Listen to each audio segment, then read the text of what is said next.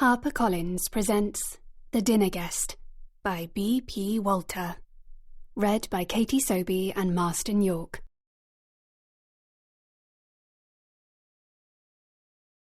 Here on my knee I vow to God above I'll never pause again, never stand still, till either death hath closed these eyes of mine, or fortune given me measure of revenge. Henry VI, Part 3, by William Shakespeare. There's a storm coming, Mr. Wayne.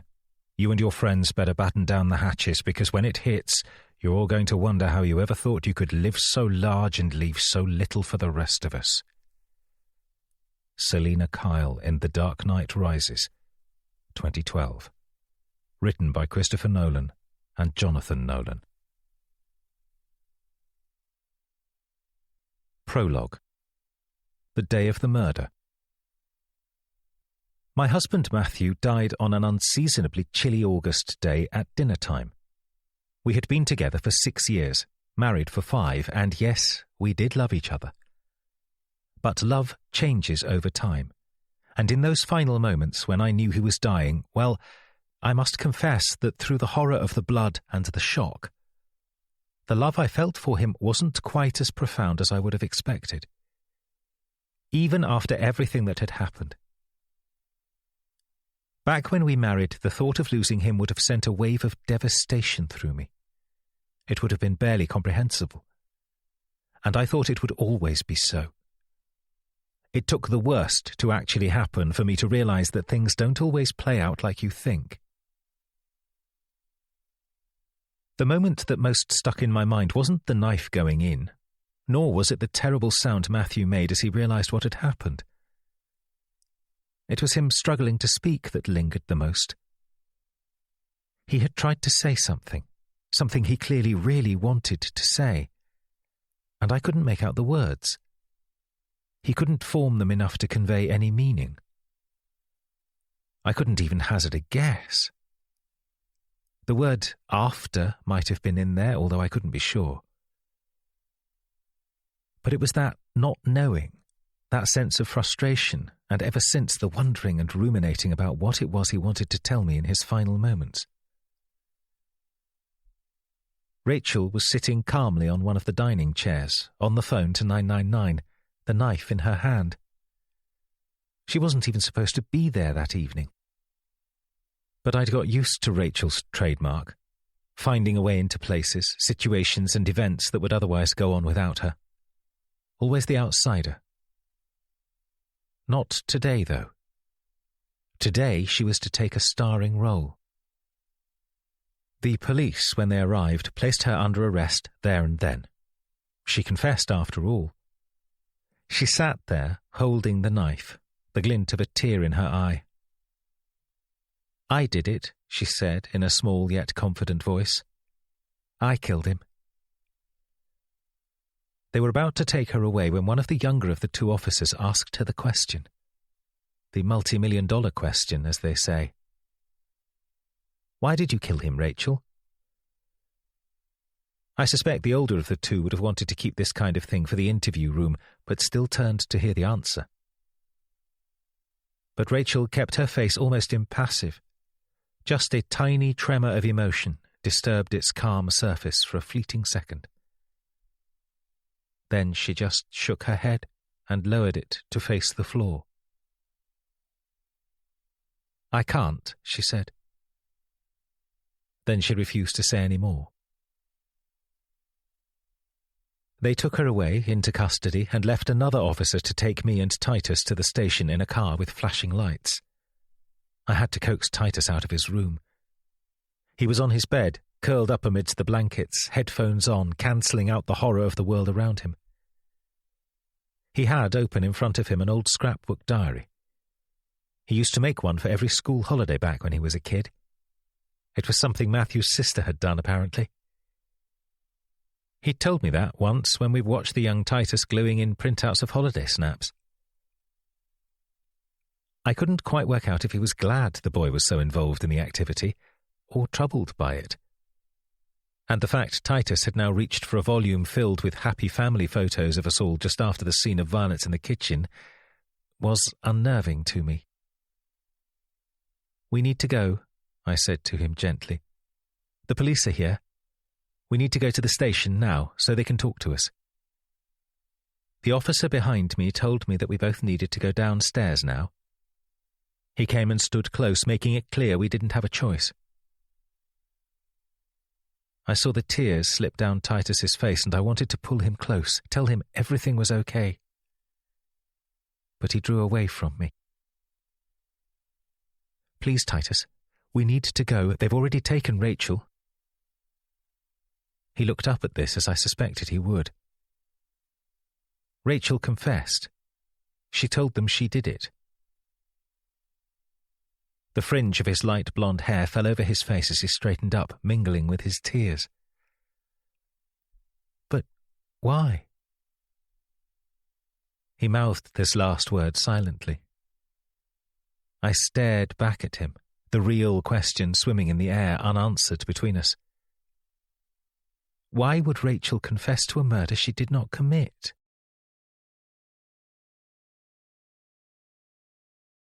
Chapter 1. Charlie. 11 months to go. We first met Rachel in a bookshop. Matthew and I had gone into town, leaving Titus at home baking cakes with my mother. When we decided to settle in Chelsea, it was one of my fears that my mother, based in neighbouring Belgravia, would try to micromanage our lives, but we generally muddled along just fine with her popping in a couple of times a week. It was my idea that sunny Sunday morning to go into Waterstones on the King's Road. I'd wanted to pick up a pretentious-sounding hardback I'd read about in one of the morning broadsheets, more to be seen reading it than because I would enjoy it. Matthew had always been critical of this. "You treat books like lifestyle accessories." He'd said the last two words with total contempt, a knowing smirk spreading across his handsome face. He was winding me up, and I took the bait, telling him that what I decided to read and why was my own business. When we got to Waterstones, he went straight to the fantasy section, probably to pick out a book so large it could pass for a fairly effective weapon, while I browsed the table of new hardbacks. I'd found the volume I'd wanted and was just stretching out a hand to pick it up when another collided with mine. "Oh, sorry," she said, laughing, pulling her hand away. I looked up at her wavy blonde hair, her bright blue eyes. There was something alive about her, cheery, carefree, like she'd floated in on the breeze. I saw her looking me up and down, too, the way women often did. I'd noticed it throughout my entire adult life. Longer, in fact. When I was a young lad on the rugby field or at the clubs, there'd always be someone whistling at me or a group of girls willing to talk to me. Then, as I journeyed into adulthood, through my late 20s and now mid-30s, the signs of attraction had become more subtle. But they were still there. I sometimes wondered if it had damaged me somehow, being the one in my group with all the looks. "Wonder Boy," my mate Archie used to tease me, nudging me playfully as girls instantly appeared by us as we walked into bars in our late teens. He used to love the moment, as he used to call it, when they'd come on to me, encourage me to buy them a drink, and I'd do my best apologetic smile and tell them that I'd happily buy them a drink, but I was really sorry because I was into guys rather than girls. Usually, after a moment of disappointment, which I admit a little painfully now used to give my ego a boost, they would remain friendly, but, more often than not, transfer their attentions to Archie or one of the other guys with me. Or sometimes they'd just stay and chat. Either was cool. It didn't quite get to that point with Rachel. Not that I knew she was called Rachel then, she was just the woman who went to pick up the same book as me. But as our hands drew back from each other and our eyes met, I somehow knew she would end up becoming part of our lives. I just didn't know quite how much. "I'm sorry, you first," I said, grinning at her. Another little laugh. "No, you, honestly." I shook my head. "I'm not even sure if I'm going to buy it. You seemed more certain." This wasn't true. I knew I was going to buy it, but it was a habit of mine, coming out with chirpy little lines, part of my constant need to put people at ease. After a few moments, we'd started talking about the review of the book in The Observer and how it had also been discussed on Radio 4's Saturday Review the night before. She was all nods and smiles and mentioned one of the author's other books, but I confessed I hadn't read any of them. "My husband's the real reader," I said, nodding over to where Matthew was, now browsing the buy-one, get-one half-price paperback tables. Mostly fantasy stuff, but other books too. There it was, that very slight flicker in the eyes. I thought at the time it was the typical mild to moderate disappointment to hear I was married, coupled with the further surprise that I was married to a bloke. But of course, in retrospect, I know it was something more sinister than that. In that moment, however, it was another little boost to my ego. I'd once told Matthew about the double no-chance disappointment theory, and how I was sure I saw it in women's eyes every time. We'd been out with the guys, Archie and George next to us getting steadily drunk, and I'd expected them all to laugh. But Matthew hadn't. He'd just shaken his head and said, "Please, please, please, my love, never presume to have an insight into how women think. It isn't endearing." He laid a hand on my knee in semi-mock seriousness. "Why not?" I'd asked, surprised by his comment. "Because it sounds self-satisfied and patronising and maybe a little bit sexist." And with that, he'd gone to fetch another round of pints, leaving me to look at the other two with confusion. Because of all this, I hadn't planned to mention to Matthew the woman in Waterstones. We'd said our goodbyes, and she'd gone off to purchase the large tome, and I'd continued to browse with the book under my arm. But then we'd bumped into each other again just half an hour later in the food section at Marks & Spencer's across the road. What are the chances? I'd thought to myself. She was balancing 2 packets of halloumi on top of a punnet of raspberries. "Interesting combination," I commented to her. That cool, breezy laugh came out again. And then, because it would have been strange and awkward not to, I'd introduced her to Matthew, and she said hi, and that was when I realised I didn't actually know her name, nor she mine. "I'm Rachel," she said. "I've just moved to the area." "From the north?" I asked, then added, "Sorry, I noticed the accent." There was a little falter in her response. Maybe the presumption had irritated her, but she still replied with a smile. "Yes, Yorkshire." Matthew nodded. "Very nice." Even I, the most personable, at ease with himself guy you could ever hope to bump into, had started to wonder by this point how we were going to finish this without it seeming weird. Just because it was something to say, I bobbed my head towards her Waterstones carrier bag slung under her arm, the corners of a hardback digging in a little to her bare arms. "I see you got more than just our shared choice of interest." She peered down at the bag as if she'd only just noticed it, and one of the halloumi packets went bouncing along the aisle. Once Matthew had caught it, after some awkward chuckling, she pulled out a few of her purchases. "The guy at the counter said these were good." I looked at the covers. Traditional book club-esque crime fiction, more Matthew's sort of thing than mine. "Oh, we've got this one coming up for our next reading group meeting," he said, pointing at the blue one with a lighthouse and the silhouette profile of a woman on the cover. "Oh, what a coincidence. I'm looking forward to starting it." "You should come," he said enthusiastically. "We're always looking for new members." What the fuck? There's friendly and then there's weird. This random woman didn't need an invite to his book club. I cringed inwardly at the oddness of it. But, to my surprise, she didn't shrink away, saying she'd got a lot on and it was a nice thought, but she was okay, thank you. None of that. She actually smiled and nodded, her eyes wide. "That would be brilliant, if you don't mind me gate-crashing." "You wouldn't be gate-crashing at all," he said, waving away her protests. "It's just me and a few friends." "That sounds great," she said, still nodding. "They're a bit older than us, but we're all great fiction lovers. You may have heard of one of them. Jerome Knightley? He's an actor. Was in a lot of those British rom-coms back in the early noughties." Rachel had clearly heard of him. "Oh, yes, wow. I don't think of actors doing normal things like going to book clubs." "Turns out they're just human after all," Matthew said, and they both laughed. And then it was settled. She got out her phone, he got out his phone, numbers were swapped, and there was me, staring on like a fucking nobody while the two of them made their arrangements. "It's at our house on Carlisle Square, the next meeting," explained Matthew. "Everyone normally arrives around 7 p.m. We take it in turns to host, but don't feel you have to." He then gave her our home address. To a total stranger, the address where the two of us and our son lived and slept. And then it was time to say goodbye. "Looking forward to it," Rachel called after us. "This has made my week." She then vanished in the direction of the tills. "Well, that was nice," said Matthew, looking genuinely happy, apparently pleased to have made a new friend amidst the refrigerated food aisles.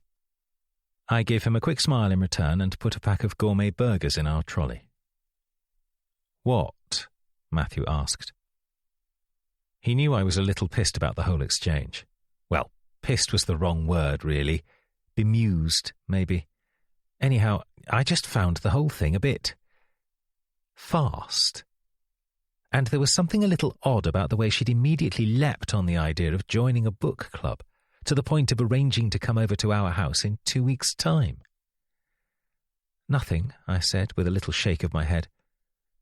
I saw him roll his eyes at this point, which riled me a little more. We walked the shopping back to the house in near silence. The only words Matthew came out with were a comment that the Croftfield family across the same square as us had just got a new BMW hybrid. Inside, we found Titus had baked 2 cakes as well as a tray of cookies, and my mother was already enjoying a slice of the lemon drizzle, settled on one of the breakfast bar seats with Desert Island discs blasting out of the sound system in the lounge. "Grandma did the icing," Titus declared, pushing the stand holding the cake towards me as I came towards her. "But I did the cakes, of course." "It all looks delicious," I said. "Can we have a photo?" I heard my mother sniff disapprovingly. "You don't actually have to be in the photo," I said, sighing a little. "You can take it if you prefer." She didn't reply to this, but instead tilted her head on one side towards the radio, as if she genuinely cared what the washed-up old pop star was saying to Lauren Laverne about his battle with alcoholism. She doesn't like the idea of Instagram. She uses Facebook, but that's it. And that's only so she and the rest of her SW1 neighbours can moan about immigrant taxi drivers and the homeless from the safety of a private group. The new curtain twitching for the upper classes. Instagram is a bit of a thing with us. It was just me to start with. I thought I'd been late to the party when all my mates at the office started using it and telling me I was out of the loop. Archie and the rest of the lads from school were right on it. It actually gave me flashbacks to our school days where one person was left out of a gang because of some trivial detail. Suddenly, it was like we were back. I wasn't part of the cool gang because I didn't have Instagram. I didn't take pictures of my French toast or eggs Benedict on Sunday morning. I didn't get someone to snap my ripped torso on the beach as I casually stepped off a speedboat, glass of something bubbly in one hand and the other draped over whoever I was dating. And then, quite suddenly, that's exactly what I was doing. I downloaded it one Friday night when I had a cold and couldn't join the boys for a night of pills and pounding music. It was 2013, just before Matthew and I started dating. I was single and bored, and I had just downloaded the app to see what all the fuss was about. My first photo was of a massive burger I'd made out of hash browns, thick slices of cheddar, bacon and a slice of fried chicken. Hashtag food porn. People liked it. So I carried on in the weeks and months that followed. Got a bit of teasing from the guys about being a hypocrite. Then got some jealousy from them too, because what I was posting was working. People were liking it. I admit it helped that I was good looking. That's what a lot of the comments were about. That and my physique. It wasn't long before people started to refer to me as Hot Charlie, send me messages to ask me out on dates, even tag me in posts where they'd profess to love me and want to have my babies. It does things to you, that sort of attention. Makes you not want to stop. And I carried on. Everything in my life became documented. Well, almost everything. A certain very photogenic slice of my life. One that was prepped and colour-toned and filtered to fuck before being posted at the best time of day for my audience. I was a bit more daring in those early days. There were some mildly risque shots, or me waking up looking oh so perfectly dishevelled in another guy's bed with #morning after the night before as the caption. 1 or 2 shots of Archie and me with our arses out on top of a mountain somewhere on one of our holidays. But I cleaned it up completely when I started going out with Matthew. He just seemed so polished, so perfectly presented. It actually made me look at the photos on my feed with embarrassment, ashamed I had ever thought such childish silliness was attractive or likeable. I was suddenly entirely about presenting a very rose-tinted, picture-perfect portrayal of a young couple's life in London. Especially since Matthew came preloaded, so to speak, with little Titus, not quite 9 at that point, and every bit as adorable as any child could be.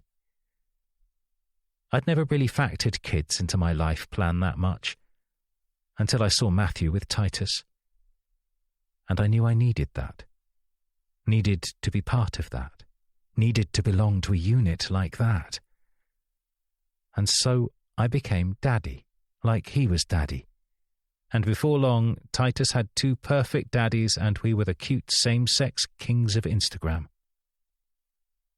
I wasn't naive. I knew a lot of people loved us because we were gay parents and may not have bothered to like our photos if we'd been a guy and a girl. And it came with the occasional bit of nastiness too. Some comments, now and then, that bothered me at first, but which now I greeted with an eye roll and a shrug. But it was all just so easy.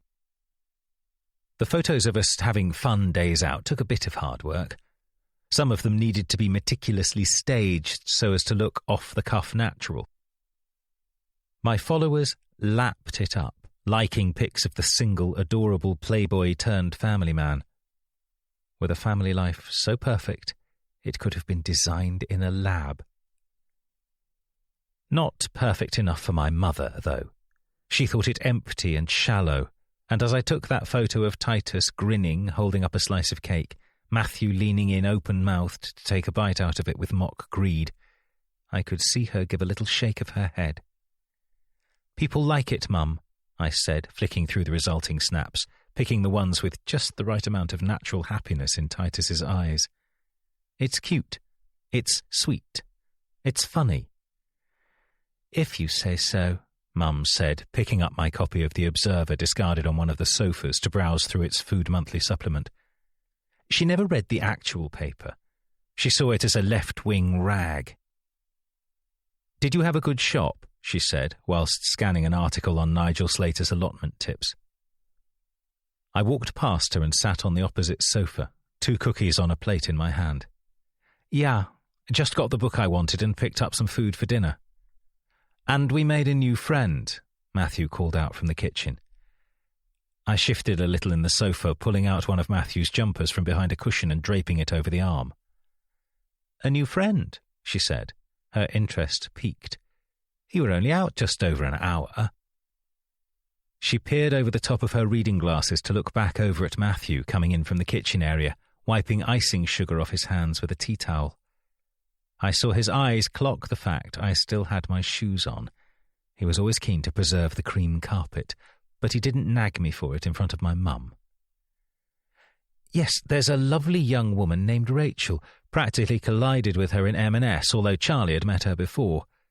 She's going to join my book club."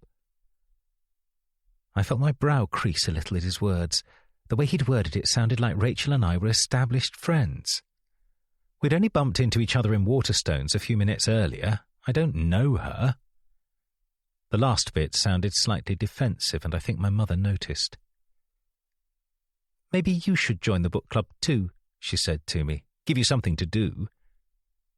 This was the kind of comment from my mother that regularly irritated me.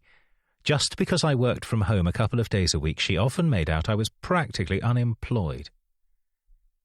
"I think I've already got enough to do," I said, shortly.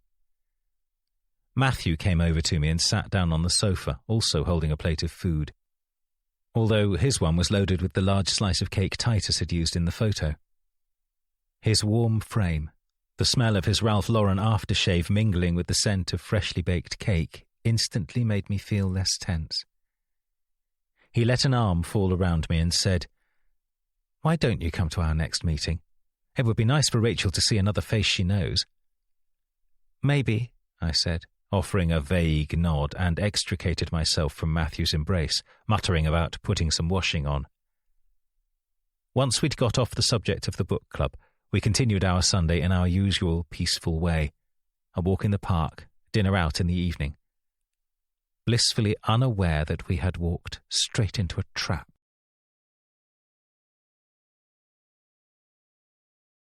Chapter 2. Rachel. 12 months to go. It was better for everyone that I was leaving Yorkshire. The shit general dog's body job I had at a depressing garden centre wasn't exactly a dream come true, and I still hadn't decided what to do with my mum's inheritance. The idea of it sitting in a bank account, unused, while I rented a spare room above my manager's garage, made me feel ill. Squandered potential. A waste. Some would love to have a heap of cash sitting there, ready and waiting whenever they wanted it. Not me. Each pound and penny of it would be painted with the shit show of the past, and using it would mean facing up to those demons. So I hadn't properly decided what to do with it, until the day I opened up Instagram to have a quick flick through during a quiet moment in between stacking up tubs of fertiliser. And on that day, my life changed forever. It was a hashtag. That's how I saw it. Hashtag weekend baking. I'd clicked on it after seeing a photo of a delicious-looking banana and toffee cake come up on my feed and fancied having a scroll through similar items. And there, suddenly, he was. The man from my dreams, my nightmares, my waking thoughts. He was older, of course, and age suited him. He was one of those lucky people that seem to wear their slight wrinkles in a comfortable way, a way that says to the world, "Aren't I lovable, and look at me enjoying life," rather than, "I'm approaching 40 with the speed of a runaway train." In the photo, he was standing with another man and a teenage boy, who must have been about 14 or 15. He had his arm on his shoulder, and in front of them were about 4 different cakes, with different toppings. Hashtag Saturday baking. They looked so perfect. The kitchen was clearly beautiful, with a shiny marble top, a sleek-looking American fridge freezer behind them, and one of those expensive standing mixers to the side of the countertop. And the 3 of them dressed in those sorts of soft, pricey fabrics that beg to be touched. All these details made me fall to my knees, and then properly to the ground, so that I was sitting, like a strange child, awkwardly cross-legged next to the tubs of fertiliser, while the rain pattered loudly on the roof of the garden centre overhead. "Are you quite all right?" I looked up, bleary-eyed, to see a middle-aged woman staring down at me. She was clasping a small terracotta pot in one hand and a closed umbrella in the other, and appeared to be baffled to find me sitting there on the floor in the corner, phone out, my uniform making it clear I was a member of staff and should therefore be busy. I stared back up at her, quickly sussing out the type of customer she was, the sort of middle-aged, middle-class visitor we often got at this time of the week, the type whose husband earned enough for them to float around garden centres in the middle of a working day, buying the odd geranium or accessory they didn't really need before meeting a friend for lunch in the connecting cafe. "Hello? Can you hear me?" The woman was still bending over me, and the look on her face, probably a reaction to the distant look I had on mine, suggested that she feared I was insane in some way. I saw one hand float subconsciously to her handbag, as if I might make a sudden grab for it and leg it out the door. "I can hear you," I said, not as politely as a member of staff should. but I couldn't focus on her right now. I just needed to get back to my phone, make sure what I'd discovered was real rather than something I'd imagined. I felt the smooth surface of it clutched in my hand and brought it close to me as I stood up. "Well, okay, I just wanted to check. In that case, I've got a question you could help with. A few weeks ago, you were selling those little palm tree ornaments that you could put tea lights in, and I bought one, and Otis, my Labrador, had one of his tempers and sent the thing flying, and I want to get another, only now I see the display has been taken down." I tried to stand still while she told me all this, even though I could feel myself swaying a little. "Yes, well, that was a summer display. We're now putting in Christmas things, so..." The woman's face remained blank. "Christmas?" I nodded. "Yes, Christmas." I looked down at my phone screen. Over an hour until I could go home. How I hated being tied into shift work like this. I longed to be a free spirit again, my own boss. Do what I wanted, go where I wanted, not clock in, clock out, remember to be deferential to a boss who I also paid rent to. I'd been feeling trapped for months, and now this silly woman spoiling what should be an important life-changing moment was causing it all to rush to the surface. All the frustration, all the anger, all the pain. "I'm sorry, but it's still August," she said, looking at me now like I was an alien. "I really don't think we need to worry about Christmas just yet, do we?" On another day, I may have agreed with her, but on this day it was the wrong thing to say to me. I felt hot and a bit shaky. I glanced around to see if I could pass her on to someone else, but the only other staff member I could see was Ruth at the other side of the building, near the pet section, helping an elderly man choose a dog lead. "Hello?" the woman said. "Am I boring you?" That was the thing that made me snap. "Am I boring you?" I mean, she was kind of asking for it. "Yes, you are boring me. In fact, all of this bores me." I swept a hand around, gesturing at our surroundings. And if I'm being honest, not everyone can afford to get all their Christmas shopping in December with a few days to spare and load it into their Range Rover in one big haul. Some people have to spread it out because they're living paycheck to fucking paycheck with no hope of any lines of credit. So the next time you see some Christmas cards or chocolates or decorations for sale a little bit too early for you, just think, well, at least I'm lucky enough not to have to save up the pennies for a tub of Cadbury fucking Heroes. I finished my diatribe slightly out of breath. The woman looked stunned. Seconds passed that felt like lifetimes. The rain tapped on the glass ceiling above us. Then, at last, once the impact of my words had sunk in, she grabbed at the only line someone like her has to fall back on. "I'd like to make a formal complaint." I kept very still, staring at her, trying to steady my breathing. After a few seconds, she continued. "May I have your name? I'll need it for when I speak to your supervisor. Could you please send for him? I'd like to make my complaint straight away." The fact she presumed my supervisor was a man riled me even more. But before I could respond with a biting comeback, a voice behind me said, "There's no need to send for me. I'm here." The normally kind voice of my manager, Alan, had a hard edge to it, more managerial than normal. "Rachel, could you please wait for me in my office? I'll be with you in a moment." I didn't look at him. I couldn't. I was embarrassed and angry, with both the woman and myself. I left through the doors at the wall to my right and let myself into his little office. Only once I was sitting on one of the uncomfortable plastic chairs inside did I unlock my phone and stare down again at the photo that had started it all. The photo of him. And I knew nothing Alan could do, no reprimand, no disciplinary action, no firing, could match the earth-shattering power of seeing that photo. From that day on, everything else in my life became background noise. Noise to be turned off, so I could start from scratch and refocus my life with one clear goal in mind.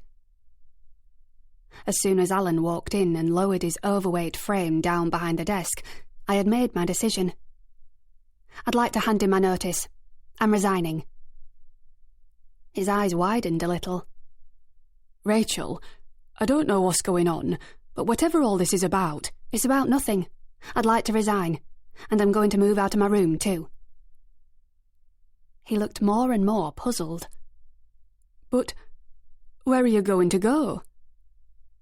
I took a deep breath, then said with conviction, London. I'm moving to London.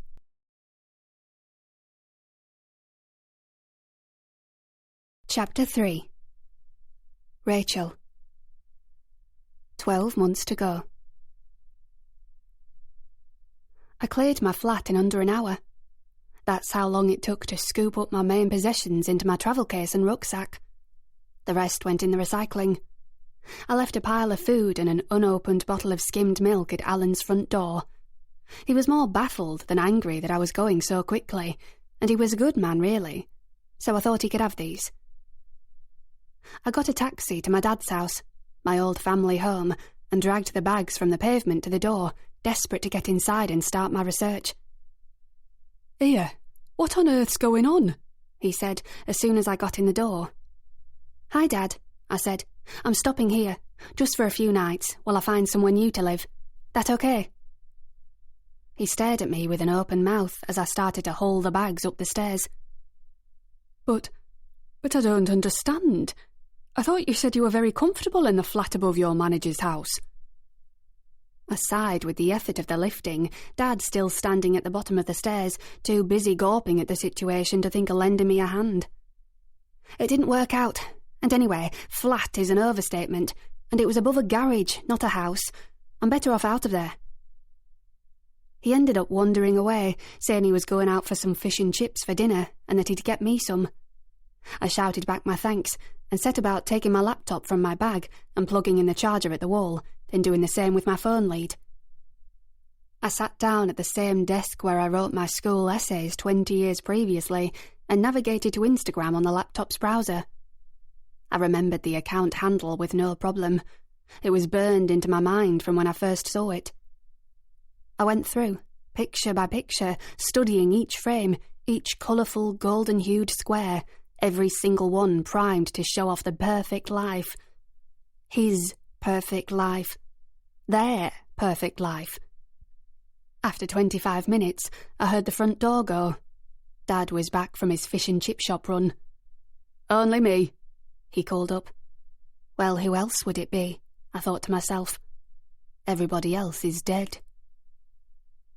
5 minutes later, he called up to say the food was ready. I didn't mind. I'd found out what I needed to know. Everything was there to see.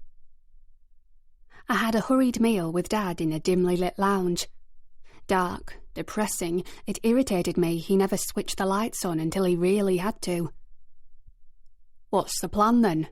he asked, eyeing me as if I were a strange, dangerous animal he'd only ever seen in films, but never up close. "The plan," I said, crunching a bit of the batter from the huge fish he'd served me, "is to move to London." His jaw literally dropped. "London?"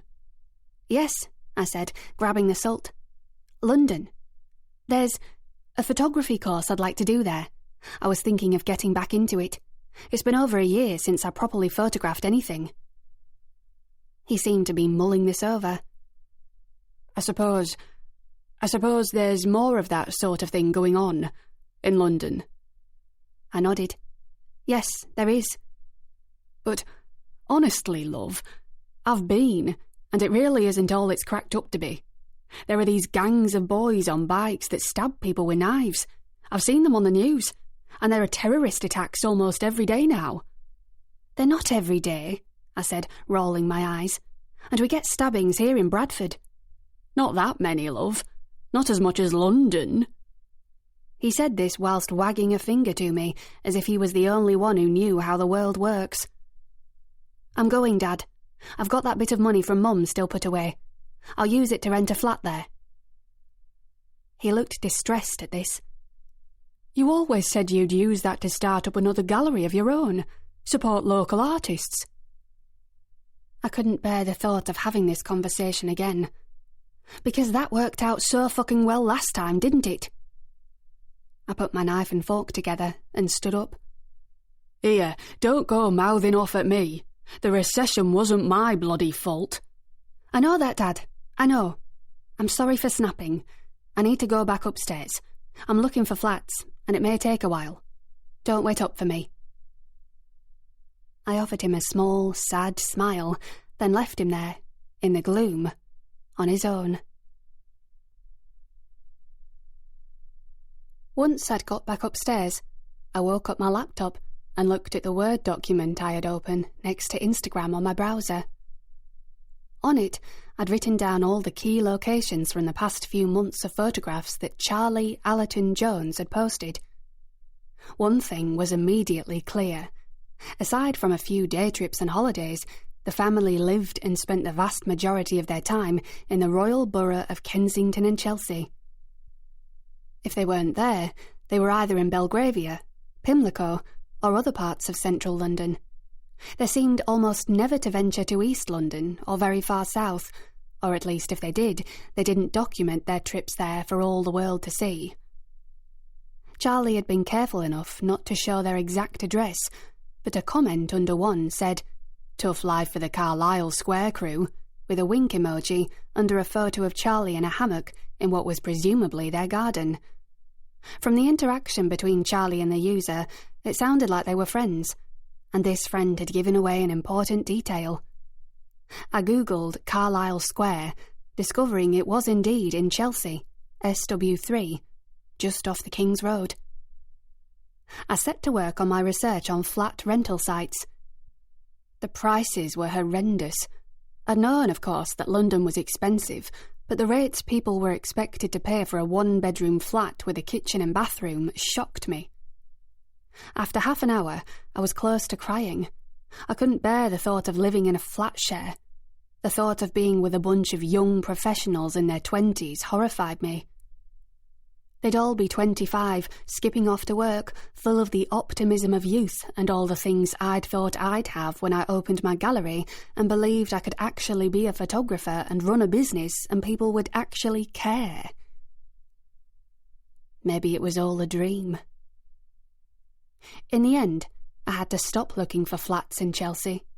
There were some in the same borough, but I would be literally miles away on the other side of Hyde Park, and I desperately didn't want that. In the end, I found a flat in Westminster I could just about afford, so long as I lived like an actual pauper, surviving on discounted ready meals and tins of soup. It was on the Churchill Gardens estate in Pimlico. It would take me about half an hour to walk from the flat to Carlisle Square. It wasn't perfect, but it was certainly doable. Could I really do it? I spent a few minutes debating this issue. Then I phoned up the agency listed on the flat details. After 3 rings, a woman answered in a bored-sounding voice. "Hi," I said, trying to sound confident and committed to my decision. "My name's Rachel, and I'm interested in renting a flat on Churchill Gardens Road, Pimlico, that you have advertised."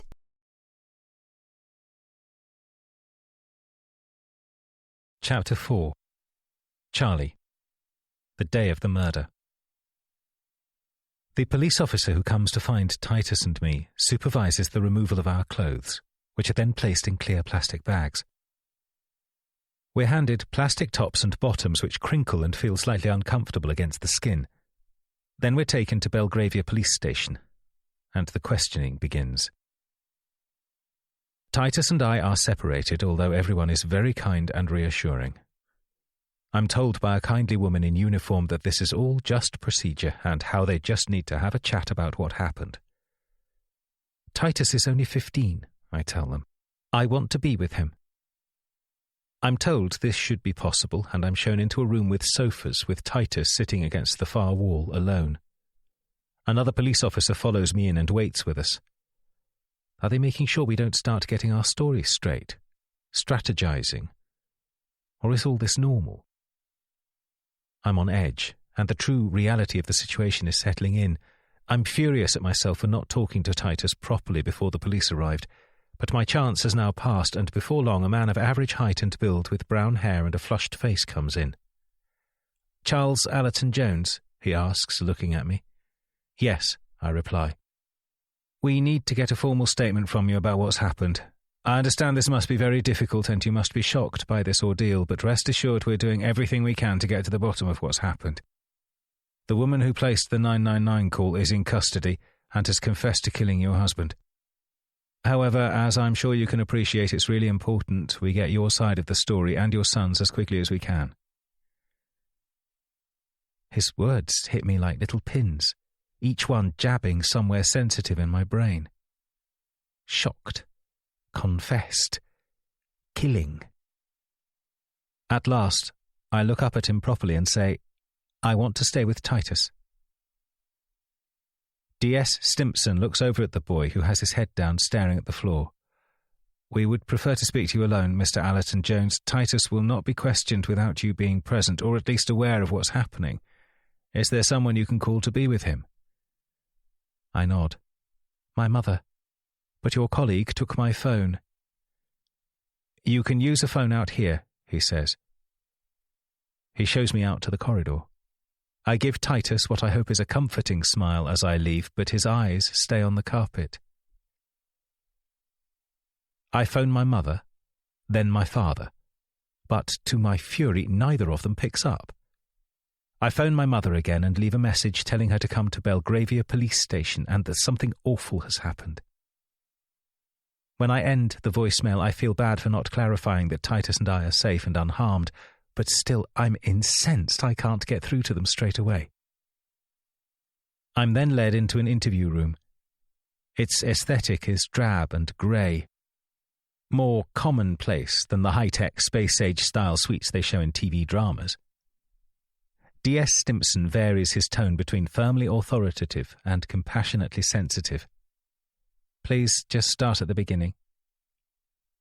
I take a deep breath, then look at him unwavering, my eyes meeting his, and then lie through my teeth. Rachel killed my husband. She interrupted our dinner, took a kitchen knife from the table, and stabbed him.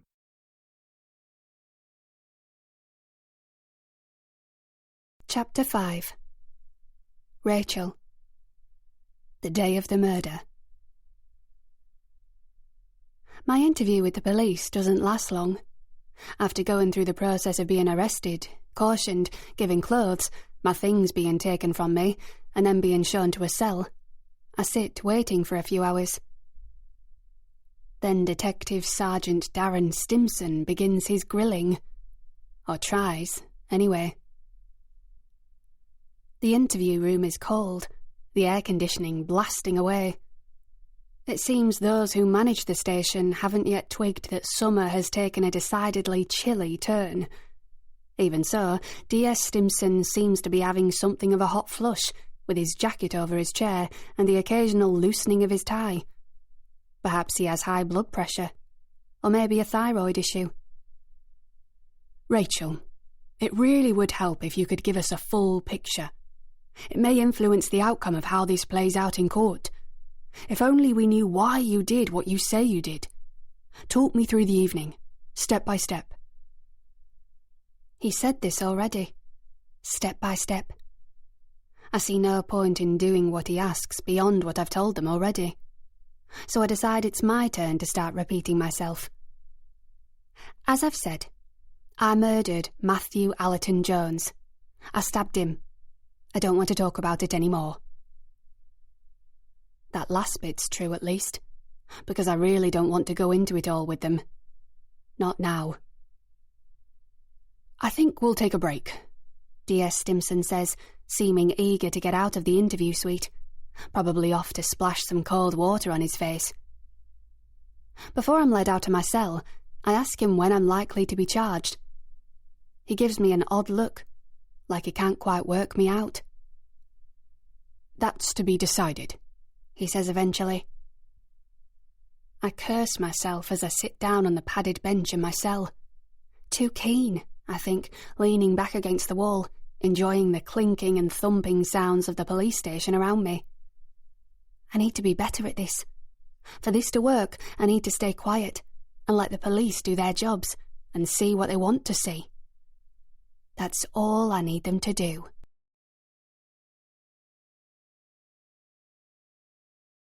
Chapter 6. Rachel. 11 months to go.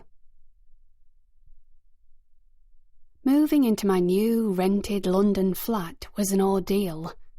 I'd resisted buying any new suitcases or travel bags. I didn't have that much stuff and would need all the money I could save. I regretted this decision when the zip on my old suitcase split open at the seams while I was lugging it into the lift to go up to the 3rd floor. My clothes went everywhere, mixing with the dirty footprints and discarded junk mail. "Oh, bad luck, dear. Here, I've got a few bags for life you can use." The voice came from an older woman who was smiling down at me. I was so grateful I could barely whisper my thanks as I threw jumpers and socks into the large Tesco bags she'd handed me. "Are you moving in?" she said, looking at the other 2 rucksacks I'd dropped in my efforts to get the main suitcase into the lift. "Yes," I said. "I'm trying to get to number 32. I think it's on the 3rd floor." She beamed a wide, red-lipped smile. "It is. That's right next to us." She said us, as if there was someone else with her, so I presumed she must have a family or partner at least. I tried to guess her age, although it was hard underneath the makeup. There was something a little too strong in the colour of her red-brown hair, suggesting it was dyed, and looking closer, I could see some substantial wrinkles around her eyes. She was probably well past 50, maybe even in her 60s. "I'm Amanda," she said warmly. I thought I detected a slight northern accent in her words, and I was tempted to ask where she was from, but worried it might sound rude. "Come on." She nodded at the lift. "Let's get your things upstairs." She helped me with my stuff all the way to the flat and seemed happy to lug 2 of the bags inside once I'd unlocked the door. "Oh, this is lovely," she said as we walked in. She was lying, to be kind. It wasn't lovely. It was gloomy and small, with a scuffed carpet in a narrow corridor. At least the air smelled clean. I led the way down the corridor to the kitchen. "Is this like your place next door?" I asked, as I set the broken suitcase down on the countertop with a thud. "Yes, well, ours is slightly bigger, I think, but generally the same. I live with my husband, Neil. We've been wondering who would take up the rent on this one. We've had..." She lowered her voice a little. "We had a bit of a problem before. With the other tenant, I mean. He would play this terrible music at an astonishing volume. I don't know what it was. It sounded like a mix of bins being kicked over and livestock being slaughtered. We think he had a drug habit as well. But I don't think that's as unusual as we'd like to think it is." She shook her head. I nodded, not sure how I should respond to this, but Amanda seemed quite content to carry on without encouragement. "And before him, we had a young woman named Carly, who..." Her voice now dropped to barely a whisper. "Killed herself." She shuddered a little, as if the memory still bothered her. "Poor young girl. She had deep, desperate problems, I think. Drugs, too, probably. Never had much to do with her, though heard she'd come over from Clapham. We had a suspicion she may have worked as a... well, you know, a lady of the night. A lot of gentlemen callers." Again, I had nothing to add to this, although it made me worry even more about what my neighbours might be like on the other side. Though this Amanda woman was gossipy and a bit full-on, at least she seemed relatively safe and normal. As if she could read my mind, she suddenly said, "Oh, but I don't want to put you off, love. Pimlico's a lovely area, really. I know we're not exactly in the local beauty spot on the estate here, but there's so much history around these streets. All sorts of interesting people." She gave me a big, red lipsticked smile. "Well, I'd better leave you to get unpacked. If you ever need anything, don't hesitate to ask." I spent the rest of the day unpacking. It shouldn't have taken long, but I was starting to get a familiar, anxious feeling of being out of my natural habitat and surrounded by strangeness and uncertainty. Folding my clothes carefully and putting them in the white IKEA drawers provided in the pre-furnished flat helped calm me a little.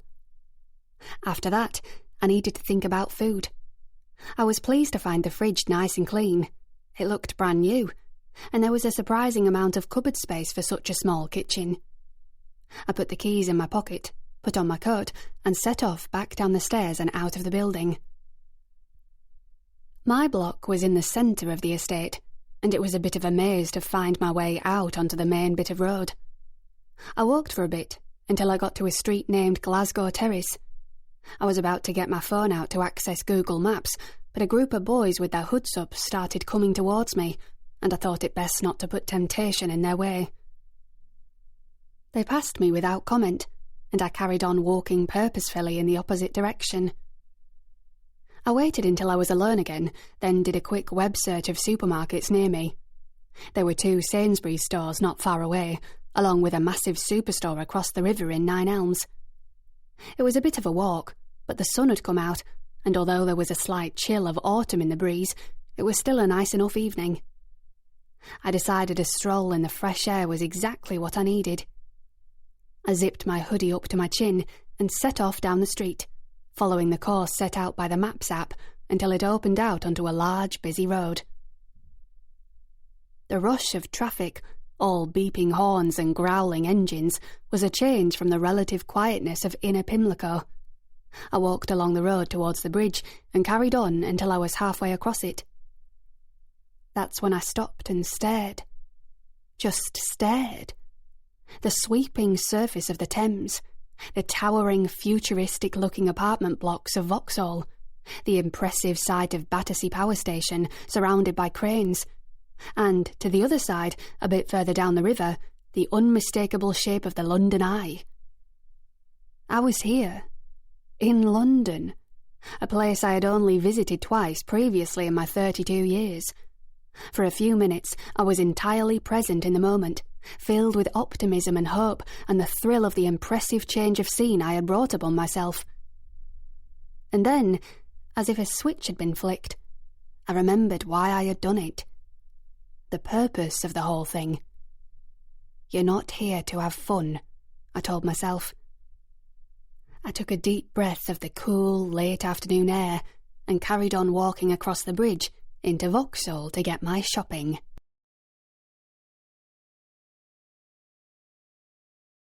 Chapter 7. Charlie. 11 months to go. Matthew had been asking me to be a member of his book club for years. It was practically the first thing he asked me when we went on our first official date. We'd gone for dinner at the Mango Tree, as it was relatively close to the flat I was living in at that point in Eccleston Square. It was a dull little place, and my parents had been going on at me to buy something better, but a little place suited me just fine while my career in marketing started to take off. I'd arrived late, couldn't find my shoes, and Matthew had been sitting there at the table reading a book. That, in itself, was a major red flag for me. Who brings a book to a restaurant? On a date? I knew Matthew was quite quiet and bookish when we'd been at school together, but this was at a level I hadn't prepared for. When I'd sat down opposite him, he did at least have the grace to appear a little sheepish, setting the book to the side before greeting me with his lovely, warm smile. I'd known then and there that we were onto something special. I knew I'd been right to take our mutual friend Archie's advice and meet up with Matthew after all this time. This wasn't going to be just some casual one-night stand with a vague past acquaintance. This was something more concrete, more real. When we'd started talking about books, Matthew had said, "You should come to my book club. There's a bit of an odd group of us, but your godmother, Meryl, is always there, so you'd know her." I think I pulled a face at that. Yes, she's mentioned it a few times. I did think it was a bit unusual for a woman of her age to be spending the evening in the company of a bunch of young men discussing naughty novels. Matthew grinned. "Who says our novels are naughty? We have an eclectic range, and anyway, it isn't just us and Meryl. There's also Jerome. He and Meryl must both be in their 60s, and there's Anita, too." "Jerome?" I asked, raising an eyebrow. "Not Jerome Knightley." He nodded with a smile. The one and only. Doesn't act as much these days, just a few cameos in the odd romantic comedy. He and Meryl go back a long way. And Anita? I don't think I know her. Matthew took a sip of wine and looked a little pained. She's a bit of a downer, I'm afraid.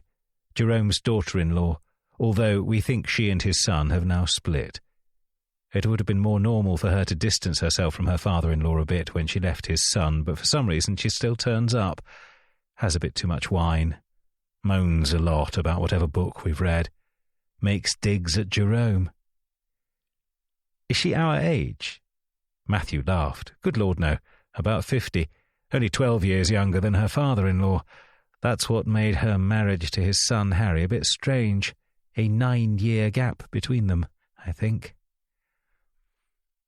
I helped myself to more wine. That's not such a bad age gap. I've seen worse. Matthew had a knowing glint in his eye. Are you referring to you and your aristocratic ex?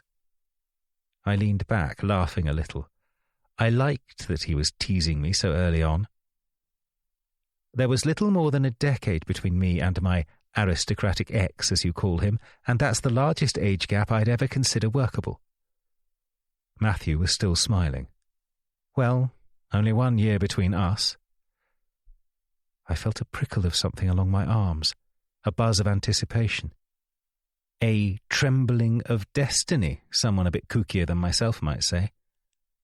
The feeling of the tectonic plates of one's life shifting towards a new future. Indeed, I said. I went home with Matthew that night. We became an item almost immediately. That vague seeing each other period never really happened to us. I was introduced to Titus the following week, who was an angelic child and seemed devoted to Matthew. I started to spend more time with the two of them in their apartment near Marble Arch within the month. Moved my stuff over bit by bit. Matthew got used to my habit of leaving half-drunk mugs of tea, odd socks and old newspapers about the place. I tried to get used to his neatness. And very quickly, after I sold my Eccleston Square flat, our two separate lives became stitched together into one. Everything fitted wonderfully. But still, I never joined his book club. It just seemed odd. A bunch of people, such different people at various points in their lives, meeting to discuss a book they've probably only skim-read. Or worse, studied word for word so they could have really in-depth discussions about a character's motivation and emotional journey. I mean, I love Meryl, and she's always seemed very fond of me, but the thought of her debating the latest Rushdie with an ageing film star and his bitter daughter-in-law, well, the whole thing seemed too bonkers to comprehend. So I resisted Matthew's charming efforts to make me join, and the years went by, and I just never caved in. Until, of course, Rachel came into our lives. I just don't understand why now. Don't get me wrong, you're very welcome to join. It's just never seemed like your sort of thing before. I thought that was why you've always arranged to be out when the meeting's here. Matthew said all this as he stepped out of the shower, slipping a little as he hopped over the mat and back into the bedroom. He started drying himself with the towel, beads of water flicking onto me as I sat on the bed, only half listening. I don't know why, but I had a strange underlying sense of anxiety about the evening. Matthew seemed to suspect exactly why, though. It's because of her, Rachel. Is that why you're coming? I looked up at him and shrugged. I'd been filtering an image on a photography app. It didn't really need any more work on it, but I felt oddly restless and needed something to focus my mind. Charlie, hello. There was something about the way he sometimes said my name, extending the R's a little and making it kind of sing-songy, that had always irritated me a little. It isn't because of Rachel. Why would it be because of her? I didn't look at him properly as I said this, just glanced up quickly, then carried on with colour, contrast and shadow reach. Out of the corner of my eye I saw him pause, then heard the sound of him toweling his hair. It's strange how quickly things can change. There was once a time when I wouldn't have been able to sit still with him standing naked so close to me. I'd have been pulling him close to me, the scent of his shower gel-scrubbed skin sending ripples of attraction through me, a desperation to get him onto the bed and have his long, strong legs wrap around me almost impossible to ignore. But, like a string of Christmas lights that have lost their vibrant once-new glow, here the feeling of arousal fluttered briefly and dully through my body, then faded as quickly as it had arisen. Christ, I thought to myself as Matthew finally moved away from me to pull on a pair of boxers from the chest of drawers. Have we really reached this stage already? A sense of disinterest and indifference around each other's bodies? We were only in our mid-30s, for fuck's sake. Was this really when things started wilting and dying? I'm not coming because of Rachel. It was a lie, and I think he knew it. If I ever lied to him, whether it was about my whereabouts, I'm just working at the moment, aka watching Netflix on my iPad in the study, or sorting out the clothes to take to the dry cleaners. Sure, all done, aka I'll get around to it soon. I'd feel this strange ripple of electricity in the air which remained present even when we weren't in the same room. It was like my mind punishing me for stepping over some of my most closely held values: loyalty and honesty. And you've read the book? I sighed a little in frustration. Yes, I told you when we were on holiday. Look, I think I even Instagrammed it. Hang on. I switched over to the app on my phone and began scrolling back. I don't need photographic evidence. Well, you're getting it, whether you like it or not. I did a sort of mock-annoyed voice to show I wasn't really pissed. Was I pissed? I wasn't really sure how I felt. I had this weird, slightly vertigo-inducing sense that we were on the verge of something not exactly pleasant. A feeling of foreboding I hadn't felt as strongly as this before. Titus was doing his schoolwork in his room while we got the house ready before the book club members descended. "What are you working on?" Matthew asked when the boy made an appearance to steal a slice of cake. "Wars of the Roses," he replied, dangling on the doorframe, stretching his arms.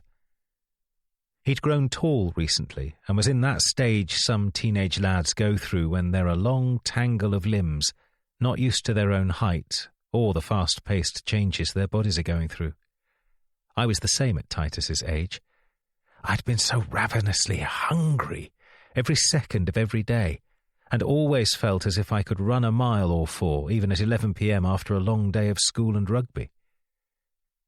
Titus wasn't quite like that, though. His appetite didn't seem to have changed that much, and he was never one for exercise outside of his school sports. In fact, thinking about the amount of physical education his school put upon him, maybe that wasn't very surprising.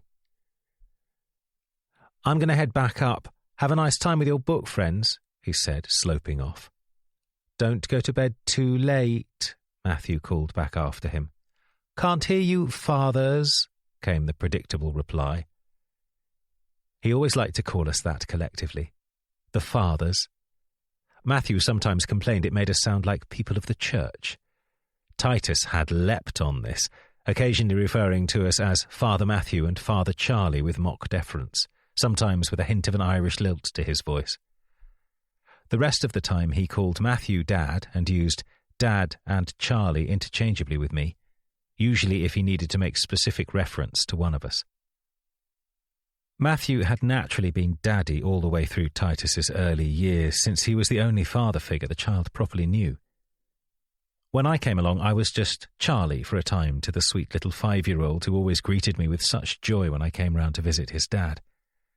And then, quite suddenly, and seemingly without prompting, he'd started to call me Daddy Charlie. The day he first did this was etched onto my memory. It was the weekend I was properly moving into Charlie's Marble Arch flat. It was a Friday evening, and I was driving the last remaining bits of my stuff over from Eccleston Square. It wasn't long after Matthew's mother had died in a car accident in the Highlands.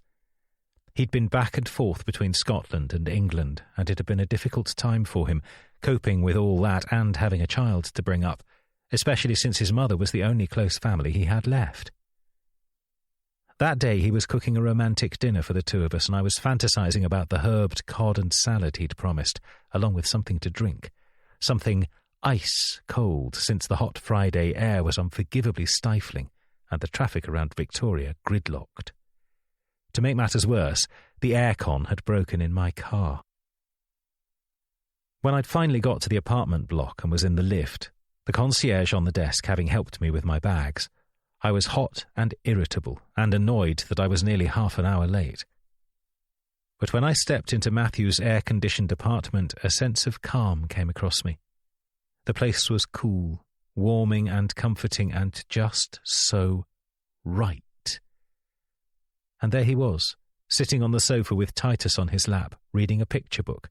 My godmother, Meryl, sitting next to him, laughing along as Matthew did the voice of a monkey or something in a high-pitched voice. He'd always been the more playful one of us, the more naturally paternal. I can make adults feel at ease without much effort, but it took me longer to get used to being a parent. Charm doesn't get you very far when a stroppy 9-year-old feels his bedtime should be moved later. He looked up and saw me. His smile filled his face in the beautiful way it always did. "Look who's here," he said to Titus. And the child looked around and beamed and shuffled off Matthew's lap and shouted, "Daddy Charlie's here!" I have to admit that the thought of that moment years later would still cause me to choke up.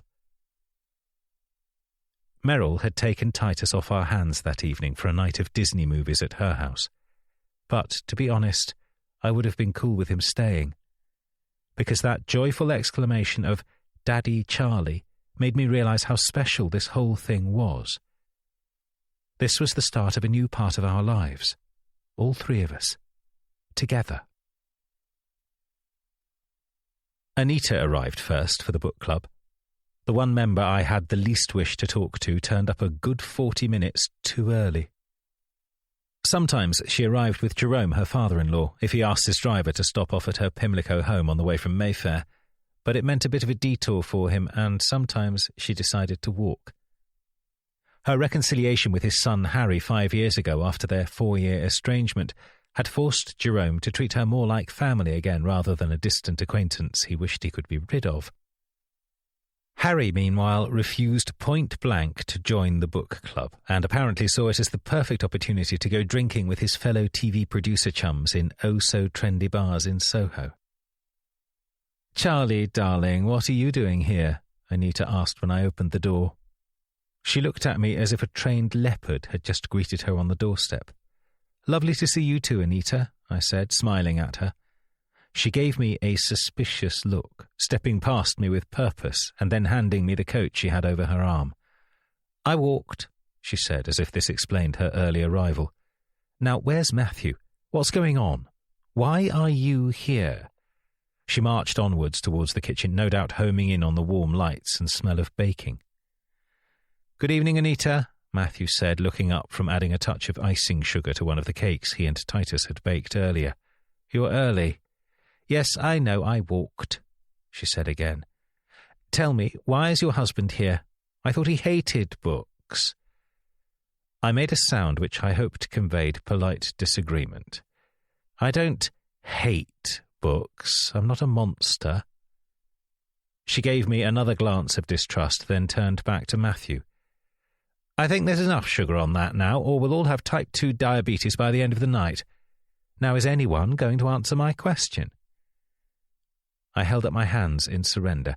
I just thought it was time for me to join. I smiled at her, but Anita didn't smile back. "You thought it was time, after all these years?" She looked back in disbelief. I laughed a little. "How welcome you make me feel, Anita." Matthew started talking before she could respond. "He's not the only new addition. Did Jerome mention to you about our friend Rachel joining?" Anita approached the island counter, rounding on Matthew in a way I'd have found intimidating if I were him. "No, he did not." "What do you mean, Rachel? What Rachel?" "Not Rachel Evergreen, the one who had an affair with Sir Kenneth Lawford, then sold her story to the Mail on Sunday." "No, not Rachel Evergreen," Matthew said patiently, pouring Anita a glass of wine and handing it to her. He lifted a glass to me and shook it in question, and I nodded. This Rachel is a new friend of ours. Friend, I said, taking my wine, is an overstatement. So who is she? Anita asked, her head going back and forth between the two of us. She's someone we bumped into while out shopping. We ended up inviting her to our little gathering. Anita lowered her glass. She looked at Matthew as though he'd just produced a gun. Are you fucking serious? You invited some random woman to join us at our book club, someone you picked up whilst shopping. I couldn't help but smile at her consternation. That's about it in a nutshell, I said. She gaped at us both. Well, I'm stunned. Where was this? On the King's Road, Matthew said patiently. In Waterstones, appropriately. She's new to the area, is a keen reader and wants to make some friends. I watched Anita chew on these details for a few seconds. I suppose that's not as bad as it could be. I was afraid you were going to say it was in Primark on the Archway Road. Matthew scoffed. There isn't a Primark on the Archway Road. I wouldn't know, she said, downing the last of her wine. I don't shop there. We've been saying for ages we should increase our numbers, Matthew said. I could tell he was trying to keep his impatience out of his voice. Ever since Douglas and George married and dropped out, we've been a bit light on numbers. Anita looked like she'd swallowed a wasp. I cannot believe you thought inviting a random stranger was the right way to go about this. There are loads of more suitable candidates I could have thought of in an instant. I could have made a shortlist. We could have interviewed. We could have planned. We could have strategized. It's a book club, I said quietly, not a by-election. Eileen Moran, for example, Anita continued as if I hadn't spoken. She's got lots of time on her hands since her upholstery business had to fold due to tax evasion. Then there's Louise Kelman, poor dear. If there was anyone who needed a distraction from the ills of this world, it's her. Or Timmy, darling Timmy Braythorne. He's got nobody now his wife left him for her yoga instructor, and then his rabbits all died of myxomatosis. You know how devoted he was to those rabbits. Unless I'm very much mistaken, Timothy Braythorne still lives in South Riding, said Matthew. Rather a long way to travel for a book club. He'd finished with the cakes by this point and surveyed them with all the pride of Paul Hollywood. Anita rounded on me. So why are you joining us? You haven't said. I'd had years to get used to Anita's direct approach, but I still found myself wanting to shrink from her gaze. I explained to her that I'd read this month's novel on holiday recently and thought it might be fun to contribute to the discussion. Fun, she said, the word apparently new to her. Yes, fun, I replied, smiling. It hasn't got anything to do with your Instagram, has it? Oh, of course, I said, partly wanting to mess with her. I'll be able to get a photo with you, won't I? She looked revolted. Certainly not. I don't know what sort of unsavoury types haunt your social media, but I certainly don't want to be gawped at or slut-shamed or whatever they call it. I could see Matthew trying desperately hard not to laugh at this, and I coughed a little to hide my own mirth. Anita was helping herself to more wine. She'd be sozzled by the time the second guest arrived, I was sure of it. 20 minutes later, Jerome hopped across the threshold, happy and energetic, then suddenly appeared to morph into a tired and world-weary old man the moment he saw his daughter-in-law leaning up against the kitchen counter. I see Anita's here, he said in a tone mixed with boredom and resignation. Been here for quite a while, I murmured, giving him a knowing glance that I hoped silently communicated, and she's already tipsy. Jerome nodded, understanding me instantly. She walked, apparently. I saw him raise an eyebrow. That's brave of her. Ever since a recent stabbing in the area, she's told me she won't walk the streets after 6 p.m. Well, she got here in one piece at least. He turned away from his view of Anita in the kitchen and looked at me properly. It's nice to see you, Charlie. He put his hand out and tapped me on the shoulder. Although, don't take this the wrong way, dear chap, but why are you here? You're never here when we have our meet-ups. I just fancied joining in this time, I said, giving a little shrug. And there's a new member joining. Rachel. Bit of an odd situation with that, really. Matthew invited her. Jerome nodded. Yes, he'd mentioned this to me. It'll be nice to get some fresh blood in the mix. Might stop Anita holding court so prominently.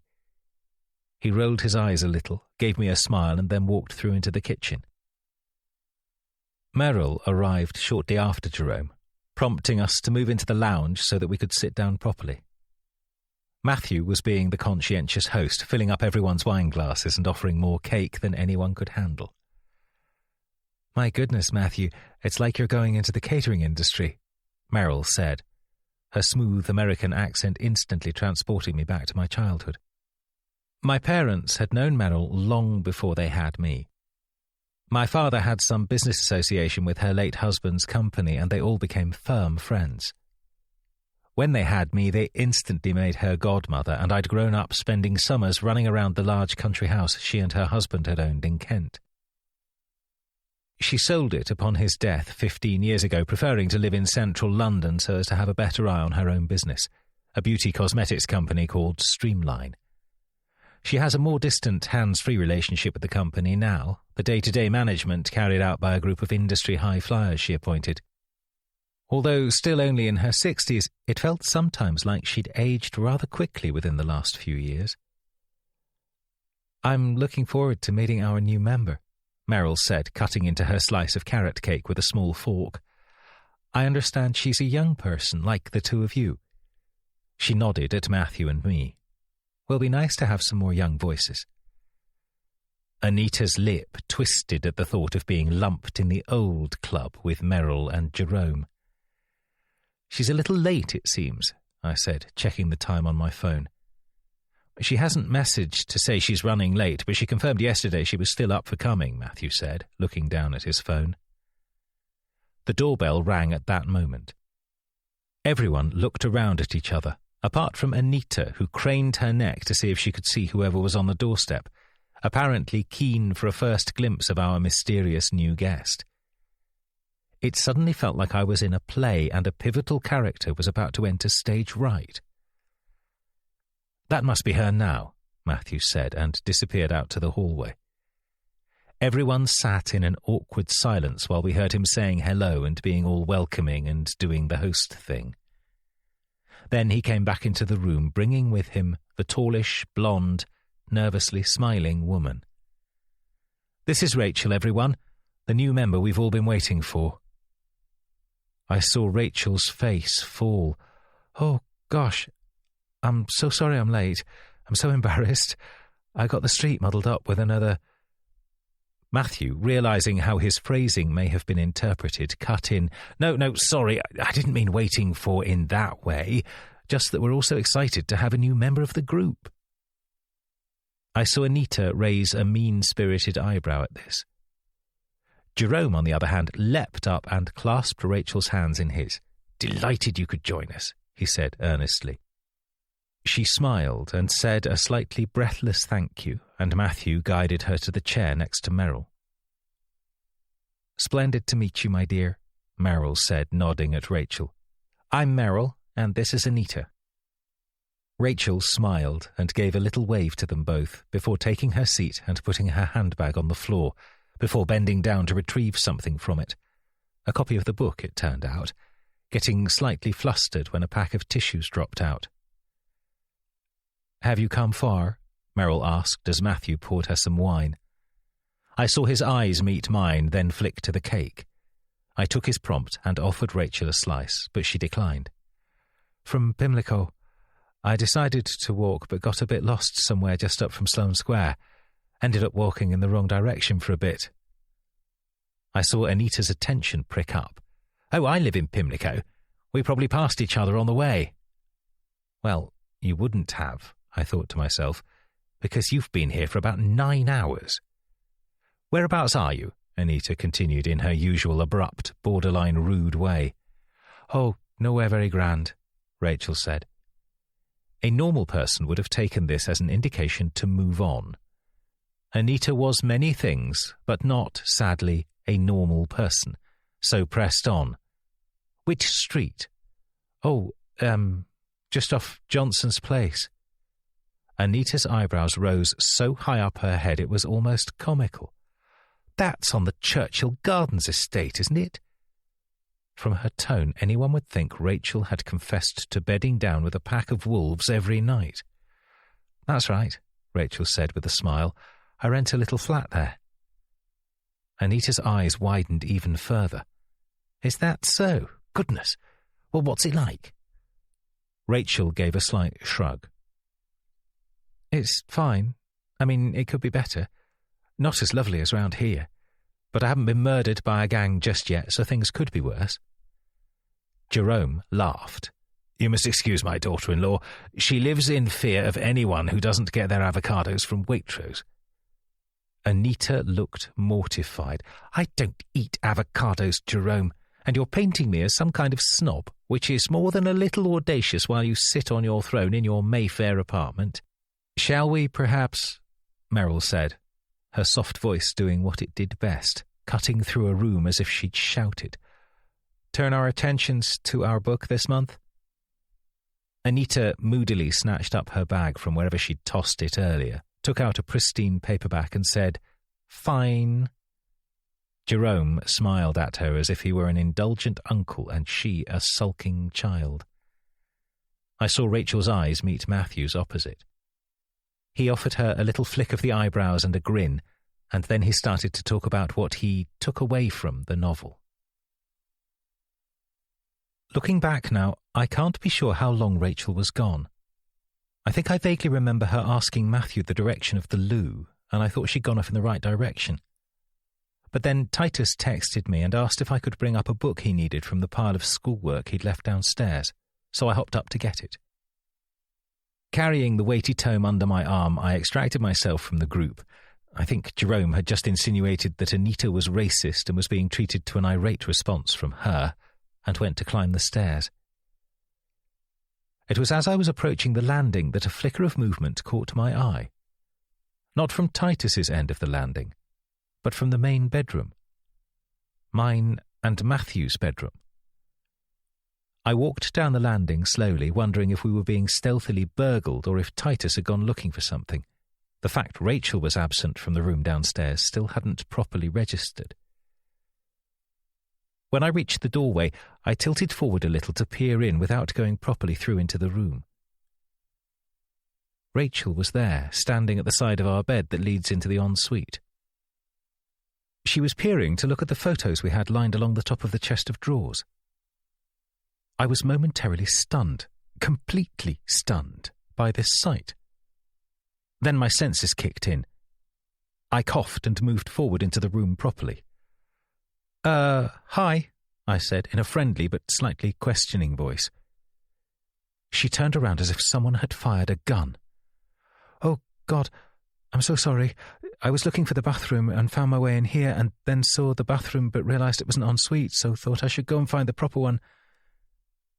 She trailed off with a mixture of hand gesticulations and head movements to indicate, aren't I such a fool getting the wrong bathroom? I wasn't sure if it was the way I saw her staring at the photos of me and Matthew and Titus when he was a little boy, or if it was the fact that she'd gone somewhere so private, a space generally reserved for just us, away from guests, with sports clothes on the floor and a wrapper from a packet of shaving razors poking out of the waste paper basket. It felt like an intimate invasion, and she must have known it because she went bright red at my silence and said, I'd better go back downstairs. I think I said something daft like, sure, or great, but I didn't know what else I should say other than, what the fuck are you doing in my bedroom? And my overall need for politeness and lack of confrontation stopped me saying that. So she left, walked straight past me and back out to the landing. I just stood there. I felt uneasy, like something major and important had occurred and I needed time to compute it. But of course, what really had happened? A guest had got the wrong room, or a guest had been a bit rude and nosy and been caught out. Nothing more. Then why was I feeling so strange? I shook myself a little to bring my mind back to the moment, and went to go back downstairs, but paused as I neared Titus's room. His door was closed. After my knock, he called for me to come in, so I pushed the door open gently and found him sprawled out on his bed, textbooks and sheets of paper arranged around him, some falling onto the floor. Titus didn't just do homework, he immersed himself in it. "How's it going?" I asked, offering him a smile. "Do you want me to bring you up some more cake?" He grinned. "Fine, and no, it's okay. I shouldn't have more sugar this close to bed." Christ, I thought to myself, the boy's more of an adult than his parents. I nodded and told him I'd leave him to it. Then he said, "Not enjoying the book club?" I paused. Well, it is what it is." He gave a short laugh at that, and so did I. "Why do you ask? Do I look grumpy?" He shook his head.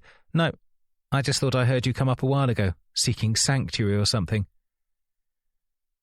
I considered telling him about Rachel. How weird it had been finding her in the bedroom. But the thought of her overhearing the conversation, me bitching about her to my son, even if the chances were remote, made me stop. "I was just directing Rachel to the bathroom," I said. It was the truth, to some extent. He nodded, and his eyes went back to his work. I let him be and then went back downstairs, half expecting to find Rachel going through the pockets of the coats in the hallway. Of course she wasn't. She was in the lounge with everyone, accepting some more cake and laughing at something Jerome had said. Matthew caught my eye and raised his eyebrows, his silent way of asking, "Everything okay?" He smiled and gave a tiny nod and carried on his conversation with Merrill. I went in to join them, slipping past Rachel's chair, noticing as I did so her eyes dart up to me, filled for a split second with something like trepidation or fear, like an animal sensing danger.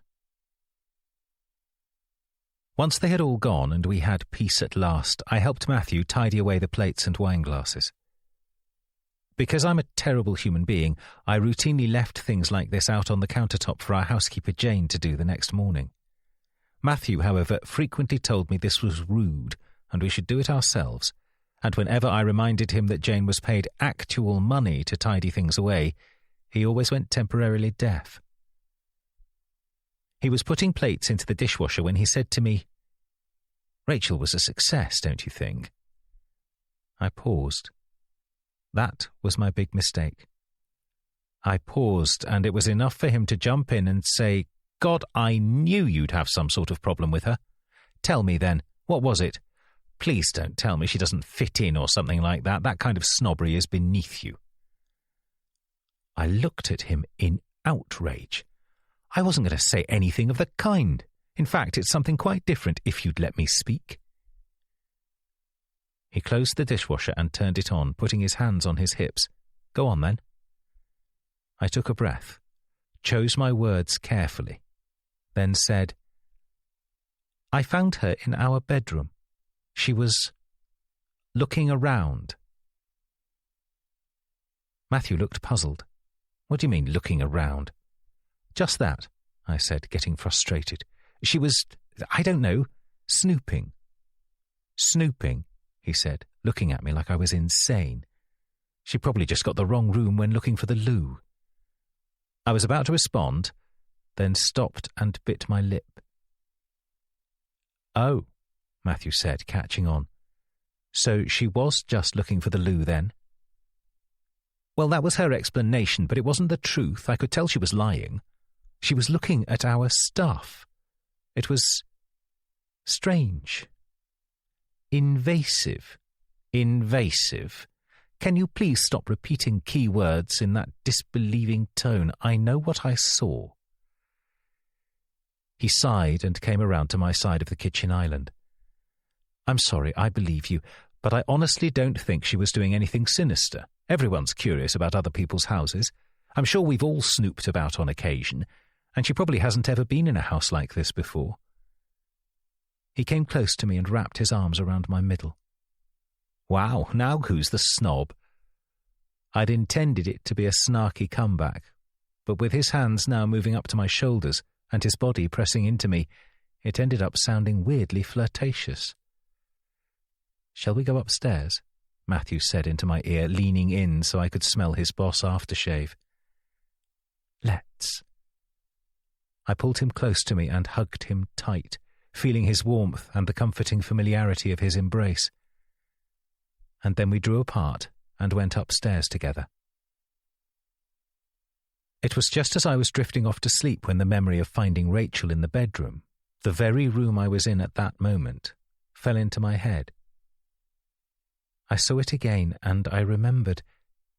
It wasn't the act of finding her in the room that had startled me.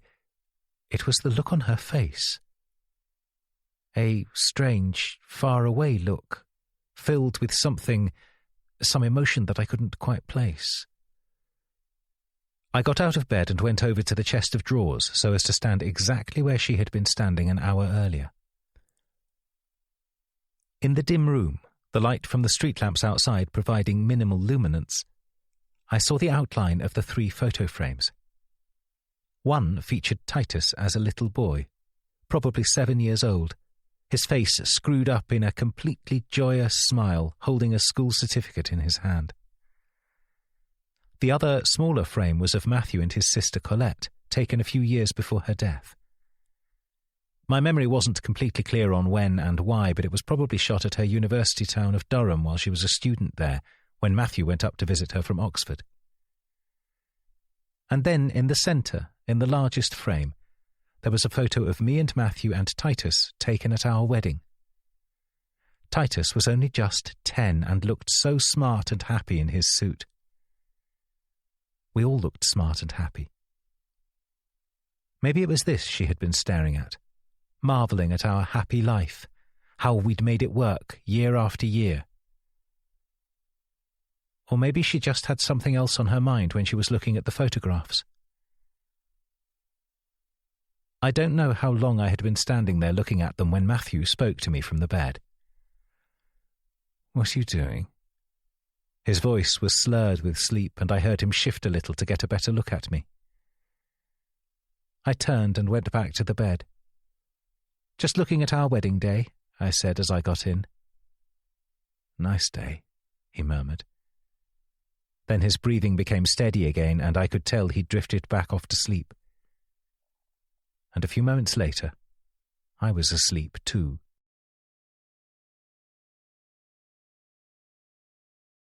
Chapter 8. Charlie. The day of the murder. Titus and I wait on the steps of the police station. We are both unable to speak. Eventually, I step closer to him and put an arm over his shoulder. I feel him almost collapse into me, his firm form pressing into my side, and I feel his steady, rasping breaths. "It's okay," I say softly, although my words are probably lost to him amidst the noise of all the cars and pedestrians bustling past. He doesn't say anything while we wait there for my mother to arrive, and although my mind is racing, throwing up question after question in my head, I don't have the mental bandwidth to form them into coherent sentences at this point. Mum parks around the back of the building on Avery Square, and we walk around to see her sitting in the front of the dark red Bentley Bentayga. Even in the darkness and dull lamplight, I can tell she looks pale with shock.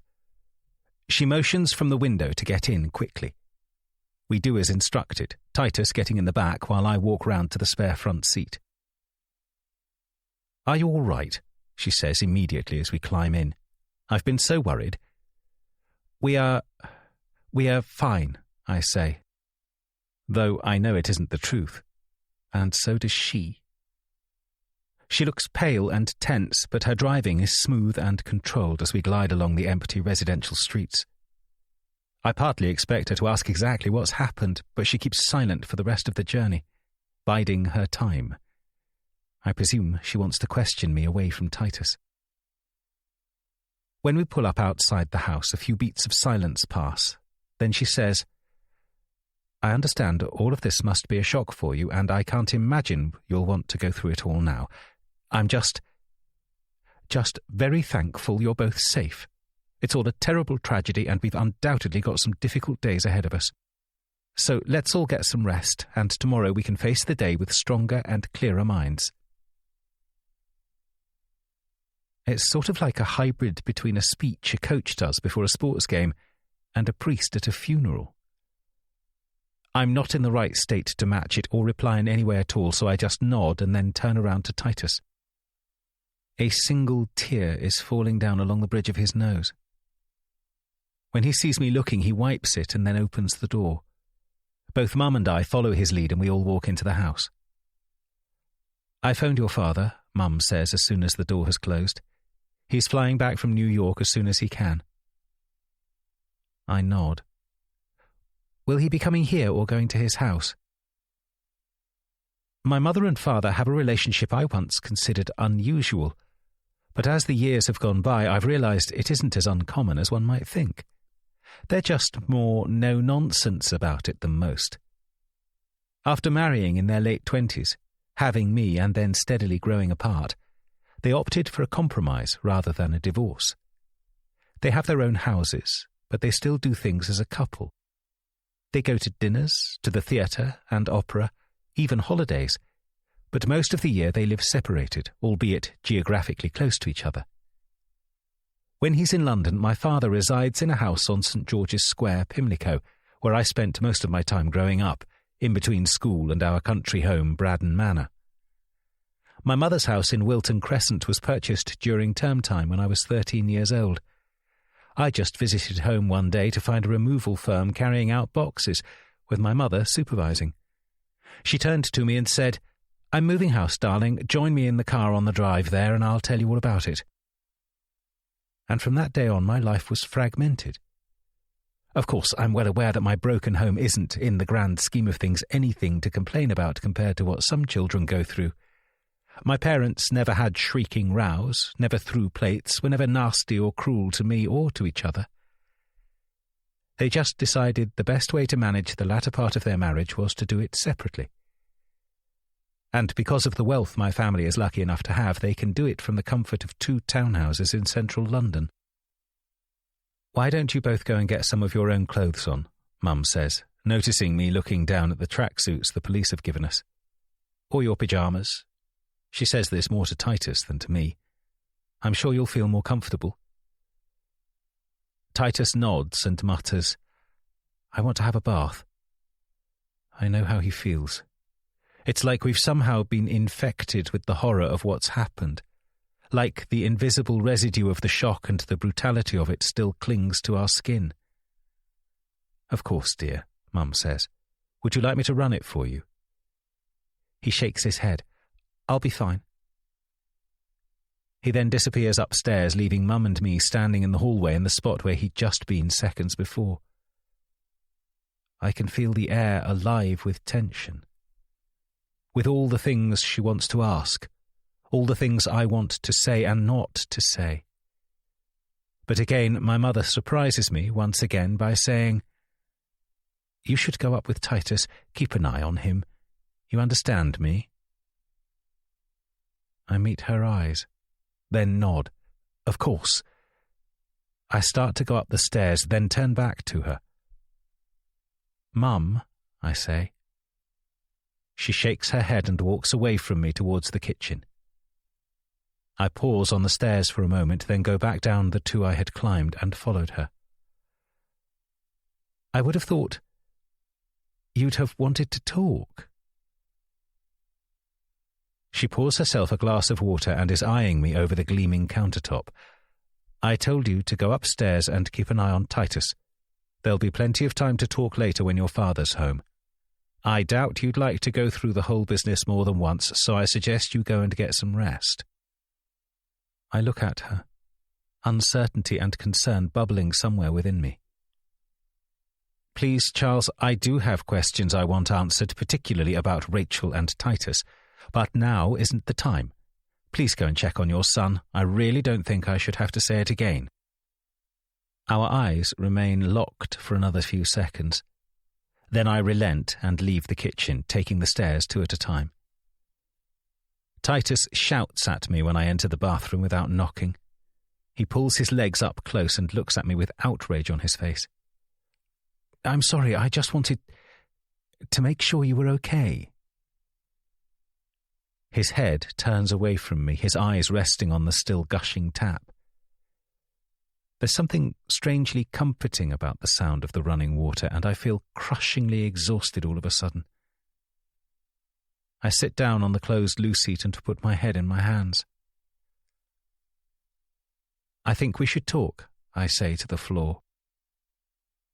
I hear the water stop, leaving an odd ringing silence between us. Then, "I don't want to talk about it." He says it in the small voice of a boy years younger than him. It reminds me of the rare times when he's got into trouble at school or lost his homework or done something wrong at home. Matthew always accused me of rushing to reassure him too quickly, to tell him whatever it is doesn't matter and he doesn't need to be upset about it. Some things do matter. Some things are worth being upset about, Matthew said to me one time when I'd hugged Titus before the boy had properly explained what was wrong. If you tell him it doesn't matter, he won't bother trying. I objected to this. Although Matthew wasn't one of those harsh, tough love sorts of parents, I didn't like his occasionally negative outlook on life and its woes. I understand why. He encountered more grief and regret in his teens and 20s than some do in a whole lifetime. I focus my gaze on Titus, choose my words carefully, then speak. I think it would be useful for us going forward to be clear on what each of us says to the police.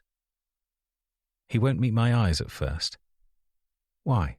he says, still staring at the taps. "There's not much to say, is there?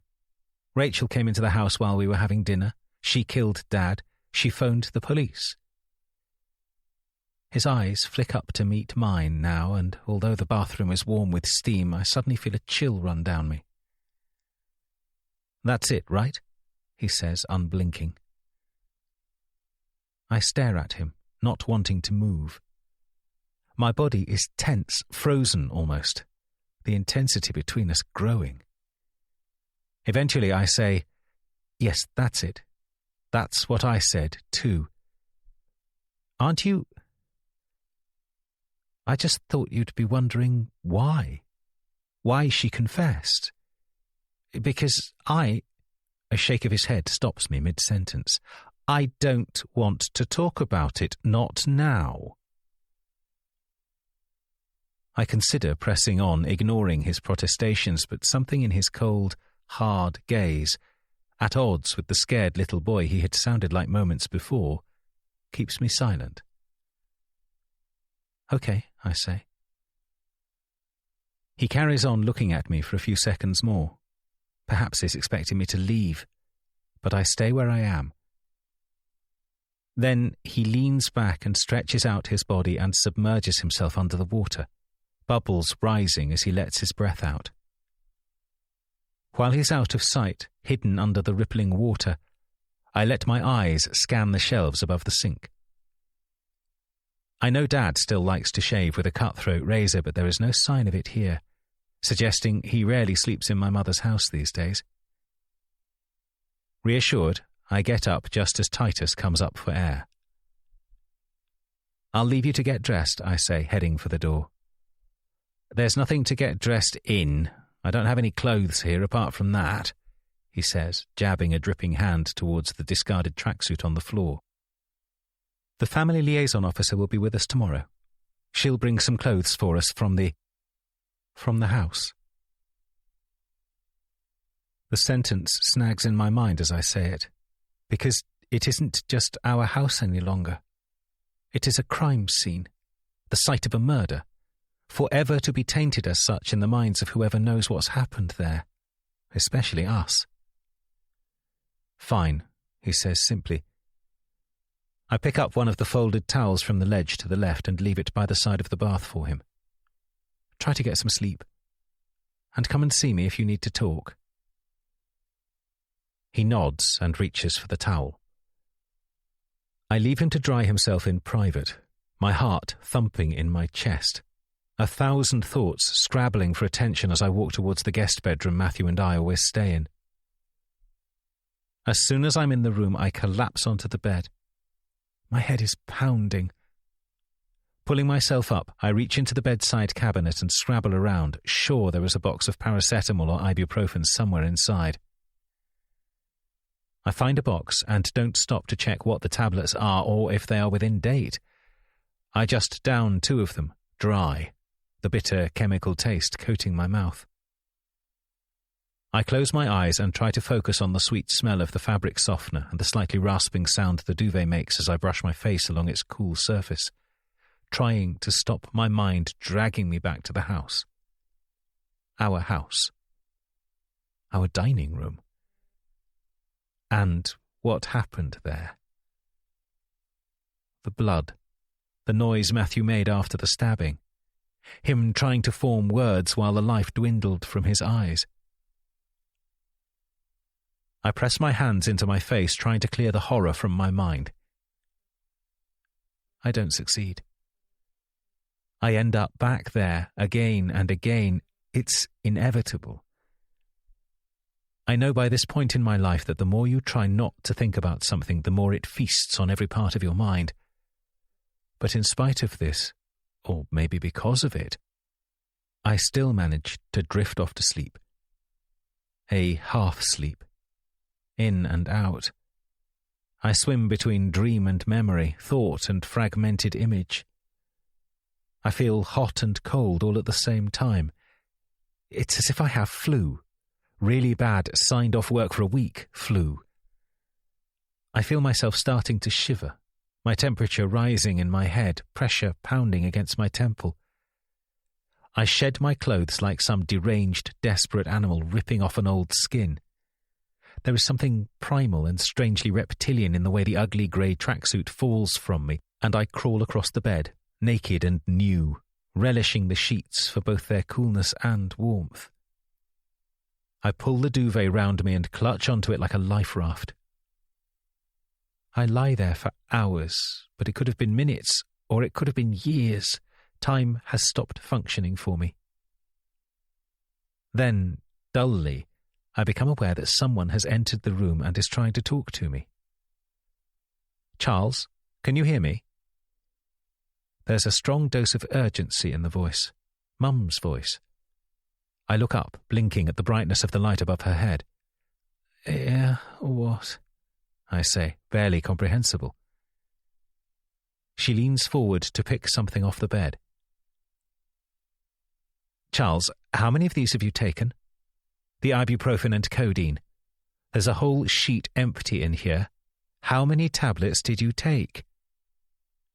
I realise she has the box of tablets in her hands and is pulling out the blister pack. What? I say again, only vaguely understanding the cause of her panic.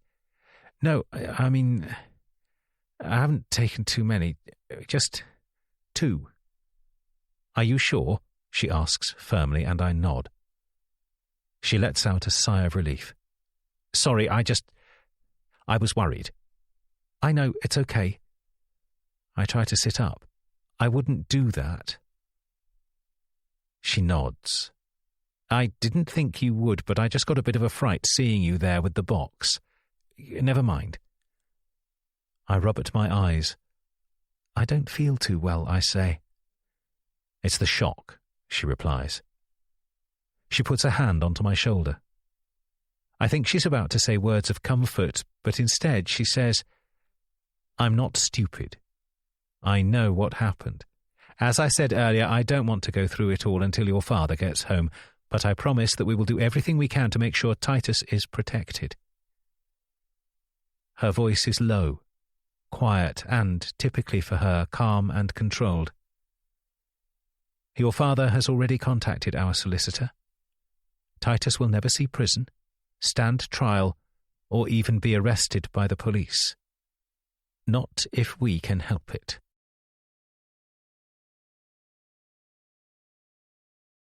Chapter 9. Rachel. 11 months to go. Getting caught by Charlie in the bedroom was foolish, but I just had to see for myself, to see where he lived, how he lived, and where his adopted son lived. I was disappointed when I reached the landing to see one of the doors shut, with music playing from inside. Some sort of opera music, from what I could hear.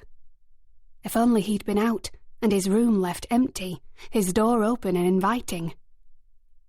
Thankfully, however, the door to the master bedroom was open, its contents there for all the world to see. It was a dangerous thing to do, knowing there was someone else upstairs, but throwing caution to the wind, I stepped forward and walked the length of the landing over to the doorway. The air smelled of men's perfume, plus another note, something fresher. Perhaps they had an air scent plugged into the wall, or would posh people find those vulgar? Before I could notice anything else, I heard movement behind me, and I ducked inside the room, crouching down on the soft carpet like a child caught with their hand in the sweet jar. But whoever it was hadn't come for me.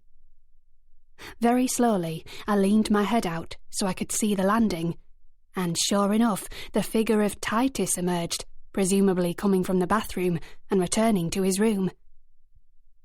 I was surprised he didn't have an ensuite to himself, but maybe only the main bedroom has one. I wouldn't know. I'd never been in one of these big townhouses before. The pull towards him was so strong, I could feel my heart beating, pushing me forward. It was like a harsh pain within me, but one I never wanted to go away. It took all my effort not to run right then from the room over to his bedroom. Of course, I didn't do that. Instead, I stood very still, and, in order to calm myself down, I turned and faced the top of the chest of drawers I was leaning against. On its surface was an iPad in a smart, dark leather case. I could tell from the small logo in the corner it was Louis Vuitton. It probably cost the same as my whole month's wages at the garden centre. Next to it was a Joe Malone candle, which explained the scent in the room. And next to that was a framed photo. It wasn't dissimilar to the one I saw on Instagram just weeks previously, although the boy's face in it was a lot younger. It was of Charlie, Matthew and Titus, with the latter probably around 7 or 8, in school uniform, holding up a certificate of some kind. I reached out and touched the photo, then pulled my hand back quickly, worried I'd leave a mark. There was another frame next to it, smaller than the other. This one a photograph of a teenage girl laughing at the camera, a Christmas tree behind her. I didn't linger on this one. Instead, I turned my attention back to the photo of the happy, smiling family. And that's when I heard the voice from the doorway. Hi. I tried to iron out the awkwardness as best I could. I tried to be embarrassed and apologetic, saying I'd gone into the wrong room. But I saw a frown crease Charlie's brow that worried me, and it continued to worry me all the way through the last part of the evening and on my way home to my dark, lonely flat. Patience, I tried to tell myself. Keep things slow. Choose your moment. Everything will work out in the end.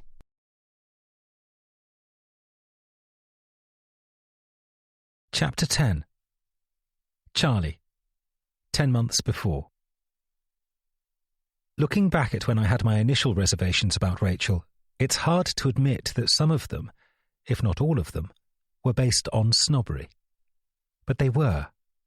Not because she wasn't as financially comfortable as we were, or had a different accent, or any of that.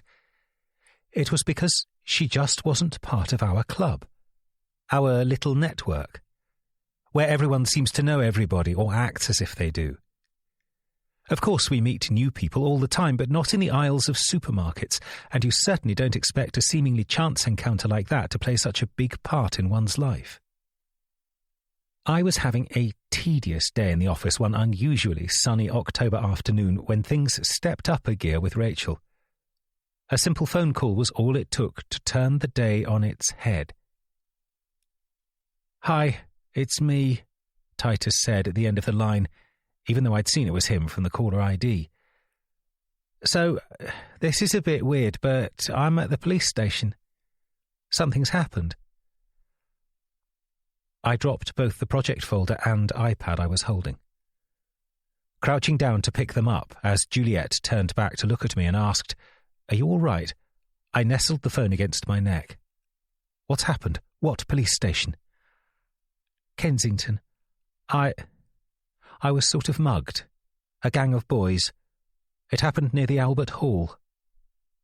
"Christ," I said, ignoring Juliet's panicked look and walking away from the printers and into my office. I closed the door and reached for my jacket. "I'll come right away. Is your dad already en route?" "I couldn't get hold of him. I phoned, but it rang and rang, so I left him a voicemail. And I've sent him a WhatsApp, but he's not read it." This was odd. Matthew was sometimes off on work trips to see professors and historians who often lived in secluded parts of the country, and of course sometimes that came with a lack of signal. But as far as I knew, today was just a general office day. "Right, not a problem, I'm on my way." He said, "OK," then hung up.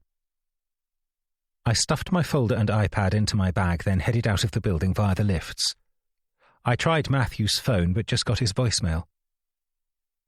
As I walked towards the underground garage, I felt a strong sense of irritation towards him. The very time when there was an emergency and Titus needed us both, he was impossible to reach. I got into my car and punched out a blunt message. "Titus at Kensington Police Station. He's been attacked. Getting him now. Please call me." I started the engine and drove out of the car park. The streets were jam-packed as ever, and it took me nearly 10 minutes to get out of Fitzrovia alone. Images of Titus being held against a wall and punched by a gang of hoodies, all of them cheering as blood splattered across his face and his possessions were snatched from his person, flashed across my mind. I felt the frustration I'd aimed towards Matthew now twist into a fiery rage at Titus's attackers. How dare they mess with our boy? I arrived at Kensington Police Station just under half an hour later. I marched through the doors and instantly saw Titus on some seats in the corner away from the counter, sitting next to a blonde woman.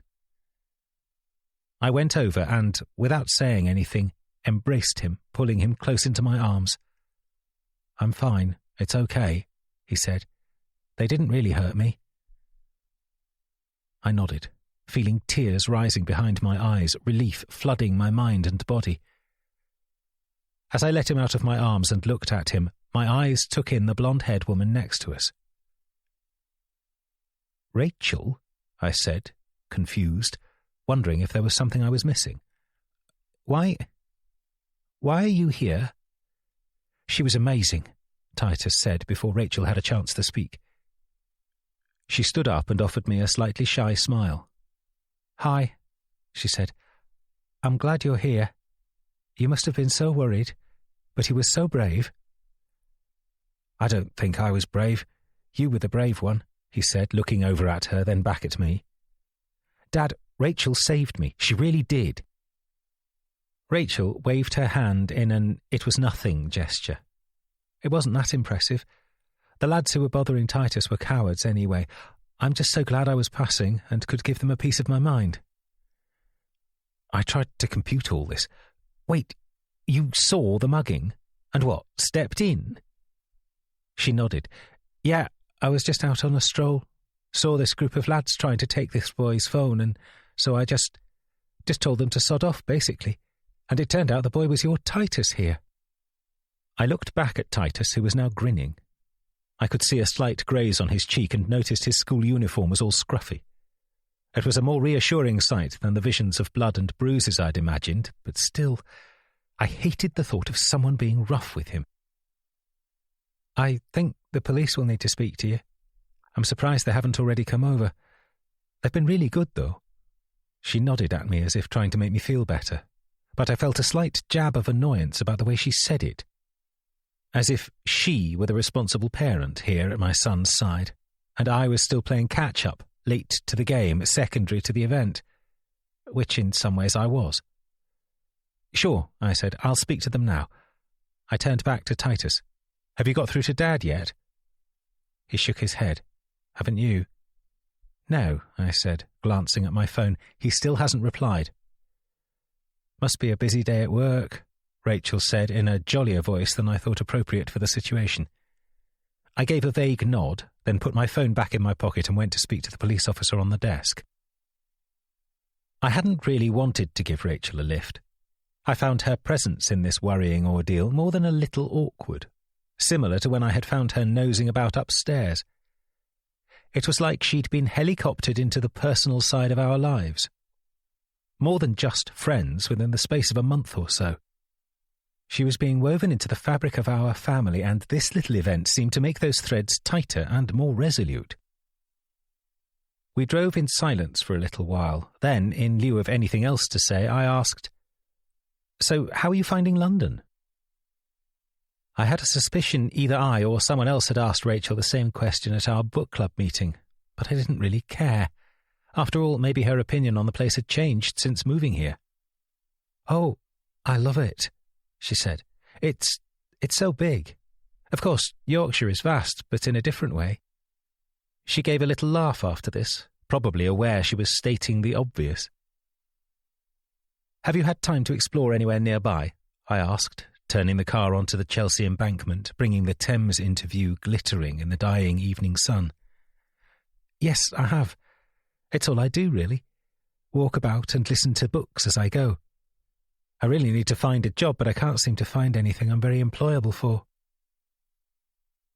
There was something strange about her whole story that didn't quite ring true. Who moves from the north of England down to London, rents a place in one of the most expensive postcodes in the country, and doesn't have any urgency to find employment?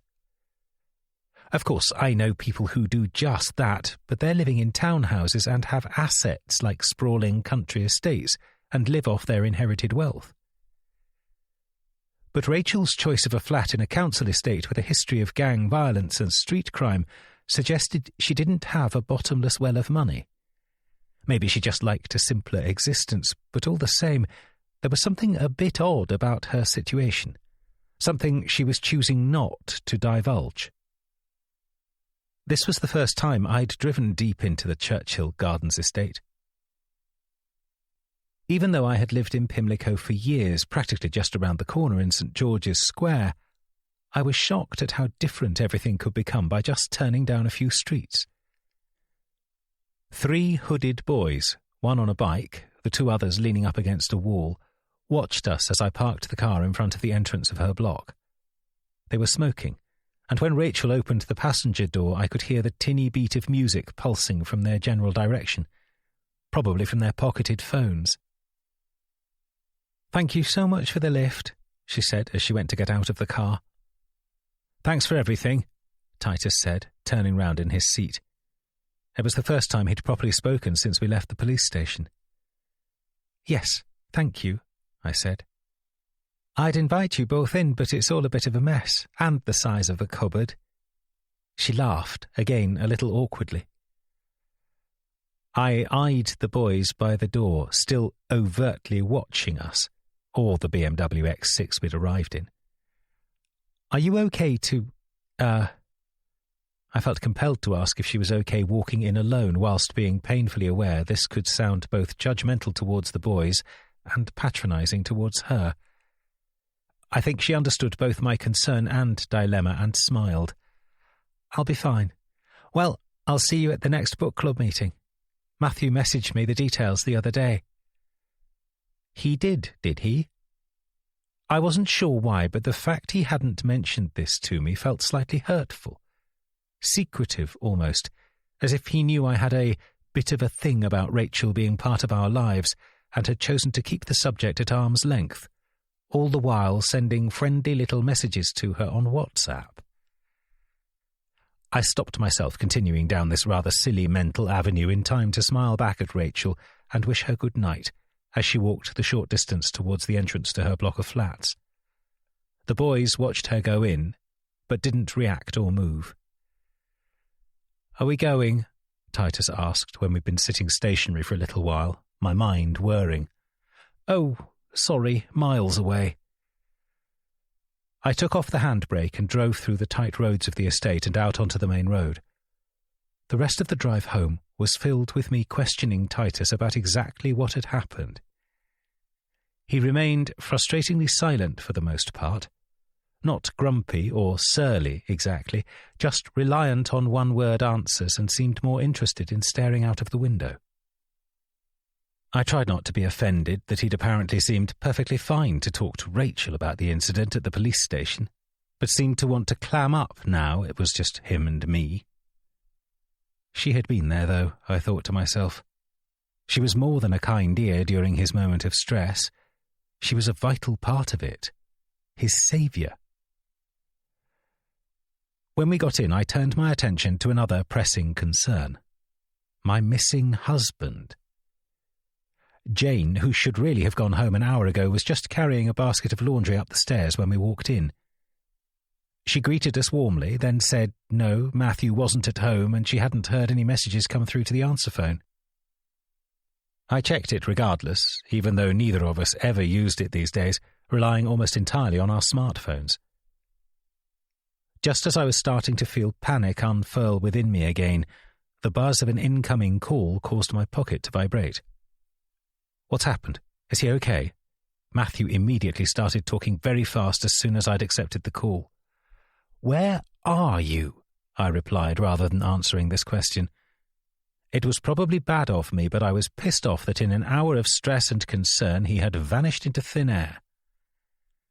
I've been stuck in traffic. I had to go and see this professor in Margate. There was a nasty accident on the way home and I was stuck in the jam it caused. Is Titus okay? Is he in hospital? I let out a breath of relief, then almost laughed at the thought of Titus being in hospital when in fact he was now lying on the sofa, pointedly perusing the Domino's menu. I'm not sure what it was, the lightheadedness that comes with knowing things are all okay, or a natural high that follows a tense couple of hours of anxiety. But I suddenly felt happy and free. He's fine. He's completely fine. He's sitting here now. We're at home. Do you want to speak to him? I gave Titus the phone and he took it. Dad, I'm fine, he said, rolling his eyes a little. I took the Domino's menu he was holding and pointed at the American Hot on one of the pictures, and he grinned and nodded. I went through to the kitchen while I ordered the pizza from the app on my phone, all the while aware I was listening out for a keyword. And before long, I heard it. Yeah, Rachel. She was there. She was amazing.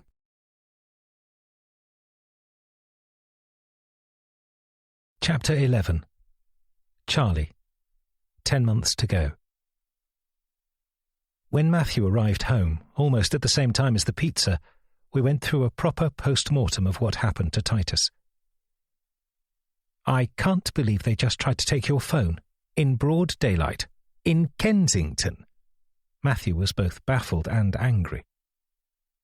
I couldn't help feeling if I had said the "in Kensington" line in another context, he'd have taken the piss out of me.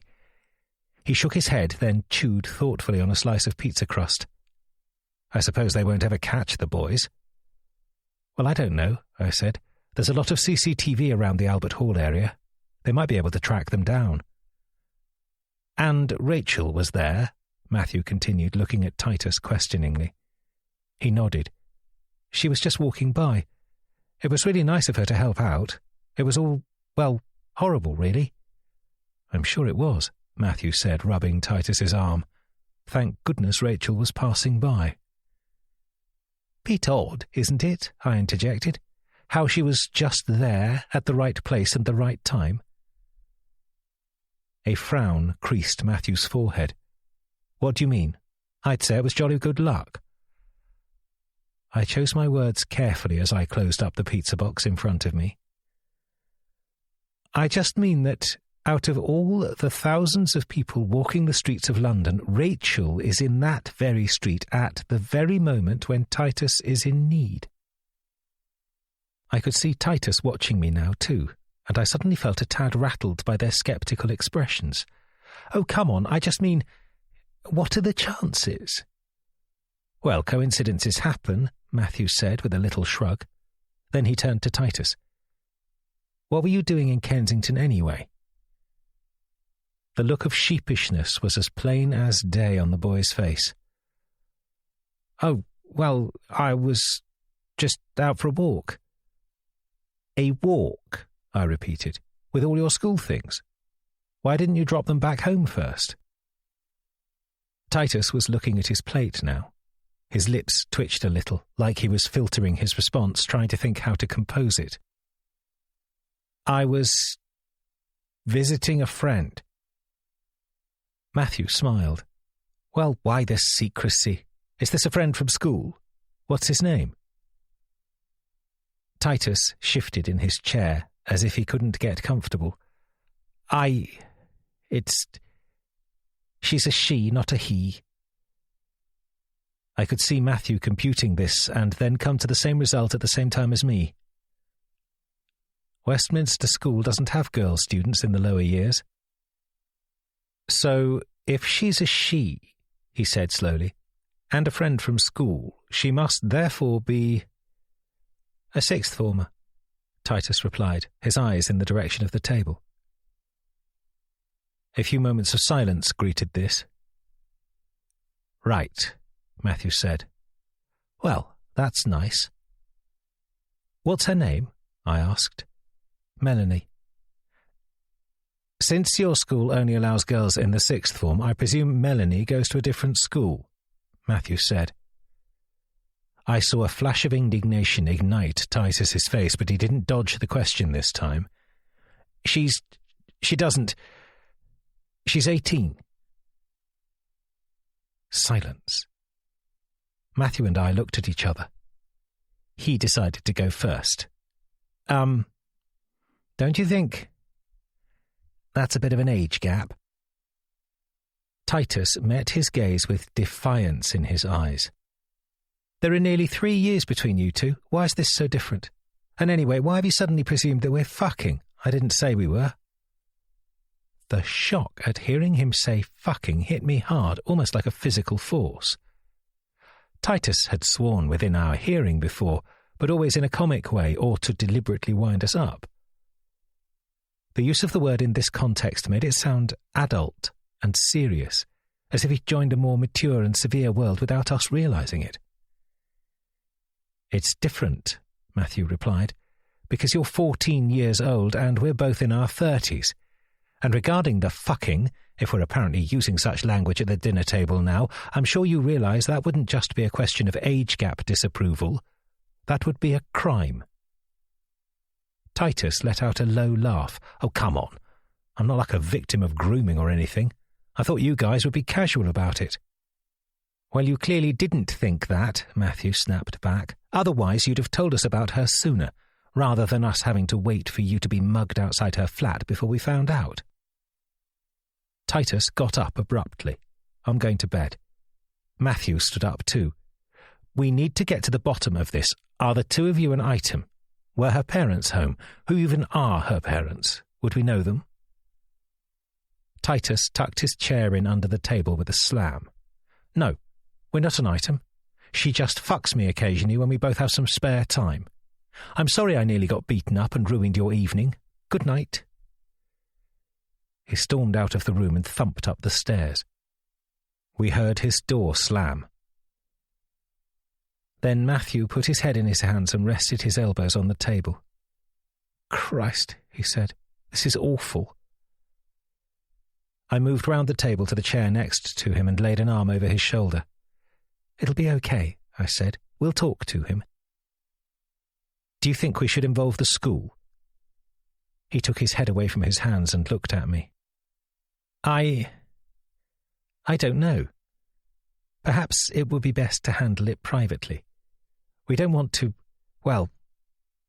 overreact, I said, treading carefully. Matthew moved his jaw a little from side to side, something he does occasionally when he's thinking. We would, if Titus were a girl and the 18-year-old was a boy, we would tell the school. So is this any different? I let out a sigh. After the evening I'd had racing across London, talking to police, getting incident numbers, not being able to get through to Matthew throughout it all, I really didn't need another slab of drama to go with the rest of it. Are you saying we'd be sexist if we didn't? It was his turn to sigh now. God, I don't know. I just feel like I'm failing, that he's become a victim in 2 different ways and I didn't know. Both from that gang who could have hurt him far worse than they actually did, and now he's being, I don't know what, seduced by this woman. I think woman might be pushing it, I said. She's still a schoolgirl. She probably doesn't think she's doing any harm. I felt Matthew tense and move away from me. Again, I don't think you'd be saying that if the genders were reversed. This annoyed me. Well, what do you want me to say? That we should call the police and report her? I don't mean to sound like some sex offender apologist, but it really doesn't sound like he's been coerced or forced into anything. And anyway, how old were you when you had your first experience? He frowned. I was 15. I raised my eyebrows at him, and the other, participant. He didn't meet my eye when he answered. 17, I think. I'm sure I told you about it ages ago. Well, I said, I'm of course not saying this doesn't need sorting out. I just think we might need to pause and consider our best steps before we go crashing into the situation and potentially ruin people's lives. He continued to look back at me for a few seconds, then nodded. OK, you're right. I just don't like it. That sound of dismissive behaviour, easy come, easy go, it reminds me of his... He stopped speaking for a moment and I finished his sentence for him. His father, I know. I let my arm fall down onto his and gave it a small squeeze of support. Come on, we should probably get an early night and talk to Titus about it in the morning when we're not all het up. He gave me a small nod. That sounds like a good plan. I was sitting in bed when Matthew said it. To be honest, if it hadn't been for the confusion about where he was and the distraction of learning Titus, aged 14, was no longer a virgin, I'd have expected the conversation to reach the topic of Rachel sooner. We should have her over to dinner, Rachel, that is. I pulled my eyes away from our upcoming book club choice and looked over at him, adopting an I'm just processing the question look. I'd hurt him clearly enough. My whirring brain hadn't taken in any of the words on the page since I'd opened the book 5 minutes before. But I wanted to buy time. I had the feeling our discussion had the potential to descend into a row, and by that point in the evening my stamina just wasn't up to it. Why? Because of her helping Titus? I asked. He stared at me like I was a dimwit. Of course, because of her helping Titus. I said nothing for a bit whilst he pulled off his clothes and got into bed. Then, at last, I voiced the thing that had been most on my mind ever since seeing her there in the police station. I'm puzzled why you don't think the whole thing's a bit odd. Surely this is too much of a coincidence, her being there ready to be the hero. I'm puzzled why you're not already ordering her flowers as a thank you. She saved our son from potential death. He emphasised the words, his eyes wide, and, stupidly, I laughed. Potential death? Oh, come on. Do you know how many people have been stabbed in London this year alone? Most of them are boys and young men too. Just because we live in our cosy little cotton wool world doesn't mean things like that can't knock on our door. I tried to slam my book shut in protest at his condescending tone, but it didn't really have the desired effect, since it was an old and flimsy paperback. Of course I know that. I read the news. Then you'll know, he continued, that things like that can go tragically wrong. So many people would have just carried on past him. Many probably did when they saw those boys rounding on him. But Rachel chose not to.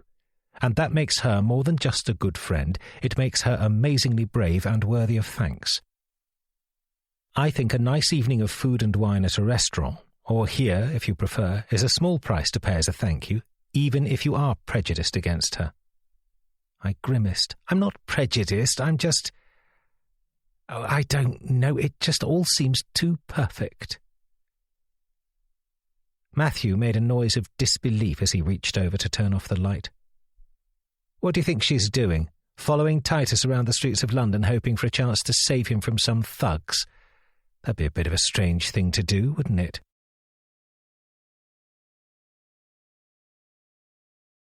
Chapter 12. Rachel.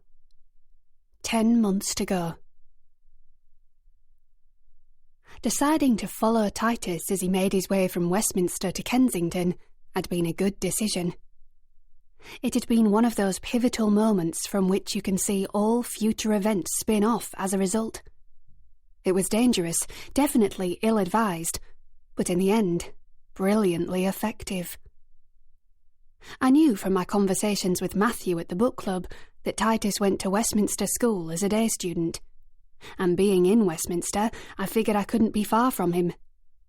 Maybe I could just be passing, I thought, or taking a look at a touristy landmark and offer to walk him home, or watch to see if he got on a bus or tube back to Chelsea and then happened to be in the same carriage as him. I felt the blood start pumping within me, and before any firm plan had properly crystallised in my head, I found myself walking along Grosvenor Road and towards his school.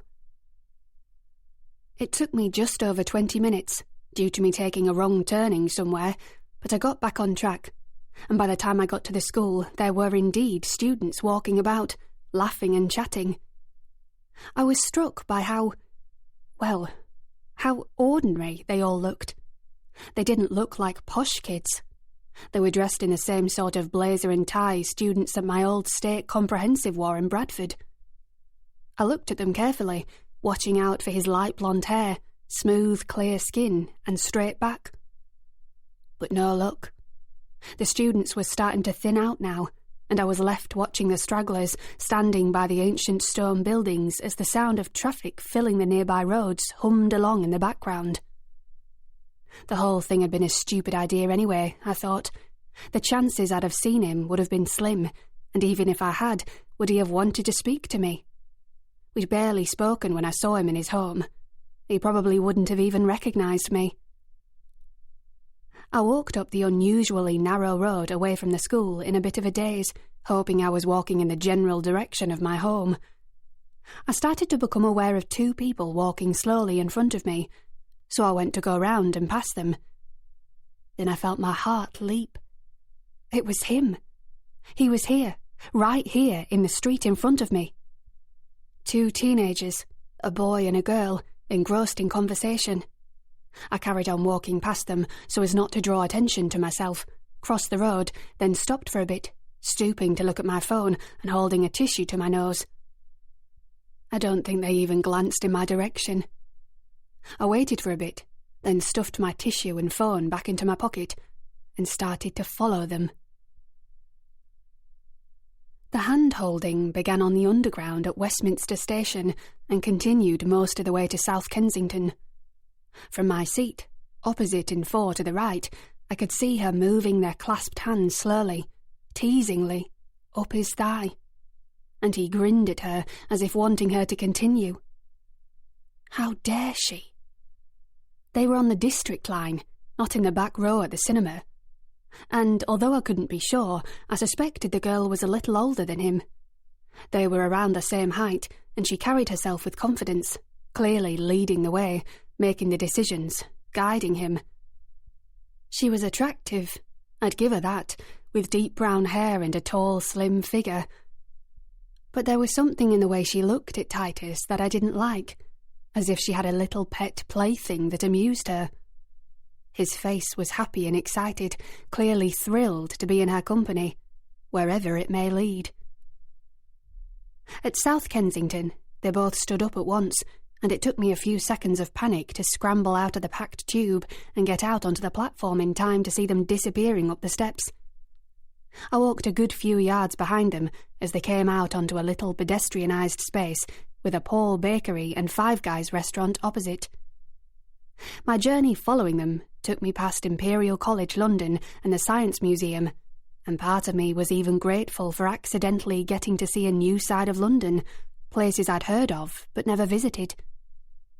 I turned off the main street and on to Kensington Gore, all the while keeping my distance, terrified they'd both suddenly turn around and say, "Why are you following us, freak?"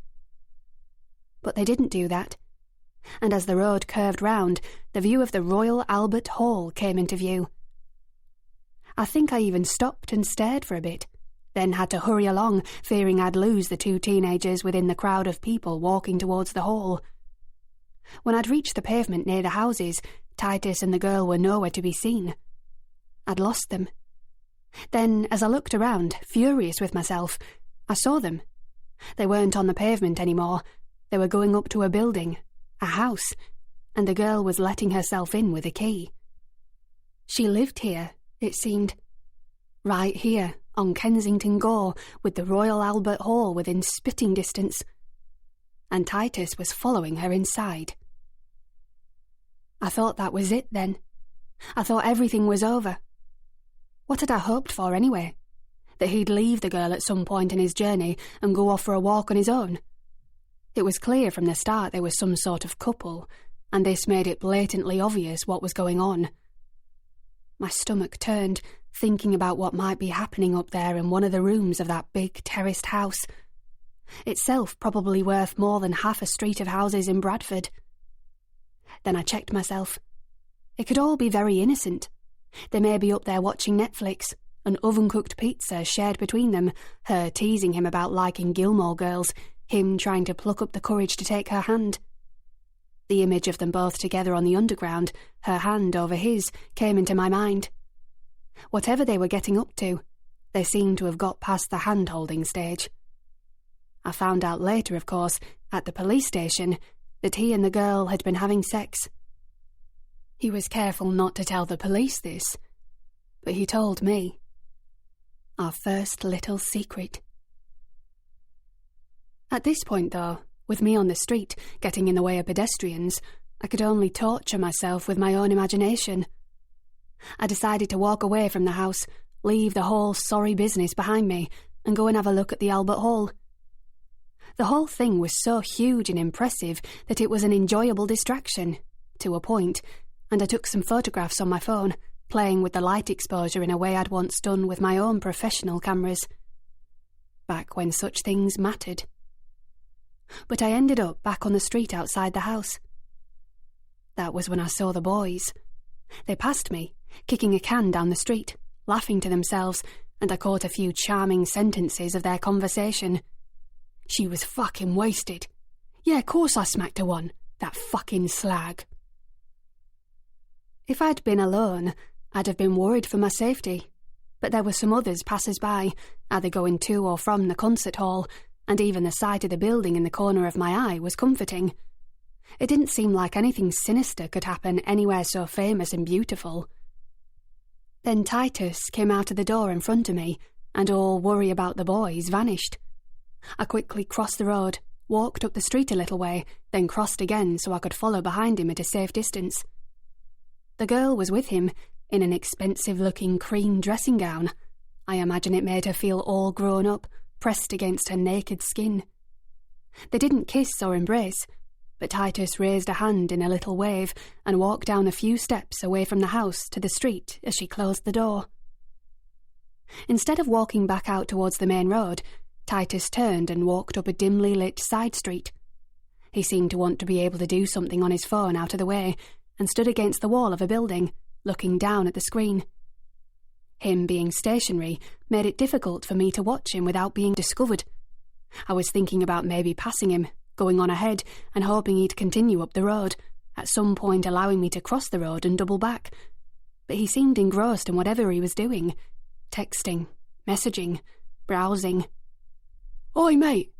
Mate!" It was a loud, brash voice. The same voice that had talked about that fucking slag earlier. He and his two mates emerged from behind one of the parked Range Rovers and bowled over with a confidence and swagger clearly meant to intimidate. Titus, who had glanced up at the "Oi, mate," froze, then quickly put his phone away. "Mate, do us a favour," the ringleader said as he approached, his baggy white t-shirt swaying around his muscled frame as he reached Titus. "Lend us your phone for a sec. Need to call my girl. Mine's dead, and if I don't call her, she'll give me a fucking earful. Know what I mean?" Titus immediately shook his head. "Sorry, I'm in a hurry." He turned to go, but the main boy grabbed his shoulder. Hey, what's the fucking rush, eh? I just need to use your phone. I just need a bit of help, mate. You know what I mean? Nothing dodgy, mate. Nothing bad. As he said this, the two other boys laughed. Titus gave another vague shake of his head and again said, "Sorry," followed by, "I need to go." That was when the boys seized him forcefully, throwing him against the wall, shouting in his face, "Hey, what are you being like that for? I was just being polite, you know. I was being nice to you. Just wanted you to help a mate out, know what I mean? Just wanted you to be a fucking good Samaritan, you fucking posh cunt." He said the last two words with such anger and hatred that it sent a chill right through me. Then he slapped Titus hard across the face. The other boys laughed loudly. Then, without needing any prompts from their vocal leader, they roughly twisted Titus around so his face was pressed hard into the concrete and started to search his blazer and trouser pockets, apparently looking for his phone. "Leave him alone!" The words left my mouth in a bark-like shout with such force that for a second I thought someone else had spoken. I felt my knees tremble as I walked over to them. "Let go of him!" It was now quickly dawning on me how dangerous a situation I'd placed myself in. Any of the boys could have had a knife, and any of them could choose to use it, in panic, fear, anger, at any second. They did let go of Titus, letting the boy stumble and fall down to the pavement. He picked himself up immediately, brushing the grit off his knees and wiping blood from his face. "What makes you so fucking bold, little lady?" the ringleader said. "Need fucking sorting, you do."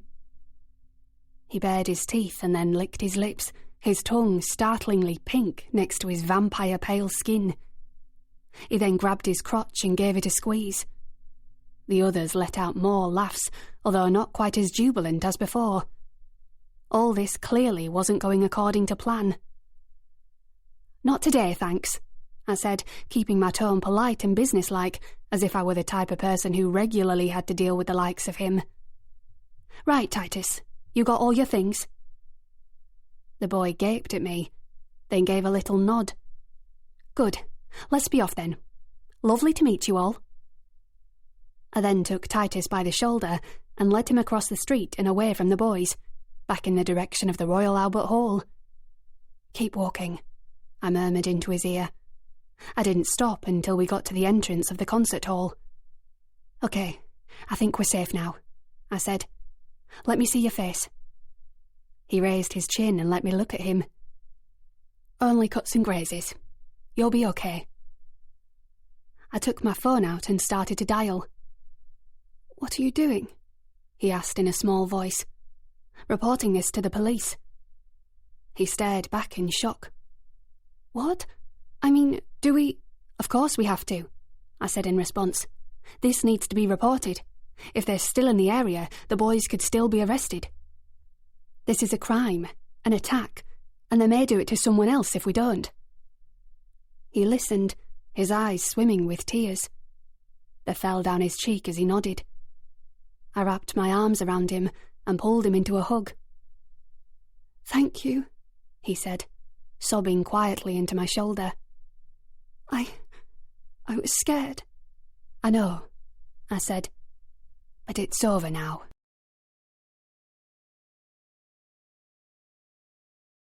Chapter 13. Charlie. 10 months to go. The morning after our row with Titus was tense and, well, it was weird. Usually, in fact on every single occasion previous to this one, any rows we'd had with him over the years had dissipated as if by magic by the next morning, and we all got to start again afresh. A new day, a new world, everything good. This time it was different. Titus was different. Usually, on a Saturday morning, Titus would go down to the kitchen at around 7:30 or 8 a.m, already fully showered and dressed, and do an hour of studying. "Start the day as you mean to go on" was a motto Matthew had instilled in him.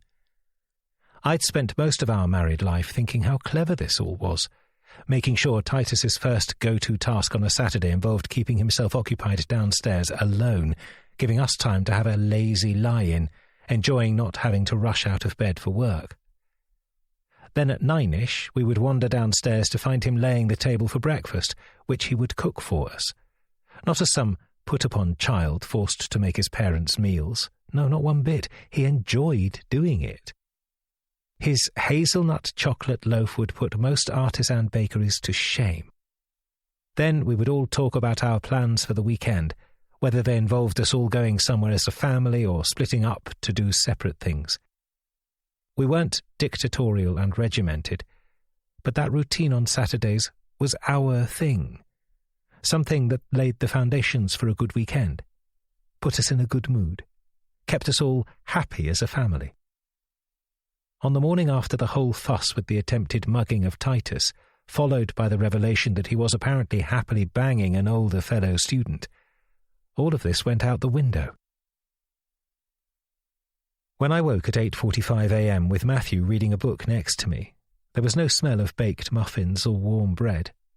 The house was completely silent. "Something's odd," I said straight away, leaning up. "Good morning to you too," Matthew replied, closing his book and laying it on the bedside table.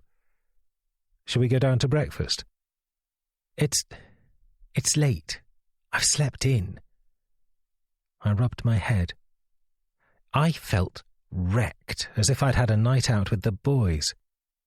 "We should go down and see Titus," I muttered, getting out of bed and pulling on some tracksuit bottoms.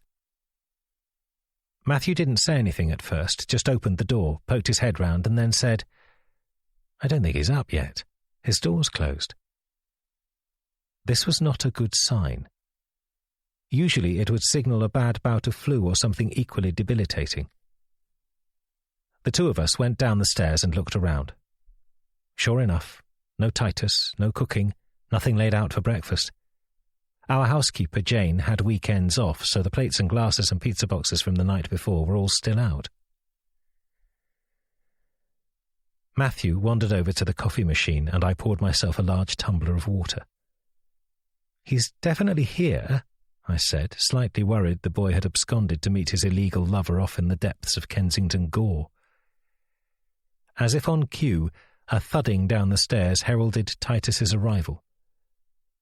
Although it wasn't the perfectly turned-out, sunny, happy Titus we were normally used to on Saturday mornings. He was wearing only a pair of white Ralph Lauren boxer briefs. His hair was all messed up, and his grazed jaw gave him a devil-may-care look. He'd obviously just arisen from his bed. It was like a completely different person had arrived in our kitchen. "Oh, hi," he said in a low monotone, and moved past me in order to get to the fridge. He pulled a can of Coke Zero from it, another bizarre change, since Titus usually only drank mineral water or a small glass of orange juice in the mornings, and then turned to leave. "Good morning," Matthew said to him, making him pause on his way out of the kitchen. "It would be good if we could talk." He turned around, his face impassive. Then he gave a lazy shrug. "Maybe later. Going to go back to bed for a bit." He then turned his back on us and walked out of the kitchen. Further thuds from the stairs, then the slam of a door suggested this was exactly what he was doing. "What the hell was that?" I said, turning to Matthew. Matthew was staring into the distance. He looked worried and deep in thought. Even without him, I could answer my own question. That was Titus showing he gave zero fucks about our normal happy family's Saturday morning routine. At least, on this morning he did. "I think," Matthew said slowly, "we should probably leave him to work through this himself today." I looked at him. This was rather a reversal of roles from last night, when I'd been trying to calm him down at the thought of his son being seduced by a predatory older student. He still looked deep in thought as he turned back to the coffee machine and poured us both a cup. "It looks like we're fending for ourselves for breakfast," he said, opening up the cupboards. "So, muesli or cornflakes?" Things later in the day didn't get much better with Titus. In fact, they got worse before they got better. Matthew had been reading up on the balcony garden, and I was doing some research online for a new car, when the sound of raised voices disturbed me. I left my iPad on the sofa and went out into the hallway to find Titus coming down the stairs, Matthew closely following, both of them in the middle of a clearly tense conversation. "You're not going, this isn't negotiable." "What are you going to do?" Titus shrugged. "Imprison me in my room all day." "If we have to, but I really hope it won't come to that." Titus bent down by the door to pull on his shoes. He had an overnight bag with him, the sort of thing he'd take if he was going to stay with my parents or we went up to Scotland to visit Matthew's mother. "What's going on?" I asked. "I'm going to stay at Melanie's." "You are not," Matthew said forcefully. "You are 14 years old. You're not ready for whatever it is you think you're ready for." Titus scoffed and began to lace up his shoes furiously. I bent down so I was on his level and said in a calm voice, "Maybe you could just come through to the lounge. Let's just sit down and have a chat. After that, if you still want to go, we won't stop you." I heard Matthew take a strong intake of breath through his nose as an unspoken way of saying, "We'll see about that," but he didn't interrupt. And, to my surprise, Titus looked up at me and his expression softened. "Okay." He led the way into the lounge and sat down with a thump on one of the sofas. Matthew and I took the two-seater opposite him and I started to speak before the argument had time to restart. "Titus, as I'm sure you can understand, we have some, concerns. Concerns about the age difference between you and Melanie. Yes, Melanie.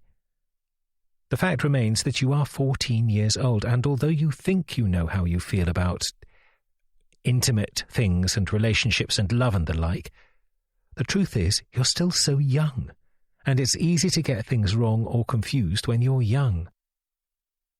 He stared back at me, his eyes becoming stern and cold once more. "I think all that could apply to adults, too.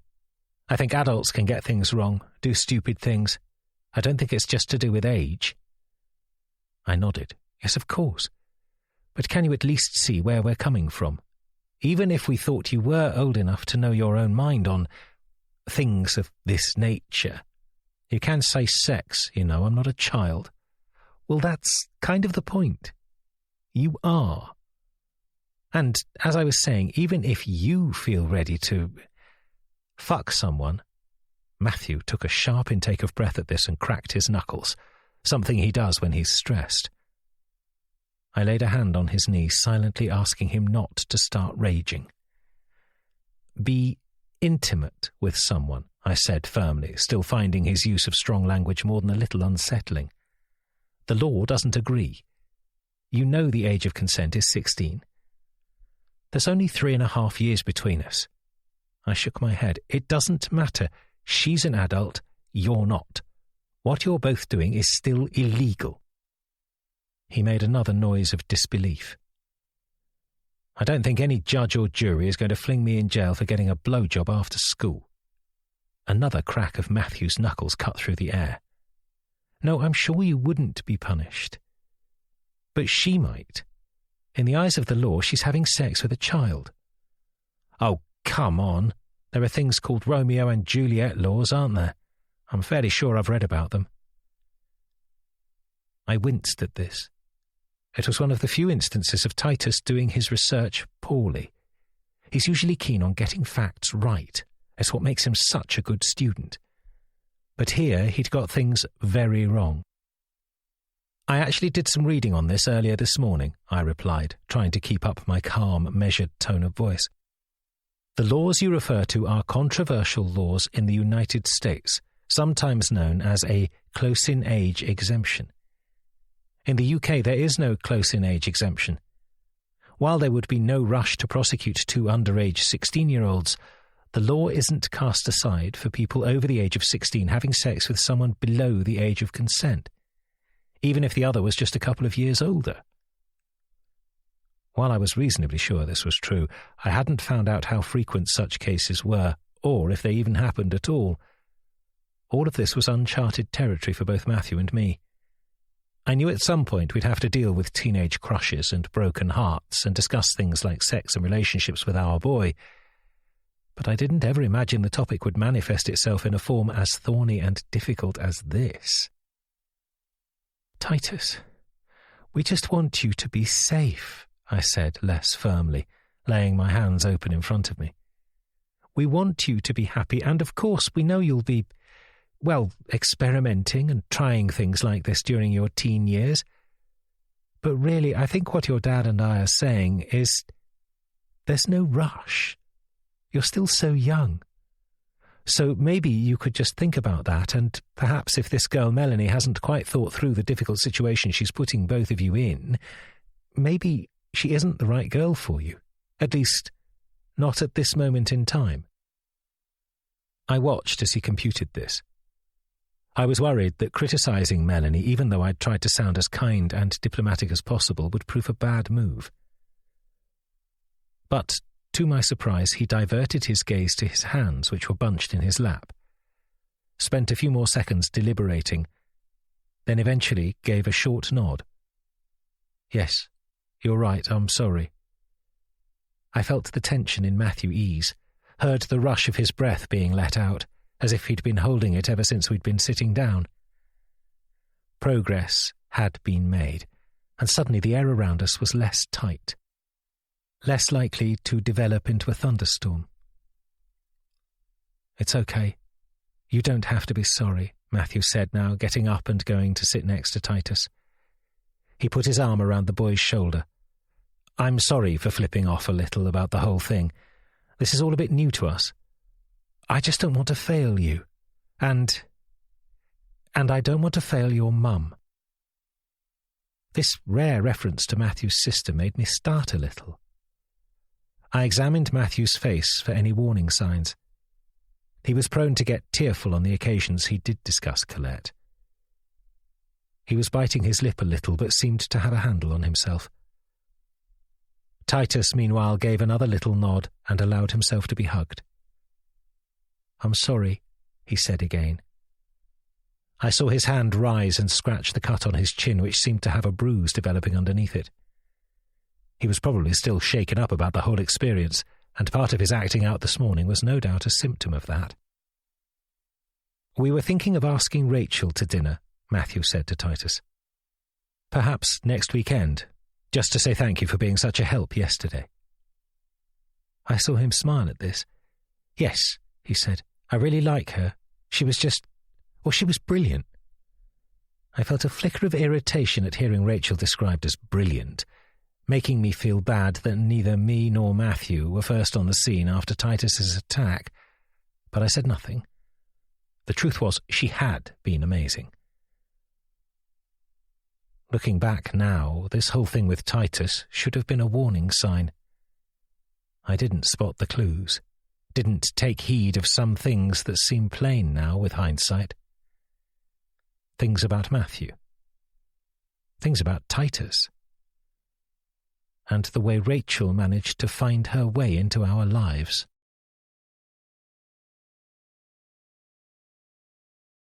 Chapter 14. Charlie. 10 months to go. It was decided the following weekend would be a good one for Rachel to come over. Matthew and Titus would cook, and I would spend the first part of the day playing tennis with my friend Archie. When Matthew said he was going out shopping to get food, unnecessary in my view, the larder and fridge were more than well stocked, but apparently there was a certain kind of pasta he and Titus really felt would go with the sauce they were putting together. I made a few, should I cancel tennis and help remarks that I didn't really mean. But Matthew seemed to think it was better I was out of their way. And besides, I thought it would be good for him and Titus to spend some time together. Maybe they could talk about the state of Titus's illegal love life, which was, as far as we could gather, on a tentative hiatus. At the tennis court, Archie spent so much time in the changing rooms showing me pictures of his 2 new cars, I was half tempted to suggest we ditch the tennis game altogether and just head out for lunch. "Goes like a fucking dream, mate," Archie said to me, swiping through photos that alternated between showroom glossy exterior shots of the bright green Lamborghini Huracan Evo Spider and interiors that looked like something from Star Trek. I went through a phase of these types of cars when I was in my 20s. But a decade later, I can't help but think they just look a bit childish. Impractical for the clogged-up roads of central London, and they have a show-off value that wears off the more people you show them to. Still, I thought to myself as I nodded and tried to look interested, if it made him happy to see a futuristic-looking slab of metal parked outside his house, who was I to argue? After tennis, once we were settled at a table at the Rosebery in Knightsbridge, we started chatting about how things were going with work, at home, the usual stuff. Archie moaned a bit about one of his friends, Dominic, who I only knew vaguely, who was apparently cheating on his wife with two mums from his children's school. "He's becoming a bit of a prick, to be honest," Archie said. "Plus, he tried to convince me a ball was within the line when we grabbed a quick tennis game the other day when it clearly wasn't. You're a much better player than him, I must say. I should have treated him to your old tactics and knocked his teeth into the shower walls afterwards." I rolled my eyes, attempting to make light of his words. He was referring to an incident when I was 15 and furious with another boy at school, Jasper King, when we were playing cricket. He'd stepped out of position, put me off my game, and then lied about it to everyone else after making out I was the one at fault. I was rather hurt, to be honest, since I'd always regarded him as a friend. Our scuffle in the changing rooms later put an end to that, though, and he walked away with a bleeding lip and me with a strict telling off and a call home to my parents, where phrases like zero-tolerance policy and never happen again were used. Once off the subject of my past misdemeanours, Archie did his best to convince me to accompany him to some ghastly art exhibition launch in the evening. I took a sip of my gorgeous greens smoothie and shook my head. "Can't, I'm sorry. We've got a friend coming round." Archie rolled his eyes. "Oh, is it one of those book club affairs Matthew's finally dragged you into?" I gave a half laugh to this. No. Well, actually, sort of. It's this Rachel woman Matthew's become rather taken with. I'm probably being unfair, as she did come to Titus's assistance during an attempted mugging. Archie's eyes widened. An attempted mugging? What did she do, fight them off? Well, something like that. Told them to fuck off and leave the boy alone. And it worked, according to Titus. They left. So I suppose we do owe her a dinner at least. Matthew and Titus are home preparing it now. Another eye roll from Archie. It's only just gone 12. Surely they don't need, 7 hours? I waited a moment, nudging a bit of flaxseed out of my teeth before I responded. Matthew seems to be a bit taken with her. Archie noticed the pause and the way my voice had got a little quieter and more serious. "You're not suggesting—" I batted his unfinished question away with my hand. No, I know he never would. It's her I'm worried about. I think he's always super friendly and keen to make friends, and she's taking advantage of that. I'm just not thrilled with the idea of her coming over for supper, dinner, whatever." This earned another odd look from Archie. "Matthew doesn't like the word supper," I explained. "Thinks it makes us sound too upper class." Archie nodded with understanding. "Delia can't abide what she calls poshisms. Did you know she grew up partly on a council estate in Rainham? Her father was from, in her words, a traditional East London working-class family. It was her mother who turned her into one of us. She was in a different circle, probably why she ended up divorcing Delia's father, hence the Rainham flat. When she stayed with him, it was in some ghastly high-rise on some estate built in the 60s to hold Dagenham Ford workers, the Mardyke estate or something. Something Archie said reminded me of our impending dinner guest.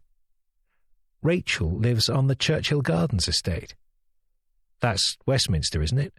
I think I remember hearing about it getting some lottery grant or something similar. Yes, it's in Pimlico, I said. I grew up right near it. It's practically next to St. George's Square. I dare say it has its fair share of troubles, but I never had any issue, although Mother never liked me walking through there. Rachel's just moved in. I think that's why Matthew wanted to take her under his wing.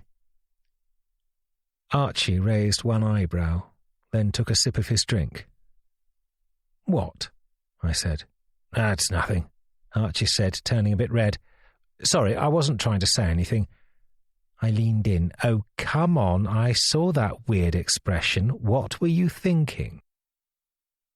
Archie looked pained all of a sudden, and I was struck how old he was getting, how old we both were getting.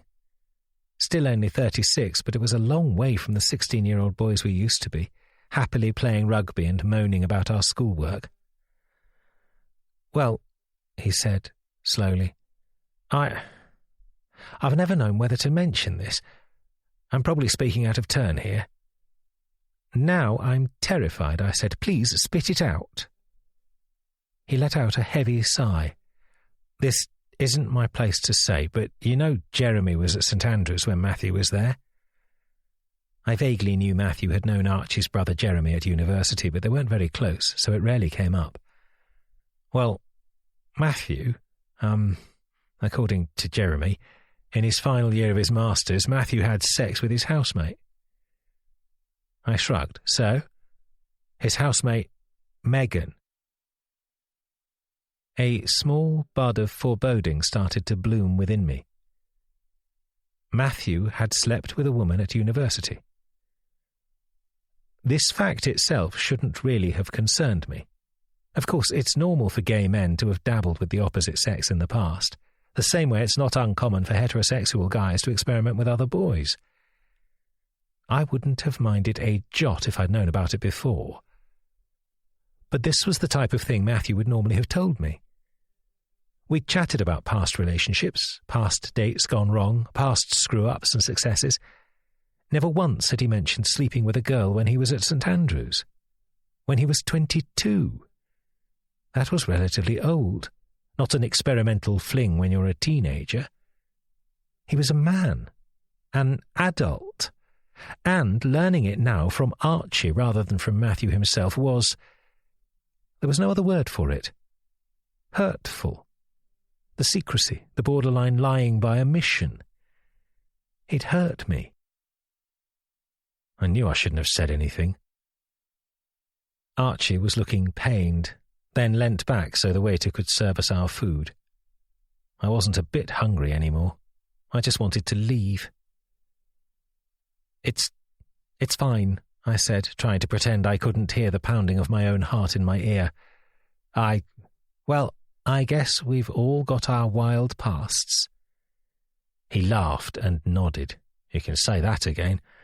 But honestly, mate, I didn't mean to imply Matthew was, having it off with this book club woman of yours just because he bedded a girl over a decade ago. As I said, it was foolish of me to bring it up. Archie did his best to change the subject for the rest of the meal, telling me about how he and Delia planned to holiday in Alaska over Christmas. But it didn't help alter my mood. None of it worked. My mind was still on my husband. Back at home, I tried to show some enthusiasm for the food Matthew and Titus were in the middle of preparing. The sight of Titus baking a cake, one of his frequent weekend activities, cheered me somewhat. At least he was no longer giving a grunting, monotone impression of a moody teenager anymore. Matthew, too, was in his element, going between sorting out vegetables to making sure the dining room was tidy. A pointless task, thanks to Jane, it was always immaculate. I made myself look busy by adding their paper Whole Foods bags to the recycling and taking a disproportionately long time choosing what music we should have playing gently in the background. I instinctively selected some Max Richter from Spotify, but Matthew shouted out in protest from the kitchen, "We'll all be in need of Prozac by the end of the first course." In the end, I went with The Best of Lang Lang. Some of the tracks weren't that much cheerier, but at least there was a bit more variety in tone. Rachel arrived on time at 7 p.m. I'd been in the lounge, scrolling through our Sky Planner, fantasizing about all the things we could be watching instead of hosting this weird little dinner. But grudgingly turned the TV off and went through to greet her. "Evening, Rachel," I said.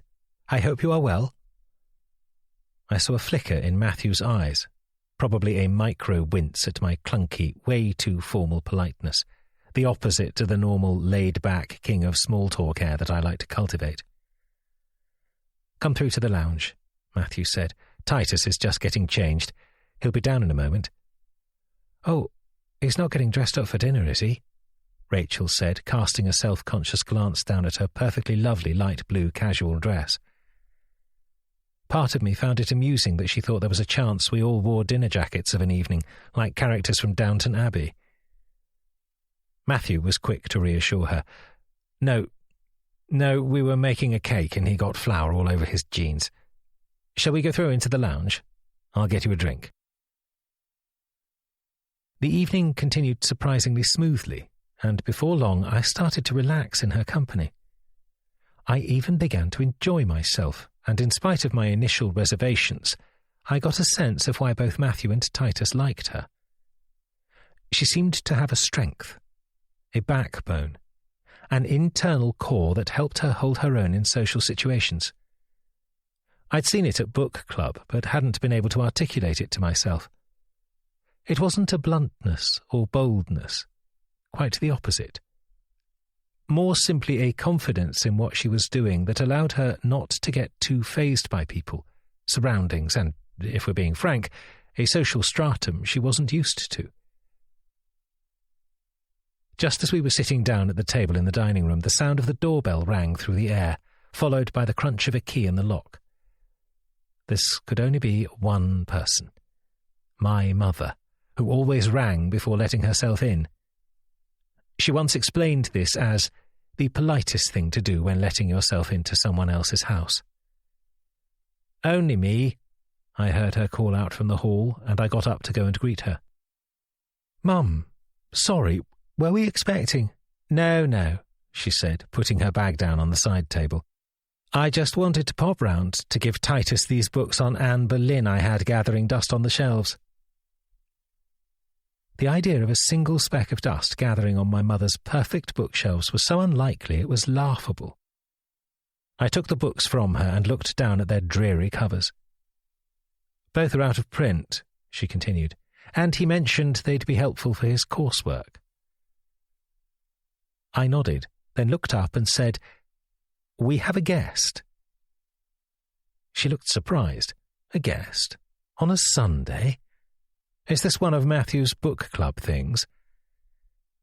Matthew appeared at my side suddenly, as if conjured by the sound of his name. "Sort of," he said, smiling warmly. "Our book club member Rachel has come over, the one who helped Titus. You should come through and meet her, Cassandra." My mother has always been a little nosy, although she'd object to such a suggestion. "Oh, well, if it wouldn't interrupt," she said, allowing Matthew to take her coat. We went through into the dining room where Matthew was talking to Titus.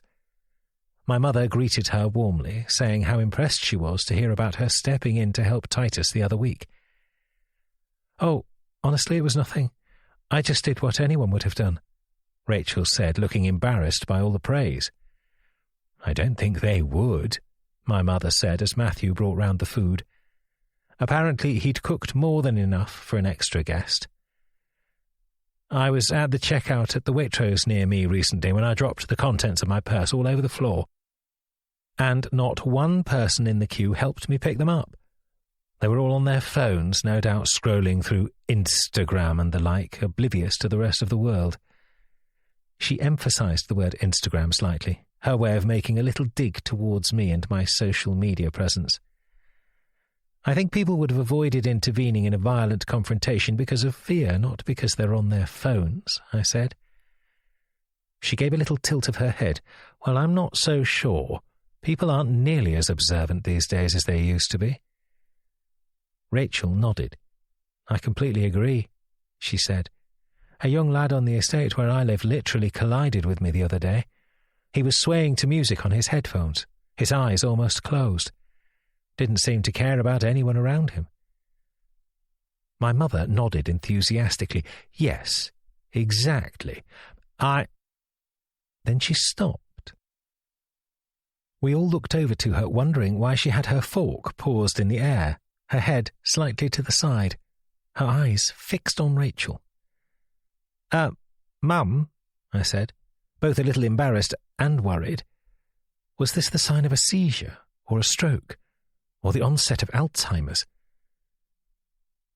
Her face then relaxed a little.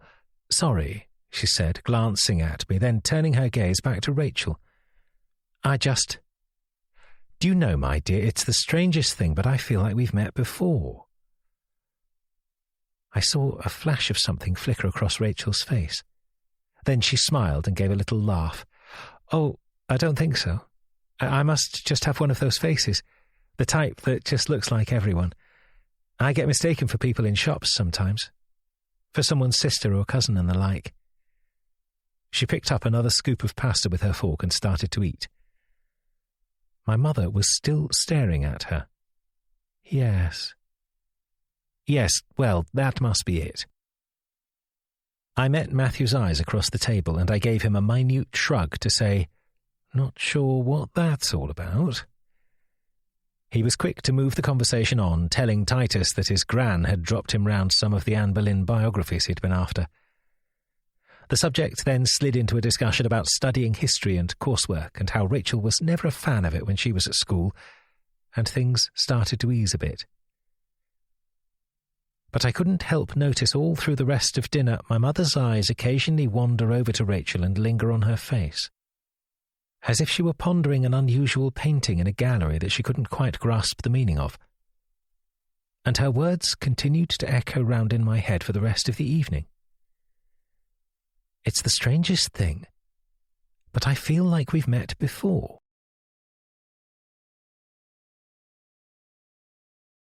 Chapter 15. Charlie. The day after the murder. After my strange, flu-like sleep the night before, I wake up feeling surprisingly well, though a little dazed. I sit on my bed, waiting for the nausea, the crushing grief, the panicky breathing.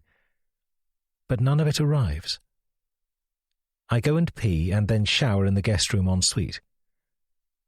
My room here in Wilton Crescent always feels like one of the guest rooms. Never quite my room, even though I've slept in the same one whenever I've stayed since my mother moved here nearly 20 years ago. My childhood bedroom in the house in St. George's Square where my father resides still feels like my room, although I can't remember the last time I slept there. It may well be over a decade.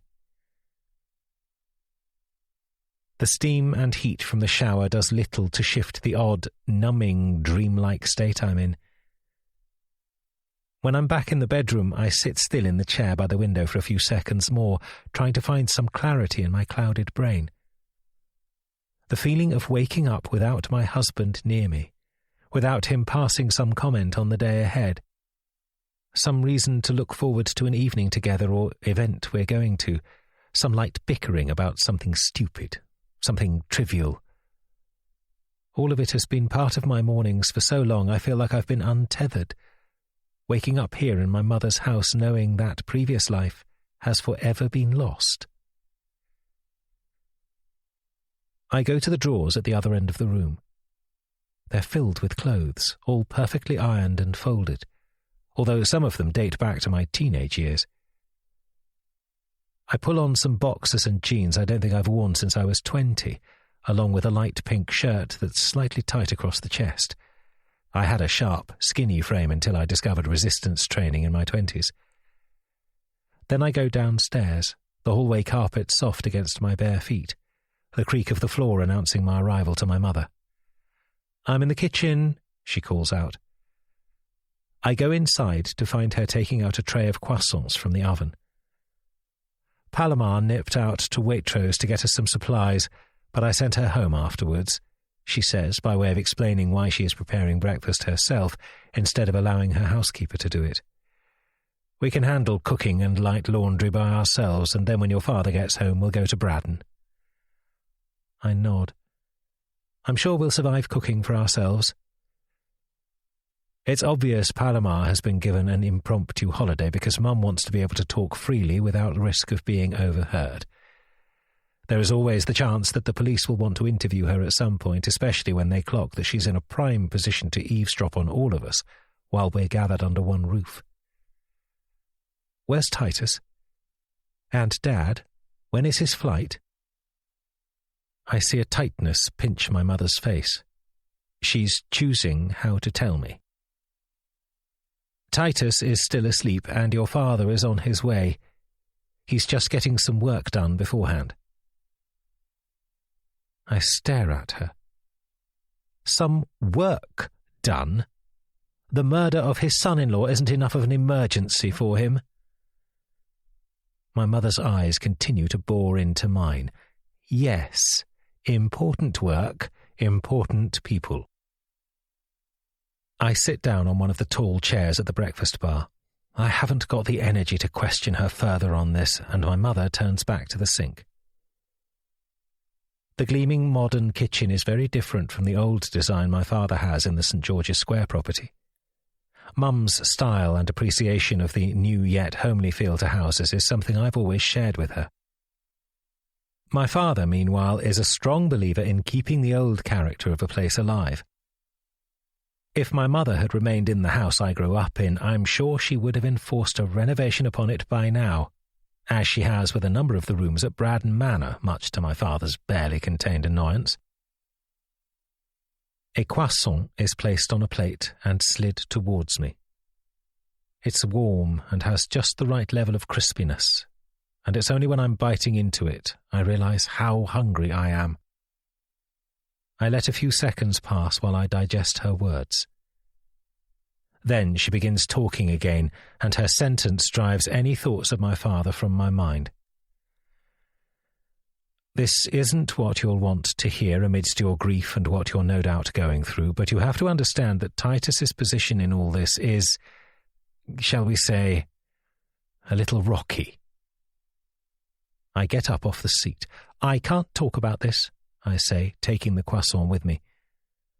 I'd started to feel shaky as soon as she mentioned the word grief, a word I'm not ready to accept or let into my world at present. Oh, darling, I understand this must be difficult.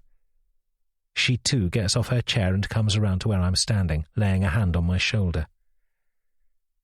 Your father's plane will land this evening. We'll need to go through it all then, you realise. We won't be able to avoid it. I grit my teeth and try to breathe slowly. Don't you think it would be better for everyone, better for you both at least, if you didn't know everything? The less you know, the easier it will be when... She grips me firmly with both hands now. No. We're going to talk it through. Your dad has already contacted Oliver Harrington. We'll all talk it through first, then decide what's the best thing to do for Titus. I find myself wince at another mention of Titus's name. The thought of him upstairs, asleep, about to wake into one of the most difficult days of his life, one of a series of them, paining me greatly. As if reading my thoughts, my mother then says, "If you wanted, I could talk to him beforehand. Tell him we're all going to—" "No," I say firmly. I think we should leave things be for now. Leave him be. I tried to talk to him last night, but he clammed up. I see the anxiety in my mother's eyes. I'm just concerned that there's so much we don't yet know, so much none of us understands. And the police will be able to tell if we're not telling the truth if we don't first get a handle on what we want our version of the truth to be. Do you understand me? At the moment, Rachel holds all the cards. We can discuss for hours why that might be or what she might be up to. But it's important that, if she changes her story, we're able to fall back on firm foundations, not weak guesses and suggestions. All I can do is nod and say, I know. I'm finding it hard to look at her now. Everything she's saying is unleashing the wave of anxiety I've had walled up within me since waking, and it's threatening to rush through my entire being. I leave the kitchen without saying another word, walk back upstairs, and within minutes I'm throwing up into the sink in the bathroom. As I'm letting the gush of the taps wash away my vomit, I jump to see Titus reflected in the mirror. He looks like he's just got out of bed, his hair all messy and ruffled. Sorry, I say, giving the sink a cursory wipe with my hand, unsure why I am apologising. It's okay, he says, his face drained and pale. I've been sick too.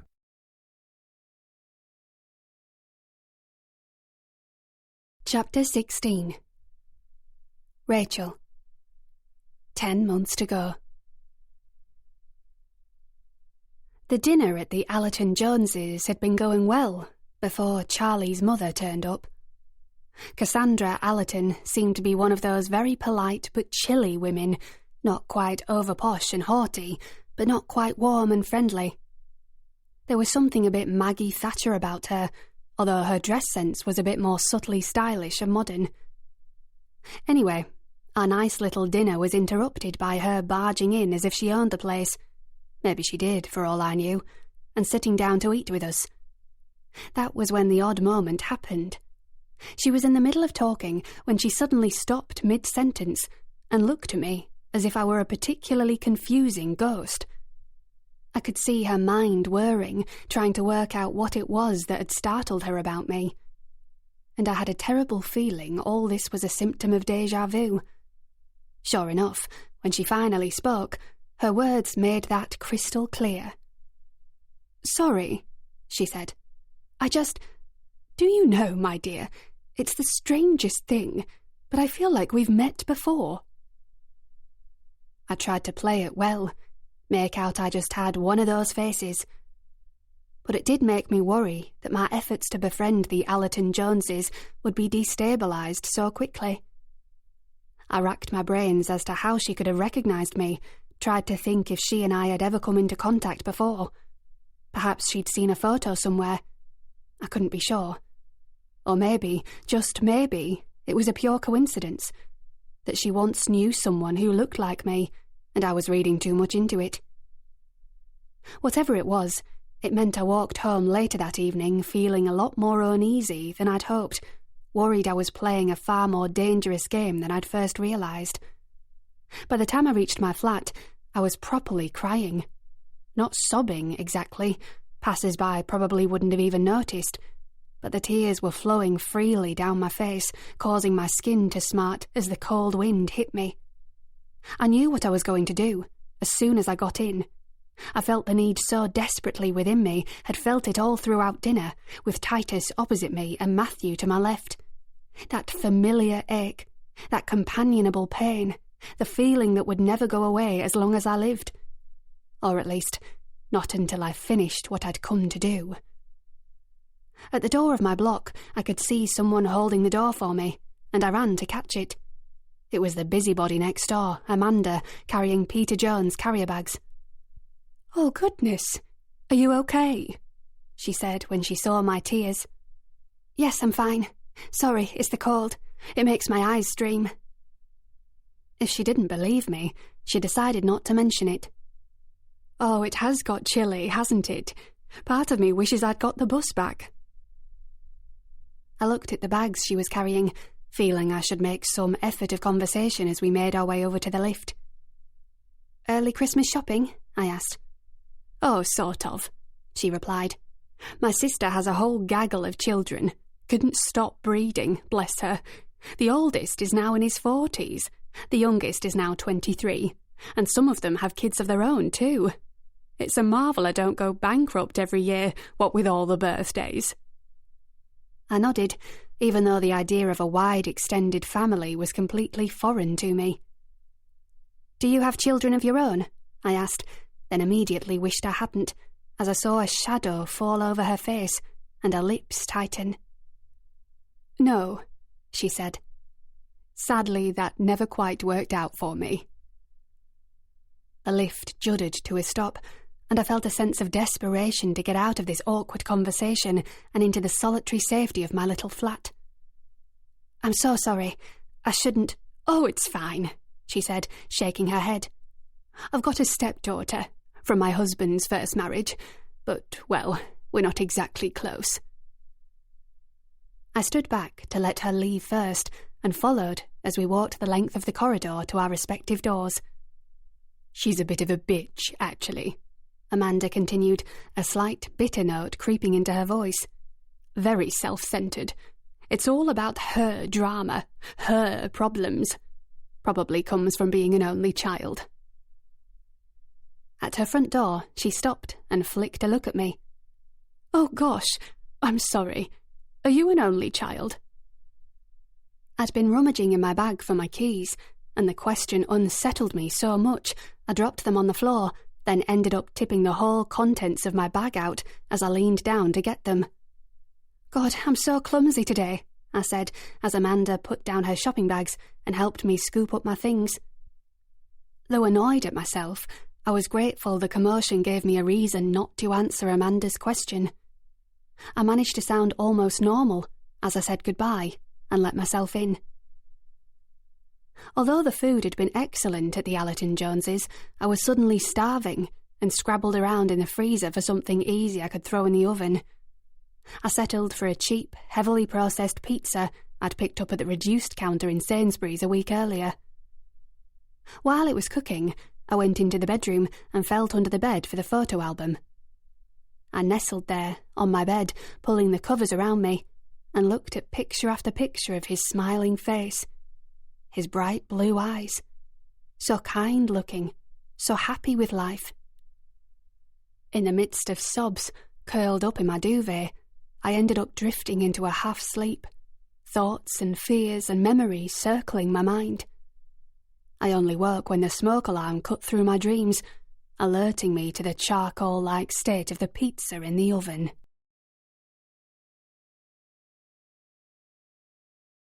Chapter 17. Charlie. 8 months to go. When I was a child, one of the things I loved most about Christmas was term finishing at Eaton Square School, and on that very night my parents driving us down to Tullow St Darcy in Essex to spend the Christmas holidays at Braddon Manor.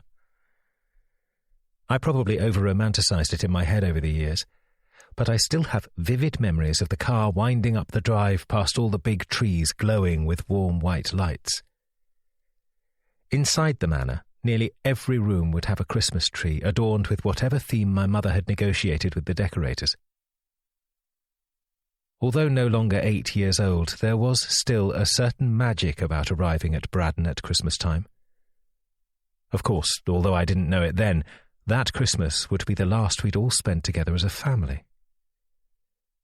It's a shame I would come to look upon that week over the festive season that year with hatred, both of myself and the situation I found myself in, for my inability to spot what was happening almost in plain sight.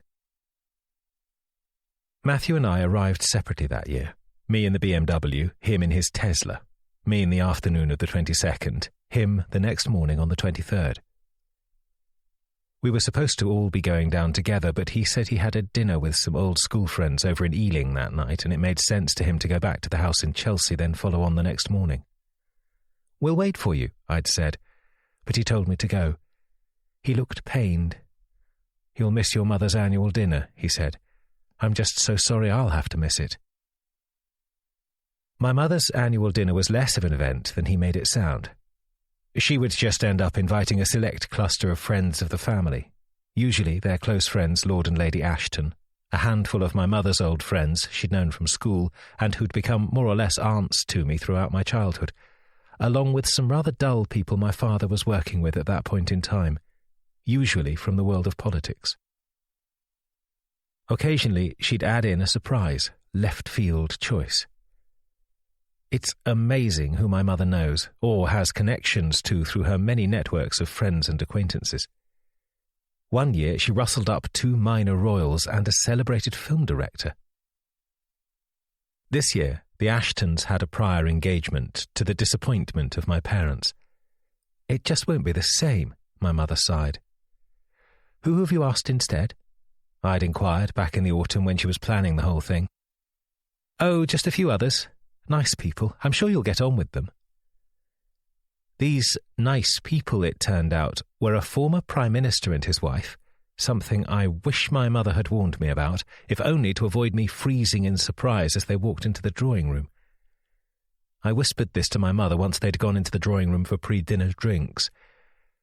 Well, it was either them or the Kelmans or the Knights, and what with one of the Kelmans now being sort of out of the picture, and one of the Knights, well, dead, I said. Yes, well, quite. So I just thought they'd make up the numbers nicely. I did in the end ask Louise Kelman, but she's rather withdrawn from view, as you can imagine, now married to a convict. The rest of the evening passed relatively pleasantly, with Titus clearly enjoying talking to our former PM, politely but firmly letting him know which parts of his policies he approved of and which, with respect, he felt were misguided. At dinner I was stuck next to one of my mother's friends, Baroness Vanessa Woodford, a 60-year-old widow who simply loved the fact she had a close connection to a married gay couple with an adopted child to complete the picture, and would regularly give me updates she believed I would find interesting. Did I mention my window cleaner is gay? She considered herself very active on Twitter, although her timeline was mostly filled with retweeting anything posted by Stonewall, the Terence Higgins Trust, or me. In short, she generally considered herself to be a self-elected ambassador for the LGBTQ+ community. I got the impression she loved the ever-lengthening nature of this acronym and spent most of her days hoping they'd hurry up and add a few more letters. On this night, over the pistachio ice cream dessert, she told me that she had added her gender pronouns to her Twitter bio, something she clearly expected me to congratulate her on. "And where is dearest Matthew tonight?" she asked, looking terribly let down. "It's simply ages since I've seen him." "He's got a work thing," I replied, trying not to show my disapproval. "He couldn't get out of it. You know what academics are like. Odd bunch. He's got to keep them happy." I have no idea, really, what academics are like outside the forgettable lecturers I had at university, and I cringed inwardly at my attempts to make out as if they were like high-flying city traders. "Oh, completely understandable," Baroness Vanessa said, patting my arm, almost knocking the glass of wine out of my hand. "Yes," I nodded. "Completely understandable." Matthew arrived the next day, and we all generally had a fun time going on long walks through the grounds, eating a lot and watching films by the fire while my mother wandered around, checking the staff had sorted out the right food for the coming week. It was on Christmas Day that things turned odd. We had, as is tradition, unwrapped our presents after Christmas lunch, then sat and watched the Queen's speech.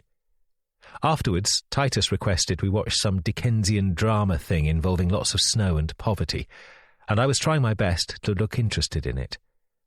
My father had just asked Matthew if he'd like a brandy, only to find Matthew wasn't in the seat he'd been in moments before.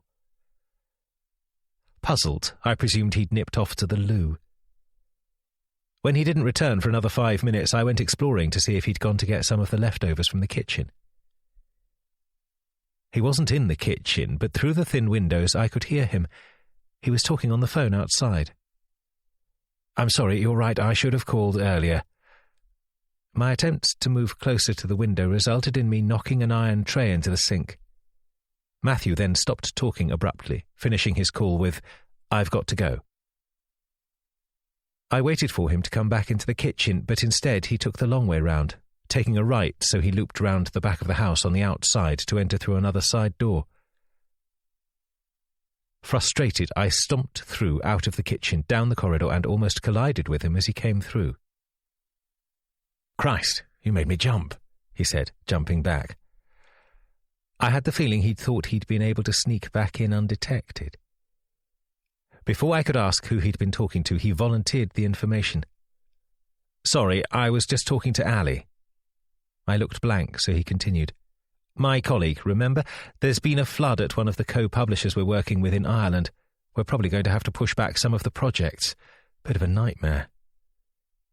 I couldn't help raising my eyebrows at this. "And Ali called you on Christmas Day about this?" Matthew laughed, a strange, tight laugh, somewhat unlike him. He's a Muslim, so he doesn't celebrate it, and it was me that phoned him. I didn't respond to his emails about it yesterday, and he was getting in a bit of a flap. And it's an important book we're working on, about how the current economic policies in the West are deliberately rigged to disadvantage the poor. I could see his face become animated and eager, stimulated by his enthusiasm for the subject. Part of me wanted to roll my eyes in response, but I stopped myself. Matthew and I have avoided discussing politics and social issues too much in recent years. I never noticed the differences in our views so much in the early days, and if I ever did, I'd just joke he was one of the trendy left or a champagne socialist. Now, his earnestness about the perceived injustices of the world had started to grate on me more than ever. Well, I hope it all sorts itself out, I said. I turned to lead the way back to the lounge, but he spoke again behind me. Do you know, I think I might go for a drive. I've got a bit of a headache. I need to clear my mind. I turned round again to look at him. Are you sure everything's okay? I asked, taking a step closer, peering at him. He wouldn't quite meet my eye, his gaze resting around my neck. Yes, I'm sure. I'll just drive about a bit, take advantage of the empty streets. I continued to stare at him. Do you want me to come with you? He shook his head and laid a hand on my shoulder. No, I'll be fine. You go back to the lounge. Tell me what happens at the end of Bleak House or whatever it is we've been watching. My mother looked puzzled at Matthew's decision to go out for a drive to clear his head.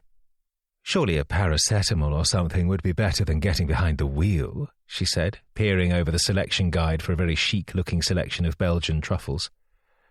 Sounds like a jolly sensible thing to do, in my opinion, my father said. I've always found a good drive around the countryside does me wonders. Providing he doesn't feel too unwell, my mother replied. He's not ill, I said, sitting back down. It's just something to do with work.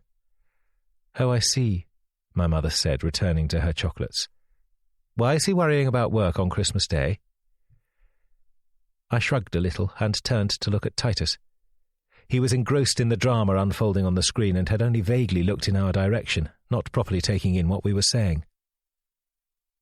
Do you know, I think these are even better than Pierre Marcolini's Grand Cru, my mother said, offering the tray of chocolates out to the room in general.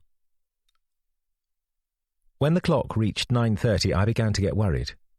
I'd started clock watching an hour after Matthew had departed. This marked 2 hours, and I could tell my parents were starting to get a bit puzzled too. Hasn't he messaged or anything? My mother asked, going over to the living room windows to see if there was any sign of car lights on the driveway.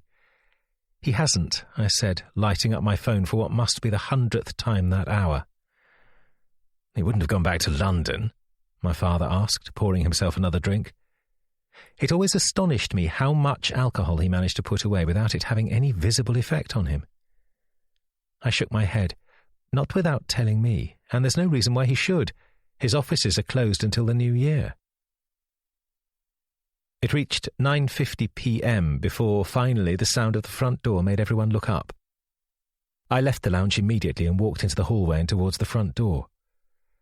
"Where on earth have you been?" I called out to him.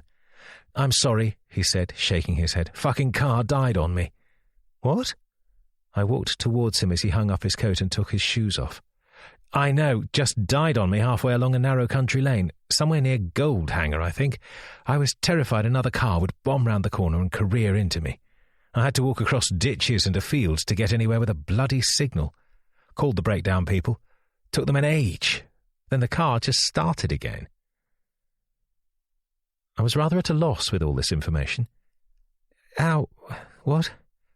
So you drove it home?" Matthew nodded. "Yeah, it's outside, but they said I should have a full check done on it. I told them it could wait until we get back to London." He smiled at me and put his hands on my shoulders.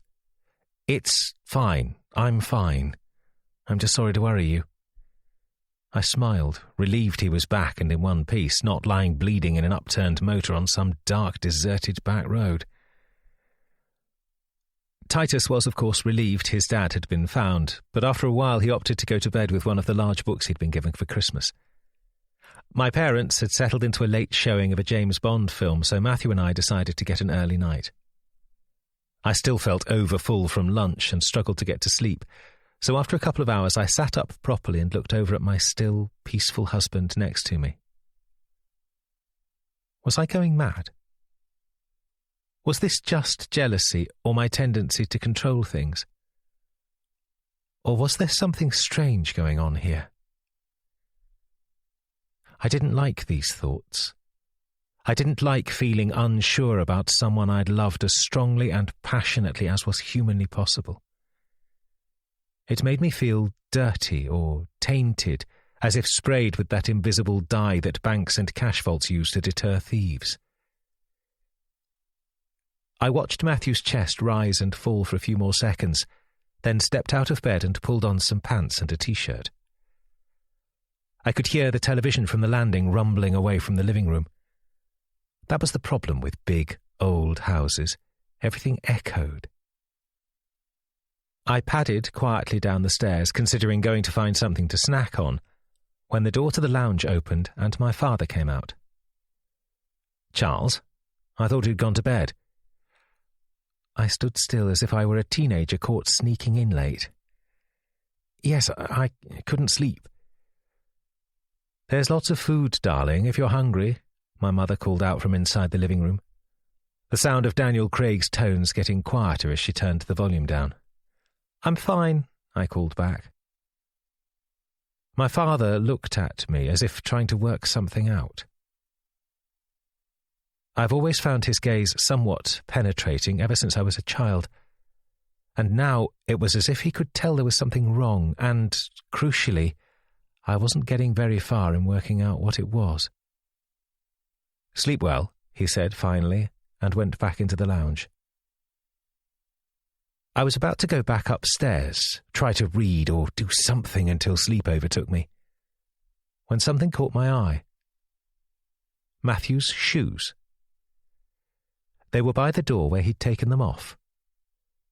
The shoes of someone who had traipsed, according to him, through ditches and fields in order to get a signal to call for help. A call to a breakdown service, but not to me, his husband, or his son.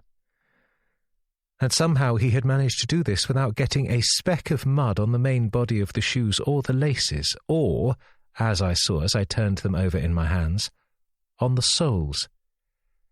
They had a few bits of grit and dirt on them, but that was it.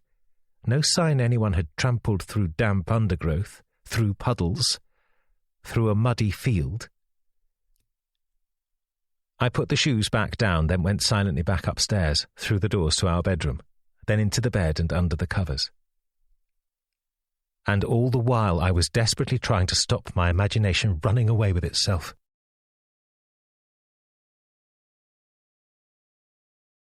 Chapter 18. Rachel.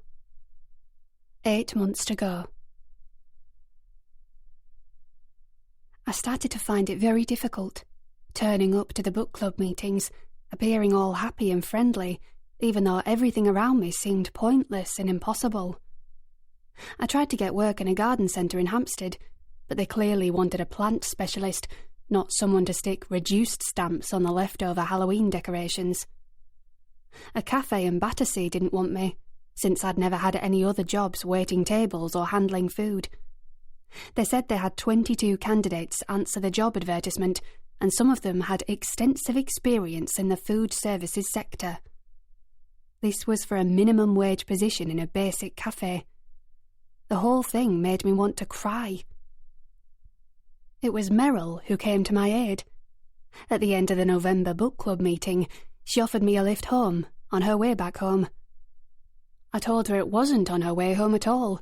It would mean her veering off in a different direction, but she just waved her hand and said her driver, Kenneth, was used to her taking detours. In the car, Meryl asked me some direct, probing questions. Was I happy? What sort of work was I looking for? What could be done to improve my current situation? It turned out she had the answer. "I can put you forward for a job, my dear. It would be no bother." I blinked at her as the car crawled along in the slow-moving late-evening traffic. "You mean, at Streamline?" I was familiar with the brand. Who wasn't? But it had always been well out of my price range, and the thought of entering their offices in my normal clothes filled me with horror. I've always thought I dress as well as I can on a budget, but thinking of setting foot in the corridors of a major beauty company, I'd feel like a fish out of water. Yes, at Streamline. I still flatter myself to think I have at least some sway with what goes on there, even if I have taken a bit of a back seat in the running of the business in recent years. She must have seen how worried I looked, because she smiled and reached across to lay a hand on my arm. "Don't look so worried, my dear. It wouldn't be anything too high-powered or stressful, just office work. I'm sure they can find you an admin role of some sort.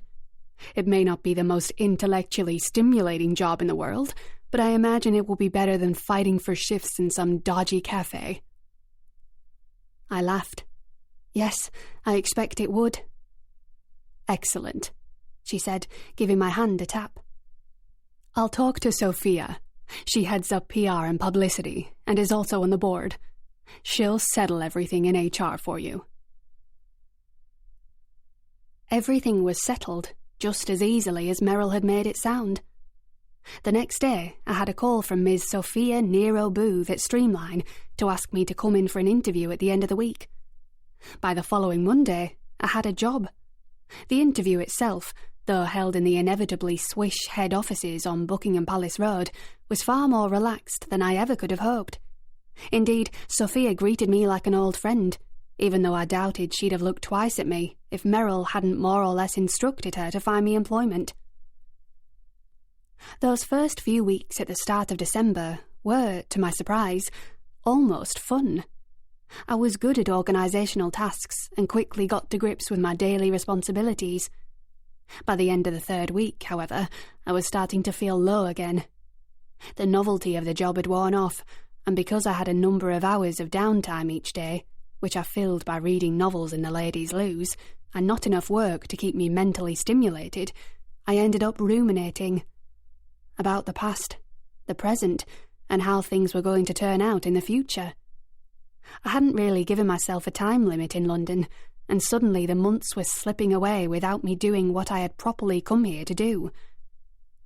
Perhaps it would have made more sense to keep a low profile, never to have sought out the Allerton Joneses, to have avoided the long game for a quick moment of shock and adrenaline, and it would all have been over.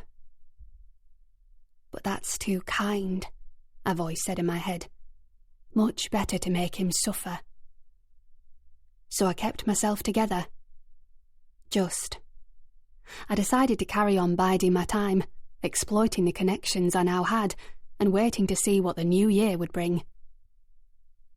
On December the 20th, Sophia came up to me at the coffee machine in the staff canteen. "Rachel, I'm so sorry, but I forgot to ask you if you'd like Christmas off. Do tell me if we've already spoken about this. My mind's like a sinkhole at the moment."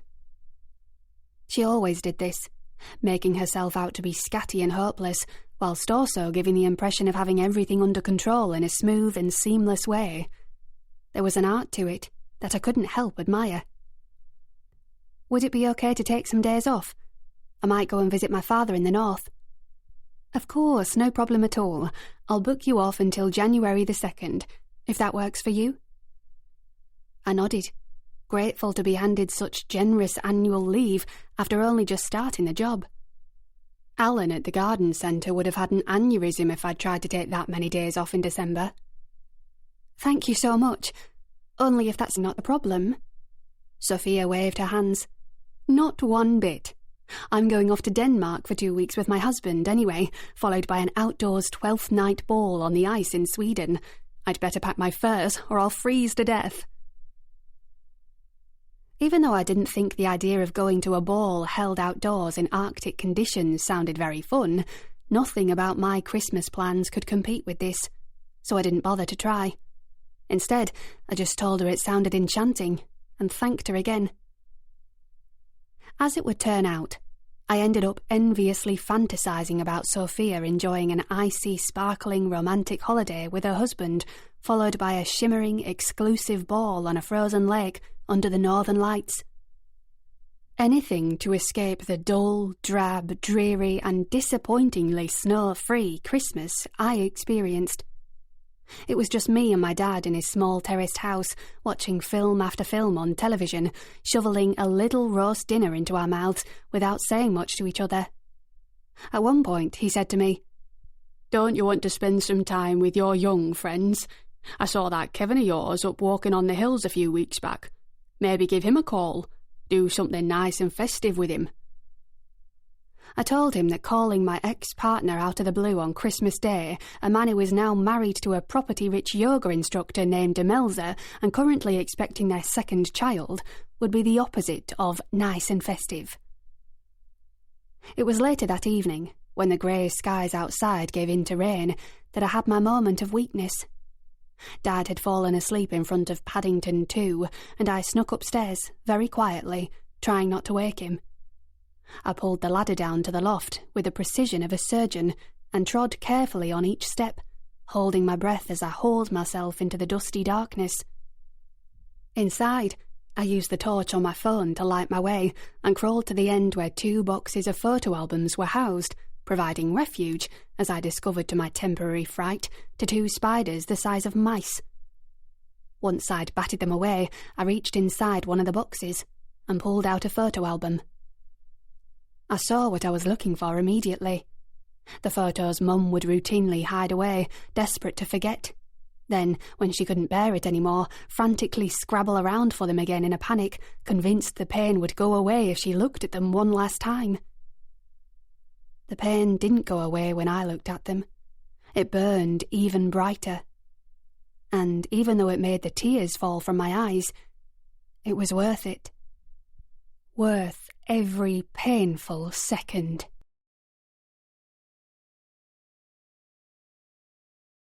Chapter 19. Charlie. The day after the murder. My father is here. I hear his car, no doubt driven by his almost comically obedient Scottish chauffeur Malcolm, purr into its space outside the house, followed by the unmistakable, bold, purposeful tap of his shoes on the pavement. My father's the type of man who you don't want to be caught out by. He's never been cruel or unkind to me, but he can be sharp and makes it clear he doesn't suffer fools gladly. He can command a room with a steely charisma, something I've been lucky enough to inherit to a degree when it comes to pitch meetings with clients, but haven't perfected as well in a social setting. His work has always made me somewhat awkward. I'm aware some people have a problem with it. Others just accept it as the way of the world. He owns a small consultancy business, working alongside 2 other partners with a small staff working beneath them. They have offices in Millbank. Their work is very slow, complicated, and boring. That is the official version anyway. The unofficial version is this: they are the men you go to when you need something to be done, when you need a certain member of the opposition party to be removed from their seat, or if a member of the cabinet needs a conviction for drink driving to just conveniently go away. But it gets darker than that. Earlier this year, the CEO of a large supermarket chain was accused of improper behaviour towards a female colleague when visiting one of his stores. According to the newspapers, he touched her in a lift. Within a week, the accusations were dropped. I discovered my father's involvement via a newspaper article. Just one line. The accused had sought the advice of Allerton and Quinn Consultancy Services of Westminster, London. Around the same time, I saw a reference to my father as a shadowy Thomas Cromwell figure for the Brexit era. I quickly clicked off the article. Last year, I was particularly haunted by something I saw when we were all watching TV in the lounge at Easter. There was a BBC News report about Operation Sundown, an investigation triggered by an episode of the current affairs programme Insight into prominent politicians' and businessmen's alleged involvement in an abusive sex ring. This was a complex case that seemed to be connected to an instance of historical sexual assault towards a young woman at Oxford University in the 1990s. Her accusations helped trigger the discovery of the sex ring and led to a wave of arrests, some of which didn't hold and resulted in cases collapsing.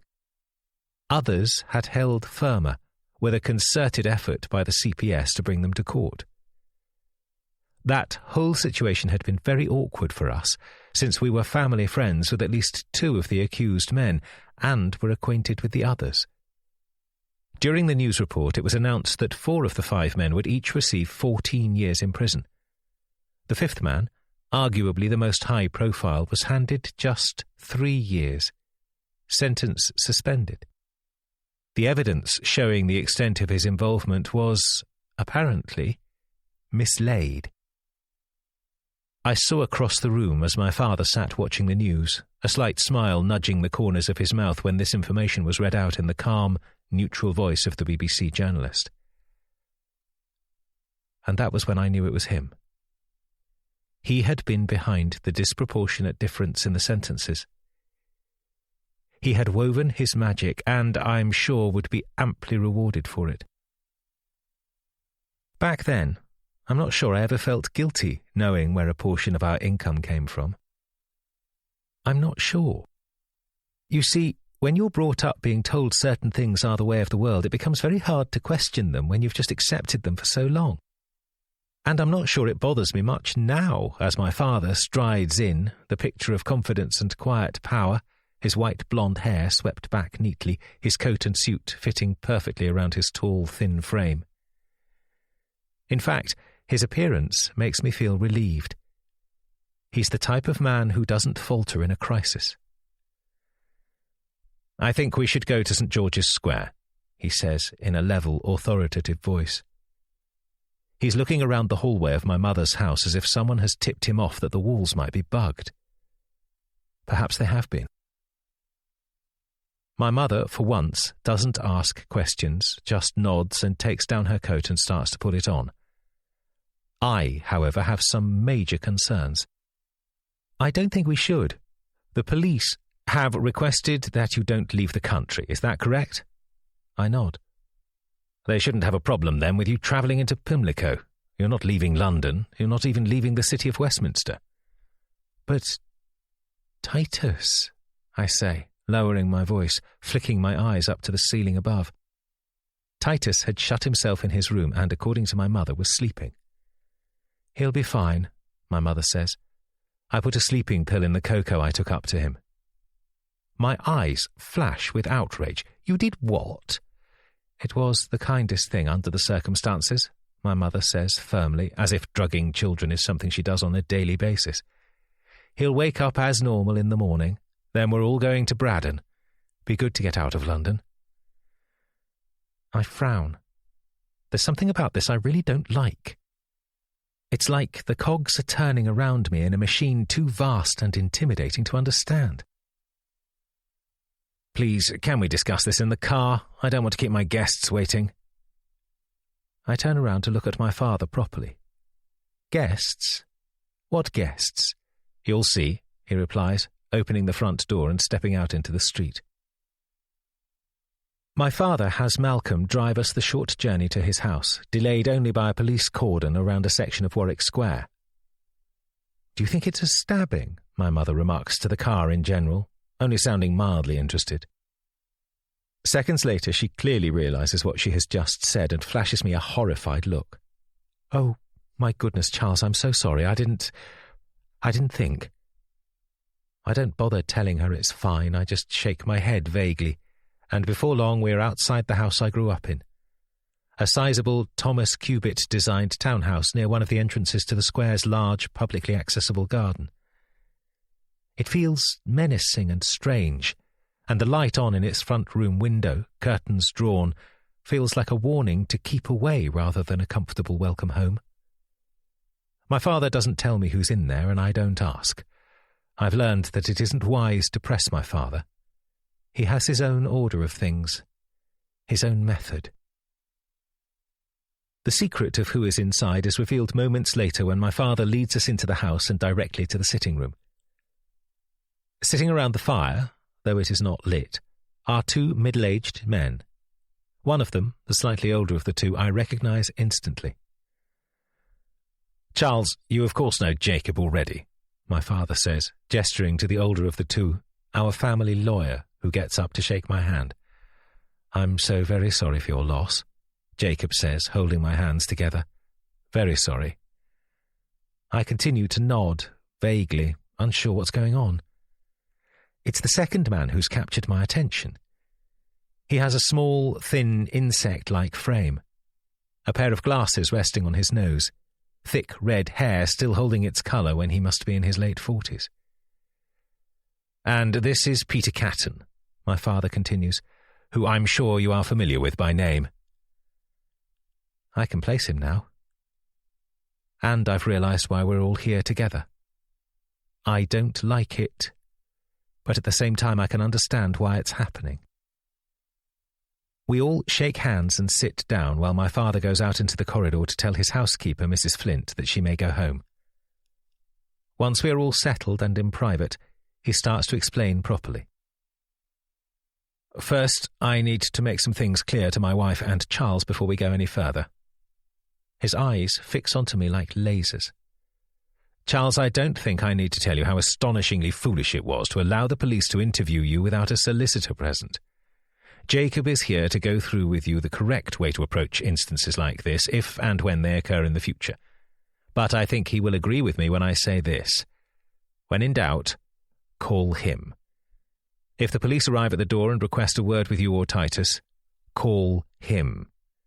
If they require you or Titus to go to the station for whatever reason, call him. Understood? I offer a small nod, if only to put an end to the icy gaze he has fixed upon me. Good. Now, Peter is here in, shall we say, a sensitive capacity. I sense my mother shifting uncomfortably in her chair. It seems she disapproves of Mr. Catton, and I don't blame her. Peter was accused earlier this year of a crime. He has maintained his innocence ever since, and through some careful engineering, his case did not go to court. Meanwhile, a number of other people, some of whom you know in person, did end up going to prison. The difference here is that Peter was wise enough to contact me to see what could be done. He, along with another key individual who shall remain nameless, saw the bigger picture. He knew things did not need to be black and white, good and evil, all that weak, watery stuff the justice system feeds the public. And, thankfully, some of the connections he has and some of the people I know will potentially prove very useful when helping us sort out your, little difficulty. Peter nods in response to my father's monologue and offers me a smile. It makes him look like a vampire. Your father is right. If the two of us combine our resources, and mark my words, our resources are considerable, we're pretty confident all of this will go exactly the way we'd like it to go. I frown at him, slightly confused. I take it my father has told you what has happened. Rachel, our, for want of a better word, friend, has been arrested for killing my husband. She has confessed. It's likely she'll be charged imminently, then go to prison. I now turn my gaze towards my father. I'm rather puzzled as to why all this is necessary. To my surprise, my father directs a nod to my mother, who gives a polite cough. That would be down to me, she says. It's my turn to stare at her now. What do you mean? She sighs, then purses her lips, clearly deciding how to word her reply. Eventually, she says, I telephoned your father before he boarded his flight about something I was concerned about. Concerned about what? I ask, looking from my mother then back to my father, intensely aware of the presence of the two outsiders, watching this very personal, very private family situation unfold. That is, in a way, the heart of the matter and why we're all here, my father says. And we'll get to it. But first, it is important you tell us everything that happened, everything you did on that day, everything Titus did on that day, and how it came about that your husband ended up on the floor with a knife in his chest. The last few words of his sentence shock me a little, and I feel a touch of dizziness. The disconcerting corruption of my sense of balance return for a few seconds. When I open my mouth to speak, I struggle to get the words out. I just told you how it happened. Our friend from our book club, Rachel, stabbed Matthew at the dinner table. She just randomly came over, said she needed to talk to us about something. It was all quite surreal, really. My father's brow creases, his eyes drilling into me. And her motive for this? I make a sort of half shrug. I think she might have been in love with Matthew. There were a few times recently, particularly during our holiday in the Hamptons, when she did things that, I got the feeling she wanted to start an affair with him and he rejected her advances. Silence greets this for a good few seconds. Then my father says, "And Titus?" I feel something plummet within me. "What about him?" I ask, trying to keep my voice level and convincing. "Where does he fit into all this?" I think about this question. Think about the many ways I could answer it. Then I say with all the confidence I can muster, "He doesn't. He has nothing to do with it." My father's frown strengthens, and when he speaks, his voice is even lower and quieter than before. "I think that may be the first time since you were a child that you've told me an outright lie." It's as if he shot me.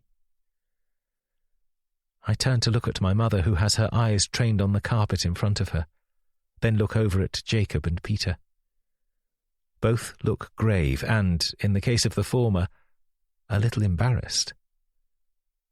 Unable to stand it any longer, whatever this weird little intervention may be, I stand up. "I can't do this," I say, knowing my voice sounds weak like an emotional teenager. "I'm leaving." "Sit down," my father says sternly. Peter stands up opposite me and puts a hand on my shoulder. "Charles, my dear, please take a seat so we can discuss how we can help you. We're not stupid. We know something happened the other night that you're not telling us, that you're trying to hide from the police. The point your father and I are trying to make is that we can get one step ahead and work out a plan of action." I move back in order to get his hand off my shoulder. Being touched by someone I hardly know, someone like him, sickens me. "Get off me," I say, suddenly angry. "You may have needed my father's help to escape prison, but that's probably because you're guilty as fuck." My mother stands up now. "Please, Charles, just sit down so we can sort this out before it gets out of control." I ignore her and start to walk towards the door. "I'll see you back at Wilton Crescent," I say as I leave. "Enjoy the rest of your little gathering." "Charles," my father's voice cuts through the darkness of the hallway. "You've made a number of serious errors already regarding this business. Please don't add another to the list." I keep silent as I step through the front door and allow it to clatter shut behind me. I see Malcolm look up as I come into view and go to open the car door, but I turn on my heel and walk away from him and the house in the direction of the Thames. I walk for about 10 minutes down the road that snakes along the river towards Chelsea. When I reach the lower edge of Belgravia, I take a right turn down some steps that lead to the remnants of the old Grosvenor Canal. There I sit and put my head in my hands. Light from the moon reflecting on the surface of the water, flickering just out of the corner of my eye. I know I've been stupid. I know I've made mistakes. And worst of all, I know everything my father has said tonight about me being foolish, making mistakes, failing to know what to do is completely correct. There will probably come a time when I will need the help of him and his unsavoury acquaintances. It sounds like he and my mother may have already figured out what really happened that night. And it won't be long before the police do, too.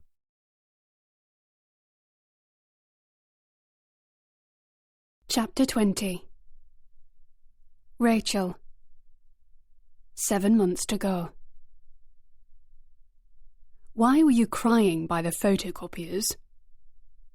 The assistant head of the PR and marketing department at Streamline, Edward Rex, lounged back on his cream desk chair, his expression showing not a jot of sympathy. I sniffed, dabbing at my eyes with a tissue that really should be binned and replaced. "I'm sorry. I've been having a bit of a tough time of late. Christmas was a bit difficult." His expression remained blank, although he moved his hand across his face to brush a flop of his red hair away from his eyes. When he didn't reply, I added, "Just personal reasons." I hoped he'd think it was boyfriend trouble or something.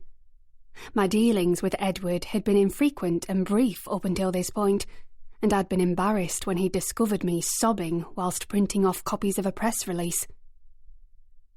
I know this job probably isn't very riveting for you, Raquel, and I'm not going to lie to you. You're only here because Sophia was dead set on appointing you. Why that is, I haven't yet found out. But let me put this politely. You just don't seem like the streamlined type. You don't really make an effort. He used this moment to look up and down at my grey skirt, second-hand white blouse and dark grey cardigan. Nor do you show much interest in beauty or makeup. This was unfair. I did use makeup, a little at least, and it was hard to show interest in lip balm or eyeliner when all I was doing was stapling together meeting notes or throwing out old paperwork from office cupboards. "I'm sorry," I said. It was all I could manage. In a nutshell, Raquel, I think maybe this industry isn't for you. My wife's brother was much the same, had no aptitude for an office environment. Was he sacking me? Surely it couldn't be as easy as that, I thought. Not while Sophia was away. I took a deep breath and was about to try to gather my thoughts together when there was a light tap on the door. "Oh, I'm so sorry to interrupt, but I was looking for... there you are." I saw Edward's eyes widen, and I turned round to see Merrill standing in the doorway, looking as stylish as ever in a spotless, knee-length cream coat and holding onto a very expensive-looking handbag. "So lovely to see you, Rachel. I was actually just looking for you." She was smiling pleasantly and looked as calm and collected as someone receiving guests in their own front room. She walked into the office without being invited, and Edward stood up instantly. "Merrill, I didn't realise you were paying us a visit today." Merrill smiled wider. "Do you know, Edward, I really have been missing the office lately. I've always flirted with the idea of coming back to play a more day-to-day role in the running of the place, but I suppose I've probably got used to living a life of semi-leisure." She came over and took the seat next to mine, setting her handbag in her lap. Edward sat back down without a word. "Do you know what my father said to me when I was 12? Merrill continued. "I was growing up on Long Island, and had probably got too used to the comfortable existence my family had provided me with. My father, he was such a wise man, made the best cider you'd ever drink. But anyway, he once said, 'Merrill, you're becoming complacent. You need to learn some hard work. A life of all play and no work never did anybody any good.'" She nodded at Edward, while he, on the other hand, stared back at her, his mouth slightly open. "So anyway, my point is, I think the mind needs new challenges, new adventures. Do you know what I'm saying, Edward?" A small pause passed before he realised a reply was expected. "Oh, yes, I suppose so." She beamed. "Good. I'm glad we're on the same page with this. Because from what I've been hearing from Sophia, you've been limiting Rachel's work here to very dull tasks. You've practically made her into your paperclip monitor." His eyebrows rose at this. "Well, Sophia never provided much guidance on what duties should be considered her—" "Yes, she did," Merrill said simply. "I'm also surprised it's taken you this long to remember her name. Rachel, not Raquel, as I heard you twice call her just now. You see, I've never been able to avoid the lure of eavesdropping. It's one of my weaknesses." Edward's jaw clenched. He looked like he was biting his tongue. "Well, I'm going to take Rachel here out for lunch. We'll probably be gone a few hours. And when she returns, I trust you'll find her some more stimulating tasks to fill her time. After all, she's a bit old to be treated like your office intern. And of course, you have a bit of a history with interns, don't you, Edward?" Edward made an uncomfortable swallowing sound and coughed. I'm sorry. What do you—" "We'd better be off," Merrill said. "I've made reservations for 1 p.m. at Enoteca Turi. Lovely to see you, Edward." With that, she picked up her bag and rose out of her seat, then looked at me, making it clear I should do the same. I got up and, following her lead, walked out of the office, not giving Edward a second glance. Enoteca Turi was an intimate Italian restaurant on the Pimlico Road. I'd never been anywhere so fancy, and the prices of the pasta almost made me swear. For Merrill, however, this was probably considered cheap and cheerful. "Thank you for saving me from that," I said, after the waiter had taken our order. He was laying into me a bit. It was silly, really. I shouldn't have got so upset. I made a point of dabbing my eyes at this. Part of me suspected Merrill liked coming to the rescue of people. She did it so smoothly, and with such a sense of knowing ease, that it could hardly have been her first time. "He's a tiresome little man, Edward. I can't imagine why Sophia has let him rumble on in that place for the past few years." The waiter brought Merrill her wine, and me the Diet Coke I'd ordered. "What you said about him having an interesting past with interns, was that true?" Her eyes sparkled a little at this. "No, I just made it up on the spot. It certainly put the cat among the pigeons, though." I laughed and took a sip of my drink. "Well, hopefully he'll be a bit nicer to me in future." Merrill suddenly looked more serious. "My dear, are you unhappy? Because you shouldn't be. You're an intelligent, competent individual. Anyone who can't see that is either blind or stupid or both." I smiled, a little sadly, and said, "I just feel a bit lost, really. I didn't have a very good Christmas. It's just me and my dad, you see, so it's not exactly very lively. And coming back here, and Edward being unpleasant to me... I'm very grateful for the job, don't get me wrong. It's just I don't know. Nothing feels sure or stable." Merrill nodded slowly, her expression suggesting she was contemplating my words carefully. She changed the conversation then, moving instead to talk about our upcoming book club book and how much she hoped I'd be coming along. It was only when we'd cleared our plates and Merrill was sorting out the bill that she turned the topic back round to my depressing life. "My dear, I have a proposition. If you wish to say no, think nothing of it. I will not be offended. I'm too tough and old to be easily offended. Anyway, for some time, I've been thinking I could do with some help with some general life admin things. Take the load off me. It wouldn't be arduous work, just booking me in for hair appointments, my little dog Bunty's trip to the grooming salon, shopping, organizing cars to collect me when I need them, or perhaps even driving yourself. I don't drive, you see. I could never work out the British road system.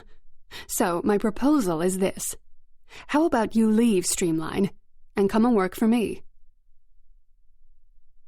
A few seconds went by before I realized I was gaping at her. This was better than I ever could have hoped, ever could have dreamed. The thought of being so closely connected to Merrill, and in turn to the Allerton Joneses, took my breath away. "Really? You're offering me the job? I'm not skilled in PA work. I've done retail and customer service, but I've never been a secretary or anything like that." Even in my shocked state, I was mindful not to bite Merrill's hand off with eagerness. Keep it slow, play it cool was always my dad's method of selling cars when I was young, and I found it to be a useful motto. "I'm offering you the job. Honestly, I'd much prefer to have you than one of those aspiring socialites with degrees hoping to marry the first rich guy that comes across their path." I have a degree, I thought to myself, but I pushed this snag of annoyance to the back of my mind. What Merrill was offering was nothing short of golden. "Also," she continued, "you can leave that little flat of yours. Come and stay with me at Eden Square. I have a house far too big for a single old lady. Charlie has been telling me for years to allow a real estate company to carve it up into apartments and make a killing, but I just can't bear the thought of the upheaval, and, to be honest, money is overrated." Money is overrated. In any other situation, a phrase like this, spoken by a multi-millionaire, would have made me bloody livid. But my mind was still spinning from this new bombshell. I was to leave Churchill Gardens, move in with Merrill, to one of the most famous squares in London. Hadn't the Bellamys and upstairs-downstairs lived at Eton something or other? Faded memories of me watching old videos of the show on the sofa on rainy days with my mum swam into my mind. I could feel my heart pounding as I took in a slow breath. "Are you sure?"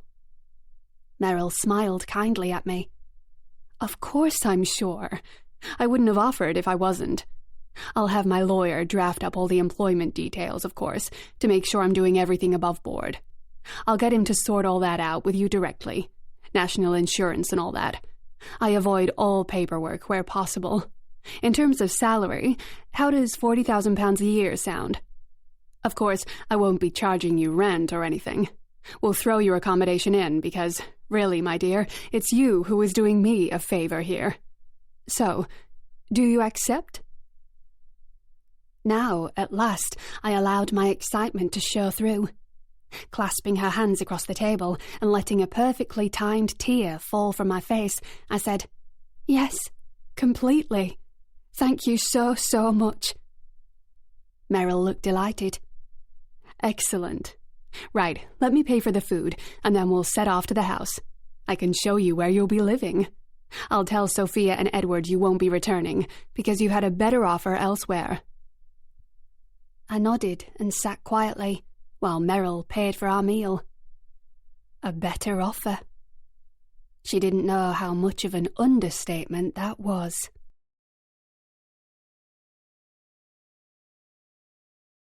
Chapter 21. Charlie. 7 months to go. Things continued to get weirder at the start of the new year. It set the tone for things to come in some ways. When I say weird, I'm rather lumping together everything involving Rachel and Matthew and her proximity to our lives, although of course later on I would discover there were many strands to all of this.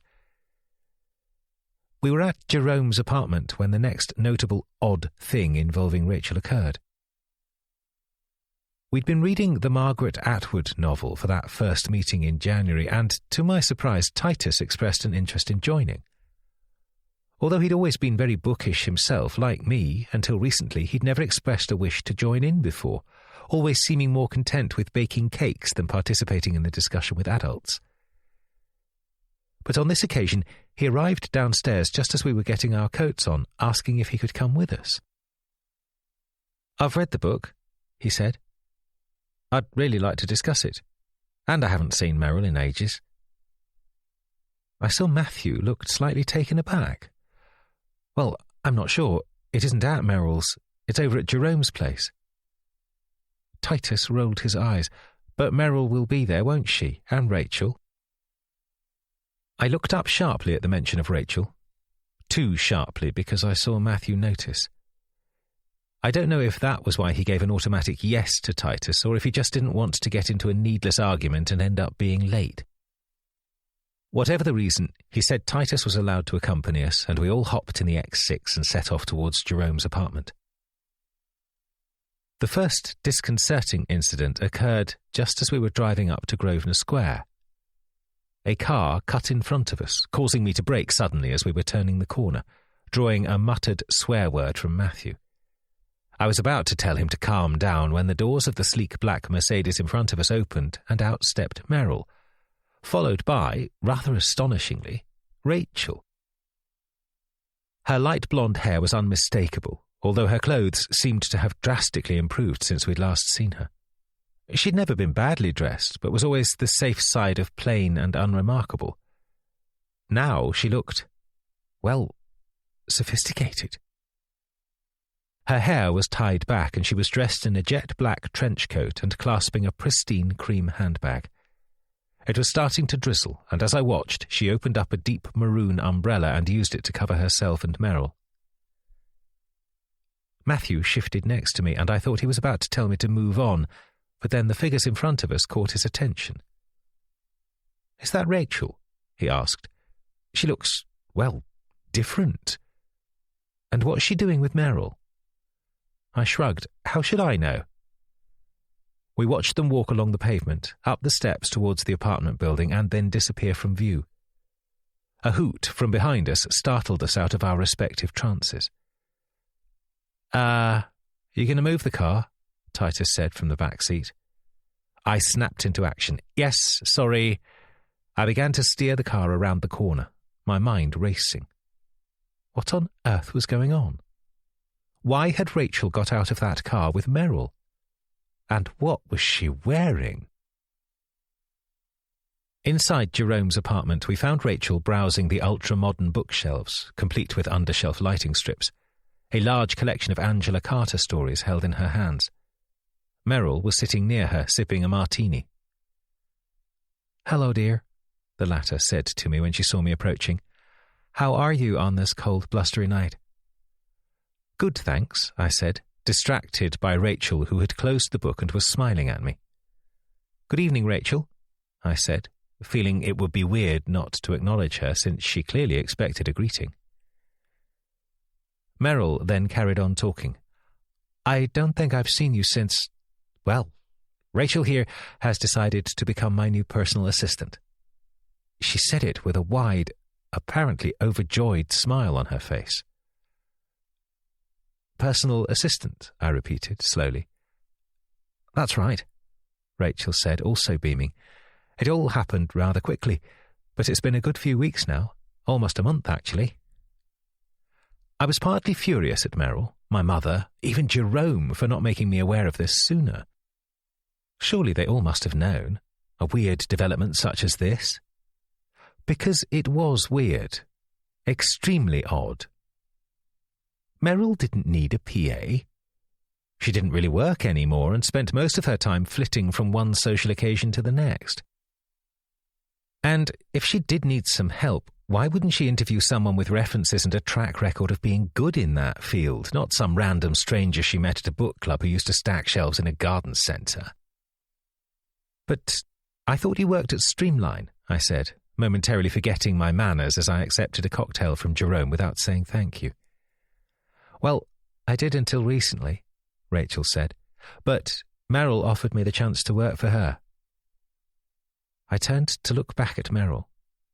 Her slightly mad smile had settled into a calmly reserved look of happiness and contentment.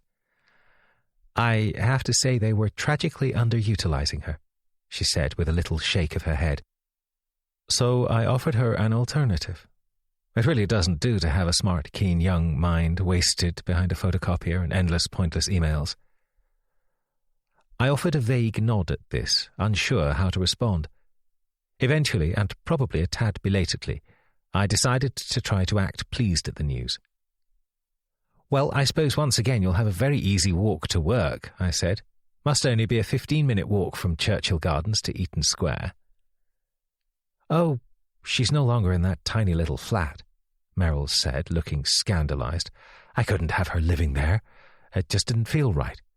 Rachel's come to join me in my house while we find somewhere more suitable for her, closer to her place of work." Closer to her place of work? How could she get closer? Unless she moved over to Belgravia itself. Although that might be on the cards if Merrill had put her on a decent salary. "It's so kind of you," Rachel said, looking at Merrill with what she probably considered to be an expression of wistful respect. After all, Merrill was now her saviour twice over, a benefactor beyond her wildest dreams, taking her from a council estate to Eaton Square with a quick flourish of her hand. We had to go through the whole tale all over again when Matthew appeared by my side. Matthew was comparatively chuffed for Rachel, remarking how perfect he thought she was for the job. "Why do you think she'd be perfect?" I asked him in a hushed tone later in the evening after our Atwood discussion, while the others were discussing politics. Matthew looked confused at my question. "Rachel," I clarified impatiently, "you said you thought she'd be perfect for the job of Merrill's PA." He shrugged. "Well, I just thought she'd probably do a good job. But without any experience, without ever doing the job of a PA or anything secretarial or organisational in her life, how could she be perfect?" Matthew didn't seem interested in discussing the topic further. We don't know that. We don't really know anything about her past life before she came to London. How right he was. The evening became steadily weirder still when Titus, who had enthusiastically taken part in the discussion on the Testaments, followed by Brexit, House of Lords reform and alleged BBC political bias, politely asked Jerome if he could have a look at the extensive collection of paintings he had on the staircase leading to the upper level. "Of course, dear boy. There are more on the landing upstairs too. Go ahead and roam about." Titus eagerly accepted the invitation and left the lounge. I didn't notice Rachel slipping out too, but after 5 or 10 minutes or so, I realised she had also left our throng by the fire in the lounge. I'm not sure what it was that made me get up and go and explore as well. I had next to no interest in Jerome's depressingly gothic art collection, but I just had a strange, tingling sense that something was slightly off. There was no sign of Titus in the corridor. The striking, very modern cream-coloured surroundings, the pale tones emphasised by the jet-black steps of the stairs, completely deserted. I climbed the stairs towards the landing and saw Titus peering closely at one of the paintings on the landing. I was about to call out to him, to tell him it was time to be getting going, when I saw Rachel walk confidently from down the other end of the long landing gallery, remarking on the brushstrokes of one of the paintings at the end. Titus listened to her and nodded. It was as if the two of them were out at an exhibition together, comparing thoughts on the work like a couple of friends. I watched them, oddly mesmerised, and I had a strange sense of déjà vu. My mind leaping back to that first time Rachel went walkabouts at our house and was found upstairs snooping around the main bedroom. As I watched, I saw Rachel lean in to study the painting that had seemingly transfixed Titus. She put a hand on his shoulder and brought her head so that it was almost touching Titus's, and seemed to whisper something in his ear. And he smiled, then laughed. I started to feel my balance go, and I stumbled forward, grabbing hold of the side of the wall and knocking one of the framed paintings askew. Titus and Rachel both turned to see my baffled and no doubt guilty face looking back up at them. "It's time to go," I said to Titus. I was slightly cheered by the fact that he didn't put up any protest at his and Rachel's time being cut short. Instead, he came down the stairs, his normal cheery self, and we all started saying our goodbyes and thanking Jerome for a splendid dinner. "He didn't cook it himself," Anita said, slightly sneering. "If you want to thank somebody, his Vietnamese housekeeper is the one you should bring out of the cupboard and speak to." "She's not in the cupboard," Jerome replied. "And don't you think you've had a little bit too much wine, my dear?" Anita said nothing in response, but clutched her glass protectively close to her as if it might be snatched away at any moment. On the drive home, I decided to bring up what I had seen on the stairs, aiming for a casual, making conversation sort of tone. "You and Rachel seem to be enjoying Jerome's art collection." I heard Titus yawn, then say, "Yeah, she seems to like the same sort of thing." "What painting was it you were both looking at? You seemed hypnotised." Titus considered for a moment. It was called Justice and Divine Vengeance Pursuing Crime." I nodded, as if I knew it well. "By Pierre-Paul Proudhon, I think." I drove on for a few seconds in silence, but the more I thought about this, the more it bothered me. Taking a deep breath, I just asked him outright, "And what did she say to you about this bleak-sounding painting that meant she needed to whisper in your ear?" I looked in the rearview mirror and saw Titus frown a little, then shrug. She had just described what was happening in the painting, saying how powerfully she felt the main themes of the piece are conveyed. And she didn't whisper, she just spoke quietly. "I think you're probably going deaf." He smiled playfully, but I was too distracted to acknowledge the teasing. "What themes?"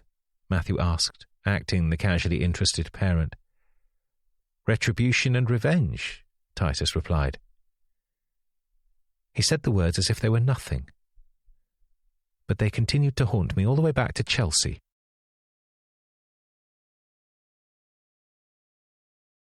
Chapter 22. Rachel. 5 months to go. I expected the Allerton Joneses to be surprised at my new job, and I was pleased with the way Merrill dealt with Charlie's obvious snobbish disapproval. Over the months that followed, as winter became spring, I threw myself into executing my role as best I could. I arranged appointments for Merrill, sorted out her social calendar, did the shopping, booked a mini break away for her and her son, who was based in the States but flew to meet his mother in Paris every February. I'd worried at first that her housekeeper, Iona, would think her job was being taken from her, but she seemed thrilled to have fewer responsibilities. Merrill clearly enjoyed my company, taking me out to dinner at least once a week, but I never found her overbearing. I had a large room and bathroom all to myself in the house, on a floor above her bedroom. Merrill even had plans for me to eventually move into the house on Belgrave Place that she was in the process of doing up. I would end up living in one of the new apartments there once the renovations were finished. Me, in a luxury flat to myself in central London, in one of the most desirable neighbourhoods in the country. It was something I'd never have dreamed of. I think for years I had been ruminating on how I wanted to change the past rather than shape my future. Finding myself in this situation in London, working for Merrill, friends with famous actors like Jerome, and of course the Allerton Joneses, made me realise how things can change, how the impossible can suddenly be made possible. I felt a little guilty for enjoying it all, considering why I had come here and what I was supposed to be doing.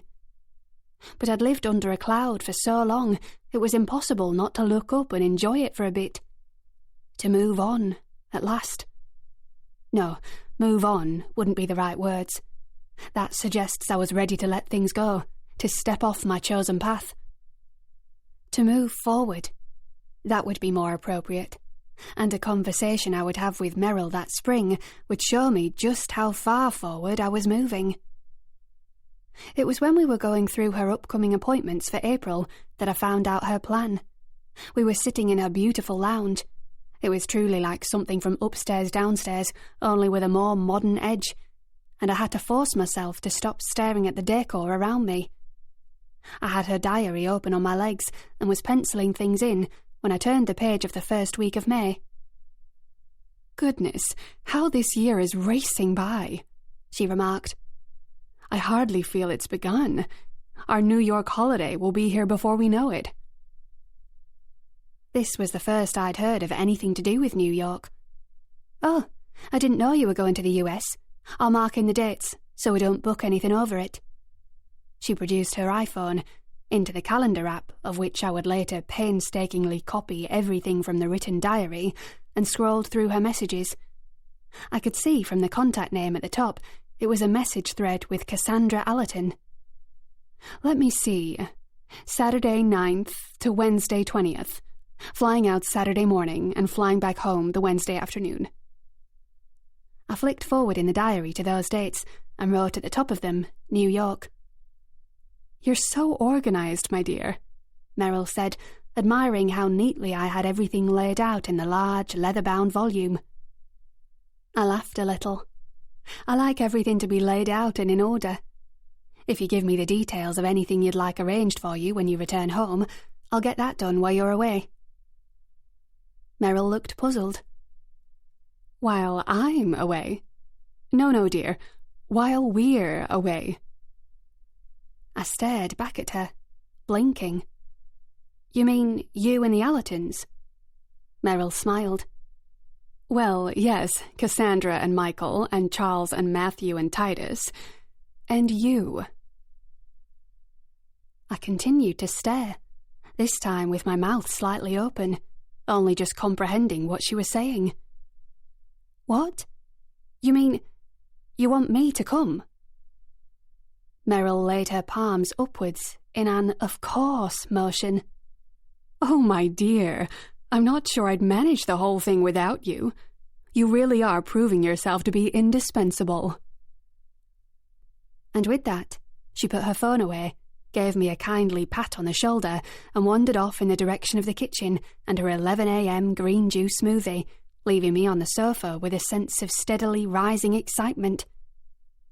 It would be nice to have one last holiday, I thought, before I go to prison for murder.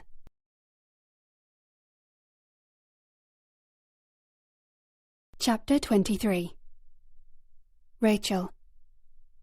2 days after the murder. I sit in police custody, waiting. I'm still partly in shock at what I'm doing, but the other part is relieved it's all over now, that everything will, hopefully, be plain sailing from now on.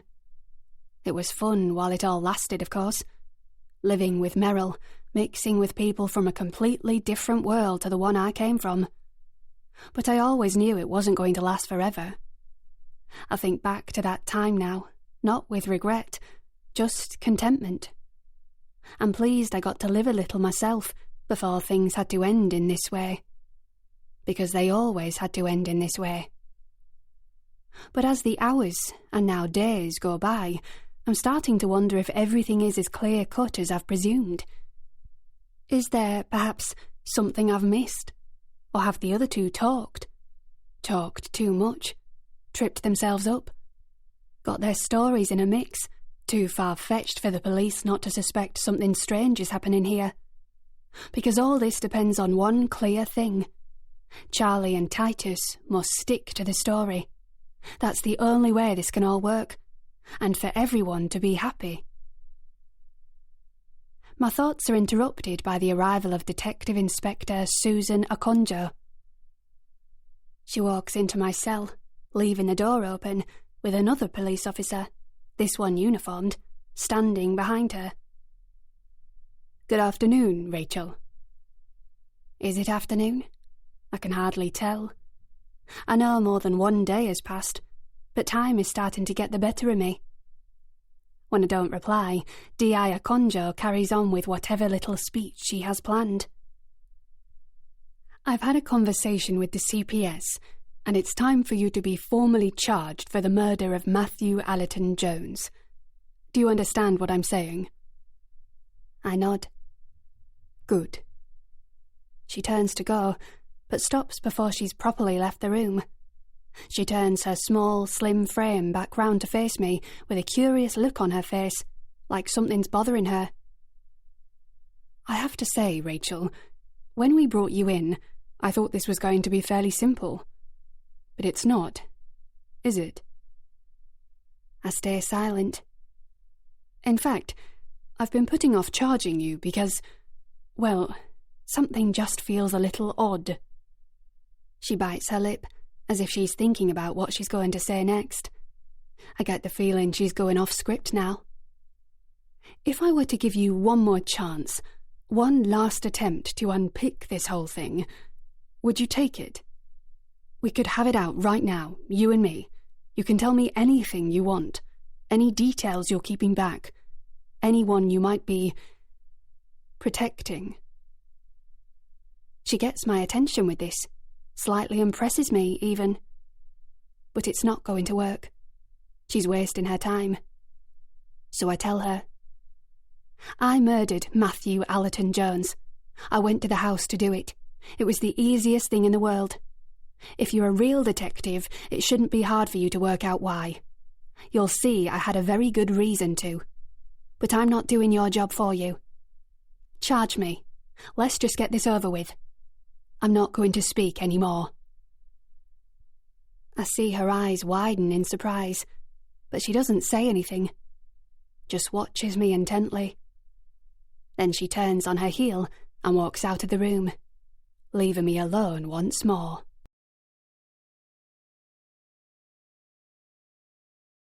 Chapter 24. Charlie. 3 months to go. The day before we were due to fly to New York, Matthew went AWOL again. I kept on trying his phone, worried that I couldn't find our passports, and irritated he wasn't home helping me pack. Even though I knew he was probably fine, stuck in traffic, out of signal range, I couldn't help but be reminded of October last year when Matthew was absent just when I needed him, when Titus had been attacked. Although this wasn't as dramatic a moment, of course, if we didn't find the passports soon, it looked like our part in the trip would have to be cancelled and my parents and Merrill would be jetting off without us. Then there was the strange instance at Christmas when the car had broken down. All these signs were mounting up, and I probably, deep down, knew how stupid I was being then not to properly string them together. But up until that point, my marriage had been the most concrete, indestructible thing in my life. We'd been a proper partnership, a team, so unified and at one with each other, very different from, say, my parents' weirdly distant relationship. He eventually arrived home later, apologetic and starving, saying he'd had to go on an impromptu trip to Surrey to see this ageing philosopher whose paper they were publishing in some dull-sounding left-wing polemic. I was less interested in where he'd been and more about where the passports could be. And, as expected, Matthew was able to lay his hands on them immediately in a drawer in the library that I'd forgotten even existed. Matthew went to take a hot bath to de-stress after his hectic day, and I took off my clothes and left them out for Jane to add to the other washing while we were away. I picked Matthew's up off the floor too, emptying his pockets of his wallet, some tissues, and a train ticket. I almost missed it, caught between the tissues, and grabbed hold of it as it fluttered towards the bin. It was from Marylebone to High Wycombe. It made me pause. Why would Matthew need to go to High Wycombe? He'd said minutes earlier he'd been to Surrey and blamed traffic for his lateness. Not trains. A deep, angry burn started to blush through me. Was he lying to me? He had to be, surely. But Matthew never lied. Not throughout our entire marriage had I caught him out in a lie, not even a small one. It felt incompatible with his character, incompatible with my idea of us. I was still holding the ticket when I heard him come out of the bathroom and walk back towards our room. "What's this?" I asked, holding it out to him. In retrospect, I'd like to say there was a definite flicker of something in his eyes, some look of being caught out. But in truth, I can't be quite sure if there was or if I imagined it, as he answered almost immediately and smiled his usual gorgeous grin, taking a step towards me. "A train ticket." "I know that," I said, taking care not to sound angry. "It's just, well, you said you went to Surrey today and the ticket is a return to High Wycombe." Matthew took off the towel around his waist and started to dry his hair. "Oh, did I say Surrey? I meant High Wycombe." I frowned. "That's quite a mistake." He pulled a face. "Is it?" he said. "You make mistakes like that all the time. We're getting old. Cognitive decline, I'd wager." He stood there, remarkably confident, his perfect naked body suddenly taking on an oddly alien, unknown appearance in my eyes, even though I knew it so well. "It doesn't even start with the same letter," I said, "and you don't normally take the train. Surely you drive." He let out a sigh of exasperation. "It's because I'm going to Surrey when we get back from New York," he said, picking up some pyjama trousers and pulling them on. "I made the arrangements earlier. That's what made me think of it. And I had a meeting in Marylebone this morning. High Wycombe is only 30 minutes from Marylebone Station, and I was going with Ali, who lives in Marylebone, so it all made sense us getting the train from there." He looked at me, still good-humoured and smiling. "All fine now?" Eventually I nodded. "Sorry, yes, sorry. I was just confused. The stress of not being able to find the passports." He nodded. "It's okay, I understand. Now turn off the light and come and join me in here." I smiled at him now, recognising the wicked slant his grin had taken on, but went to leave the room. "I just need to check Titus is all good and packed and bring up some things from downstairs. And you should dry your hair properly, you'll make the pillows damp." I left him in the room and went via the alternative bedroom, separate from our own, before I looked in on Titus. In the mirror, my own face stared back at me, still slightly flushed, still pulsing a little with the small fire of anger that had ignited inside me. When I got back to the bedroom, Matthew was in bed reading. Instead of reaching for my phone, Instagram being my normal alternative to Matthew's reading, I lay back into the covers trying to calm my cluttered mind. You going straight to sleep? We don't have an early start. It's not even 10:30 p.m. You can sleep in the morning. Don't you just... Sorry, nothing. I rolled over, annoyed at myself for starting the sentence. Don't I just what? I heard Matthew close his book and set it aside. Is this still about High Wycombe? No, the holiday.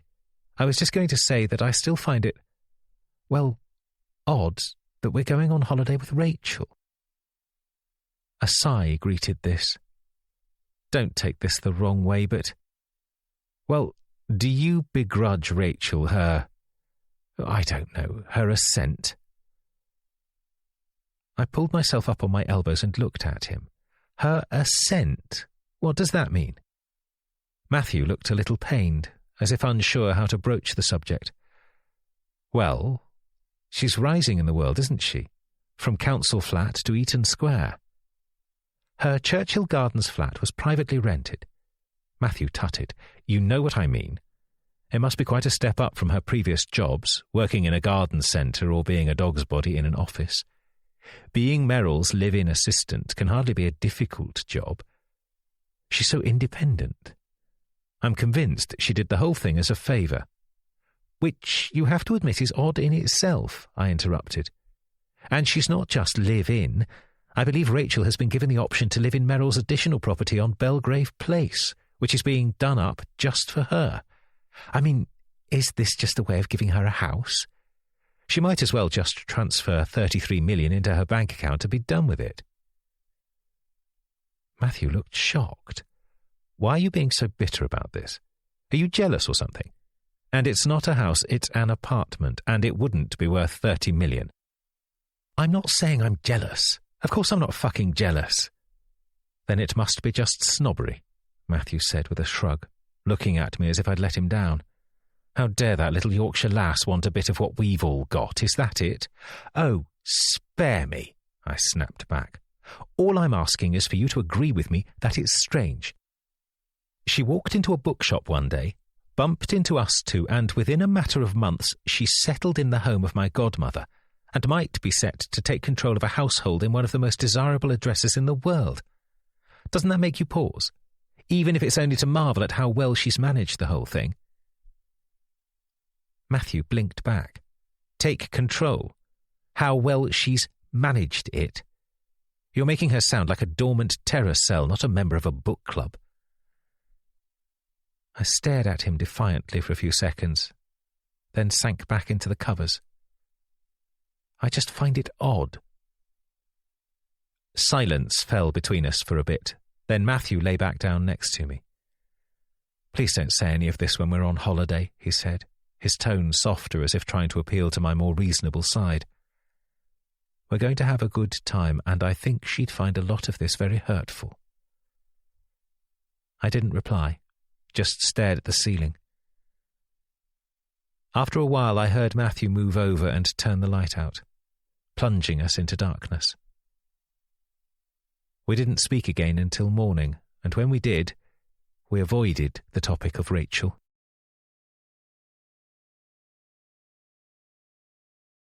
Chapter 25. Charlie. 3 days after the murder. The police arrive at Braddon Manor within less than 48 hours of us coming down here, 3 days after the murder.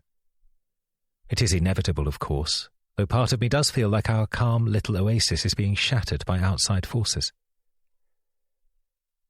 I hear the crunch of gravel outside and put down a copy of a novel I've been reading, then go over to the window. A smart Mercedes has pulled up outside the house, and sure enough, Detective Inspector Oconio and Detective Sergeant Stimpson get out. They're always having a conversation, and I hear the male voice say, "Bloody hell, this place." And then D.I. Oconio says something in response I can't quite catch. Probably kept for tax reasons, D.S. Stimpson muses, and I pull back a bit as they walk past the library window and head for the front door. Would have been easier if they'd just stayed in bloody London, he continues. I get up and walk out of the library and into the hallway, opening the door to them just as D.I. Stimpson rings it. "Hello, Mr. Allerton Jones," D.I. Oconio says, managing to hide any surprise at me opening the door so quickly. "We hope you're holding up okay. As I said on the phone, we'd like to come in and give you an update." It's all in the detail, I think to myself, as I stand back and let them through. Give me an update. Question me further would be more accurate. "You told us not to leave the country," I said as I lead the way through into the lounge. I notice D.S. Stimpson is peering around at the paintings on the walls with a mixture of disgust and fascination. "Sorry?" D.I. Oconio says. Once we're in the living room, I motion for them to sit down. "You asked us not to leave the UK, but you didn't say anything about not leaving London. I heard you speaking outside." D.I. Stimpson has the grace to appear embarrassed. "Like I said, we're here to give you an update." I nod. "That's very kind of you. Thank you." After my confident start, I'm now finding it difficult to gather words together, as if I'm not speaking in my native tongue. Before I can say anything else, however, the door opens and my mother walks into the room. "Hello, Mrs. Allerton," D.I. Oconio says, getting in first before my mother can talk. "We just need to have a chat with your son about the investigation and the next steps now we've had a confession to the crime." My mother nods in a businesslike way. "Yes, that sounds very sensible," she says, and goes to sit down on one of the single-seater chairs. "Actually, Mrs. Allerton, we'd prefer to talk to your son alone at present, if that would be okay." For a moment, I have a flashback to when I was 14 and my mother accompanied me to a doctor's appointment. He'd gently suggested my mother step out of the room before asking me if I was sexually active and if I needed any STI advice. 20 years later, I still sometimes feel like I'm turning to my parents for permission, guidance, advice. If they're around me or present in the same building, they naturally feel like the default authority on everything. "Oh, right, certainly," my mother says, glancing at me for a second before retreating back through the door and closing it softly. "Surprising," D.S. Stimpson says. "What's surprising?" I ask, not liking the look on his face. It's cold and belligerent. "Well, most people, when their husband, wife or child is murdered, they keep, hassling us, on at our offices for updates all the time. They want to know where we're up to in the investigation. I just thought it surprising that not only do you not bother us at all, but you then leave London and decamp to this place." He gives the library a look of repulsion, as if we're sitting in a rat-infested cellar. "The difference, Inspector, Sergeant, is that we know who the guilty party is in this case. Rachel confessed at the scene. I'm sure I'd be ringing your number at every hour of the day and night if my husband had been killed by a mystery assailant still walking the streets of London, but in this instance that hardly seems necessary." The two detectives share a look. I begin to wonder if I've been shooting myself in the foot over these past few days. Maybe I've been trying too hard to fade into the background, to take the glare of the limelight off Titus and me and leave them to get on with charging Rachel. I try to compose my face into a pained and concerned expression. "Look, I'm sorry, I don't mean to be rude, it's just, as you can imagine, there's no guidebook on how we should cope with this situation. It's all been traumatic." D.I. Oconio nods. "Of course it has. We do understand. I just have a few questions for you, then we'll leave you in peace for now." For now sounds ominous, but I nod. "At the dinner, before Rachel arrived and the violent incident occurred, could you tell me what your husband and Titus have been talking about?" I must have looked confused as she then adds, "It's all good background info. I'm just filling in some gaps that we didn't pick up in our first chat with you." "Well, I'm not really sure. It was about Matthew's time in Scotland. Matthew's time in Scotland, she repeats. OK. What did he have to say about his visit home? I take a deep breath. How he was glad to be back in London, but he'd had a nice time visiting his childhood home, which is now lived in and managed by his cousin. D.S. Stimpson opens up a notepad and writes something down. Mr. Allerton-Jones, could you let us know at what point in the conversation Rachel entered the flat? I frown at her. Why is that relevant? Just to get a full picture, she says, almost casually. At that moment, the door to the library opens and my father walks in. My mother probably alerted him to the police presence. I'm Michael Allerton, he says as he comes over and stands behind the chair I'm seated in. I appreciate you're both doing your jobs, but before this conversation continues with my son, I will have to insist we phone the family lawyer and ask him to be present. There's a silence for a few seconds. Then D.I. Okonjo says slowly, Of course, that's all fine. But this isn't a formal recorded interview. Your son is just helping us get a full picture of what happened that day. I feel my father place a hand on my shoulder, his grip firm. He's warning me not to say any more. I would understand that more if you didn't have a suspect, Detective, but you do.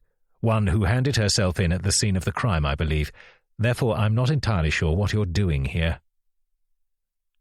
D.I. Okonjo smiles, as if used to dealing with less enlightened members of the public. A crime like this is like a big canvas that needs painting, Mr. Allerton. Of course, most of the painting has been done, but we just need the finishing coat, dotting the I's and crossing the T's, if you forgive me for mixing my metaphors.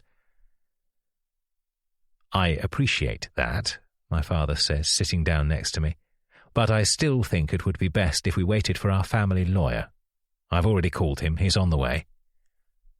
D.I. Okonjo pulls a slight face as if she's trying to hide her annoyance. Do you know, it is interesting, like D.S. Stimpson said a moment ago, how unusual this is. Normally a widow or widower would be desperate to tell us as much as possible so we can secure a safe conviction. This is unexpected. I feel my irritation spike.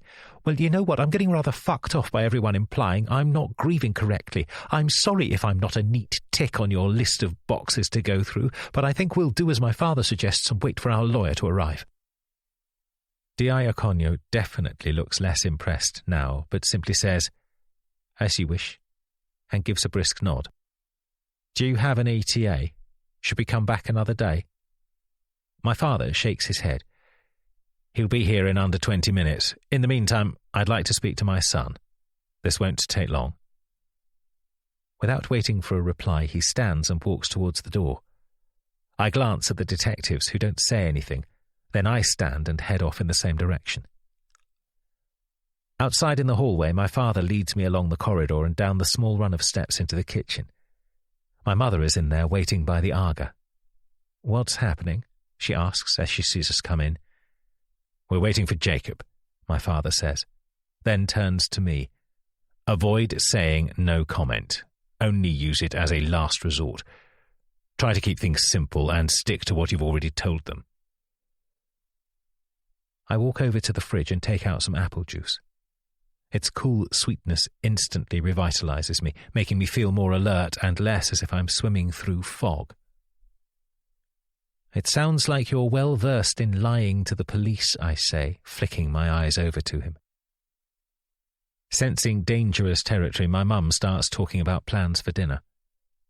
My father holds my gaze for just long enough to communicate his displeasure, then turns away. Jacob Wakefield arrives as promised in under 20 minutes. Lead the way, he says in a brisk, businesslike tone, and my father, mother and I walk back into the library. D.S. Stimpson is examining one of the books on the far shelf and jerks around like a child caught doing something they shouldn't.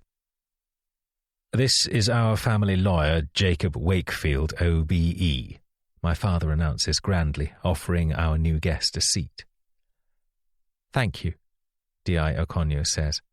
As we said before, we'd like to talk to Charlie alone, though of course it's fine for his lawyer to be present. She looks pointedly back at my father, meeting his stony stare with admirable ease. He eventually gives in and stalks back through the room and out the door, closely followed by my mother. So, have you had any more thoughts on why Rachel would have wanted to murder your husband?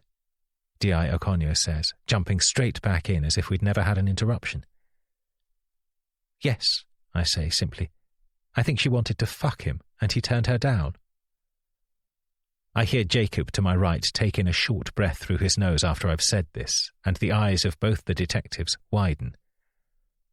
She wanted to start an extramarital affair with Matthew. The term extramarital affair sounds strange and archaic and at odds with her East London accent. Yes, I reply. And she was unsuccessful in her attempts. I nod. And this has only just occurred to you? D.I. Okonjo says, her eyes narrowing slightly. Yes, I reply again. You see, when we asked you on the night itself, you said you didn't know why she'd want to. I was in shock, I say, feeling panic rising within me. My husband had just been slaughtered in front of me. I wasn't in the right state of mind to unpick her motives. But after having taken the time to think about it, I've come to the conclusion that it's quite possible she had a crush on. No, an obsession. With him. D.S. Stimpson raises an eyebrow. But why would she try to have sex with a gay man? Surely she knew Matthew wouldn't be attracted to her. My hands start to tremble, and I rub them on my knees to try to calm myself. Detectives, Jacob cuts in, my client isn't required to explain the desires of your suspect. A suspect who has handed herself in and confessed to the crime. I understand, D.I. Okonjo says. But the thing is, Rachel is refusing to discuss what happened or anything to do with the crime. In fact, she's barely said a word since we took her into custody. A strange, woozy mixture of relief and dread flows through me.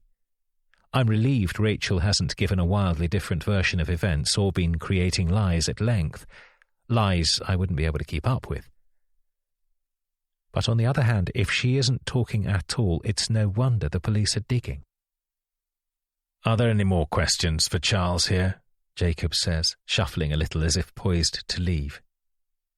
Yes, D.I. Okonjo says, doing the opposite with her body, moving herself back in her chair, making herself comfortable.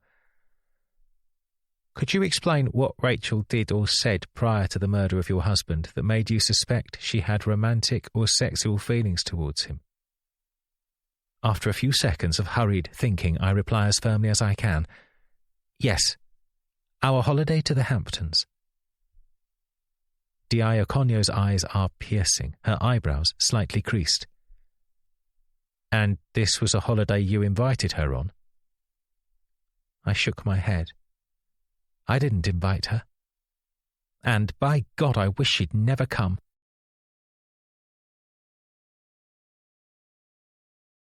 Chapter 26. Charlie. 3 months to go. Stop looking at her, Matthew said as he bent over my seat, looking for a book he'd added to my carry-on bag. What? I said in response, certain I must have misheard him. You keep looking at her, he said, lowering his voice to a whisper. Rachel, he mouthed. I assure you I'm not, I hissed at him. You are, with a face like thunder.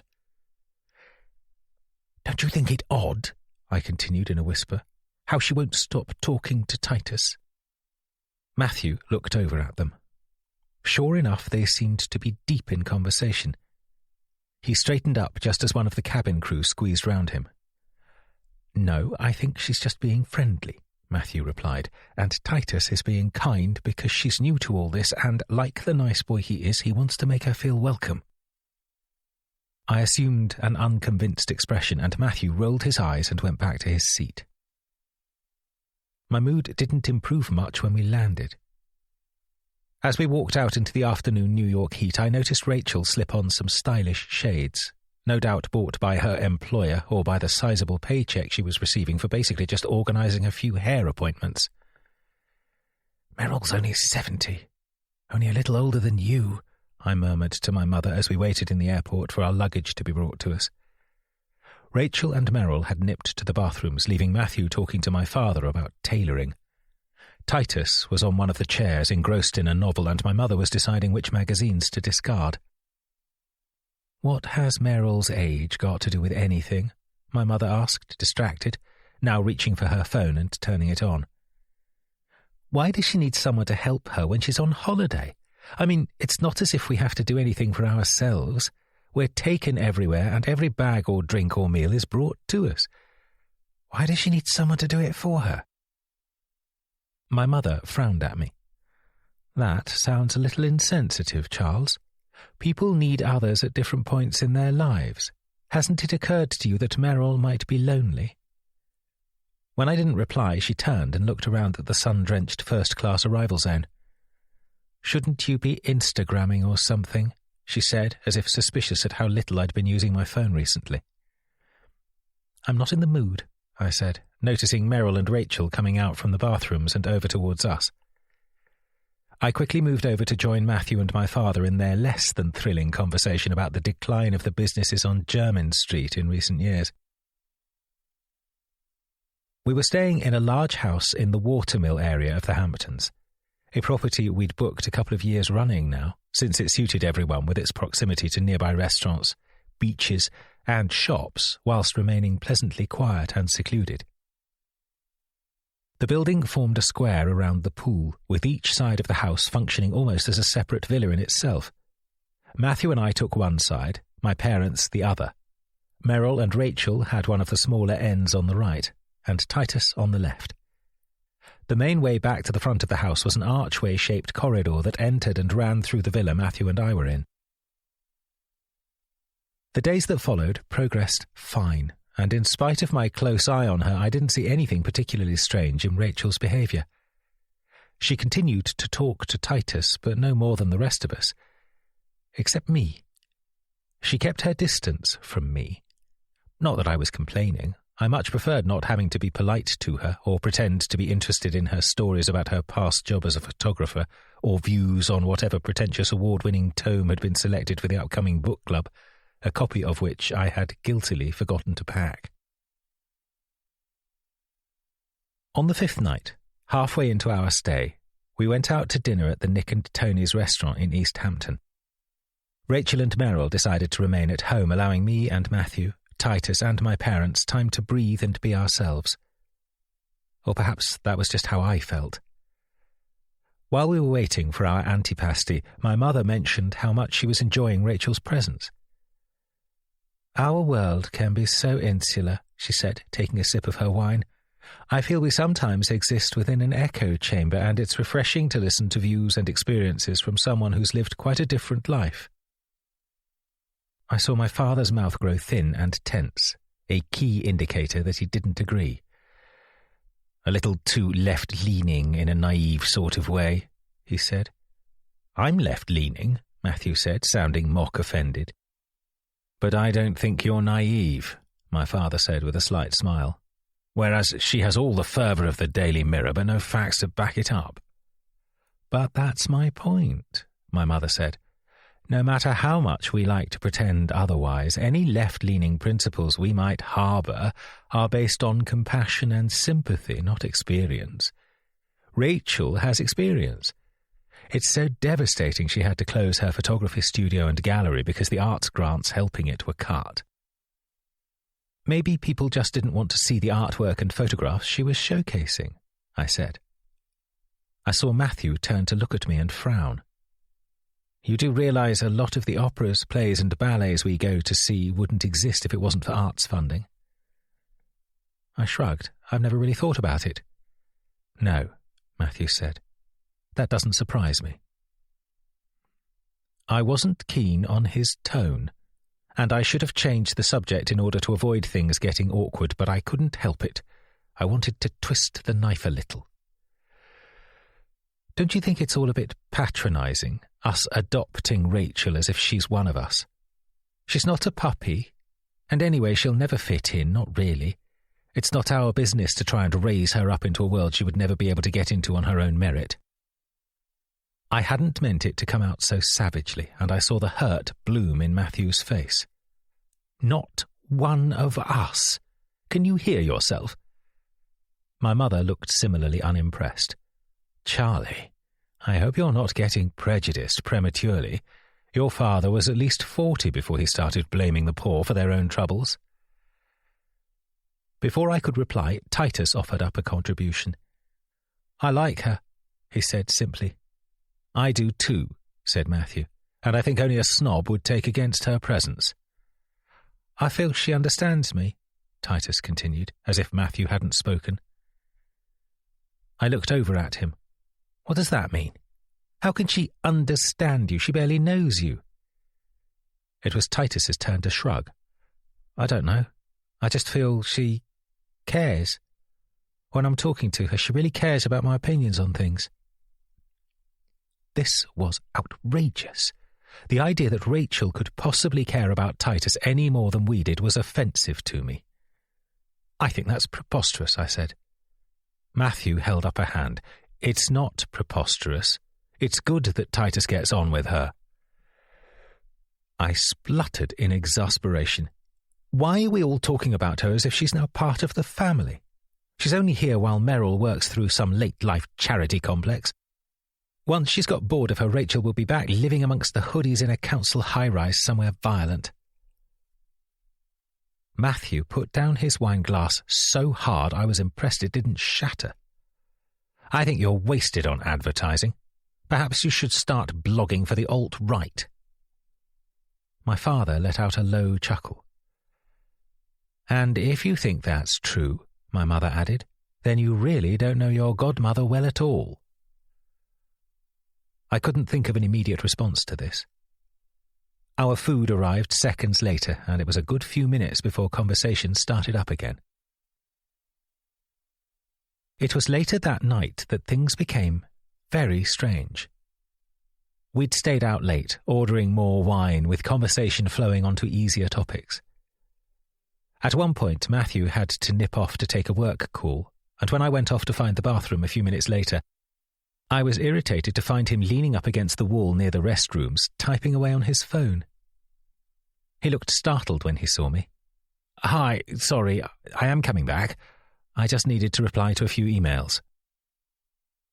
Part of me wanted to ask more, but instead I just let myself into the bathroom and left him to it outside.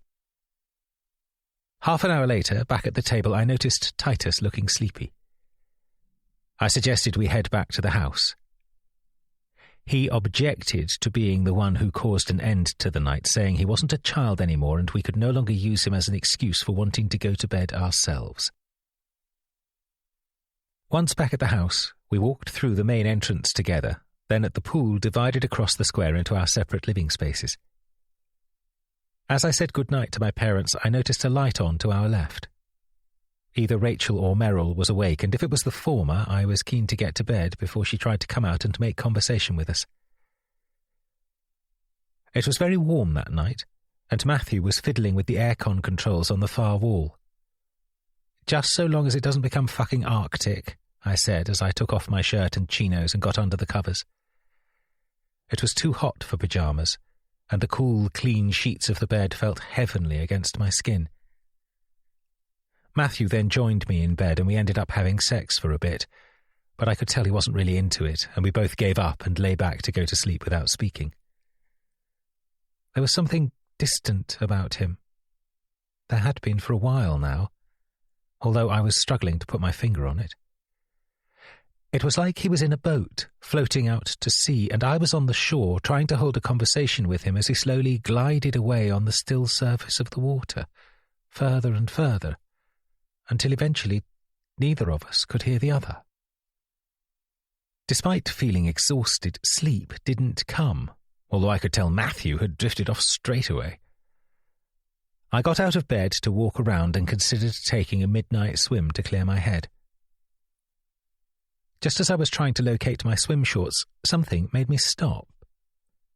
Matthew's phone was resting on the long desk-like table at the end of the room. It was on charge, connected to a lightning cable plugged in at the wall. Without allowing myself to think about what I was doing, I marched forward and picked up the phone. The screen lit up as I held it, and I quickly toned down the brightness and turned on night mode so that the harsh white-blue glare of the screen was replaced with an easier, warmer glow. I could see on the lock screen that he had 3 unread WhatsApp messages, but he'd changed the settings so it just said Notification 3 rather than displaying them all as written. I looked over at him, apparently sound asleep on the bed. I didn't know his passcode. I'd only very rarely seen him using it, usually just opening it up when the device recognized his face or his thumbprint. His thumbprint! My heart pounding, I disconnected the device from its cable and carried it in my hands as if it were a precious stone over towards my sleeping husband. I was tempted to just hold the screen in front of his face to see if it unlocked it then, but I worried that shining a light in the eyes of a sleeping person, no matter how low, was probably asking for trouble. Instead, I slipped back into bed and very gently moved my body up against him, as if we were snuggling down together affectionately. I sought out his arm and moved my hand along to take it. He allowed me to, responding in his sleep to my touch with slow, vague movements, his hand settling into mine as if pleased by the contact. I was starting to worry how I would isolate his thumb from our bunched-up palms in order to unlock the phone, but then something happened that made the whole exercise pointless. A shout, no, more like a scream, met our ears, coming from outside our room over by the swimming pool. I jolted upright, Matthew doing the same, and in the midst of our sudden movements I felt the phone leave the grasp of my spare hand. "What was that?" Matthew asked me. Another shout sounded out, this time containing more words, 2 of them unmistakably being, "Get out." "I don't know," I said, breathing heavily from the panic of almost getting caught. But it sounded like Titus. He didn't need telling twice. He leapt out of bed, pausing only to pull on some tracksuit bottoms, then flung open the door and ran out onto the poolside. I did the same and followed, running after Matthew as he disappeared into Titus's room, a light now shining brightly from behind the curtains of the French windows. The sight that met us inside was one even I couldn't have predicted. Titus was standing on the other side of the room. He was completely naked, his hands shielding his frontal nudity from view, his face the picture of confusion, perhaps even fear. And on the other side of the room, over near the far wall, was "Rachel," Matthew said, clearly baffled. What's going on?" Rachel was dressed in a cream-white bikini, an outfit she'd sported a few times during our days spent by the pool. I looked from her and her outfit over to Titus and his vulnerable, naked body backing away from her. "What the fuck did you do to him?" I shouted at her. Matthew walked towards Titus. "Are you okay?" he said, bending over to pick up a pair of boxers from his discarded clothes on the floor. He tossed them over to the boy, who turned around as he pulled them on. His confusion and fear seemed to be giving way to embarrassment and anger now. "I'm fine," he said almost roughly. It just made me jump, that's all." "What made you jump?" asked Matthew. "And why's she in a bedroom with a naked child dressed as if she's auditioning for fucking Baywatch?" I said. "I'm not a child," Titus snapped. "I'm so sorry," Rachel said. She looked as if she was about to cry. I got the wrong room." "What?" I shouted back, disbelieving. "I'm sorry," she said, and properly started to cry now. "Charlie, please," Matthew said, shooting me a warning look. He went over to Rachel and said in a kind voice, "Can you just explain to us what happened?" "Maybe we should be asking Titus that," I said, rounding on him. "Titus, what happened? Did she touch you? Where did she touch you?" "Just my face," Titus began to say, and I saw Rachel look over at him as if mortified he'd offer up such a detail so readily. "I thought I was moving a pillow across," she said. "I hadn't sussed out I'd gone into a different room. They all look identical." She then buried her face in her hands and sobbed. "I'm so sorry, Titus. I must have given you such a fright." It made me jump too, realising there was a person in what I thought was my bed. I made a noise of disbelief. "Regularly go to bed in your swimsuit, do you?" I asked. My tone was probably a little too nasty as Titus cut in. "Dad, please, she said it was an accident." "I was going for a swim," she sniffed. "It was too hot. I couldn't sleep." "It's okay," Matthew said, gently putting a hand on her shoulder. "You're right. In the dark, everything does all look rather similar." I was enraged that he was believing her preposterous story so quickly. This was something we should at least discuss together before we even entertained the idea that she'd just accidentally been scuttling around a teenage boy's bedroom half naked. "It's my fault. I shouldn't have yelled," Titus said, looking awkward now, bunching his slim, gangly frame as if he was cold. "I just want to go to sleep. I'm sorry, Rachel." "Stop saying sorry," I said. "You don't have anything to be sorry about. It must have been frightening finding someone crouching over you, stroking your hair." "I wasn't stroking him," Rachel said, getting up so she could look me in the eye, pleading, desperate, imploring me to believe her. Honestly, it was just a mistake. I stared back at her for a moment, not trusting myself to reply to her directly. Instead, I turned back to Titus. "Why were you standing naked on the other side of the room?" Titus ran a hand through his very ruffled blonde hair. "I'd taken my pyjamas off because it was too warm. The aircon isn't strong enough. When I woke up and saw someone in the room, I thought this was like, well, a home invasion or something, like that film, The Strangers, so I leapt out of bed." "You see," Rachel said, her red eyes still on me. "It really is all a misunderstanding." To my shock, I heard Matthew chuckle. "It really does sound like it. Come on, we should all let our horror movie addict here go back to sleep. Maybe a few less of the home invasion thrillers in the future," he said jokingly to Titus. But the boy didn't smile. He just nodded. Matthew started to lead Rachel away, who was still sniffing and taking deep breaths. I walked over to Titus and put an arm around his shoulder. "Are you sure you're all right?" He nodded, looking a bit dazed and sleepy. "It just made me jump, that's all. I thought I was having a nightmare." "That's completely understandable," I said. "Come on, back to bed."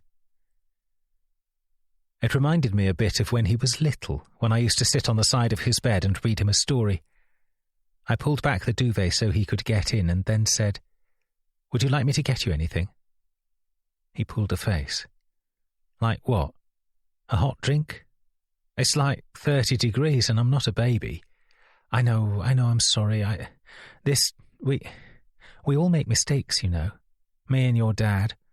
Because you don't have any older siblings, it means we haven't had a chance to perfect our parenting. This period you're going through, boy to man, that sort of thing." "Please don't," he groaned, rolling his eyes. "I'm just saying that it's probably going to take some trial and error, and you may feel we're parenting too much or being too controlling. You're growing up so fast, and to us it's literally been the blink of an eye." He smiled. "Any more parenting cliches, or can I go to sleep?" I smiled back. "I'm just saying, have patience with us both. If it feels like we're still treating you like a kid, it's probably because we don't want to let those days go, and because it's all we've known for years." He nodded. "I get it, don't worry." He settled back into the sheets as if he were about to fall off to sleep straight away, then said, "I think you're both great, by the way. I mean, some of the others at my school ask what it's like having two dads, as if it would somehow be strange. Especially the kids from countries where that wouldn't be okay. And I always say you're both perfect. Couldn't be better, really." Disconcertingly, I found myself feeling a little moved, and instead of saying anything in return, I just reached for his hand and gave it a squeeze. After a few seconds, I got up and said, "I'll let you sleep. Love you." "Love you too," he said, Then, as I was about to close the door, he spoke again. "One more thing." I stepped back into the room. "Yes?" I heard Titus sit up a bit more in his bed. "It was weird, you know, Rachel being in the room. I can't quite work out what was a dream and what wasn't, but I think she may have been standing here for quite a while before I realised she was real. It was just weird." I didn't know what to say. Eventually I took a deep breath and said, "Try to put it out of your mind. I'm sure she didn't mean any harm." A few moments of silence passed, then he said, "Okay," and I heard him relax back down into the pillows. "Good night." "Night," I said softly and closed the door, just as Matthew was approaching from around the side of the pool. "Is he all right?" he asked, looking worried. "I think so," I said. I nodded towards our room pointedly and he got the message. Once we were inside with the door safely closed, I replied properly. He told me a bit more of what happened. Matthew looked worried. "Okay. So, what did he say?" "He said Rachel was standing over him for quite some time." His face became puzzled. "Then why did he scream and say it made him jump?" "He thought he was dreaming at first, I think.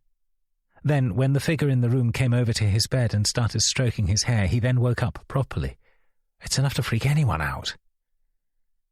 Matthew nodded slowly.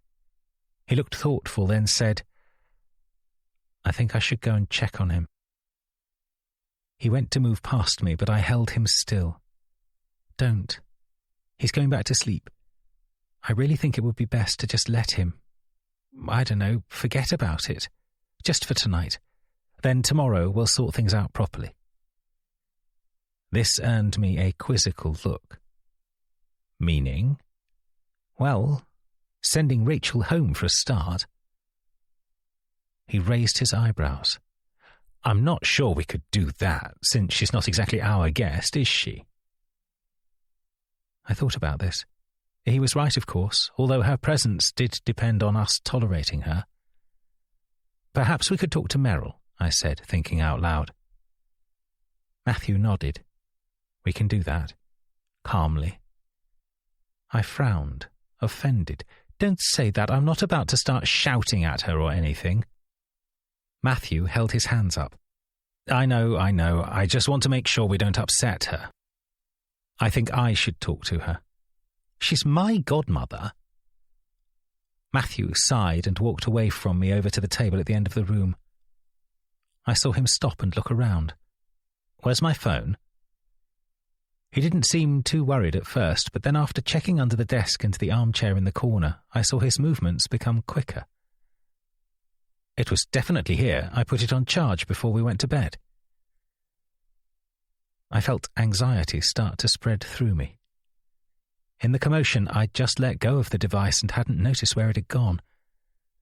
It took us a good 5 minutes until eventually, after we'd stripped the bed, we found it tangled up in one of the duvet's folds. "How on earth did it get in there?" he said, more to the air than to me, although I was growing more and more concerned at how I didn't really have an answer. "Maybe we knocked it off the table when we ran out of the room," I said, realizing how nonsensical it sounded after it left my mouth. "That's not possible," he said, staring at it in his hand as if it were about to start talking to him and explaining its sudden ability to fly. "Then either this place is haunted or your memory isn't as good as you think it is." He didn't seem happy to drop it, but to my relief he eventually got back into bed and we turned off the light. Something was niggling at me and I didn't feel I could let the evening end without mentioning it. It is possible that Rachel could be a paedophile. I know it's rarer in women, or at least I assume it is, but it's possible. I hadn't expected this to be greeted warmly from Matthew, and what he said next surprised me. It crossed my mind, but it doesn't really fit, does it? He's almost at the age of consent. It's not like he's a little child. It's still illegal, I said, both here in the US and back at home, even if he isn't exactly a virgin, as we know from his Kensington adventures, something you seemed way more worried about. I know, he said, letting out a sigh. I'm not excusing it. Let's just talk about it in the morning. He turned over onto his side, signalling the end of the discussion. It took me a long time to fall asleep, and judging by the tossing and turning from Matthew, rest didn't come easy for him either.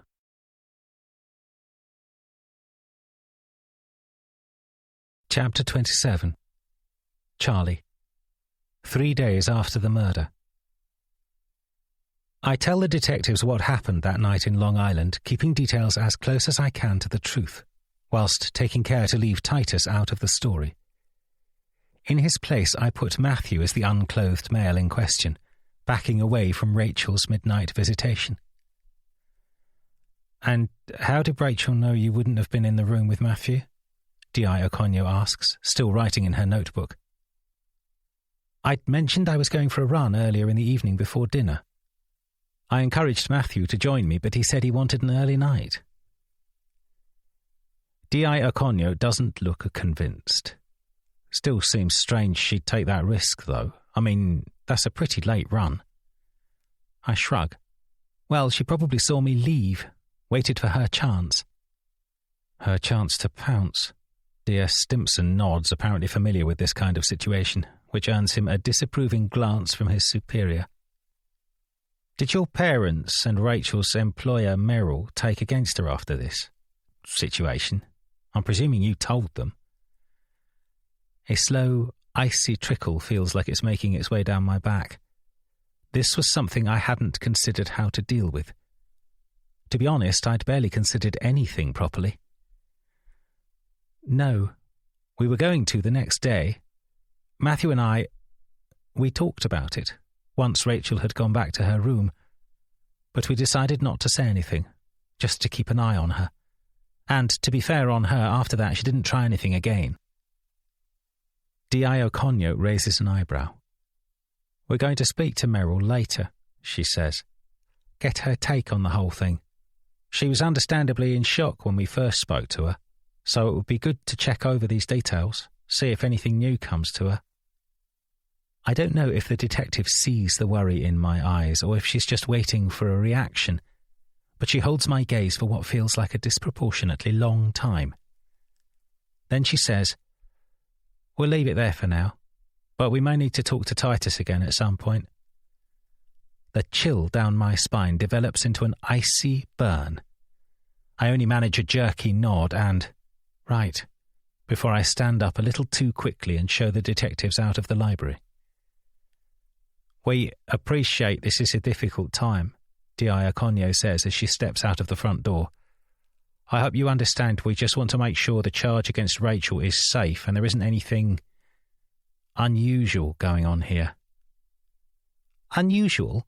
I ask, my voice sounding uncharacteristically high-pitched. She doesn't reply to this directly, just nods and steps out the front door. Thank you for your time, Mr. Allerton Jones, D.S. Simpson says, sounding a touch friendlier than he had when he first entered.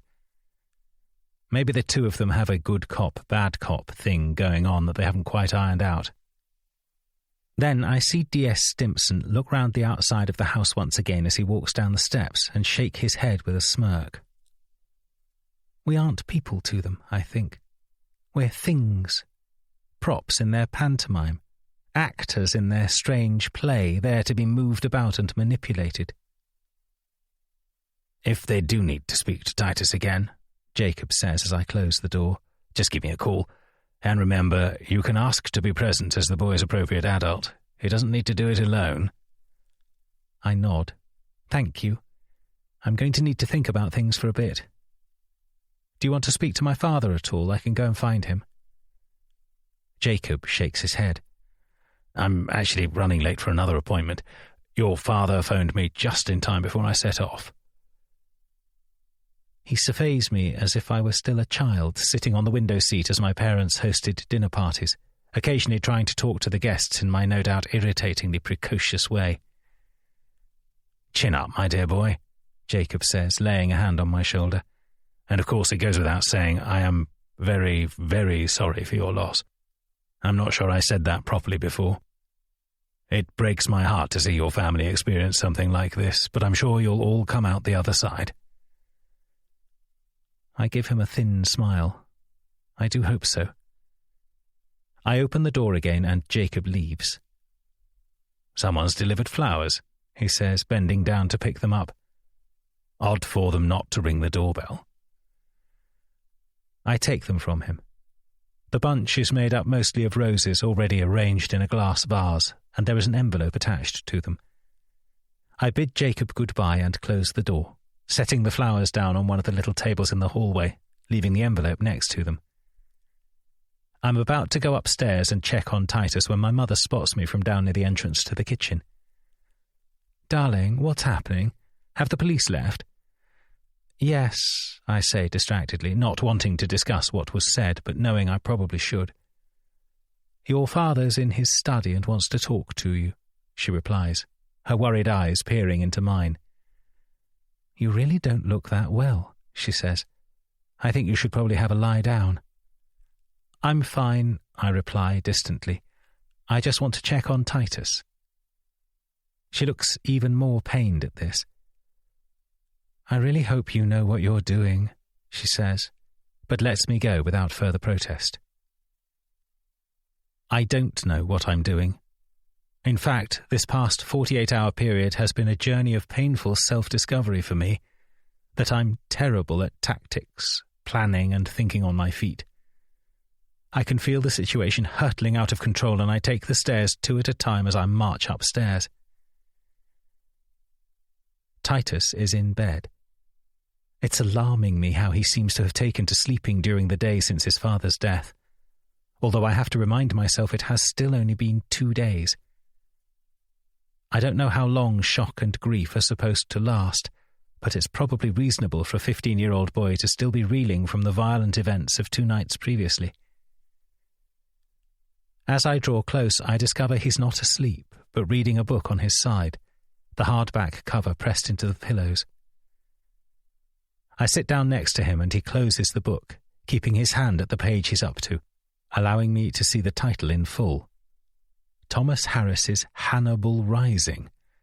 I find the bleakness of his reading choice, an unusually violent and genre-focused choice for a reader usually more concerned with the classics or literary fiction, so disquieting it almost makes me flinch.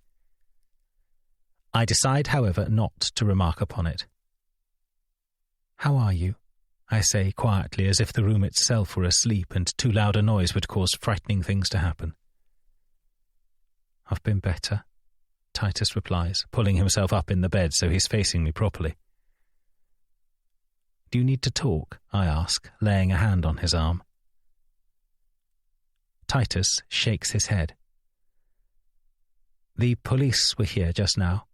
I thought they'd asked to speak to you, but they were just interested in me today. They'll probably return, though, once they've spoken to Merrill." He looks puzzled. "Merrill?" I take a deep breath. "The situation involving Rachel in Long Island when she came into your room at night. I told them about that. But I said it was your dad's bedroom, our bedroom she came into, not yours.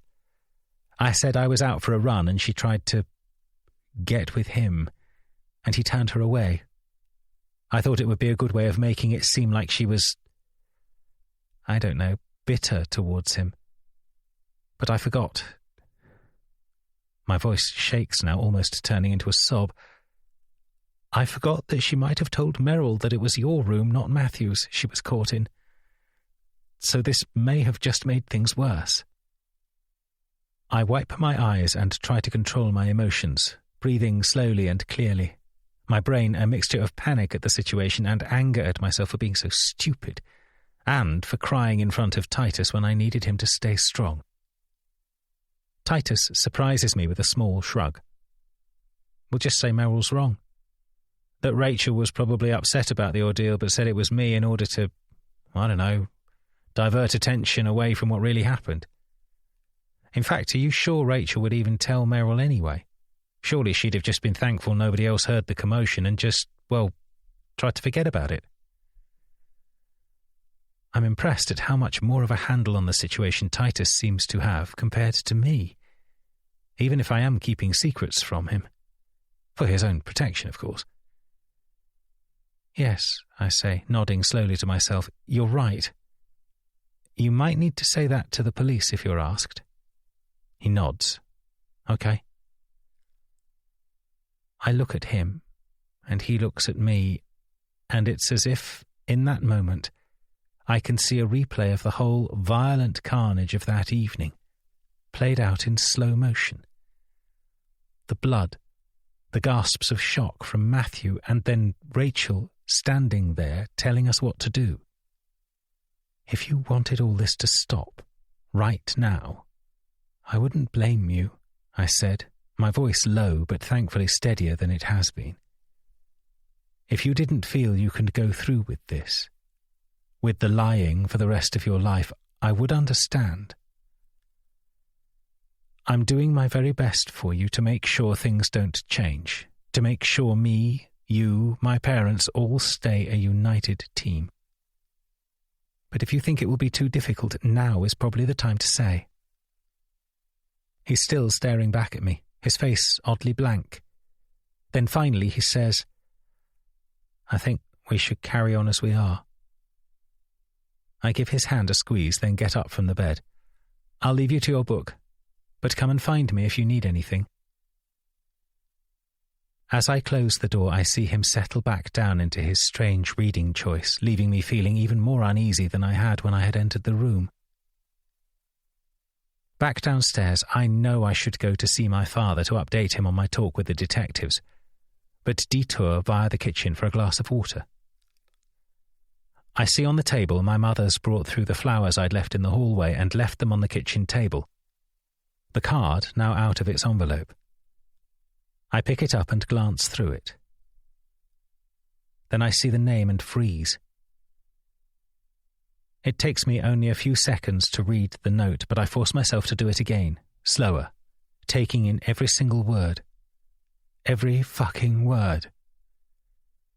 Then I pick up the vase and carry it roughly, vase, wrappings and all, and drop the whole thing in the sink, allowing the glass to smash. Grabbing a firelighter from the windowsill, I begin flicking it at the flowers until the paper surrounding them catches alight. The roses themselves don't burn properly but start to shrink and curl as the wrapping flares around them, the smashed glass encased within it now breaking loose into the sink. Then I hear a noise from behind me. What on earth are you doing?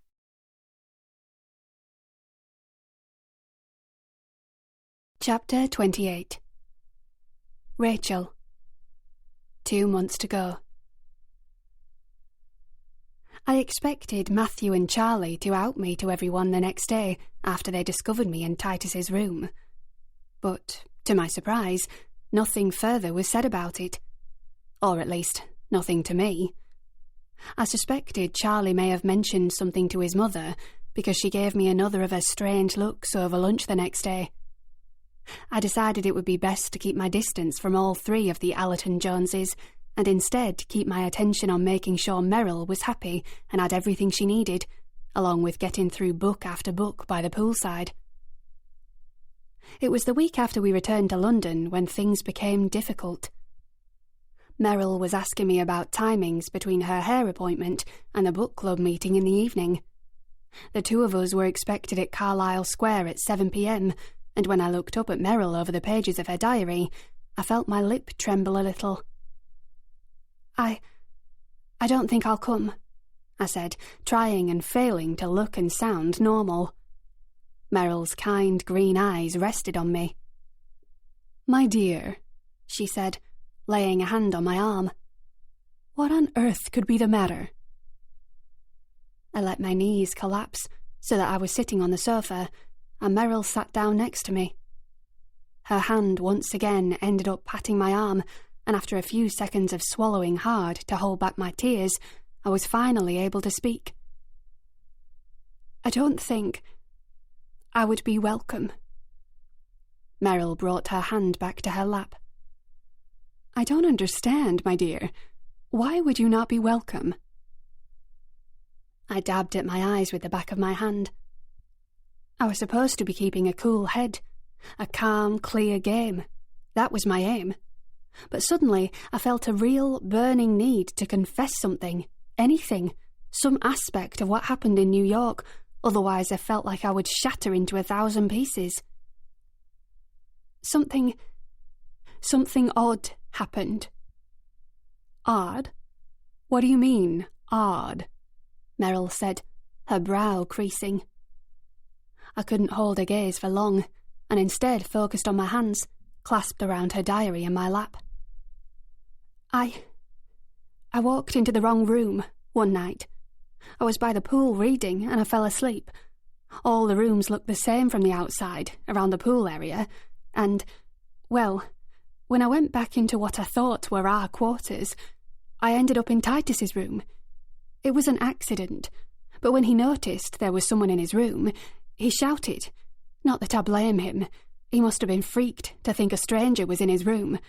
So Matthew and Charlie burst in, and because Titus was in bed, unclothed, and I was just in my bikini, well, it looked... I looked to the side to see Meryl nod understandingly. It looked improper. Meryl took a deep breath, then said, Listen to me, my dear. I'm going to let you into something that I ask you to keep to yourself. Both men are very protective of Titus. Understandably so, they are the boy's guardians. But it's all wrapped with the situation involving Matthew's sister, Colette, Titus's birth mother. She died of a drug overdose shortly after Titus's birth, same as the boy's father a month or two earlier over in Norway where they were staying. Tragic. Absolutely tragic. A total waste of life. So much potential, never realized. So all of that is tied up with their relationship with the boy. The pressure, the sense of responsibility to give the boy a stable, loving home. Something he was denied when his parents died. Essentially, what I'm trying to say is, don't take it to heart. They've always been a tad overprotective. I'm sure they're just feeling embarrassed that they overreacted. I nodded. I assumed it might be something like that. I just didn't know. I've been so worried that they think I was trying to rob them, or like I'm some sort of deranged weirdo who scares people when they're sleeping. Meryl let out a little chuckle. I'm sure they don't think anything of the kind. But I understand if you don't want to come to the book club. In fact, you don't need to see them again for a long while if you don't want to. I smiled back to her. Thank you, I said. I'll just skip this meeting. Then after that, I'm sure things will get back to normal. Meryl nodded. Well, you can join me at the Ashtons' wedding anniversary party in July. They'll be there, but it will be a relaxed environment, and you can mingle and meet other nice young people like yourself. It was my turn to laugh now. I fear I'm not that young anymore. If you're not young, I don't know what I am, Meryl said, smoothing out her cashmere cardigan. Right, let's order up a car and head to Claridge's. I haven't been there since Christmas, and we could do with a drink.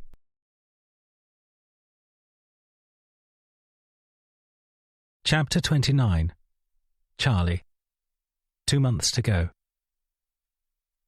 Matthew made the decision not to tell anyone else about the odd situation involving Rachel in the Hamptons.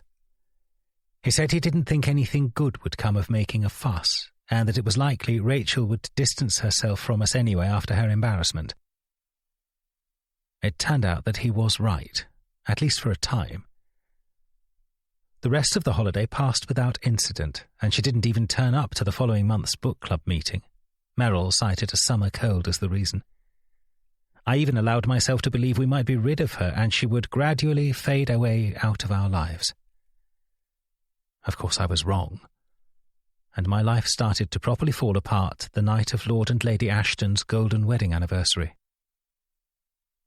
The Ashtons' manor in the Oxfordshire countryside was a major part of my childhood. With 200 acres of grounds, not to mention all the many rooms and passageways throughout the house itself, it was a rich kingdom of exploration for an outdoorsy boy like myself. While Matthew spent most of his youth holed up in his bedroom at the top of his family's castle in the Highlands, with his face buried in the works of James Joyce, I spent many sun-dappled afternoons playing hide-and-seek at the Ashtons' manor, often accompanied by friends from school. When I was a teenager, I went through a phase of making out I didn't want to join my parents for long weekends with the Ashtons, claiming it was more exciting in central London. This wasn't true. It was because I was experiencing my first major crush. The kind of intoxicating first love that hits you like a freight train and drags your hormonal brain through a thicket of emotions. And the object of that first crush was Rupert Ashton. 10 years older than me, he had been 23 when my 13-year-old self first started to view him as a figure of desire. I'd gone through a phase of being a little shy of Rupert during the ages of 11 and 12, not really understanding what it was about him that made me both eager to impress him and desperate to run away from him at the same time.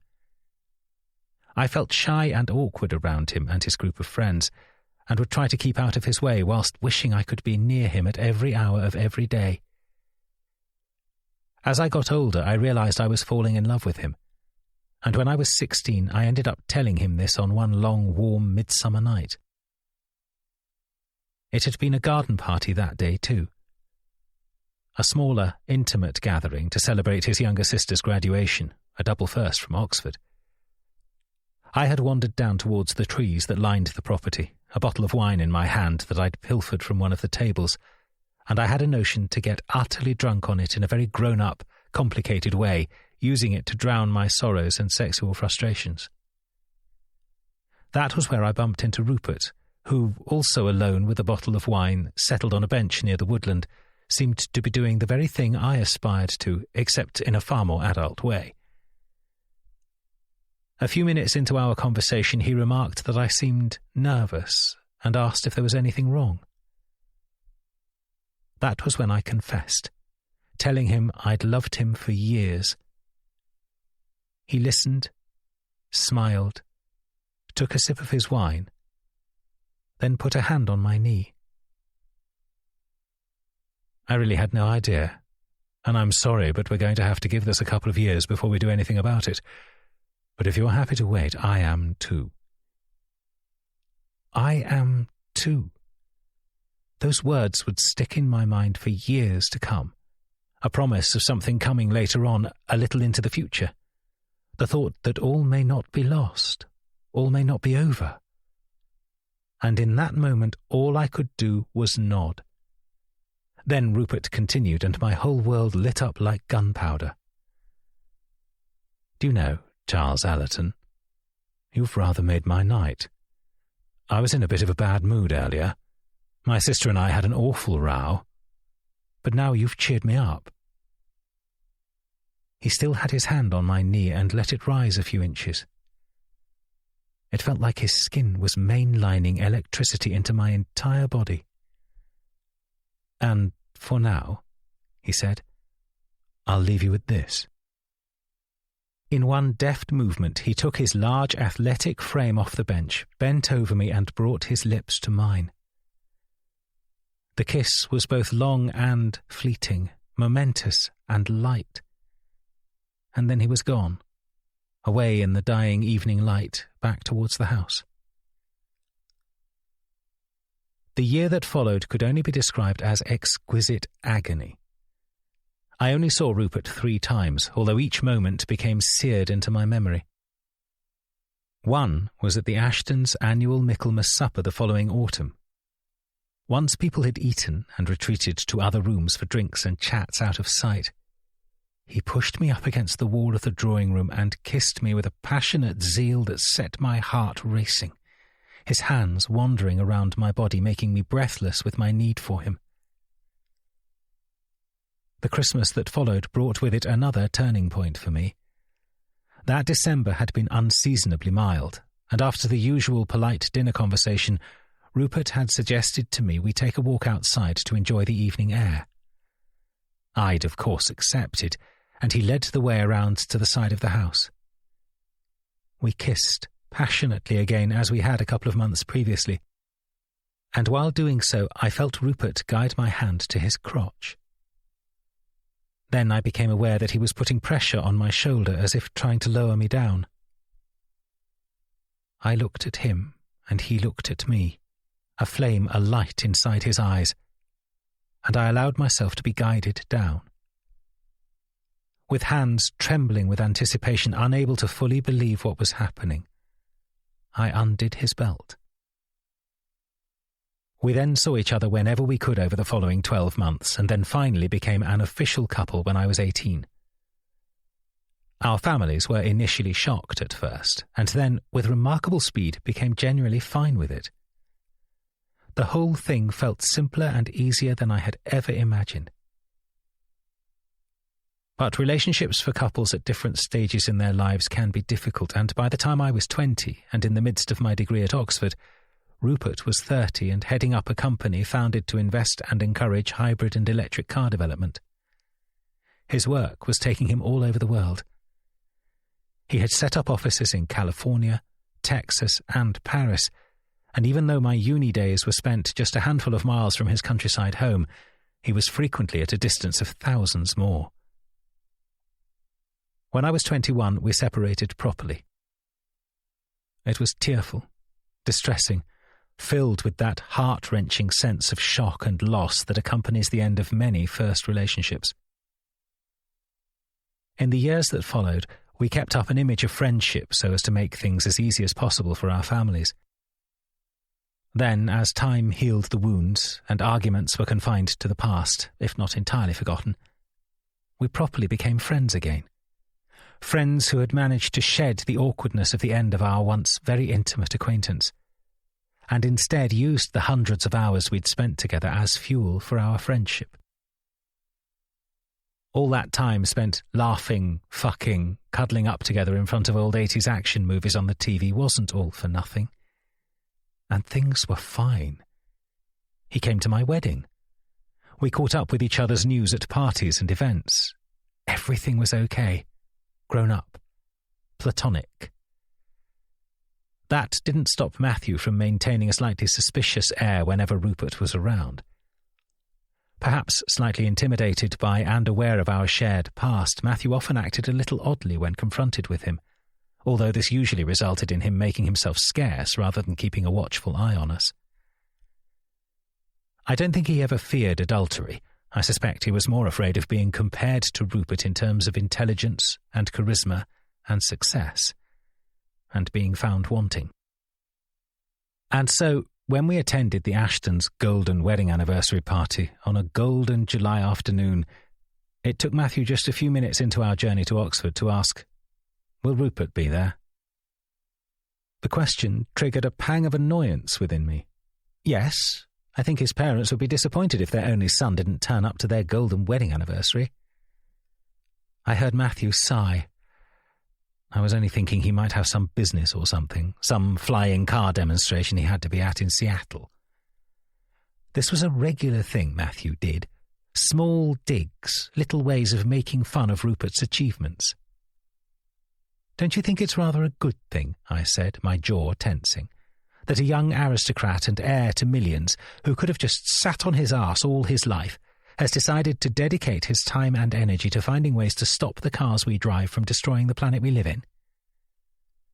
"I thought you didn't believe in climate change," he muttered. "I never said that. I've said I don't approve of woke hysteria. Different thing," I said, starting to get properly annoyed. Another sigh from Matthew, this one sounding like a parent dealing with a difficult child. "Of course, Rupert's job is very admirable. I didn't mean anything by it."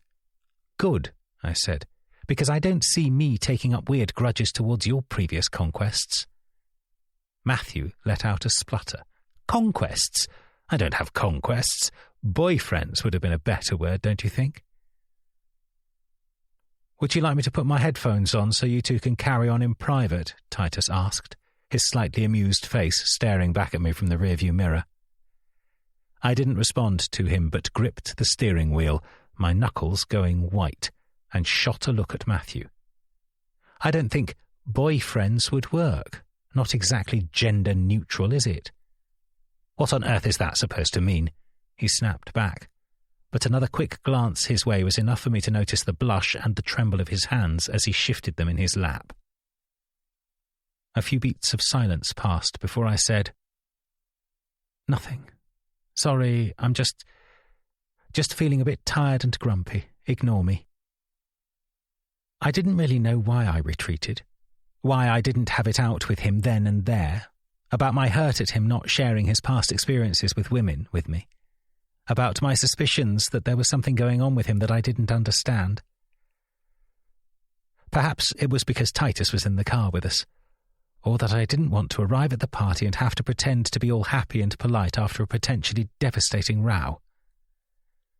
Whatever it was, I carried on driving as smoothly as I could down the M40 and into Oxfordshire, and the rest of the journey slipped by mostly in silence. We reached the Ashtons' house, official name Marwood Manor, although we only ever referred to it as the Ashtons, at just after 7 p.m, and were greeted towards the end of the long driveway by a young man. I gave him the keys so he could drive the car round to whichever part of the extensive grounds was being used for parking, and we wandered through the open front door.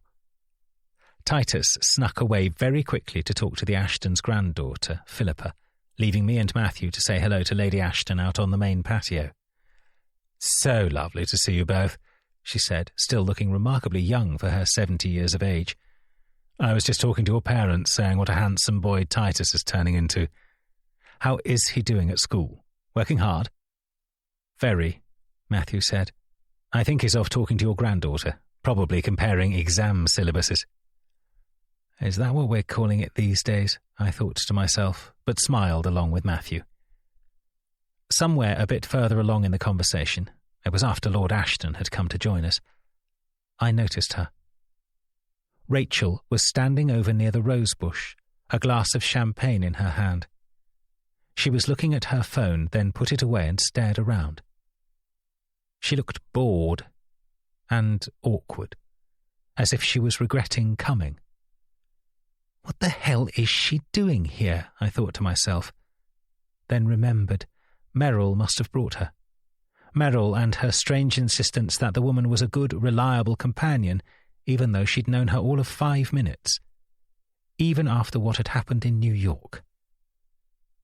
I found myself gripping my glass so hard it was a marvel it didn't shatter. Once the Ashtons had moved off to greet some new arrivals, I ushered Matthew over to a quiet section of the garden, slightly away from the nearest group of people. "Rachel's here," I said, nodding over to where she was, now walking towards the well-trimmed hedges towards the outdoor swimming pool area. "Well," he said, "I suppose we need to get used to her being wherever Merrill is." A sudden thought then struck me.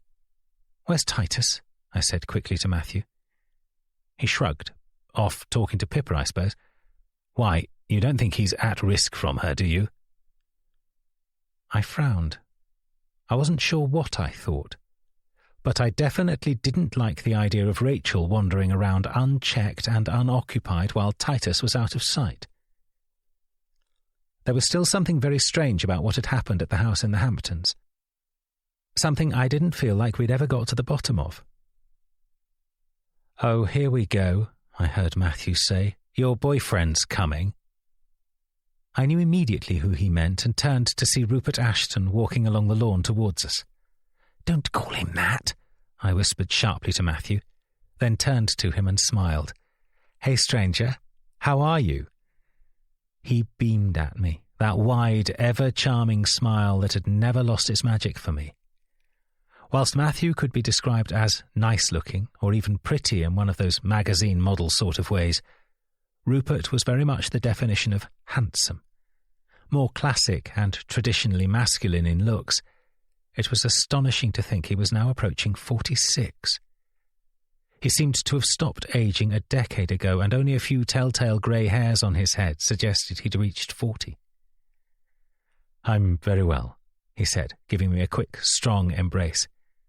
He hugged Matthew, too, enthusiastically slapping him on the back as if they were old rugby mates. I noticed Matthew stiffly reciprocating, his smile not meeting his eyes. "Where's young Titus?"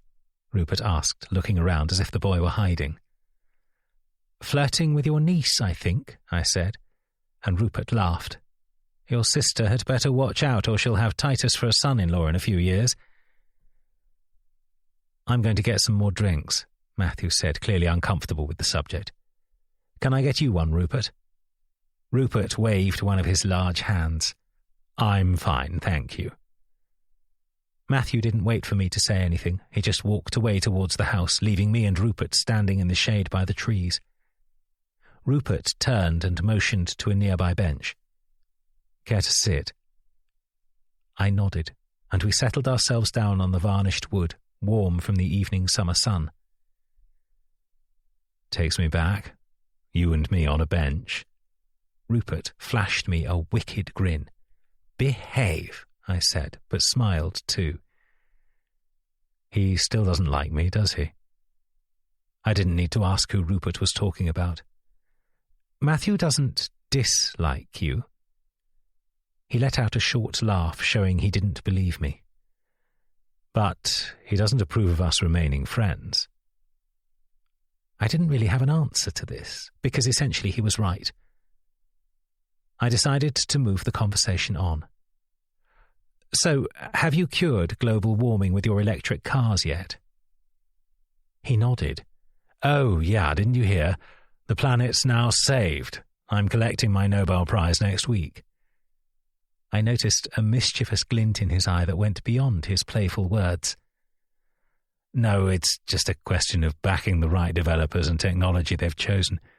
We've had some pretty exciting projects the San Diego offices are managing." I nodded. "And are you still seeing, what's his name, the Canadian guy?"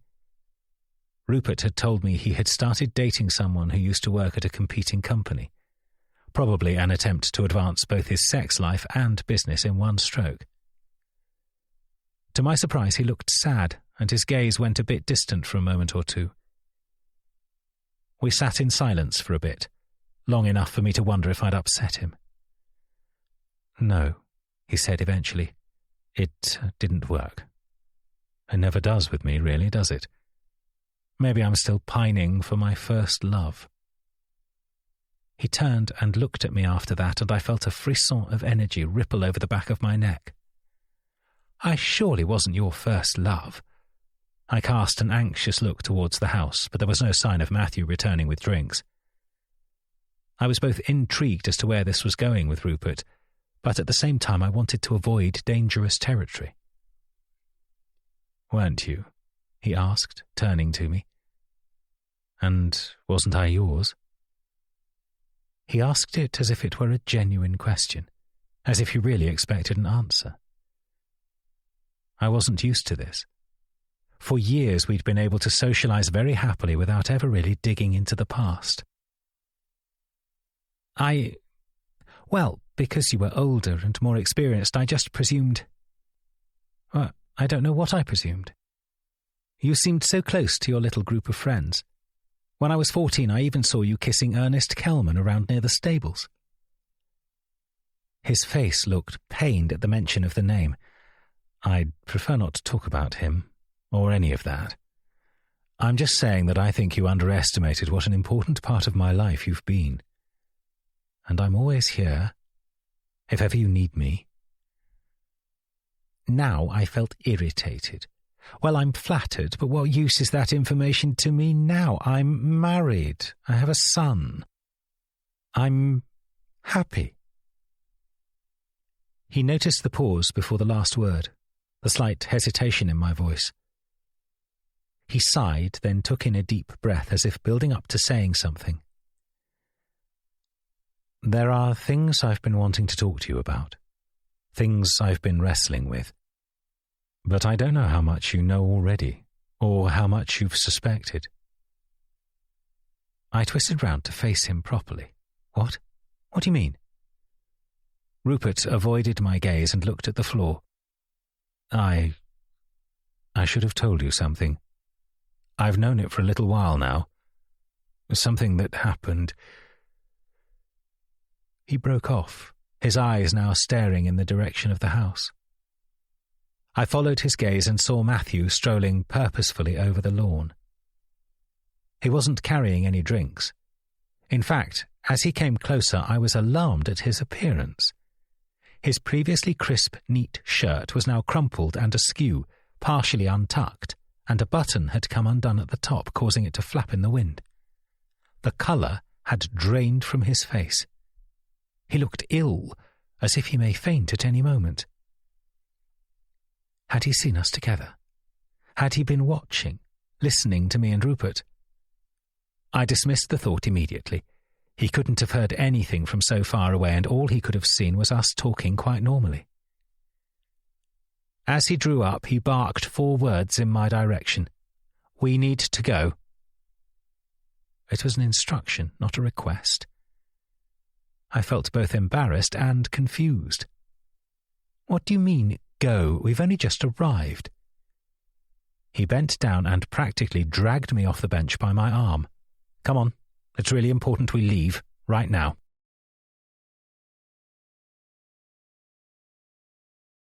Chapter 30. Rachel. Less than a week to go.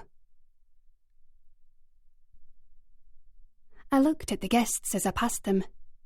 Nobody made an effort to talk to me. Maybe they could sense how different I was, how I was from another world, another life, one that involved scavenging through the reduced section of the local Morrisons or trawling through company comparison websites to find train tickets at prices that didn't cause me to faint. Things these people had probably never done, and probably never would. Eventually, I ended up walking round to the south side of the garden, following a little path along a stone wall that snaked round and opened out onto a little square. It was dotted with benches on each side, walled in by the perfectly manicured hedges. An ornately carved fountain tinkled away in the middle. It took me almost a full minute to realise I wasn't alone.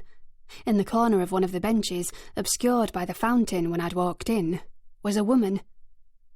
She looked middle-aged, maybe 15 or 20 years older than me, and not only had a glass of champagne, but a whole bottle beside her.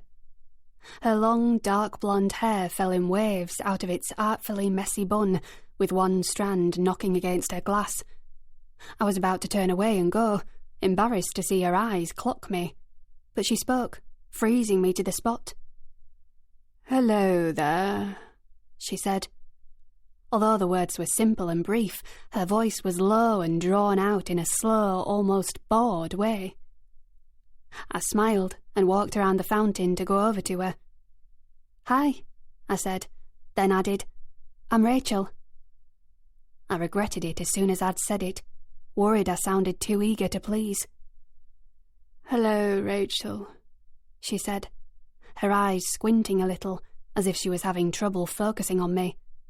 Her words sounded the same as before, but were a little too slow and slurred into each other to sound anything other than drunk. "Sit down, if you'd like," she said, scooping up the bottle into her arms and cradling it, almost as one would an infant. "How are you finding the party?" She emphasised the last word in a strange way, as though it was amusing to her one could refer to this gathering in such a way. It's nice," I said, unsure of what tone to strike. "It's very grand." Again, instant regret filled me as I said this. Once again, I was showing myself up to be the naive outsider. "Oh, sure, it's grand, all right." She didn't seem very impressed with this, and I was about to try and say something more interesting when she carried on. "I find it hard to be here, I must say. Too many memories. I played around these gardens as a child, you see." "Oh," I said, a little taken aback by this insight into this woman's past. "And were these not, happy times?" She made a sound of disbelief. "Those days were fine, I suppose. This place was a bit like a second home at times. Me, my brother, and Rupert and Elena. Do you know Rupert and Elena?" I remembered Merrill mentioning Rupert, and pleased I had something to add, I said, "Oh yes, Lord and Lady Ashton's son. I don't know him, or Elena, but I know of them." "Both unspeakably lovely people," she said, hiccuping a little. "Even if Elena does have an unfortunate habit of going after other people's husbands, and Rupert hasn't been settled for a while now. He deserves a good life, Rupert. Probably the most decent person among us." I nodded along to this, as if I thoroughly agreed, and then something popped into my mind. "Do you know the Allerton Joneses, Matthew and Charlie?" The woman sighed and nodded. "Oh, yes. Rupert and Charlie used to be a thing once upon a time, but then Rupert wanted to go to the States, I think. Long-distance relationships can be so tricky, can't they?" I replied to this with a even though I'd never had one. "So how do you know them, then?" she said, straightening up. I'm part of their book club." I left a little pause, wondering if she was going to comment on this, but she didn't jump in, so I continued. "I actually work for their friend Merrill. I'm sort of her live-in assistant." "An assistant? That's exciting. I would love to be organised enough to be someone's assistant, but I fear I'd have to hire one to be my own assistant just to survive at the job.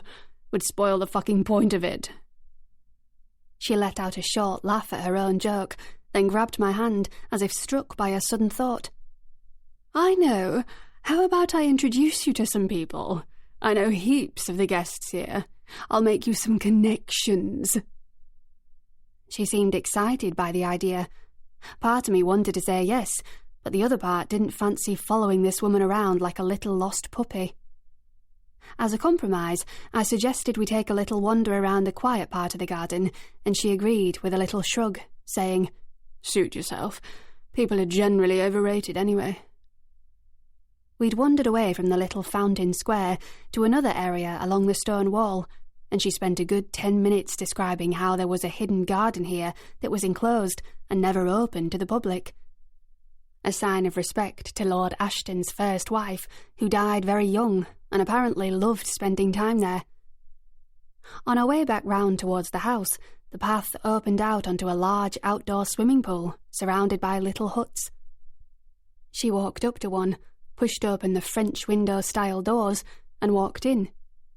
The inside was more comfortable and homelier than my old flat.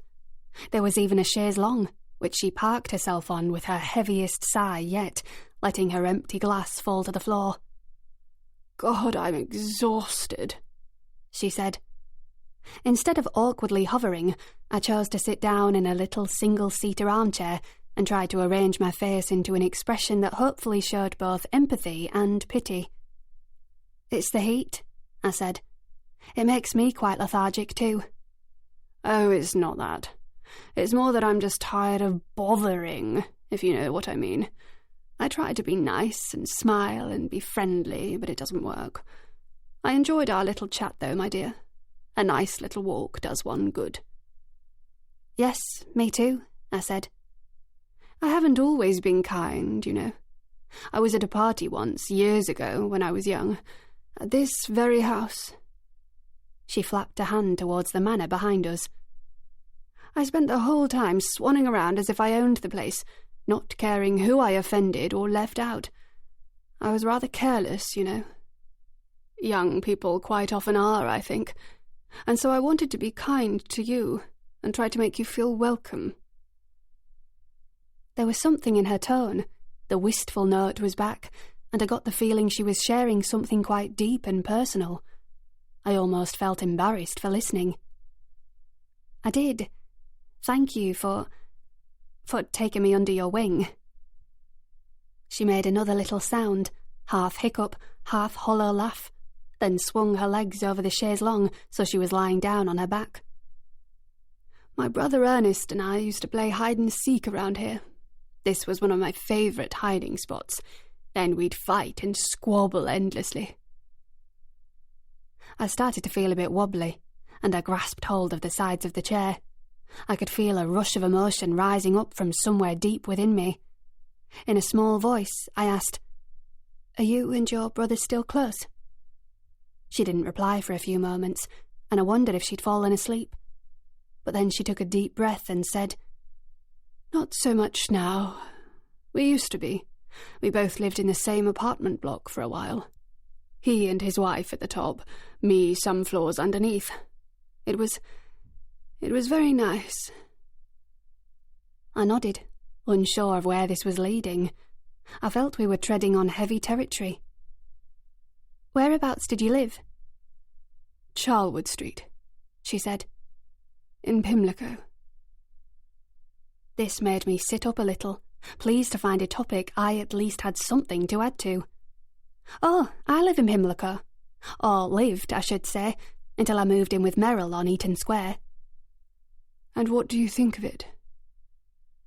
I wasn't quite sure what she meant. "Think of what?" "The area. Eaton Square. SW1. She said the postcode as if it were a disease. Well, it's all very smart looking."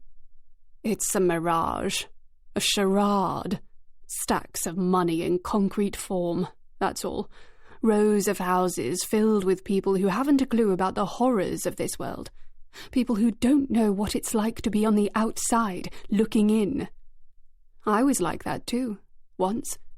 Many of the houses are empty now, with their owners using them to make their dubiously acquired cash that little bit more palatable." I felt myself become excited by her words. She was putting into words the feelings and suspicions I'd long had but hadn't been able to express.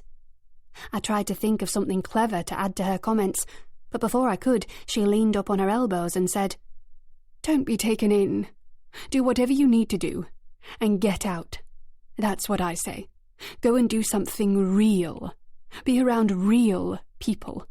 Don't waste your life on this insufferable bunch. They may all look pretty and friendly out there, but trust me, it's all a lie. Take my advice and run for the hills, and don't be afraid to burn the whole street down as you go." She was drunk and tired, and probably unaware of what she was saying. But a fire was stirring within me. It was as if a match had been lit and pressed up against the kindling of all the rage and resentment and hot bloody fury I'd been feeling for so long. I got up and said, as calmly as I could, "I'm going to go now. Thank you for being nice and showing me around. And I'm sorry, but I didn't catch your name." While I was speaking, the woman had leant back down again and closed her eyes. "Very welcome," she said in a muffled voice, clearly already on her way to her alcohol-fueled sleep. "And my name's Aphrodite. Mother loved the Greeks, you see, but my friends, they call me." But I never found out what her friends called her. Her words had started to slur together, and she drifted off to sleep before she could finish her sentence. I watched her for a couple of seconds, then left. I had somewhere I needed to be.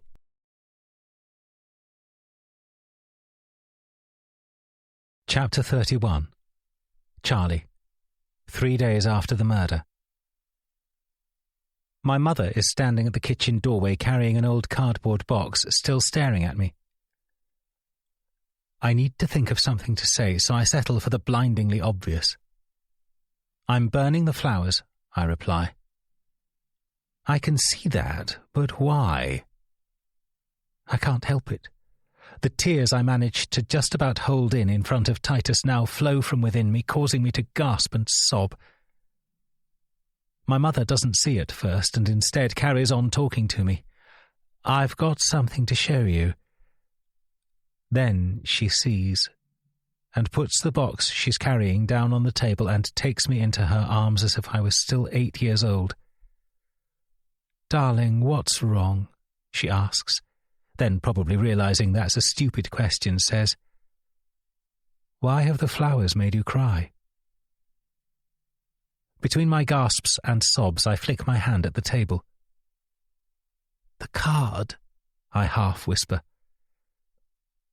My mother extricates herself from our embrace and reaches out to pick the card up. "Ah," she says at last. "I see." I rub my eyes, then look at her, puzzled. "You do?" She nods, then puts the card down. "I do." It's from her. A few tears slip down my face as the name hits me all over again. The emphasis she puts on her tells me all I need to know. "Oh, my dear," she says, putting an arm on me. "Go through into the library," she says gently. "I'll bring you some tea." I do as I'm told and take a seat on the settee facing the fireplace. I don't move. I don't do anything. I just sit there, very still, the last of my tears still cold on my face. When my mother comes in with the tea, she sets it down and takes one of the seats to the side. "You don't seem surprised," I say in a quiet voice, not looking at her. "No," she says with a sigh. "You knew." I look at her now, unable to keep the accusation from my voice. "I found out a few days ago, the day before Matthew died. I didn't think you knew." She nudges one of the cups of tea towards me. "Drink some of that, it will help." I take some of the tea, but it's too hot to drink, so I set it back down and look at my trembling hands in my lap. "Do you want to talk about it?" my mother asks, her voice low and understanding. I think I've had a bit too much talking for today already." I lie back, letting the sofa take my weight, and draw a slow breath in through my nose, then out through my mouth. Then something occurs to me. "What was in that box you were carrying?" My mother straightens up. "Oh, goodness, yes, hold on." She sets down her cup, gets up and walks out of the room. Returning a few seconds later with the grey cardboard box in her arms, she sits back down in her chair and takes off the lid. I can't see its contents from my angle on the sofa, and she doesn't show me immediately. "I would understand if you'd prefer not to go into this now, what with everything, but I think this could be important."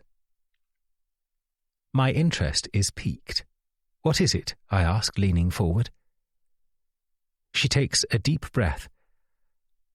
"I think I've worked out who Rachel really is. Or at least, I know where I've seen her before."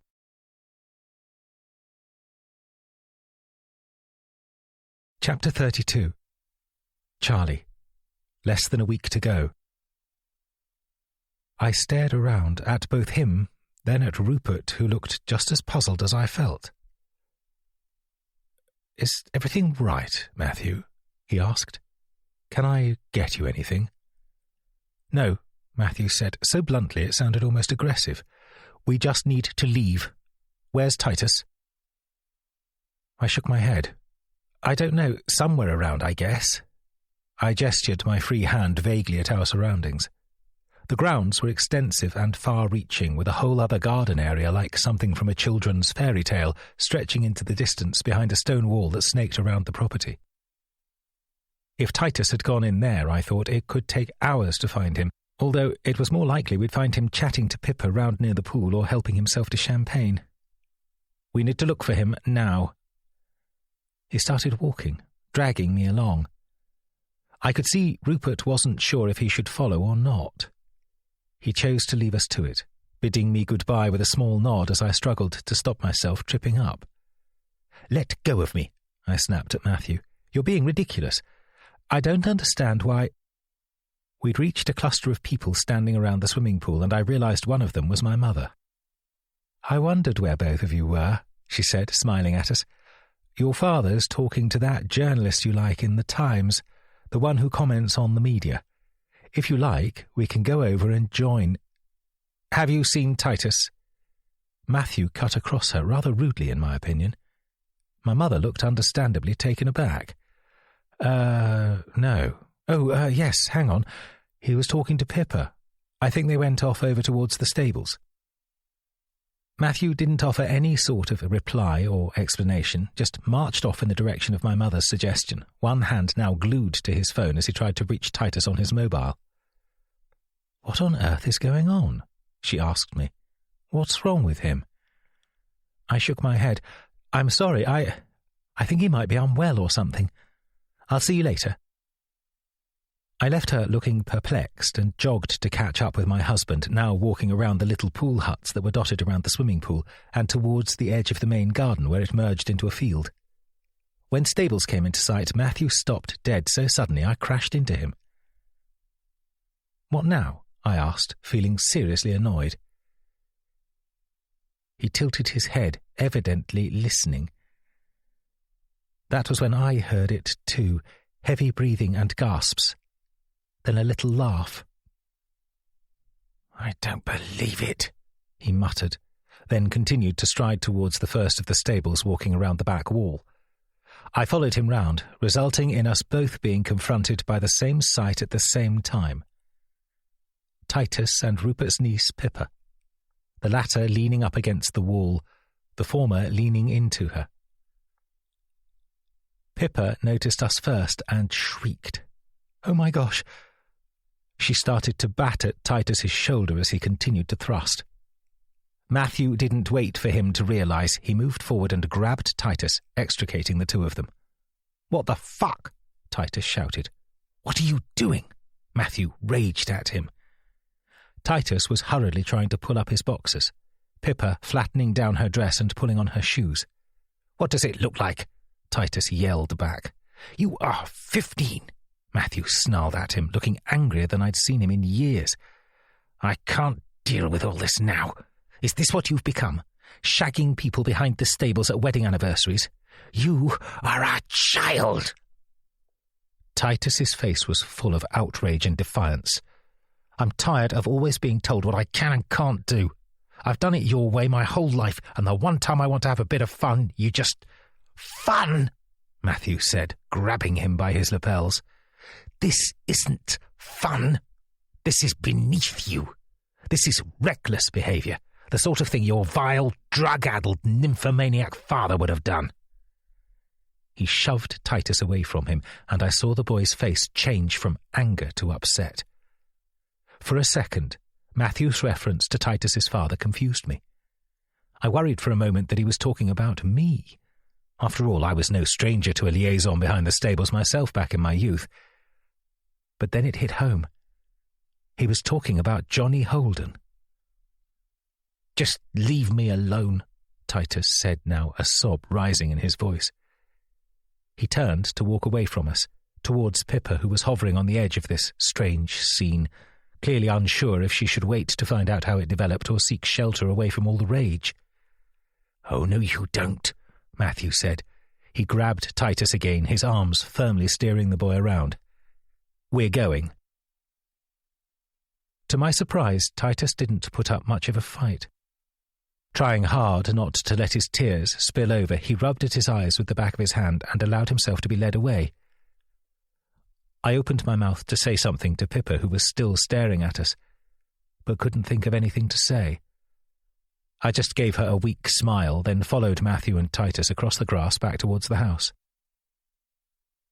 We managed to get to the entrance hall before anyone stopped us. "Charles, Matthew, where are you going?" I looked round to see my mother walking quickly to catch us before we left through the front door. I'm afraid we're leaving. Matthew's not very well." I gestured to him, but he was already down the steps to the driveway, ordering one of the young men at the entrance to bring the car round. My mother peered at me, her eyes searching my face, trying to work out what was wrong. "You look stressed. Has something happened?" I looked back out to the steps and driveway outside. Titus and Matthew were now standing separate from each other, waiting for the car, Titus kicking moodily at the gravel. My mother had seen them too. "What's going on? Is Titus all right? He looks upset." I shook my head. "He's fine. It's just all been a bit of a tense afternoon." She looked understandably confused by this. A crunching outside announced the arrival of our car on the driveway, followed by the doors opening. "Charlie, now!" Matthew called out. "I'm sorry, I've got to go," I said to my mother. "It's just Matthew, he has a headache or something."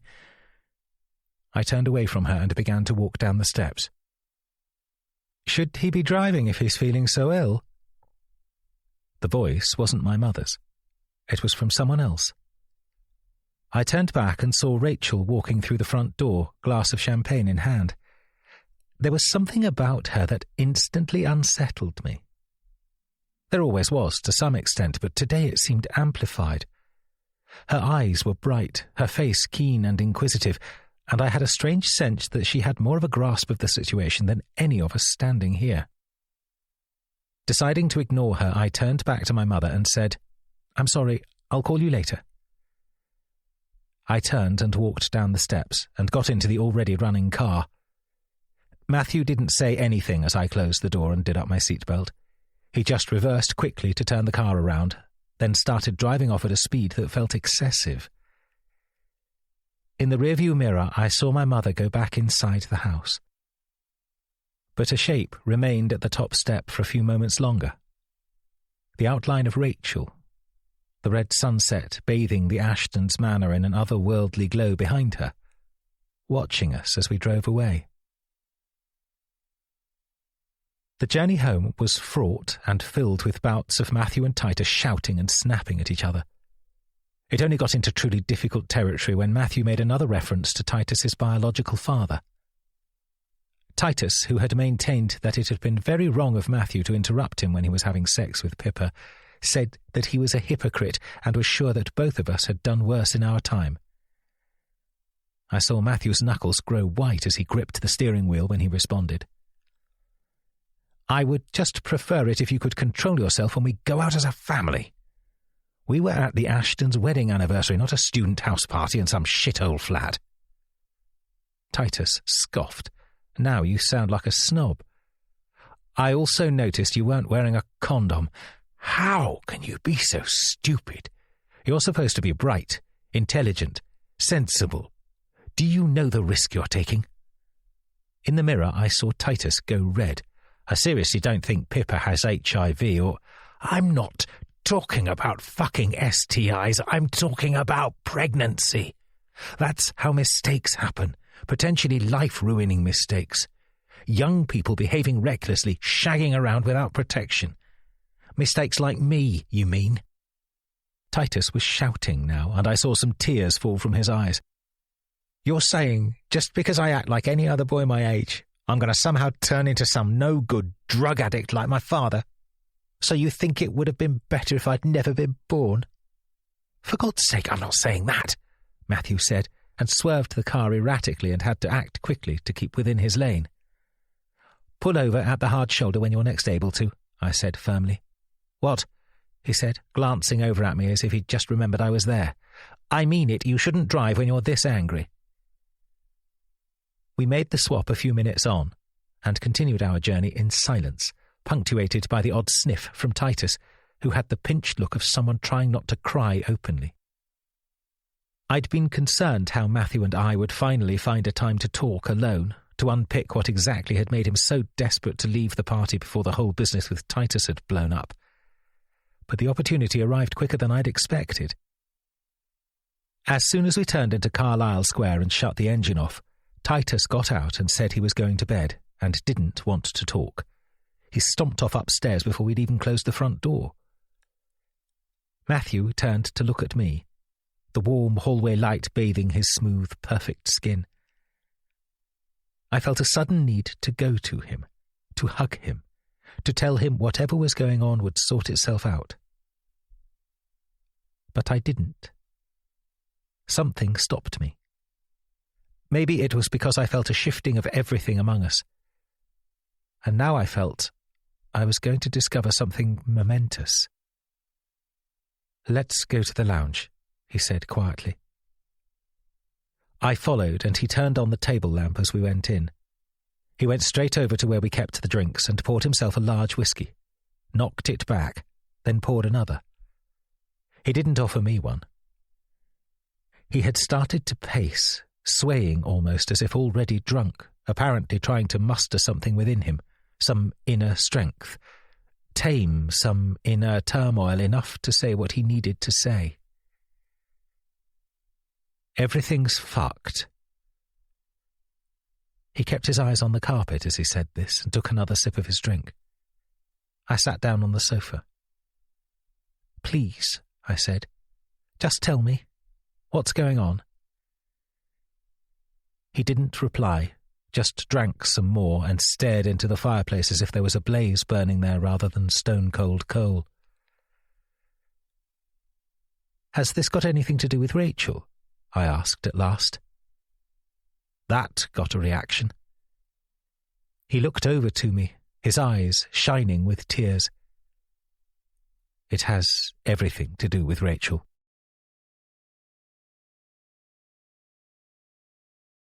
Chapter 33. Rachel. Less than a week to go.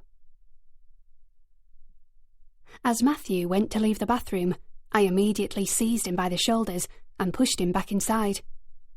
Hey, what the—" he protested loudly as I shut the door behind me. "Be quiet," I said, trying to keep my voice hard and firm. "Rachel, what are you doing?"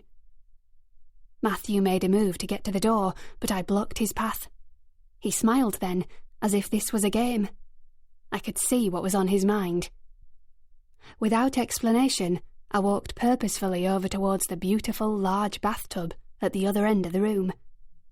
The bathroom was about the same size as the bedroom I had back at Churchill Gardens, and instead of the tacky plastic baths I've used in every property I've ever lived in, with the exception of Merrill's, this one is separate from the wall and very deep.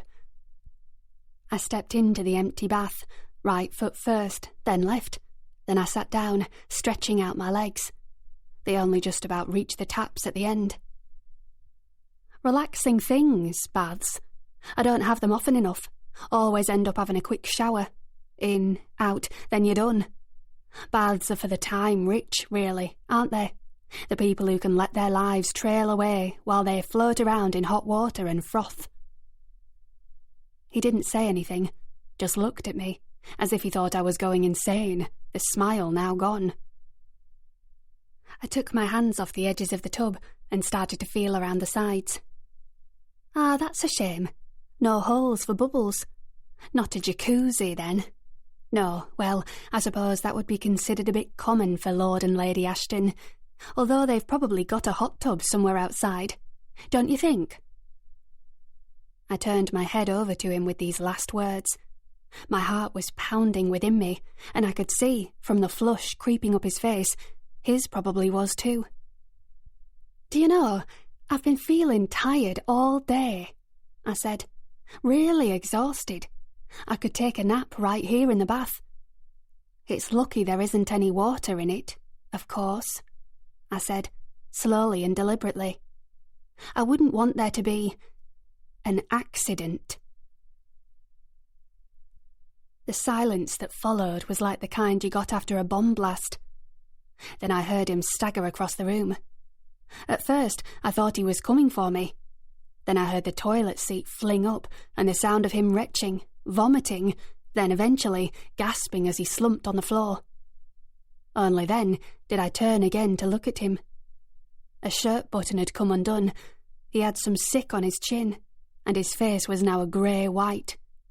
He looked horrific, and I was glad of it. We stared at each other for a while, neither of us speaking.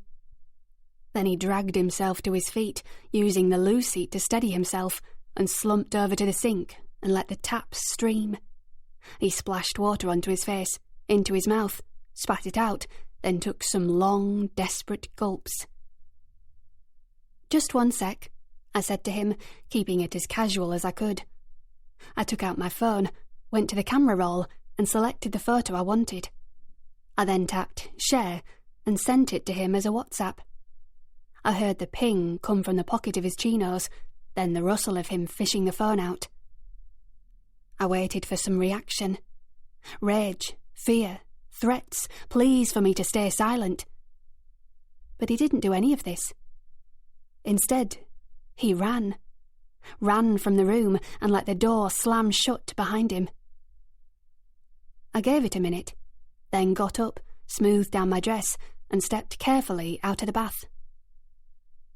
Everything seemed to glow brightly around me as I left the bathroom and rejoined the party. The world had come alive.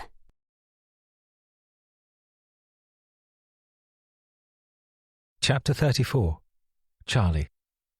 3 days after the murder. My mother and I go into the library, her clasping the box she'd been holding. She places this onto the coffee table, kneels in front of it, and starts to rifle around. She takes a pile of several photos from inside and starts to lay them out on the polished wooden surface. These are the photographs we used in a display at your and Matthew's wedding. Lots of snaps of you both from your younger years. I go over and kneel down on the other side of the table. Yes, I remember them, I say. They were lovely. I lightly touched the matte finish of one of them. A photo of me when I must have been 14 or 15, having just won some rugby game. Archie and me holding our hands in the air. It feels like I'm looking at a different person. A different life. Well, I was sorting some things out and discovered these and ended up having a look through them, my mother continued. When I decided to put together the display, I needed to get a good range, and since the both of you have straddled the era of film and digital, it took some organisation to get shots from different points in your life. I asked Edith for a load of photos of Matthew and, well, you know how disorganised she was. She just gave me heaps of old photo albums and a load of SD cards. I think she didn't want to go through them all since there'd be photos of Colette in there. She said she didn't mind pictures of Colette and Matthew being up at the wedding, but I can understand why she didn't want to go through them herself. I watch as she carries on laying out the shots. And you never gave them back before Edith died? I ask. Oh, I did, my mother says. All the albums and SD cards. But I had the contents of the SD cards printed, so I kept those. I spent ages looking through reams of holiday snaps and family gatherings, shots of the Jones family, shots I think Colette took or had taken by others before she died. And here, she pulls out a photo. It shows a group of young people aged around 19 or 20. They're standing in the snow surrounded by pine trees. They're all on holiday, somewhere cold, Cassandra says. There's a hotel sign in one of the other shots. And look, there, right there. It's her. I scan my eye across the people standing, smiling at the camera in the snow. I look along the faces and vaguely recognise some of them. They're Matthew's friends, mostly posh left-wingers who lament how terrible things are for the poor and the evils of carbon emissions, whilst jetting off for a few weeks on the slopes. The face in the middle is at first oddly familiar. Then the penny drops. Oh, fuck. It's her, I say, dropping back to sit down on the carpet properly. It is indeed her. It is Rachel, staring back at me from a photo that must have been taken a good decade ago. It is indeed with Matthew. I think they've been skiing. And now I know what this is, and where it is, and how it all fits into place. Yes, I see. I see that. My mother starts to gather up the rest of the photos as I continue to stare at Rachel's face. It feels like I'm holding a slice of Matthew's history, a time I've only properly imagined in my head, almost like a bizarre, surreal film. Don't you think it's strange, my mother says, putting the lid on the box and staring at me. All this time Matthew claimed not to know her. You both acted like you didn't know her. There's a note of suspicion in her voice now, as if she suspects Matthew told me everything before he died. Darling, we both know Rachel didn't kill Matthew. Your father is right. You'd better tell us what happened so we can deal with it before the police work all this out. I close my eyes for a second. that slightly hot, burning feeling of tiredness spreading through my face. Then I hear a noise, someone moving. Then seconds later feel my mother's hand on my shoulder. "Come on, tell me," she says. "Sit up on the chair and tell me, properly, who Rachel is."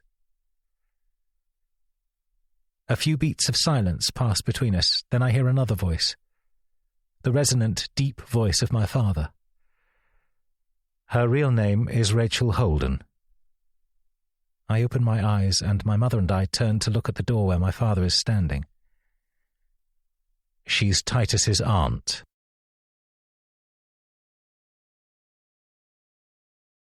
Chapter 35. Charlie. Less than a week to go. I suppose, looking back now, there were many times when I could have interrupted and told Matthew that I knew everything he was telling me, that I knew about the whole situation with his sister, her boyfriend, Titus. How he'd told me everything one cold autumn day in Kensington Gardens when we'd started to become a couple. But of course, he hadn't told me everything. Just the bare facts, with no real detail of what happened. Of what he did. So, sitting on the sofa in the dim light of the lounge, the evening darkening at the windows and turning into night, I didn't stop him or press him to get to the heart of the matter. I just listened and allowed the truth to change our lives forever. About how Colette had met Johnny Holden when she was at university as a one-night stand who'd turned into a relationship. How he supplied her and her friends with drugs, and how it quickly escalated from cannabis to MDMA and cocaine. Until eventually, Matthew and his mother intervened, sent her to a rehab clinic, and tried to convince her to leave Johnny for good. But of course that didn't quite work. I sat watching my husband, standing there, tense and strung out, and got the sense we were arriving at a moment we'd always been destined to reach at some point. It was as if the world was changing before my very eyes. Things I'd regarded as certain, although unexplored, were exploding off into new avenues of unsaid truths and downright lies. An energy was burning through me. An energy that made me want to seize Matthew and shake the full story out of him and demand he tell me every last horrid detail. But I didn't do this. I had to let him tell it in his own way. Somehow I knew that would be the best thing to do. And, judging by his body language and flushed appearance, he was about to reveal something momentous. "She tried to break up with Johnny," Matthew said, his eyes distant, his mind back among the demons of his past. But, as you can imagine, he didn't take the news well. Slight tremors became visible in his face in that moment. His cheek twitched. He blinked quickly and rubbed his eyes. I had the impression he was reliving something. An old memory he'd kept buried for years was being dragged to the surface. The past was coming back, ready to decimate the present, and there was nothing he could do to stop it.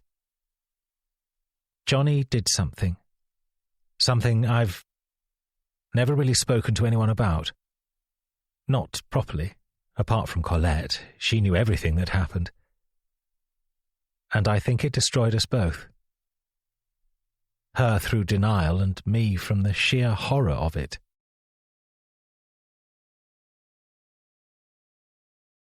Chapter 36. Rachel. Less than a week to go.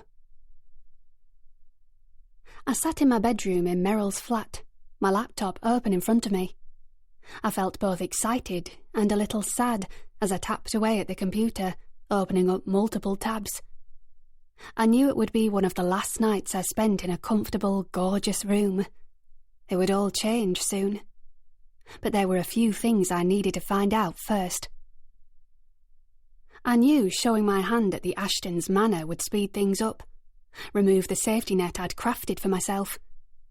But this lifestyle I'd managed to build was never meant to last forever.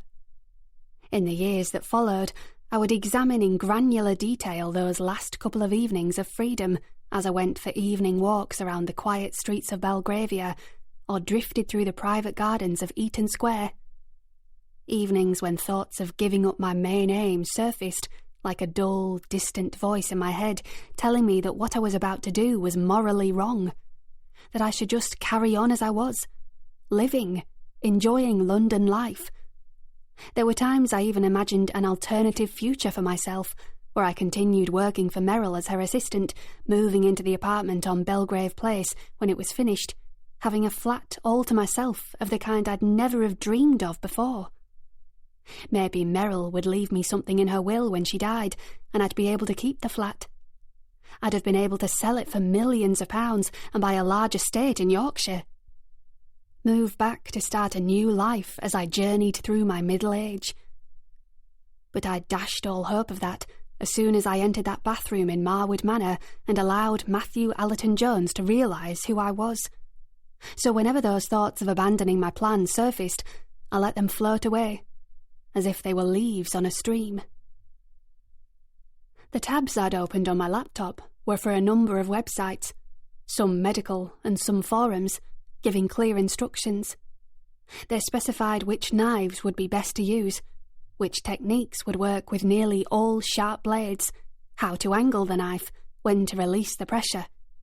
It was all there, easy to access at the tap of a few fingers on a keyboard. Like most things these days. I didn't bother to use private browsing, not that that would delay the police much anyway. I had no interest in trying to put off the inevitable. When the computer forensics people searched my laptop, it would all be there, plain to see. If they wanted to know why, well, that would be a good test of their detective skills. They'd figure it out, in the end. Once I had all the information I needed, I made my decision.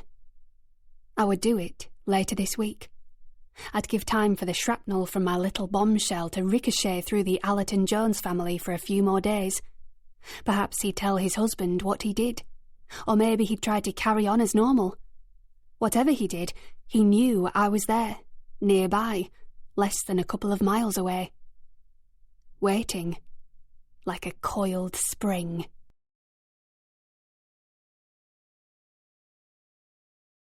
Chapter 37.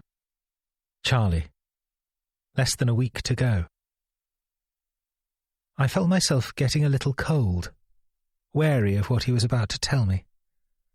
Something new and clearly deeply uncomfortable for him to remember. Matthew took a moment to refill his glass, sipped, and let the whisky swirl around his mouth. Then he set the glass down and said, "Johnny Holden attacked me. I was staying the night at the castle alone. I was working on a PhD application and thought I'd appreciate the peace and quiet. Colette was in Durham, and my mother was visiting a friend in Edinburgh. I'd been working late and went to bed at around 1 a.m. At about 2 a.m. I was woken by a thud, but didn't think much of it, just presumed it was a cat or something outside. It was when I heard a creak on the landing that I woke up properly. 4 men walked into my room dressed in black and wearing the masks of woodland creatures. A squirrel, a rabbit, a badger, and a fox. He winced, closing his eyes for a moment, as if pained by the images he was trying to describe. It's hard to put into words how paralyzing fear can be. I thought I'd fallen into a nightmare, a literal living nightmare. For a few seconds I couldn't move. Then I saw they were carrying rope. That was when I tried to run, but they grabbed me as I leapt out of bed and set about tying me up. They tied up my ankles and arms.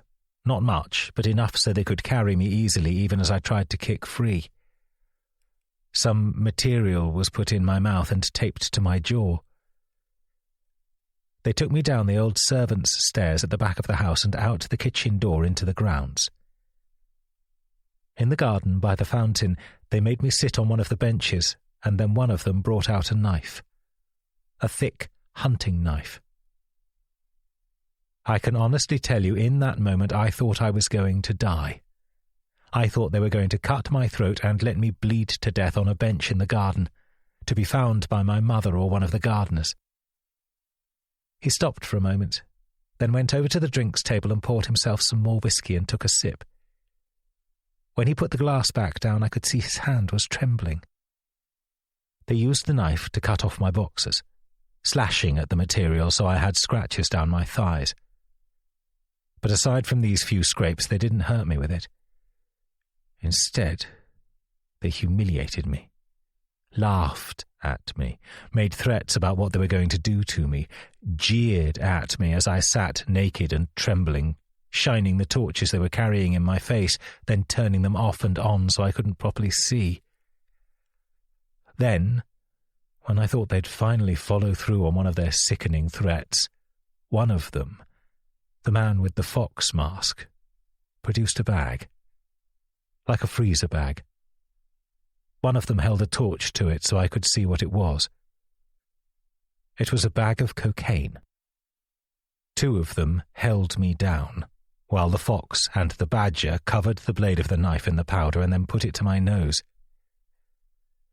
Because my mouth was gagged, I had no choice but to breathe in. They held it there, the blade digging into me as I tried not to hyperventilate, knowing the more harshly I breathed, the more cocaine I would take in. I'm not sure how much I ended up consuming, but they dipped the knife into the bag a number of times. It was the fox who kept making me take the stuff. And on one of the doses, the second or third maybe, he said to me, "Mess with your sister's life again and we'll fuck you up worse than this." Whether it was the drugs, or from trauma, or a cumulative effect as a whole, I felt my heart beating faster and faster, and I began to feel extremely sick. I thought I was having a heart attack. The world had already been spinning, but at that point it felt like it had properly turned upside down. I couldn't tell what was happening anymore. I may have had a small fit, or just blacked out, because I awoke to them lowering me into the fountain head first, one of them shrieking in my ear. I'm not even sure what it was he was saying. It may have been just a long, continuous moan to disorientate me. They kept pulling me in and out of the water, each scrape of the stone fountain against my flesh sending stinging pains all over my body. It may have lasted a few minutes or a few hours. I ended up passing out again. Perhaps they thought they'd killed me and fled. Maybe they just got bored, or felt they'd completed what they set out to do. I could have easily drowned or died from the cold, left there half submerged and naked in the fountain for the rest of the night. I leaned forwards, astonished by his words, and, strangely, compelled by them. I was gripped by this hidden chapter in my husband's life and how it had shaped him as a person, whilst all this time he kept it hidden from view. Like a bad dream you filed away and tried not to think about. Except this hadn't been a dream. This had been true, brutal trauma. And I didn't know whether to hug him close and tell him nobody would ever hurt him like that again, or let my anger boil over and make it clear to him how betrayed I felt by him refusing to let me in on such a momentous part of his life. When I opened my mouth, I paused a little, unsure of what to say. Then I asked the question at the forefront of my mind. How did Colette react when you told her what her boyfriend had done? A small tear fell silently from Matthew's right eye. I think that's the part that upsets me most to this day.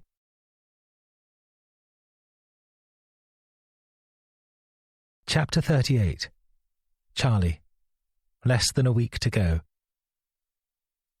I struggled to see how Matthew's ordeal could have become any more upsetting than it was already. I was wrong, of course. Did Colette find you after the attack? I asked. He shook his head. When I woke, I imagined it was her, that she'd come to rescue me. But it wasn't. It was just the teenage boy who worked with our head gardener on the estate. I'd gone through too much at that point to feel anything other than a dull relief. The lad, to my shame I didn't know his name, seemed to think it was funny. The benches around the fountain were littered with vodka bottles, and one of the masks was floating in the fountain's water. The fox mask. I think the boy thought there'd been some sort of party.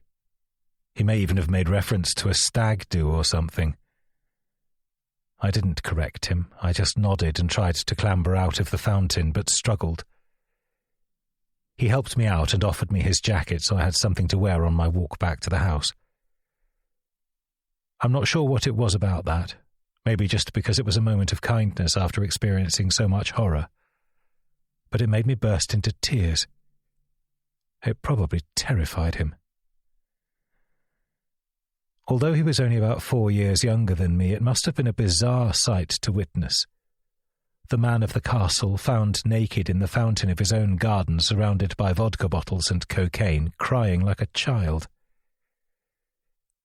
But he didn't run. He just awkwardly told me things weren't that bad, and we all had a wild night now and then. So he walked me back to the castle. He had to help me. I was trembling so much. And by the time we'd got up the stairs to my room, I think he'd realised something serious had happened, as he started to suggest phoning someone for me, perhaps even an ambulance. I begged him not to. I said I was fine and I didn't need any help. I just needed to go to bed. To sleep. Forget everything. But it wasn't over. There was a surprise waiting for me in my room. The boy opened the door for me and helped me in. I was shivering terribly by that point, and he picked up a towel I'd left on the floor so I could put it round me. That was when he noticed the photographs. All over the bed. Must have been 100 or more. Polaroids. They were scattered all around the duvet and pillows. I think he said something like, "Fucking hell," when he picked one of them up and offered it out to me. The first one I saw confused me. It was of a woman's naked breasts, a hand touching them. I asked the boy what it was doing there, but of course it was a pointless question. I looked down at the rest of them and a few seconds later realised what they were. They were photos of Colette. In a lot of them she was completely naked. Some had her legs open. In many of them she was accompanied by a young man. His face wasn't visible in most, but it was pretty obvious who it was. Johnny Holden. Some of them showed her sucking his cock. Others were of him fucking her. She looked off her face, wasted, high, stoned. I was already in pure shock when I saw them, but this was the final straw. I crashed across the room into the ensuite and was violently sick. I don't know whether the gardener's boy recognised Colette from the photos. He may never have seen her, since she visited so infrequently and the estate was so large. Or maybe he presumed I had some sick, incestuous porn thing going on with her. I don't know. But the vomiting made him even more keen to call someone, and again I begged him not to. In the end, he helped me into the bed, the photos brushed onto the floor, and filled a glass of water from the bathroom. I hope I said thank you at the time, but I think I fell asleep almost immediately. I slept through the whole day and into the evening, waking when it was getting dark around 7 p.m. My phone had been on my nightstand the whole time. When I woke, the battery was dead and I put it on charge. Tons of missed calls and messages came flooding in. They were from Colette. She said Johnny was furious, that he blamed me for getting her to leave him and give up the drugs. She was terrified of what he'd do to me. It was only moments after I'd showered and dressed that I heard the front door go. Part of me was terrified it was the gang of men back again for round 2, but then I heard Colette's voice calling me. She was beside herself. She had got the train up, terrified of what she might find. I got quite upset when I saw her. She could tell immediately something had happened, even though I didn't really have any visible marks, aside from a small cut under my nose from where they'd held the knife to me. We went down to the servants' area and sat in the kitchen like we'd done as children when we still had live-in staff. We were always getting in their way, but loved the warmth of the Aga, and our cook, Mrs. MacDonald, often gave us gingerbread. Of course, on that horrible evening there was no freshly baked gingerbread. Just basic decaffeinated tea bags, stale biscuits, and Colette trying to get me to tell her what had happened. When she'd got it out of me, she cried and hugged me. Then I told her I wanted to call the police. That was when things turned tricky. She told me he'd got her fingerprints on bags of cocaine, a large shipment he was helping to distribute. He was starting to earn quite big money from it all, and she'd helped him pack some of it up and into bags. I asked her how could she have done such a thing, but she just shook her head, tears spilling from her eyes, and said, "Oh, dearest, if only you knew what love was like." I felt sick hearing her talk like that. Talk as if their love was some Romeo and Juliet star-crossed lovers' romance. I told her he was a psychopath. What he did to me was horrific. I thought I was going to die. She was upset by it, I could tell, but she said if I went to the police, he had evidence that would land her in prison. Evidence that she'd assisted, even funded with her own money, some of his criminal activities. She told me that if I could bear not reporting the incident, she really would go clean, never touch the stuff again. I asked if she would leave him for good, too, never touch him again, never see him again, never contact him again. She wouldn't assure me on that. She said things weren't that simple. That was when things turned bitter between us. I didn't want to talk to her after that. I told her she should go back to Durham. I wouldn't go to the police because I didn't want her to go to prison, but I couldn't be around her if she was still seeing him. I left her in tears in the kitchen. I feel awful about it now. And at the door I said something worse. I told her he had images of him fucking her. They'd been left on my pillow. And I said, "I've still got them in case you want to keep them for your scrapbook." That was a reference to something she used to do as a kid, even into her teenage years. I nodded. "I remember you telling me about it, when Titus used to do the same when he was younger." Matthew looked sad and distant after I said this. "Perhaps he inherited her creative streak," he said, his eyes shining. She didn't just do it for holidays, though. She'd fill these large leather-bound books with photos of all sorts of things. Animals, pages from books, leaves.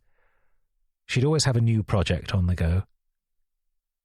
And somehow, me mentioning something so vulgar in the same breath as one of her childhood passions felt nasty, ugly. Something broke between us that day. Things were never the same again, right up until she died. Matthew paused and looked over at me. It was as if he knew what I was thinking, knew that I was going to ask the question that had been on my mind since he started talking. "You never felt you could tell me?" As I said it, his face crumpled into something broken, fractured like a smashed mirror.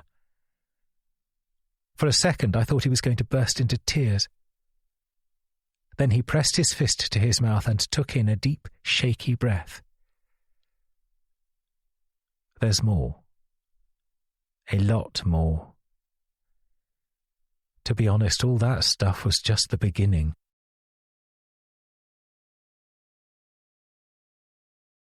Chapter 39. Charlie.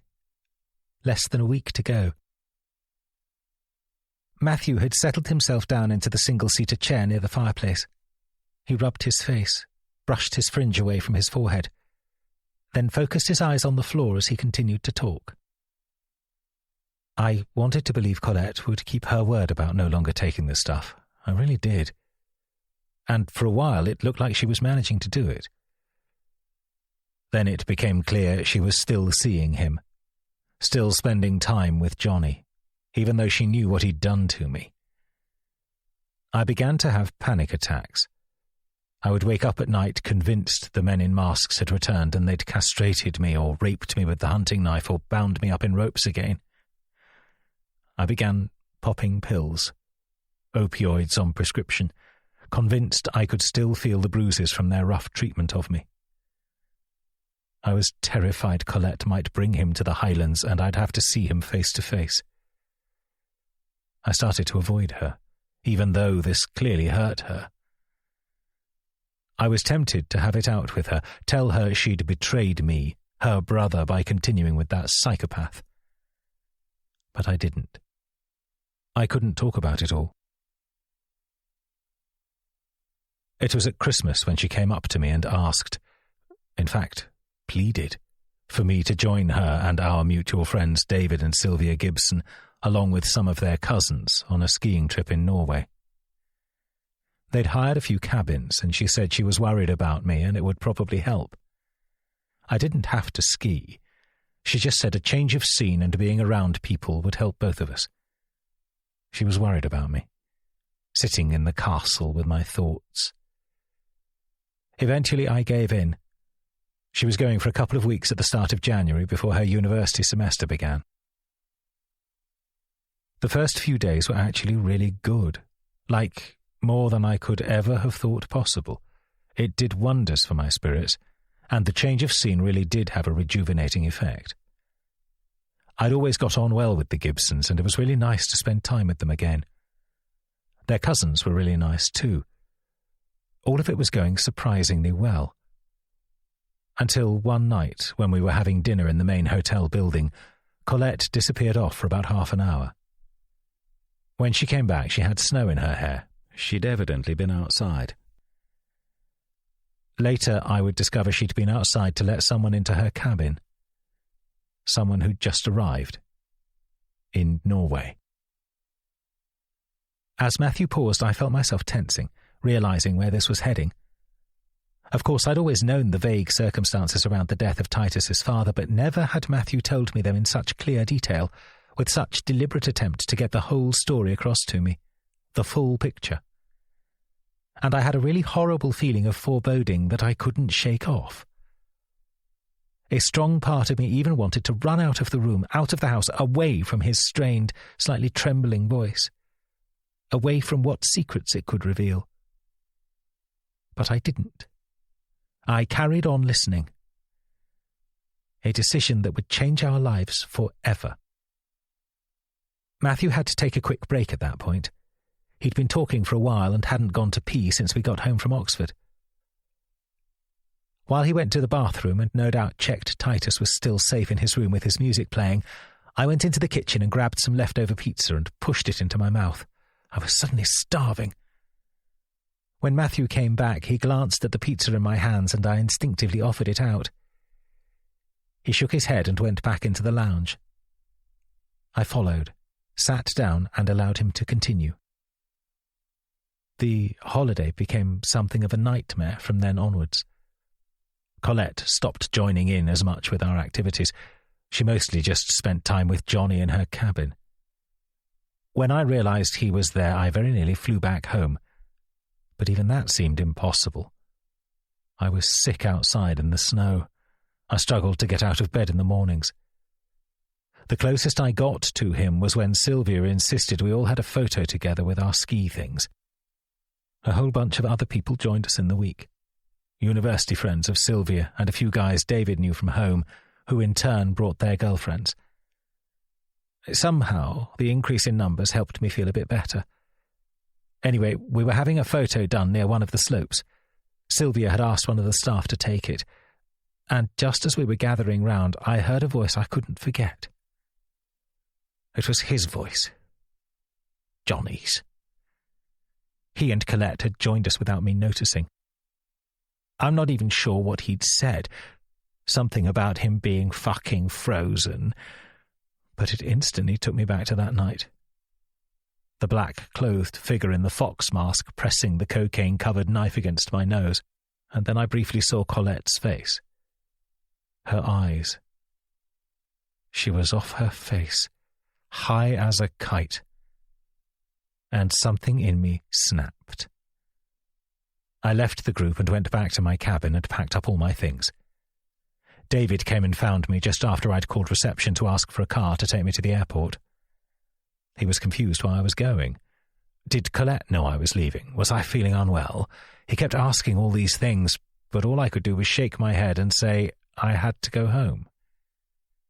And I did. I flew back to Scotland that afternoon. My mother was concerned when she saw me getting out of the car without Colette. I'd felt relief wash over me when I boarded the plane and managed to hold myself together so I didn't end up the mad one sobbing in first class. But once I'd stepped inside the castle, I fell into my mother's arms and sobbed. I told her he was there. Johnny Holden was there, and I thought Colette was using again. To my shame, I abandoned both my mother and my sister after that. My mother kept questioning me, wringing her hands about how she couldn't get on a plane, about how she wanted to go and find Colette herself. I didn't help her.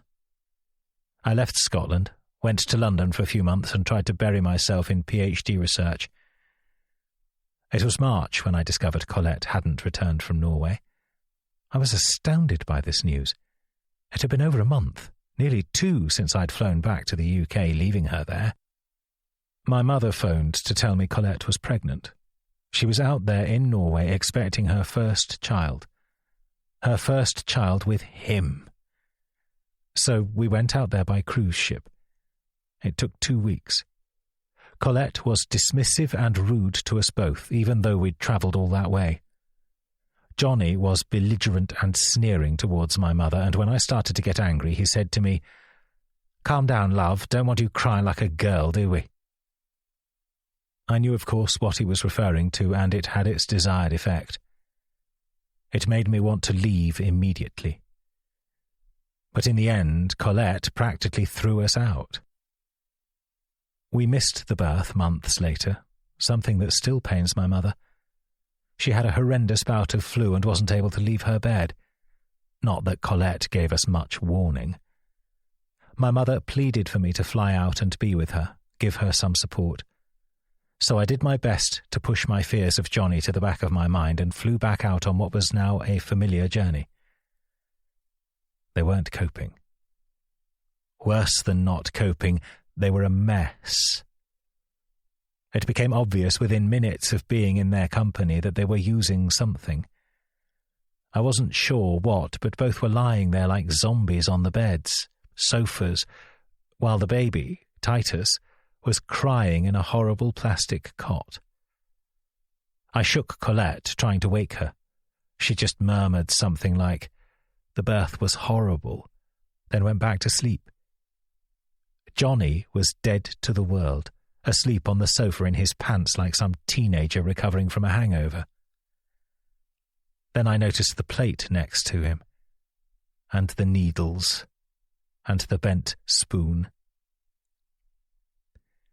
I should have taken the baby and run away with him or something, just left them both to their vile habits.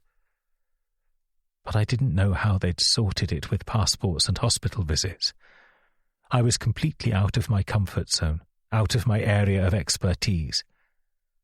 Colette and I had a bit of a shrieking match when she woke up properly. She took up the screaming Titus in her arms and said it was normal for mothers to go a bit off the rails in the first few weeks. I told her intravenous drugs was a bit further than off the rails. She said that stuff was just Johnny's. She hadn't touched it. I asked what she had touched, whether she was breastfeeding, whether the drugs could be getting into her child's mouth. She told me to fuck off and more or less kicked me out of the flat. I went for a walk around the woodland, had dinner up at the main hotel building, booked into a room there and slept for a few hours. Took a shower. In the late afternoon, I wandered back down to their cabin. It was twilight, and I could see their lights were on, including the hanging ambient lighting of the veranda. As I walked up the steps, it became clear someone was in the hot tub. It was Johnny. He was asleep, or smacked out of his head, once again, his chin lolling in the water. Then, as I got to the top of the steps, I saw what was nestled in his arms, nearly under water. It was the baby. It was Titus. He had sat down in the hot tub high off his head with a baby in his arms. He was dangerous, a sick psychopath. Matthew paused, his eyes wide at me, and at long last something fell into place.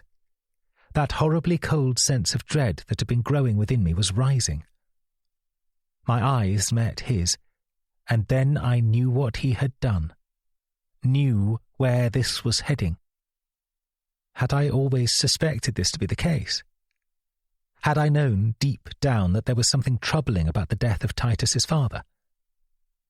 Maybe. But that wasn't what was burning within me. Threatening to break out, to lash out, to make me tear down the house with rage. It was the fact he was only telling me now, that he'd let us build a life together, involved me so closely in the life of his adopted son, with this lie buried so deep into the fabric of our existence. In that moment I wanted to scream. But I said nothing. I just waited. And before long he took a deep breath and continued. I walked over to the hot tub and immediately lifted Titus out of the water. Thank God I arrived when I did, as his head could have been submerged any second. Johnny had had him wrapped in a towel which was soaked through with water. I picked up Johnny's discarded clothes on the floor and used them to dry the baby off. Then I went inside, jiggling him in my arms, trying to stop him crying. Colette was asleep on the sofa. She stirred a bit when I came in and mumbled to shut the baby up. She may have thought I was Johnny. She had a massive joint in her right hand which was resting up against the sofa. Considering they were living in a wooden cabin, the idea of them messing around with lit joints and flames terrified me. I took the joint from her fingers and crushed it out onto a plate on the coffee table. I put Titus down in his cot, and he stopped crying after a minute or two. Then I went back out to the lounge.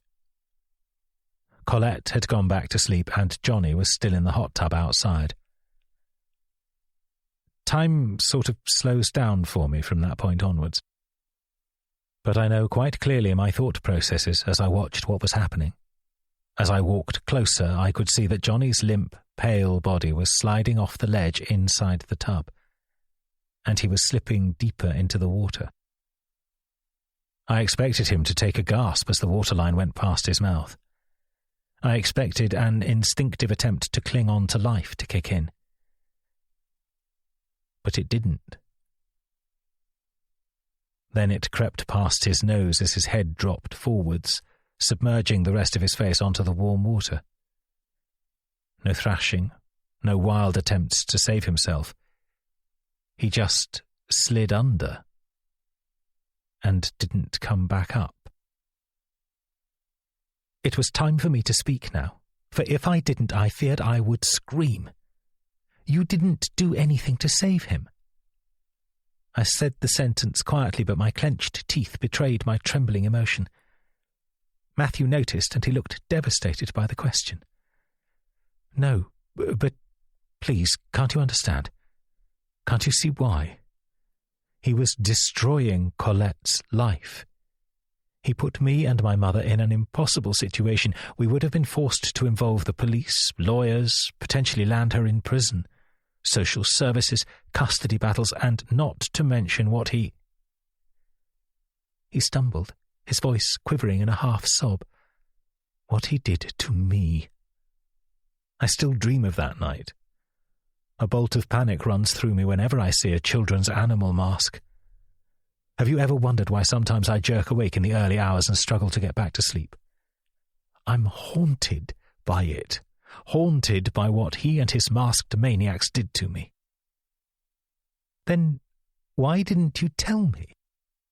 I stopped myself from shouting, but I rose out of my seat and stood in the centre of the lounge, unsure if I wanted to fly at him in a rage or leave the room in protest, unable to cope with the depths of his secrets, the amount that had been unsaid between us.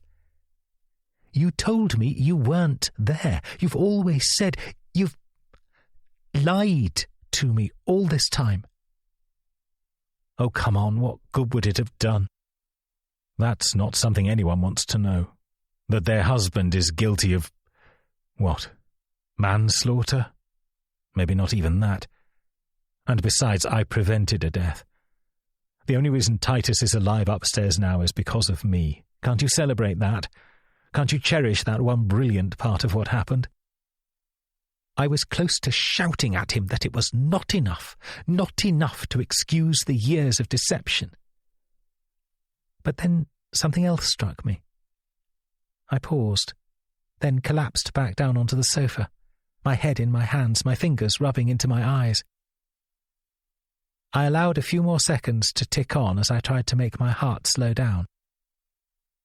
Then I said as calmly as I could, I still don't understand what the fuck this has to do with Rachel.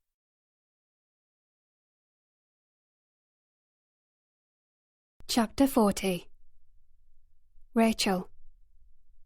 Less than a week to go.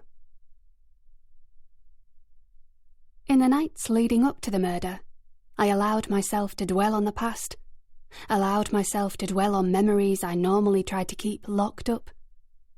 Doing so both stoked me up to press forward and reminded me why it all mattered, as if I needed reminding. Travelling over to Norway to find my brother was one of the most difficult, most stressful times in my life. Through talking to some of Colette Jones's university friends and Johnny's business acquaintances, I discovered Matthew Jones had flown out to try and convince his sister to break up with my brother and come home. He was staying in a room in the main building of the posh hotel complex. Of course, I couldn't afford anything of the kind, what with my mounting credit card debts and the less than secure state of my income. So I booked myself into a hostel on the outskirts of the forest, a half-hour walk from the ski resort. It was a dreadful place. Mixed-gendered dormitories filled with penniless students going backpacking and various other unsavoury-looking characters. I was terrified, but I had to carry on, for the sake of my brother. The first shock was to find out he was now a father, meaning I, of course, was now an aunt. I had no idea Colette was pregnant. They'd been out in Norway for so long at this point, and I think she stopped him from letting his family know. I hammered on the door for ages before it was opened by a sleepy-looking Johnny.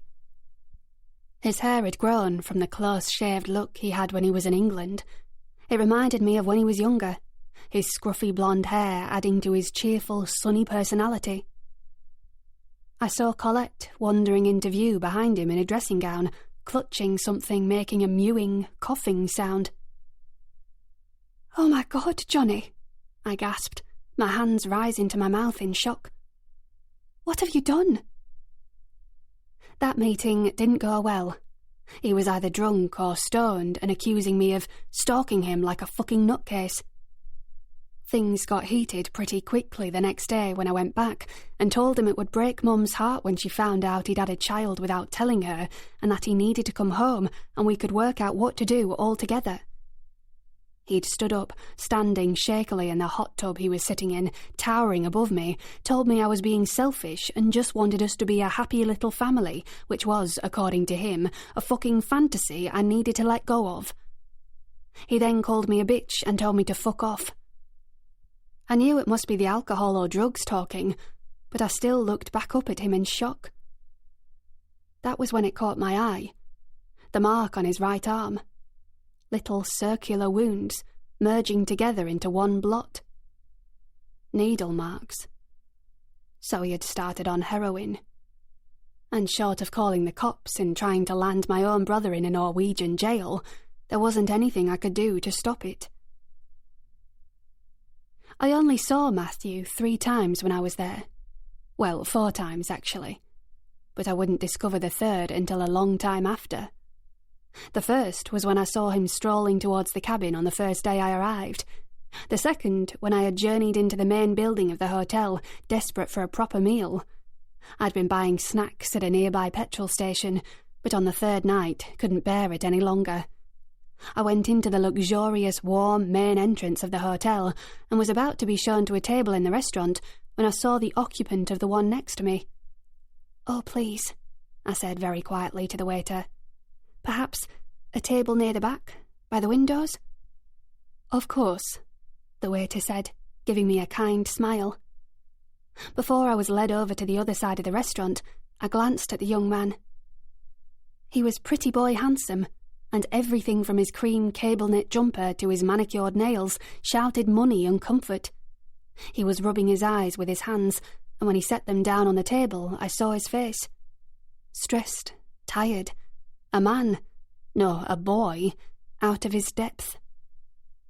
I've often wondered, looking back, how things might have turned out differently if I'd gone to sit at that table and explained to him we were both there for the same reason, offered to join forces in persuading our siblings to come home. But I didn't. I went and ate a horrendously expensive meal I couldn't really afford on the other side of the restaurant, and kept my head down for the rest of the evening. The next day, I went for a long walk around the grounds of the hotel and into the forest that bled into its grounds. Even though I was in the process of giving up my studio and photography business and looking for other employment, I still carried my camera around with me to take occasional pictures. There was something about it that soothed me. That was the day Johnny died. I flew back to England in the late afternoon. I would never forgive myself for not trying to visit him again. The body was returned to us in the UK. Colette wasn't married to him, and I don't know who they considered his next of kin, nor how the Norwegians worked the whole thing out, but eventually we were allowed to hold a funeral at home in Bradford. Colette came on her own. She sat at the back, sobbing quietly. None of us spoke to her.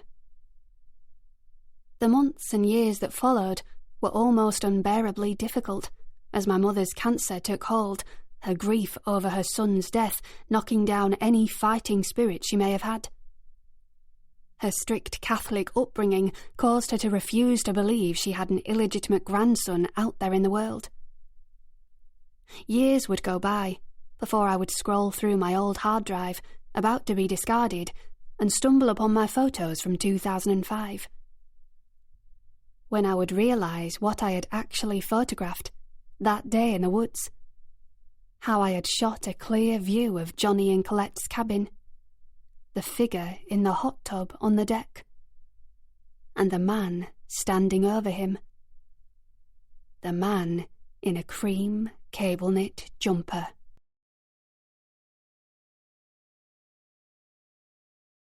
Chapter 41. Charlie. Less than a week to go. Matthew continued to tell me his horrible story as I sat on the sofa with balled-up fists. How Rachel had joined him, the Gibsons and their friends. How he hadn't really spoken to her. How she'd blended into the group of university friends the Gibsons had brought. He barely remembered seeing her. Now he realised that she must have gone over there with a similar aim to his. To check on her sibling, make sure they weren't relapsing into old habits and hope for their safe return home. After he'd said all this, it was enough for me to put 2 and 2 together. This is why she's been trying to get close to Titus. This is why she's been so weird, so keen to worm her way into our family, into our lives. And you with your weird encouragement of her. So fucking naive. And Christ, she struck gold, didn't she, living off Merrill's money over on Eaton Place? Eaton Square, he corrected. I didn't give a fuck. I was shouting now. How long have you known? How much danger has Titus been in while you've been keeping all your secrets close to your chest? I only found out today. She confronted me. That's why we had to leave the party so quickly. I couldn't be anywhere near her. I can't be anywhere near her. That's why I'm telling you all this. Because of what she might do. I ran a stressful hand through my hair. What can she do? What did she say to you? Matthew looked very close to tears now, and as he reached a slightly shaking hand for his drink on the mantelpiece, I saw some tears slip from his eyes. She has a photograph.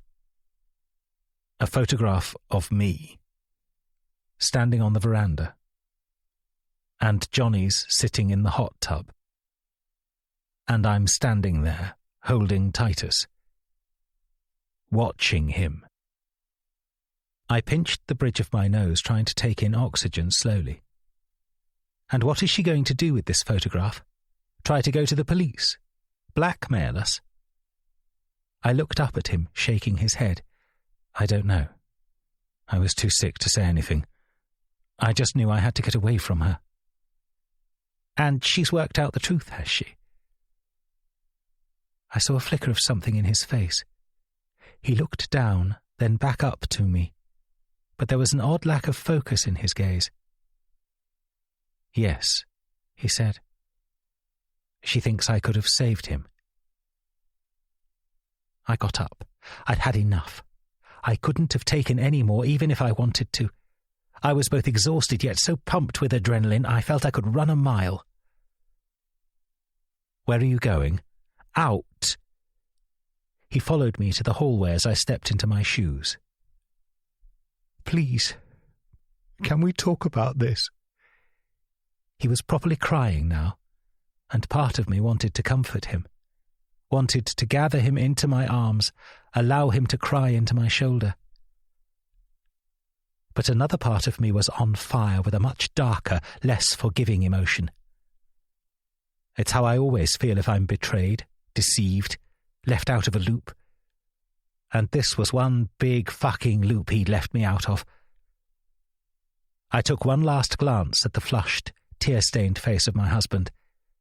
Then I stepped out of the house, letting the door slam behind me. I walked out onto the main road and along its steady curve up to Sloane Square. I didn't have any real destination in mind, no real direction. I just knew I had to walk. I only came to a stop once I reached Eaton Square. I didn't know Merrill's house number off by heart, but I slowed when I got to the part of the long, neat street where I thought she lived. Rachel was in one of these houses right now, assuming they'd already returned from the party. I could knock on the doors until I found her, demand to know her side of the story. But I knew this was foolish, so I turned away and carried on walking. I passed garden squares, houses with darkened windows, busy late-night bars loud with drunken merriment, armed police officers outside embassies. I passed my mother's house on Wilton Crescent. I didn't think. I didn't dwell. I purposefully shut everything out as best I could, letting my feet take me away through the warm night. When I was in the midst of my stride, I thought I'd be able to walk far beyond Westminster, through the East End and out into Essex, perhaps even as far as Braddon, where I could shelter, alone in the large house, leaving my problems in London behind me. But in truth I barely got much beyond my own postcode before I looped back around onto the Mall.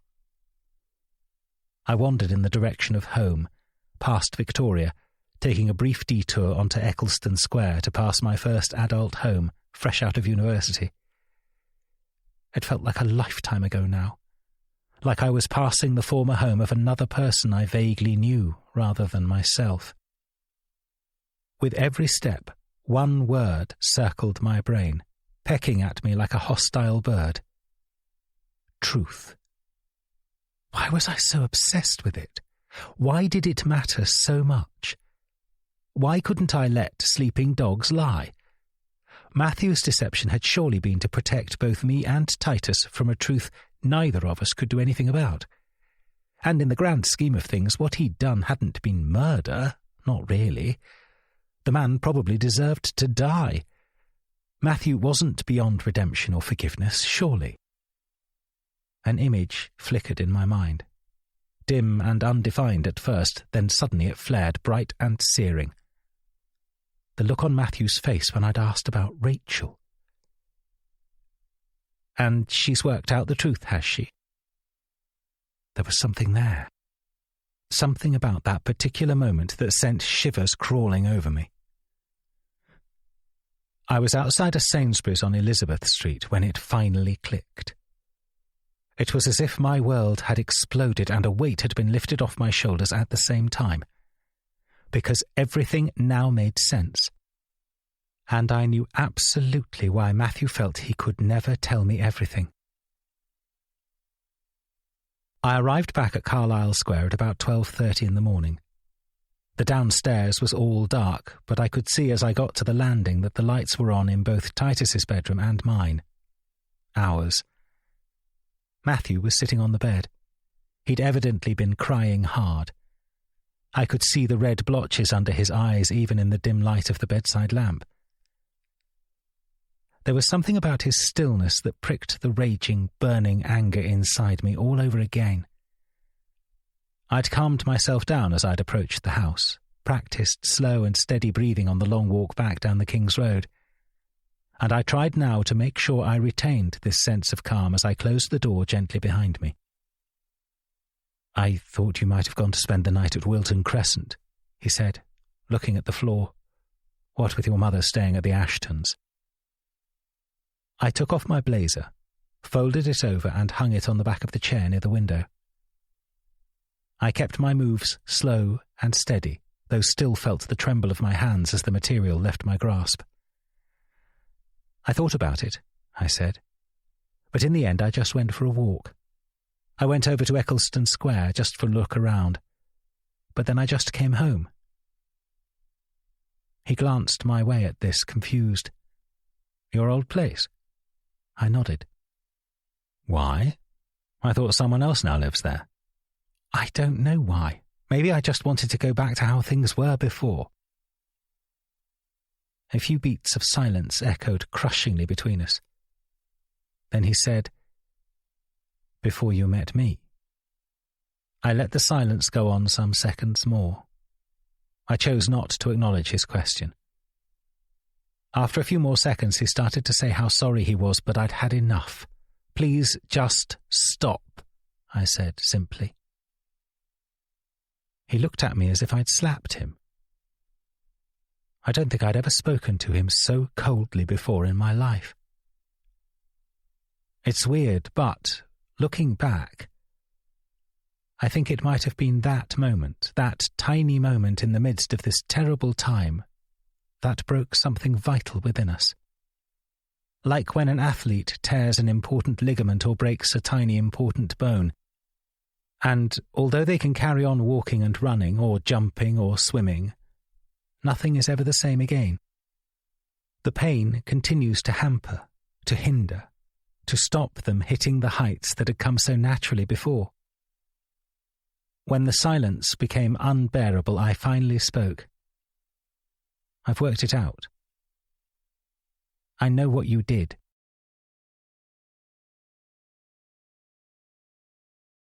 Chapter 42. Charlie. 3 days after the murder. My father walks into the library and sits down in one of the chairs. He nods at the seats opposite him, clearly suggesting my mother and I should get off the floor and sit down properly. We do as we're told. "So, you've told us the truth at last," he says in a level tone. I look at him and say cautiously, "You knew." "I wouldn't be very good at my job if I didn't have good resources," my father replies calmly. "I found out today." "Charles, you kept this to yourself?" my mother says, turning to look at me. She looks a little lost. Then a frown starts to line her brow. "Has Rachel been stalking you all this time, planning this?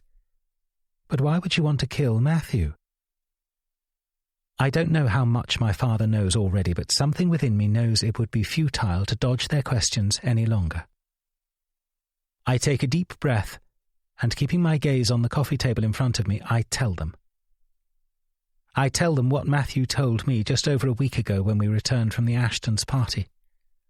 I tell them how Johnny Holden orchestrated an attack on Matthew and ruined Colette's life, how she gave birth to Titus in Norway, and how the eventual death of Johnny resulted in Matthew becoming a murderer. My parents listen in silence. Then my mother speaks. "You've known this all this time and you didn't say anything." I look up at her and try to show in my eyes how difficult, how painful this all is for me. I had to keep Matthew's secret. Telling anyone else would have put them, you, in an impossible situation. She lets out a tired, disappointed sigh. "Yes, but when he was killed, this would have been a perfect thing to tell the police," she says. "It makes her motive clear." I hold out my hands imploringly.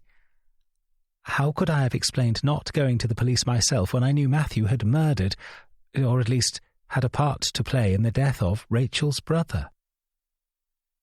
I stayed silent for days. I didn't go to the police and tell them anything when I found out.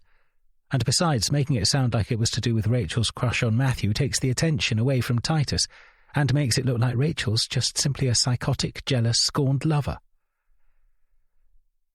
I look over to my father, hoping he will at least show he understands the predicament I'm in. He fixes me with a hard stare, then speaks in his low, firm voice. "You've been so incredibly stupid, Charles. The police will find this out. As we speak, they'll be scouring Rachel's background and they'll make the connection, if they don't get it out of her first." Suddenly, my mother holds up her hand and says, "Stop, Michael. This is all going to be okay. It will all work out the same in the end. They'll uncover the reasons, Rachel will go to prison for murder, and Charlie and Titus will be safe. Even if she decided to backtrack on her confession, this is still a pretty damning motive, as long as Titus holds his nerve." As she says this, I see my father looking between us both, looking even more grave and concerned than he did moments before. "Part of me thinks it would be best if we didn't talk about this, but your mother has told me what Titus said to her the night before Matthew's murder, and I agree with your mother that Titus needs to be protected. He's got a great future ahead of him, I'm sure. It would be a tragedy if the police find out the real truth about this." I stay silent for a while after my father has said this. Then I stand up. I don't plan on leaving. I've done enough walking away from my troubles. I just go to the window, look out at the dying light of the late afternoon, then return to sit back down and face my parents. "I'll be forever grateful that you're both ready to rally around a boy who isn't even your biological grandson. It means a lot to me. That you've both been there for him throughout his life, and through all this. But I really have to ask, why are you so sure Titus killed Matthew?" My mother and father stare back at me in amazement. "But I thought we all understood that that's what happened, surely," Cassandra says. Then her face changes, and she looks at me with a mixture of pity and horror.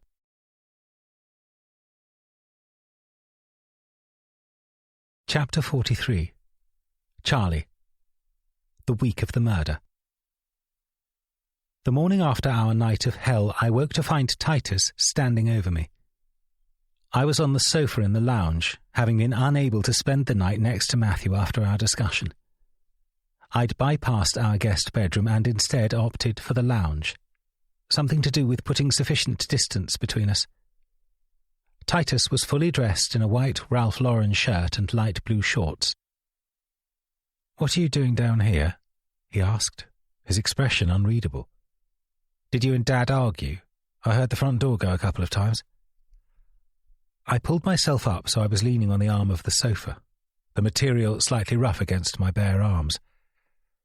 I hadn't wanted to return back upstairs to the same room as Matthew to get my pyjamas, so I'd shed my evening clothes and slept in my underwear using a cashmere throw as a makeshift duvet. "Yeah, we did," I replied. "About me?"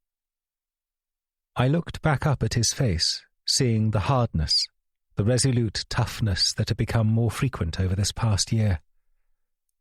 "Sort of," I said, being deliberately vague. If only he knew to what extent the whole thing was about him and how he'd nearly died one cold night in Norway, he wouldn't look so unbreakable. "Are you going out?" I asked, looking again at his attire. "Yeah," he said, brushing his fringe out of his face. "I'm going over to Melanie's in Kensington for the day. Maybe the night, too." This was something I hadn't expected. "What? Melanie? You mean the 18-year-old? He nodded, and I could see in his eyes the slightest glint of satisfaction. He knew this news would disconcert me, catch me off guard. "Yeah, although she's nearly 19 now." I noticed now the leather mulberry travel holdall by his feet. "You're going to her place to stay?" He sighed in an over-the-top exasperated way. "Calm down, only for a night or two. I'm not leaving home." "But," I spluttered, "after yesterday, you and Pippa, and now you're going to see Melanie?" He shrugged, a tiny grin edging at the corners of his mouth. "Yeah, well, Pippa and I aren't exactly an item, so I'm still a free agent where that stuff's concerned." I looked at him in astonishment. Then I thought, should it astonish me? I'd been in love with Rupert for most of my teens, but I certainly hadn't remained celibate throughout the intervening years before we'd become a proper item. But this was different. This was Titus.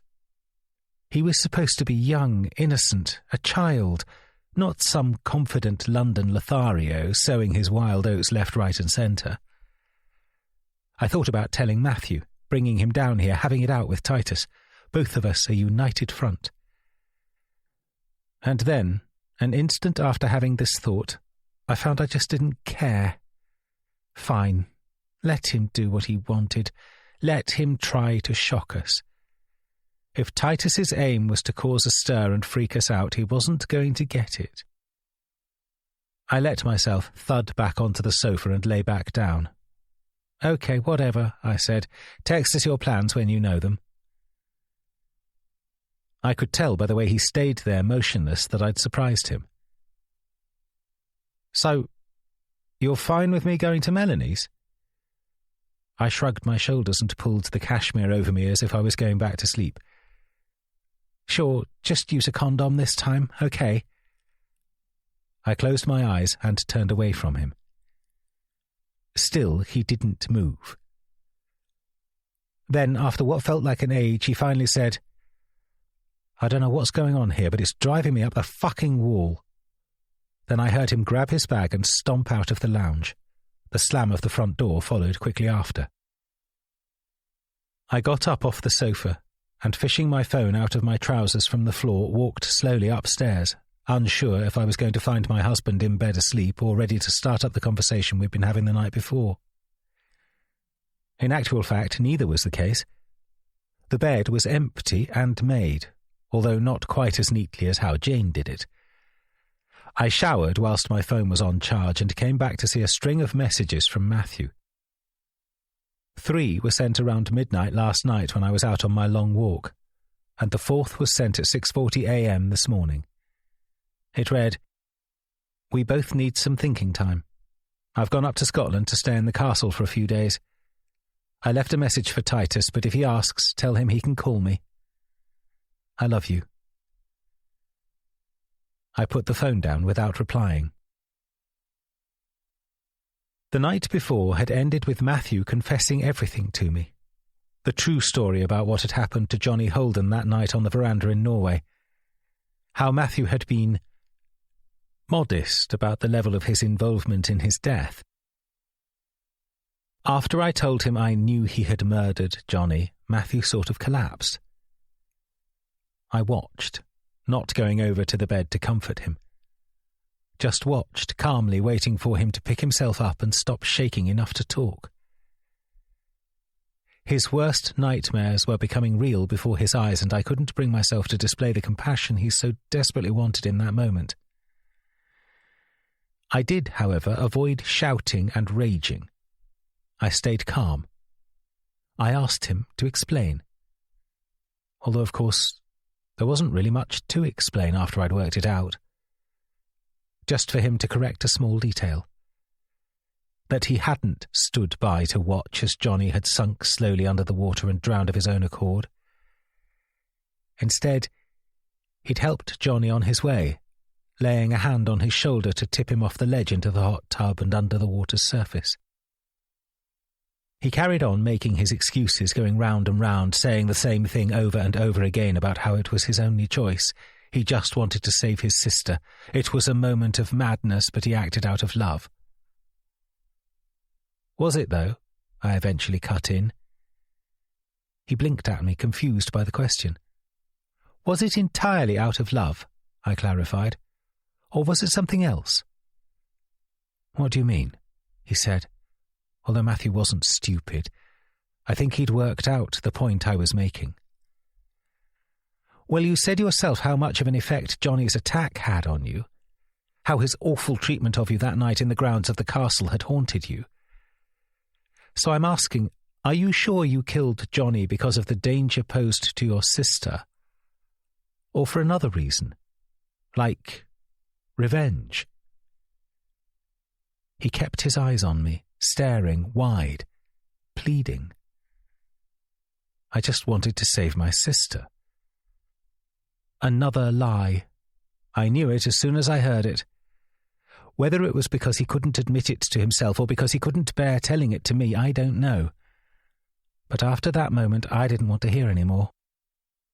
Well then, that was a fairly pointless reason, wasn't it? I said flatly, because she died less than a month later.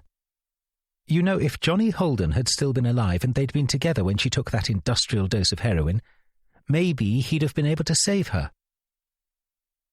I knew my words were cruel, but I said them anyway. They didn't bring me satisfaction as such. They were more anaesthetic to my pain and anger and a steadily churning nausea that had started to rise within me once more.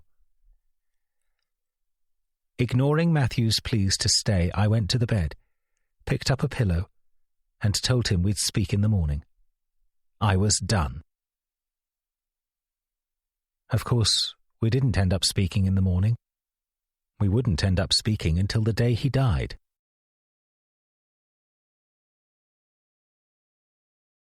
Chapter 44. Charlie. The week of the murder. The heat wave that had engulfed the south of England from mid-June to late July burnt itself out as we entered August.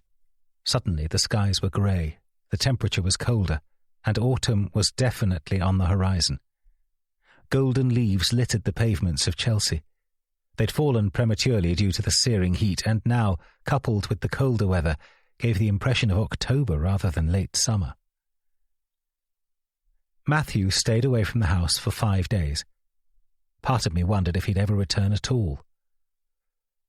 I couldn't face going into the office, so I told them I was unwell and stayed in the house, unsure what to do with my time. Things reached an apex when Jane started hoovering around me, so I tried to do something productive, from reading to exercise, but conflicting senses of both tiredness and buzzing restlessness consumed me. On Tuesday morning, when I was answering a few work emails on my iPad at the breakfast bar in the kitchen, I heard the thud of the front door and then a bag being dropped onto the carpet. My heart instantly started to pound, expecting Matthew to stroll into the kitchen. But it wasn't Matthew. It was Titus. The realization was both one of relief and disappointment. I wasn't even sure what footing I was on with the boy at the moment after our borderline row on Sunday morning. He'd sent me a message the day before that just read, "Still alive," but nothing more. "You've decided to move back home, have you?" I said, meaning it to sound only semi-serious. "I hadn't moved out," Titus said coolly. He wandered over to the fridge and drank some orange juice from the container, then filled up a glass. "So, how was the shag-a-thon?" Titus narrowed his eyes as he surveyed me across the kitchen countertop. "That's a bit... I don't know, inappropriate. I shrugged a little. Well, if you're going to act inappropriately, womanizing all round London before you're of age to do so, I don't think I'll bother sugarcoating my language. He set the glass down with a thud. Where's Dad? Scotland, I replied, starting to type out nonsensical rubbish in an email just to make a point of showing my attention was elsewhere. I saw Titus watching me still, and after a few more seconds I paused and turned off the device. Things are just a bit, well, your dad needed some space for a few days. Things will be back to normal soon, I promise.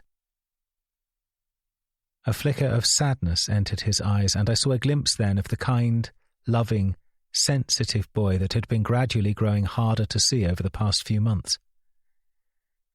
I moved round the kitchen island and put a hand on his shoulder. Are you okay? His jaw jutted out a little and his lips tightened as if he were trying not to cry. He then sniffed and gave a curt nod.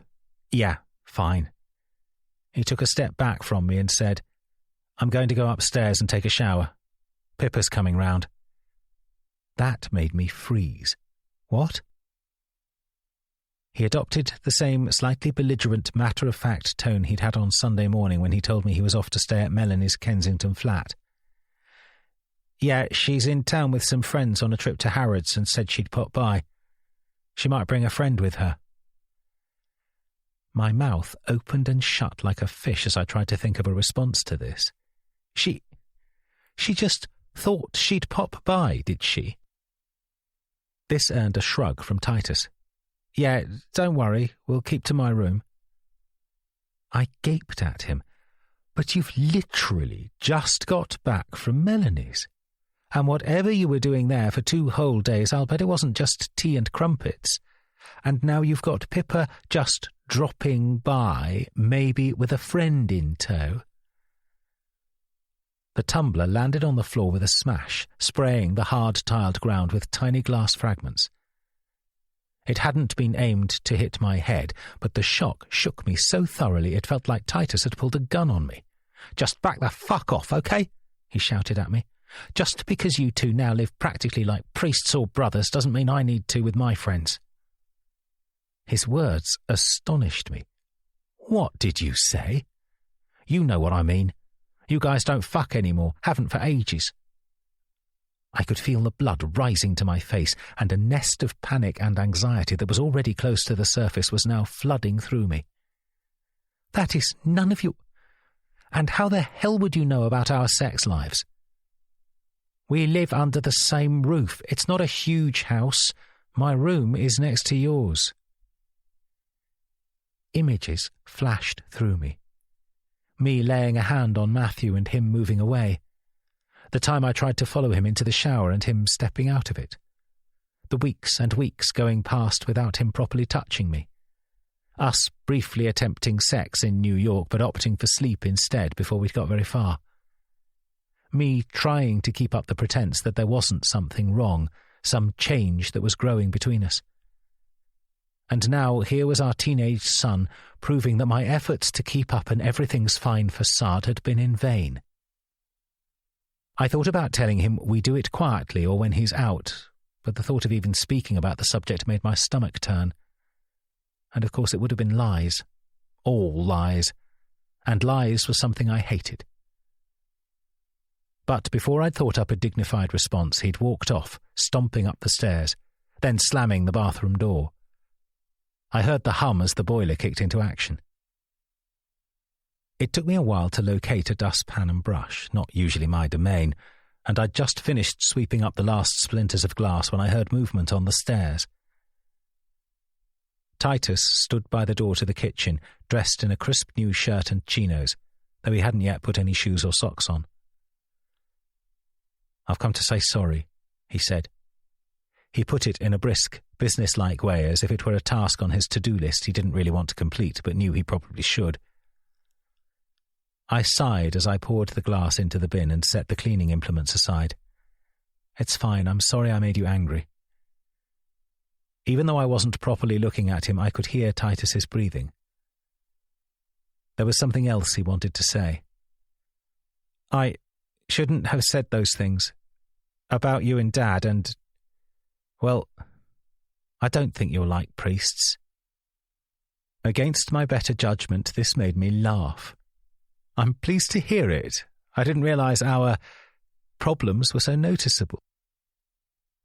We were both silent for a few moments. Then I spoke again, this time addressing something that had just struck me. When you say, well, you implied that you can hear things from our room. Can you hear things clearly? It was Titus's turn to blush now. A bit, but it's fine. Melanie hears her mum and stepfather at it all the time. I shook my head. I didn't mean that. I meant, can you hear us talk? An odd expression passed across his face. Are you accusing me of eavesdropping? Keen to avoid setting him off again, I waved my hand to reassure him. No, not at all. I was worried. Did you hear our discussion on Saturday night, in the early hours? I was desperately trying to think back to that night, the dreamlike quality to those small hours when I'd come back from my pounding of the streets, gone upstairs and told Matthew I'd worked out what he'd done, figured out his lies. Had Titus still had his music on? Or had I, in the sheer terrible impact of the moment, forgotten about him entirely? Why? Titus asked, still looking at me strangely. Were you talking about me? Now that was the question. Because in one way, Titus was exactly who we were talking about. The way he'd survived almost certain death, how he'd been saved, and how someone else hadn't. I opened my mouth, took a deep breath and said, "If you heard anything, you can tell me." Our eyes met, and for a moment I thought I saw something within them. A tightening, a sharpening, something hard and resolute, walled up and impenetrable. Or maybe I just imagined it. When you're looking back, it's hard not to let what would happen later influence your view of events. In truth, maybe there'd been nothing in Titus's eyes to betray any hidden knowledge.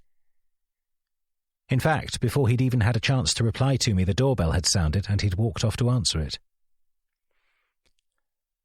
I watched from the kitchen as Pippa Ashton, mercifully on her own, stepped into the hallway, clocking my presence in an instant, then quickly looking away. She looked as if she'd just stepped off a fashion shoot for Burberry and paused only to hang up her coat. I pottered about the kitchen for a while, trying not to imagine what was going on upstairs. Part of me felt like I should make my presence known, perhaps choose this moment to execute a Marie Kondo-style excavation of all clothes, shoes and books in the house, and clatter around noisily with cardboard boxes destined for charity donations in the hope the noise would put Titus and Pippa off. But of course I didn't do this. In fact, all hopes of me going upstairs were dashed when I started my ascent towards the main bedroom to change into my gym attire, and I heard a rhythmic thudding and moaning coming from the direction of Titus's bedroom. I turned on my heel automatically and sat in the kitchen eating reheated lasagna, feeling conflicted, cross, and confused. I needed Matthew to deal with this situation. He was my touchstone where Titus was concerned, the man of discipline and decisive action. I opened my phone to take a look at Instagram and saw my follower count had stalled. People were messaging to ask where I'd gone. Lots of people debating whether I'd just given up or if something bad had happened. I was about to type back a bit of a terse response to a few of them when I heard a commotion happening upstairs. A loud banging like a door being slammed, and someone shouting, "Just leave me the fuck alone." It was Titus. He was shouting, and then the sound of crying reached my ears as a dishevelled Pippa ran down the stairs and started to pull on her coat, back to front to begin with, and cursing at herself when the arms wouldn't fit. "Shit, shit," she shouted, flapping the thing. "Pippa, are you all right?" I asked, going into the hallway to help her. "What's wrong?" She's leaving. Titus's voice sounded from the landing, echoing impressively like some god speaking from above. Pippa threw one terrified look my way and then flew out of the front door, leaving it crashing behind her. "Did you upset her or something?" I said, turning to Titus. "She looked really rattled." I started to march up the stairs when I didn't get a response. "So what happened then? Did she find out about your other woman?" I arrived at his doorway in time to see him pulling on some trainers and a hoodie. "I'm going out," he barked at me through his tears. I rubbed at my face, taking in a deep breath, trying not to let this new drama be the thing that caused me to snap. "Please, just sit down and tell me what's wrong." He ignored me, shoving my shoulder out of the way as he exited the room and ran down the stairs. The front door crashed closed again after him, leaving me wondering what the Maxwell Foxes next door must be thinking of us. I considered going after Titus, or getting the car out and crawling the streets of London looking for him. But I didn't. I went back to the kitchen and sat silently, my thoughts running around in my head. Morning turned into afternoon, and still I sat. When it reached 2 p.m, I ate a strawberry yogurt, tried watching some television, then eventually phoned Titus. To my surprise, he picked up. "Hello?" he said. His voice sounded groggy, as if he'd been asleep. "Titus, please tell me where you are. What happened earlier? Are you all right?" Perhaps I shouldn't have pressed 3 demands for answers upon him, because my questions were greeted with silence. "Titus, please. I know things are difficult and I wish I could give you more answers, but can you just tell me where you are? Then we can talk a bit and you can explain what upset you." When silence greeted this once more, a sudden thought hit me. "You haven't gone to find your dad, have you?" He let out a mocking laugh. "Christ, I'm not in Scotland. I'm at Granny's. She's out, though." There it was again, that strange, slurred quality. Had he been drinking? "Stay there, I'm coming for you." "No, don't. What the fuck is the point? Just leave me alone." "Just stay where you are." The call went dead. He'd hung up. Cursing myself for not handling it better, I grabbed my car keys, exited the house and threw myself into the BMW and started the engine. A hold-up due to a broken-down bus outside Peter Jones caused me to start hyperventilating. Why I was panicking so much I didn't know, but something in Titus's tone had troubled me beyond anything the day had thrown up so far. Something so bleak, bitter, furious. It was like he was transforming into a force I had never thought I'd have to reckon with. Something unpredictable, filled with rage, the polar opposite of the Titus I had known and cared for and loved like my own son for most of his life. Just as the traffic started to move, my phone rang. "Titus," I shouted into it without registering the caller ID. "No, it's me," said the voice of my mother calmly. "But Titus is here." I let out a sigh of relief. "Oh, you're home. That's good. Sorry to shout. It's been... well, things are a bit tricky right now." "As I can imagine," my mother said. "But at least that's one thing off your mind. Titus is safe here at Wilton Crescent, and you don't need to worry about him." I was. Worried, that is. Really worried. He sounded drunk on the phone. I was worried he was doing something stupid or reckless. My mother let out a slightly exasperated sigh. "Darling, he's almost a young man. He isn't 10 years old. The drink will wear off and he'll soon calm down." "So he's drunk, is he?" I said, the volume of my voice rising again. "At 15 years old in the middle of the afternoon. And where did he get it from anyway?" "And you were never drunk at 15, were you?" she said, slightly archly. "Charles, can you just give the boy some breathing room just for today? He'll stay the night here and I'll drive him over to Chelsea tomorrow morning. How does that sound?" I nodded, even though she couldn't see me. "Fine," I said. "Okay, I'm sorry for getting worked up. It's just... everything's been a bit strange." "Ever since you left the Ashtons on Saturday?" she asked. She didn't sound too inquisitive, but I couldn't face an interrogation from her about that now. "Yes," I said, "and a bit before. I can't really explain it all now." A large Range Rover hooted behind me. I'd failed to move on a green light. I touched the accelerator and in a split second made the decision to continue driving deeper into Belgravia rather than turning back for home. Something odd was happening here, and I wanted to have it out with my mother and Titus without delay. "We can talk about all this another time," my mother continued. "Although, darling, perhaps don't reach out to the Ashtons today, or even any time soon. I think it will be for the best." I digested this sentence for a bit before answering. "What do you mean?" I said. "Reach out?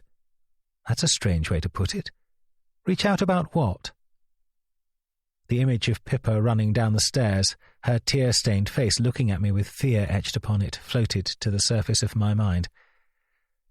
Not quite believing I was now having to ask this question of my own mother, I once again uttered the words that had been most on my mind all day.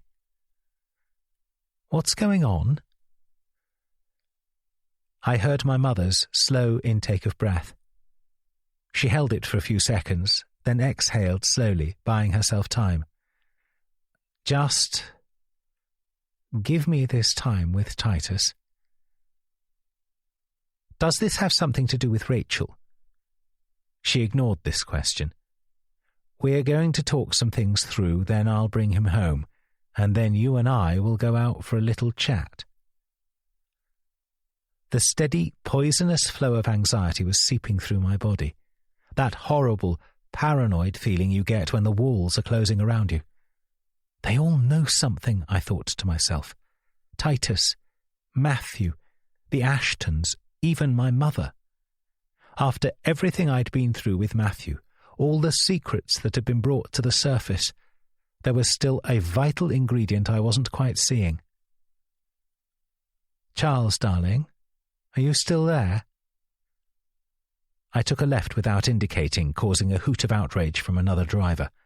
"I'm coming to yours now," I said. "No, Charles, really." I cut the call. I'd see her in less than a minute anyway. I managed to dial down my reckless driving as I came out onto the stately surroundings of Belgrave Square. Too many Met police vans around for fast and furious antics. And before long I was slowing down as I arrived outside the pleasingly curved stretch of houses on Wilton Crescent. The door to my mother's house opened before I'd even parked. She had her arms folded, and although she didn't look angry exactly, she was evidently troubled in her controlled, fuss-free sort of way. "Charles, please do as I ask and go back home." I stared at her. "How can you ask me that when Titus is inside, smashed out of his mind?" "He's not smashed out of his mind," she said, cutting me off. "He is a little upset at the moment, a tad worse for wear, but he'll be fine before long, and I request you give him the chance to be upset without becoming a meddlesome parent and making things worse, even with the best of intentions." Rage ignited the worry within me. "Meddlesome parent?" I snapped.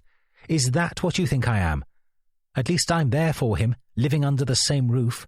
At least I haven't swanned off to Belgravia and splashed out on some Regency palace all for myself." I knew as soon as I'd finished that I'd gone too far.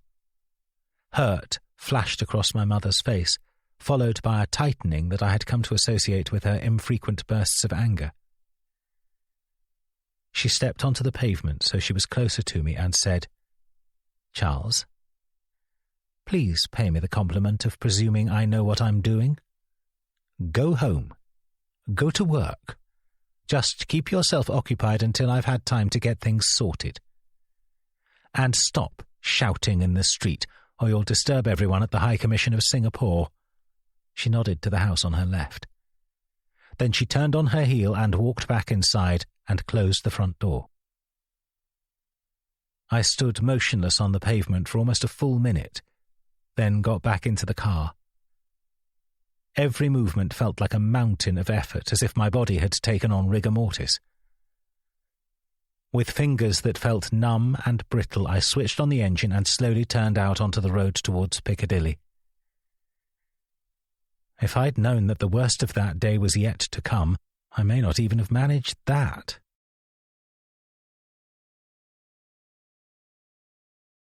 Chapter 45. Charlie. The day before the murder. The final part of that cold, unseasonably autumnal day in August would become one of the worst times in my life. Not the worst day of my life.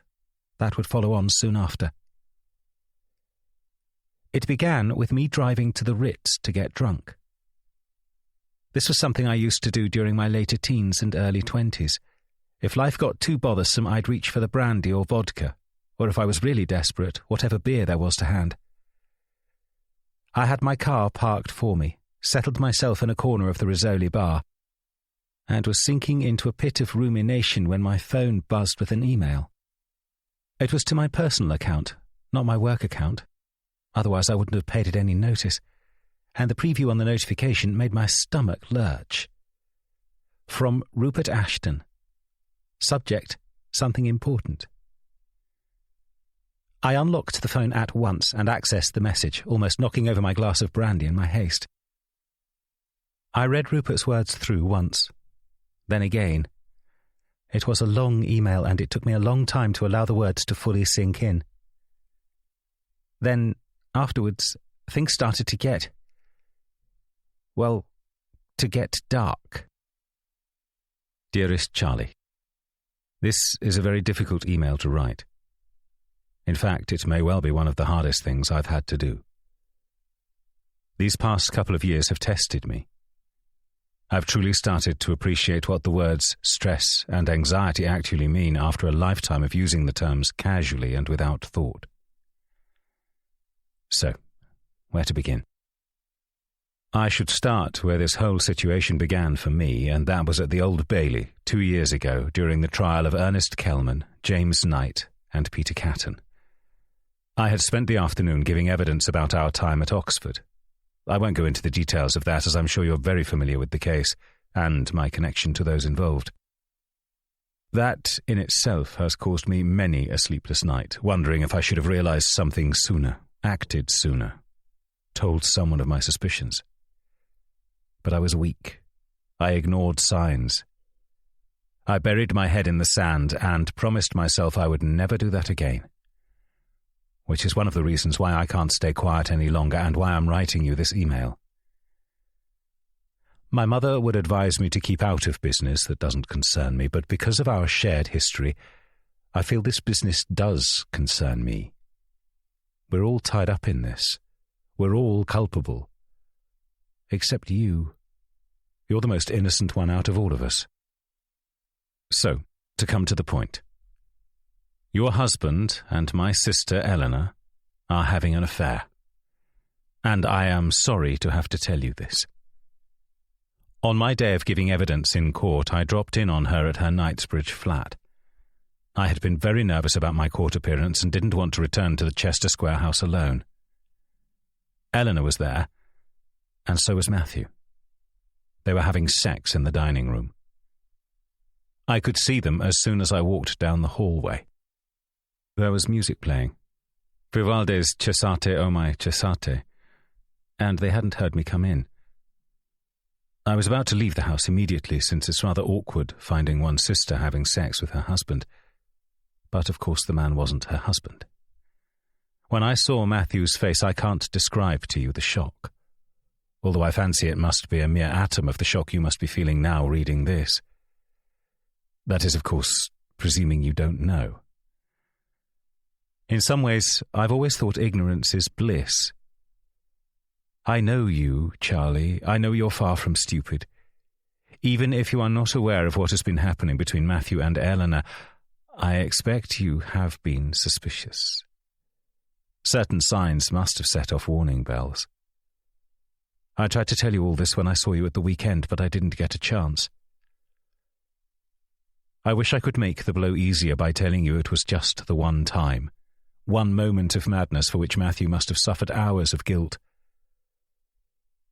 But it wasn't just the one time. It's been going on for a while now, and, well, it's happening now. Matthew is at Ashton Manor as we speak. I saw his car parked in one of the more secluded areas where we keep the motors we don't often use. I only went via the house to pick up some suits I left there at the weekend. I don't know where you think he currently is, but it's likely he lied to you. Honesty was always at the heart of our relationship. It didn't fall apart due to dishonesty, but instead because we could only ever be honest with each other. That may well be the better way to be, but it didn't mitigate the pain of losing you. I've always liked Matthew, and have always been happy that you've been happy. But I know how much you value the truth and the clarity it brings to a situation, and if I carried on keeping this secret, I fear it would stain the friendship we've managed to sustain over these years. You probably get the sense that I'm tiptoeing around saying something here, so I'll just come out and say it. I love you, Charlie. I always have and always will.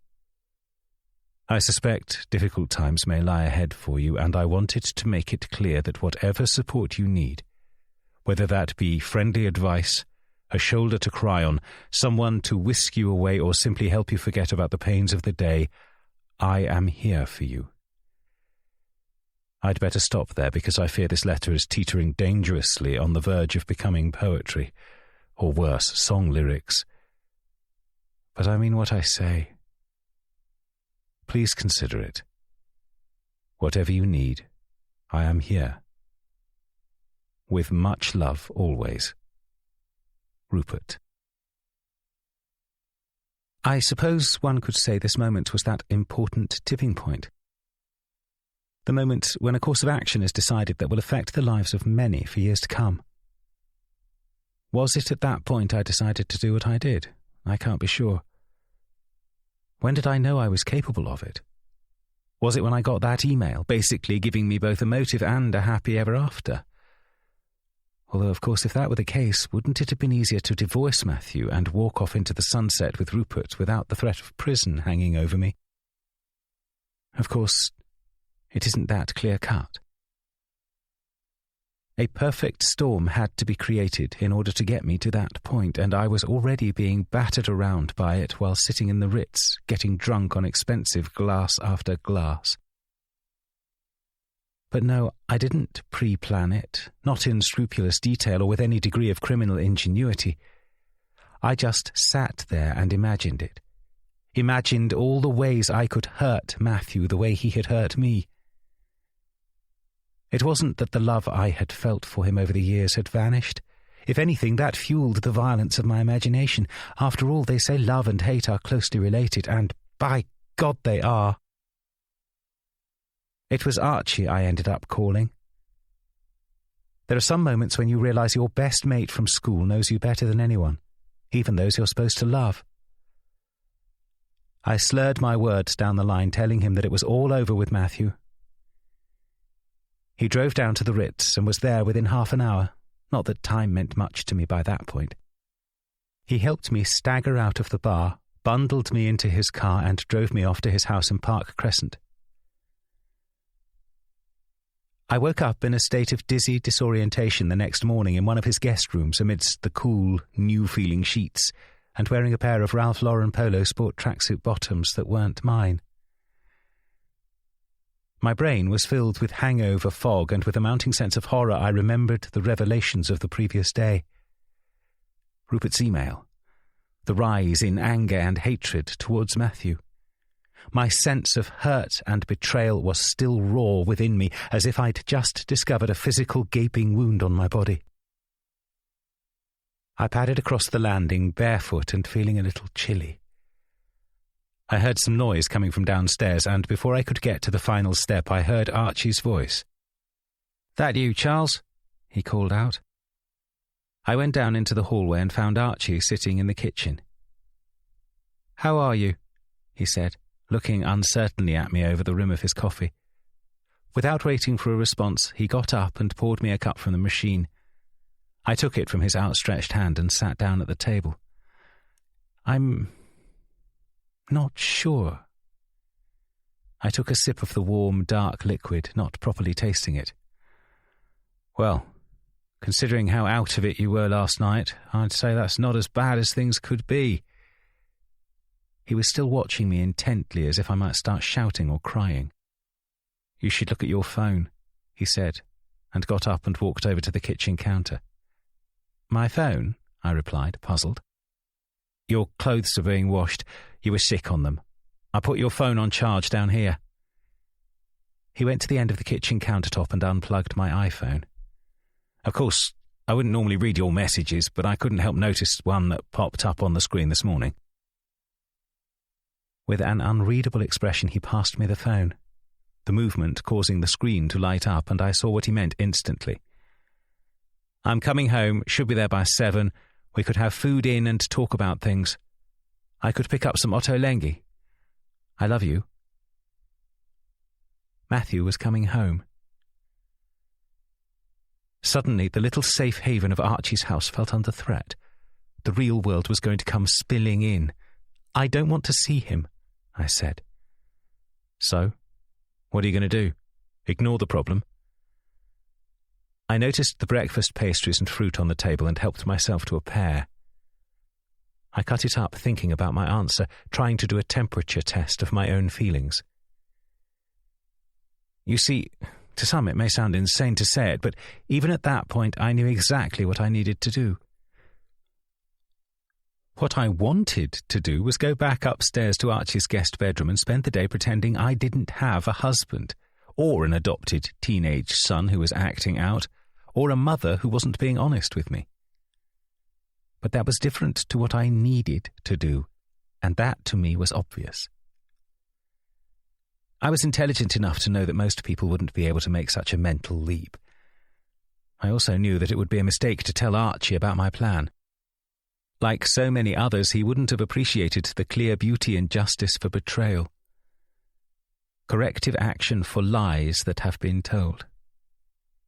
I remember once Matthew looking through a copy of the Sunday Telegraph and remarking on a piece about a woman who had killed her cheating husband by driving off a cliff in a murder-suicide gone wrong. He died, she survived, and so did his lover, their mutual friend who was in the back of the car and able to tell the police about the argument that had unfolded, and how the woman behind the wheel deliberately accelerated towards the cliff edge in an attempt to kill them all. Matthew had said that the woman who killed her husband can't have truly loved him, otherwise she wouldn't be able to inflict the risk of life-changing injuries or, as it turned out, death upon him. He could be so naive sometimes. So I told him it was because she loved him so much that she was completely capable of doing so. Love was the vital ingredient. And when combined with betrayal, the resulting reaction can have the power of a nuclear bomb. I won't ignore him, I said, finally meeting Archie's gaze. What are you going to do? He asked. His voice was still calm and free from fear or accusation. But there would be many times in the future when I would wonder if he knew then how all this would turn out. Because what he said next suggested he always had a good measure of me, and the type of person I was, or would one day become. I would urge you, Charles, to pause before deciding to do anything substantial. I frowned at him. Substantial? Archie held my gaze, then spoke slowly as if choosing his words with great care. I think we both know that you don't react well to being betrayed. You don't take kindly to being made a fool of. I wouldn't want you, or your anger, to drive you to do something irreversible. We continued to look at each other, neither of us speaking, for a long time. Then he said, Charlie, I think we both know what I'm referring to. I knew, though I'd forgotten how well he knew me. How much had I let him see of me in the past, and how much that must be worrying him now. Archie was the only person I'd ever really spoken to about the thoughts I had when I was young. The thoughts I'd always had, if I'm honest. One night, when we were both 16, he'd come over to spend the night in St. George's Square. I used to find the holidays without him rather tough. He was the best friend a guy could have at Eton, and we'd find every excuse to be in each other's company when we weren't at school. To the point where, when people heard that I was gay, they presumed Archie was my lover. This wasn't true. There was nothing sexual at all about our close friendship, but there was a deep foundation of love that had never gone away. And because of this, that night in my bedroom when we were 16, while my dad was out at his club, no doubt blackmailing some government minister into creating another legal loophole to his benefit, I spoke to Archie candidly about my deepest secret. About how often my mind would turn to violent thoughts, a yearning for violence, for retribution to be meted out to those who wronged me. "When do you think about these things?" he'd asked, turning to face me. "Every day," I replied. "When someone upsets me, when a teacher mocks me, when it's clear someone I fancy doesn't fancy me, when someone pushes past me rudely in the street." I remember his eyes looking into mine as we lay together on my bed, a horror movie VHS playing in the background. "Tell me some of the things you think about," he said. He kept his tone calm and measured, but I could tell his interest had been piqued. "Just hurting them, kicking their teeth in, stabbing them in the heart, watching them bleed." His eyes widened just a jot at this, but, credit to him, he didn't even flinch. "Is this a sex thing?" Archie had asked, frowning a little. The suggestion of this hadn't angered me, it just sort of baffled me. No, not at all. I could tell this slightly puzzled him. I think if it had been a sex thing, he'd have at least been able to chalk it up to sadism or a weird kink. But without that context, he wasn't going to understand fully. I knew then and there that whilst I wouldn't receive any judgment or criticism from Archie on the subject, I wasn't going to get any answers. It was clear that he would never really appreciate the sense of completion, the sense of satisfying inevitability of imagining hurting people and using this as a kind of weapon against others every day of my life. Although his next words had given me some inkling of a deeper disapproval. "Perhaps don't talk to anyone else about it, though. Wouldn't want them getting the wrong idea about you." He gave me a small smile, but there was something else in his eyes that I couldn't quite put my finger on. Disappointment, perhaps. Or concern, maybe. I looked at his face for a few more seconds, but there were no other clues, no other tics of repulsion or fear, so I pulled my eyes away from him and turned back to the film we had been watching. Now, 2 decades on from that conversation, its reverberations still echoed between us. A teenage boy's confession to his best friend, coming back to haunt 2 grown adults at the brink of middle age. Occasionally, throughout the years, Archie had touched on this conversation. I think it had been his way of cautioning me against my own nature, steering me onto the right path. My mind flicked back for a second to the lunch we'd had earlier in the year when he'd referenced my assault on Jasper King at school. One of his little warnings, perhaps to keep me on my guard, remind me of what is right and what is wrong. I thought of all the things I could say to him in that moment. Reassure him. Tell him I wouldn't do anything terrible, anything irreversible. But I couldn't bear to go near the subject. Instead, I just told him I was going to pick Titus up from my mother's, then go home and have a think about things. Archie raised an eyebrow. Things? The future. Between me and Matthew. Archie took his time selecting an apple from the bowl of fruit in front of him. In the end, opting for a deep red gala.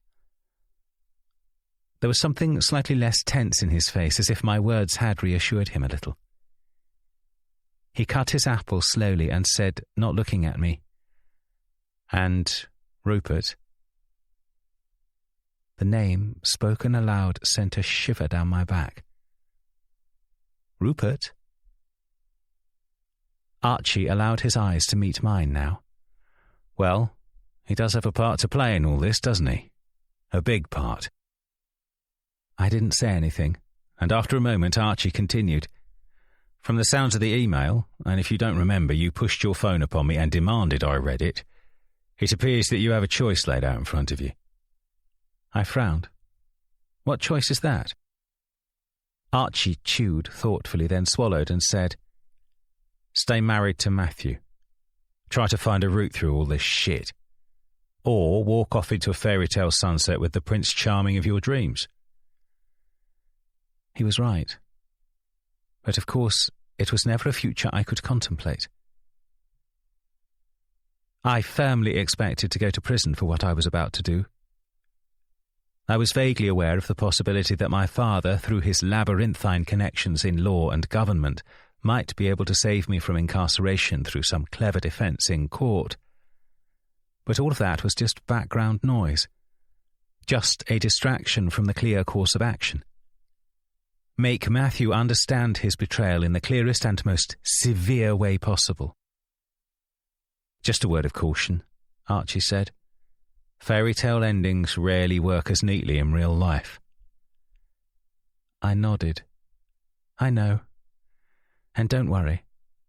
I'm under no illusion that this will end well."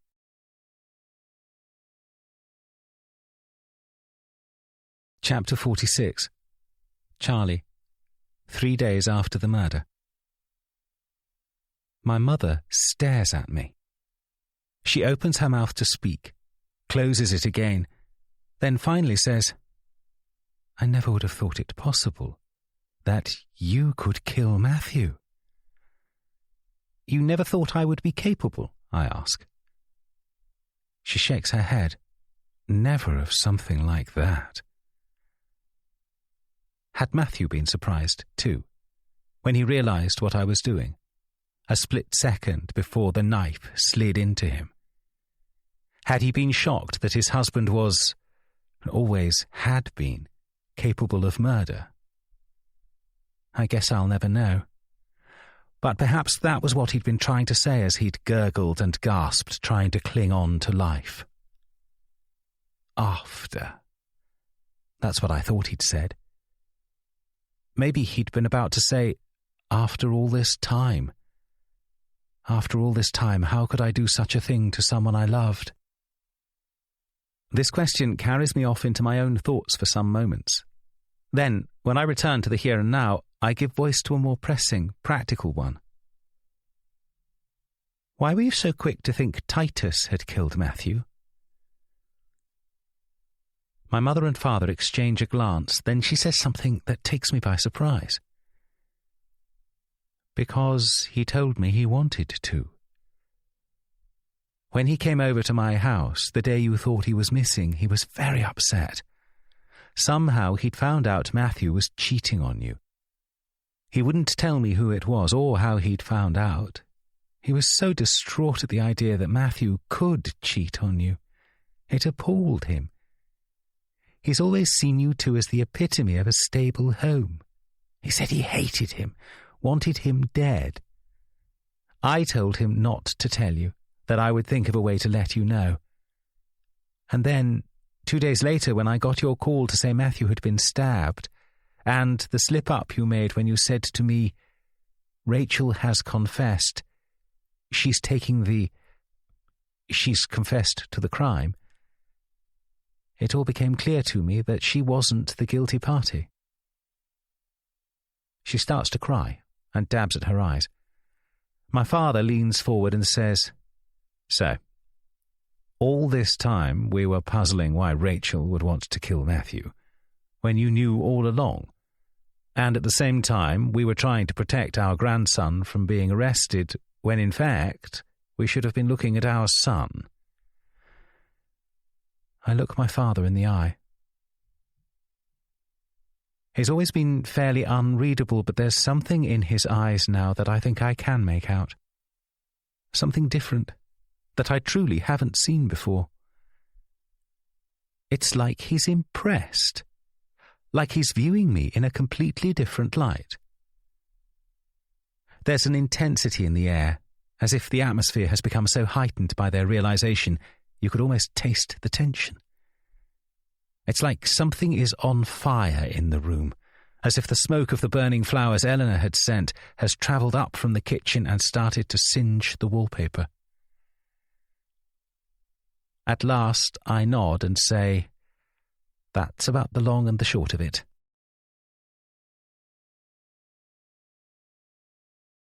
Chapter 47. Charlie. The day of the murder. Archie drove me over to the Ritz to get my car after we'd had breakfast. He'd lent me some clothes to wear, and due to him being a good inch or two shorter than me, I could feel the cool breeze of the late morning air around my ankles as I stepped out of his ridiculous Spider car and into the Ritz to sort out the parking charge. I vaguely wondered if I'd still be over the limit, although my drunken blackout had been relatively early in the evening, and I felt perfectly in control as I said goodbye to Archie with a hug and a promise to call him if I needed somewhere to retreat to if things got tough in the days ahead. When I arrived at Wilton Crescent, I was informed by my mother that Titus had slept in late and had been quiet and subdued when she had spoken to him briefly that morning. She said he'd been quite upset the night before and that I should keep an eye on him. One of the big things I would regret in the weeks and months, maybe even years to come, was that I didn't pay more attention to Titus on that day. In fact, I barely registered him as he slipped into the seat next to me in the car and grunted his acknowledgement when I told him Matthew was coming home. I was too caught up in thinking about the knife I would use and the look I might see in my husband's eyes as I slipped it into his heart. In the end, after an hour's deliberation back home, I decided on a heavy, weighty carving knife as the tool for the job. It fitted in my hand like a glove, and its sharp edge glinted in the warm light of the setting sun. I laid the table for dinner as I listened to Titus wander about upstairs. I'd said he could stay the night at Melanie's flat, and he'd looked suspicious at my apparent ease at the suggestion, then elated. We hadn't discussed his outburst the previous day. To be honest, I barely remembered it. I was so caught up in anticipation for when Matthew got home, the whole episode just seemed trivial and irrelevant. Things became tricky when Titus arrived in the kitchen and said he wasn't going out after all. Melanie had another boy at her apartment, apparently. It seemed both of them were sleeping around. No wonder my disapproval of Titus having multiple girls on the go seemed prudish to him. "Well, perhaps you could see if another friend is free," I said tentatively. He sighed. "I get it. You probably want to have a fight with Dad without me listening. Don't worry, I won't get in your way. I don't want to talk to him. I'll just have some food and leave you to it." This wasn't ideal. I knew it, and yet I still carried on. The idea of Titus being present in the house should have stopped me. I would come to understand that seconds after Matthew's death. But before, I don't think I was capable of thinking rationally. Matthew looked nervous when he walked in, as if expecting gunfire to erupt from the landing above.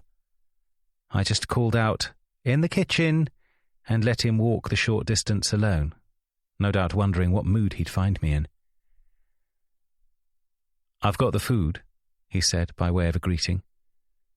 He placed the Ottolenghi bag on the neatly laid table. "Where's Titus?" he asked, looking around, noticing the table was set for 3. "You said in your text he'd be out." "He's upstairs. His plans fell through. His friend couldn't see him tonight after all. He said he'll come and eat, then we'll talk." The look of a frightened rabbit facing down an oncoming lorry flashed across his face, but he didn't argue. We dished up the food in silence, and before long, Titus wandered into the kitchen and sat down, ignoring Matthew's presence. "I'm sorry I had to go away," he said, going over and awkwardly trying to hug the boy who remained stiff and unresponsive, sitting straight-backed in his chair. "But I'm home now. Things will get back to normal, I promise." This didn't elicit a response, so Matthew sat down and started to eat slowly, his eyes darting between me and Titus. I felt a cold gust of air flow around the table. If I'd been in a more present state of mind, I'd have registered it properly and investigated where it came from, and realised that Matthew had, in his trepidation on entering his once peaceful, happy family home, left the front door open, his travel bag stopping it from closing properly. "I thought you were going to be at a friend's," Matthew said to Titus, probably trying to get onto a nice, easy topic. "I was supposed to be at Melanie's," Titus said, looking at his food rather than at Matthew. "Ah," Matthew said, clearly less impressed with this. "Is she busy or something?" "Probably getting fucked by Nathaniel. He's in the year above me. He gets laid a lot. Always manages to work out which girls are easy. And Melanie's definitely easy." He said this with a half laugh, half sneer. Again, if I'd been properly alert, I too would have been disconcerted by his language, but it felt as if I were observing the whole scene playing out underwater. It was all strangely distorted and murky, like shapes and sounds instead of people and words. "Titus, I know you must be upset with me, and I don't blame you, but there's no excuse for language like that, and I especially don't want to hear you talking about women that way." Titus did his half laugh again. "But it's true. She's got quite a few of us on the go. That's why I'm fucking Pippa. And I doubt I'm Pippa's only conquest, judging by how well she sucked me off the first time. But I dare say sluttiness runs in the family." "That is enough," Matthew shouted at him, rising from his seat. Titus leapt up too, white with anger, and slammed his chair back into the table, causing the plates to clatter. He stormed out of the living room and ran up the stairs, leaving Matthew and me sitting in the now oddly silent room. That was, of course, the moment I should have realised Titus knew about Matthew and Eleanor, and that Pippa must have been the one who told him. But I wasn't in the right state to make the connection. Instead, I was having an odd flashback to when I had, for a period, played the clarinet at school. The night I had my first recital at one of their end-of-year concerts, I was both excited and nervous to perform. The thought of performing in front of others properly for the first time brought with it a buzz, a sense of risk and danger. Mild, of course, but intoxicating. I remembered as I waited in the empty room away from the performance area, my hand trembled as I poured myself a glass of water. But minutes later, when I came to pick up my clarinet from the table and go through the door out to the waiting audience, my outstretched hand closed around the instrument without a tremor. It was completely steady. Everything was going according to plan. I just knew it. And it was like that right now. With Matthew's hypocrisy swirling around me like wisps of smoke, his indignant, self-righteous anger at his son's behaviour while trying to hide his own, I had no difficulty in picking up the knife from the table. The knife that wasn't needed for the meal but nobody had noticed. Matthew noticed it, of course, as I took hold of it with my perfectly steady hand. And as I walked around the table calmly and quietly towards him, with it held tightly in my grasp. I think it was the surprise of the whole thing that stopped him properly fighting back. That was quite a gift where forensics was concerned. It meant there was no blood spatter to incriminate me, no scratches on my face, skin cells crammed under his fingernails.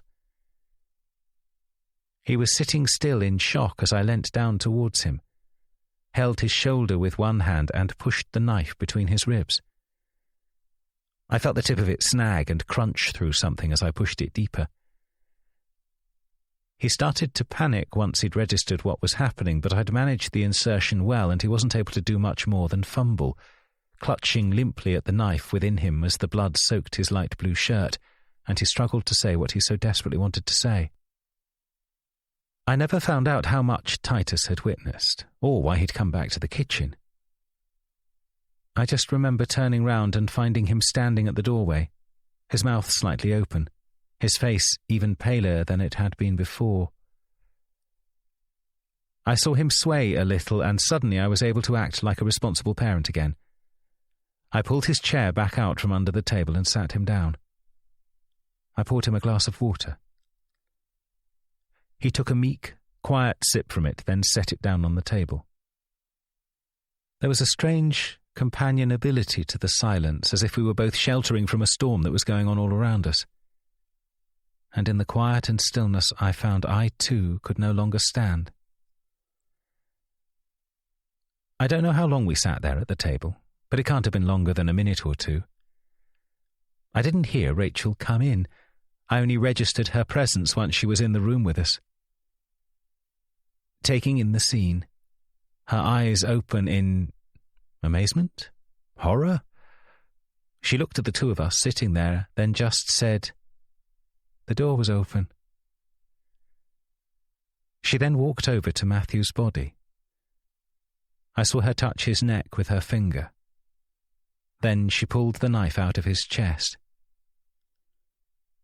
It's odd, but for some reason I imagined him gasping for breath as soon as the knife was out, as if it were the only thing stopping him from taking in oxygen, like something trapped in his throat. But he remained still as she stepped away, the bloodied knife in her hand. She looked down at it for a few moments, then said, "I'm going to call the police now. Stay quiet while I talk to them. Whatever I say, whatever you hear, don't interrupt me." We didn't agree or disagree. We just stared at her. She seemed to be controlling her breathing, trying not to take in too much air too quickly, as if she was fighting not to become emotional. In spite of her efforts, I noticed a tear falling down the side of her face as she sat down in the unused seat at the table and took out her phone. And in spite of my odd, hypnotized state, I couldn't help but ask, "Are you okay?" A strange thing to say, I know.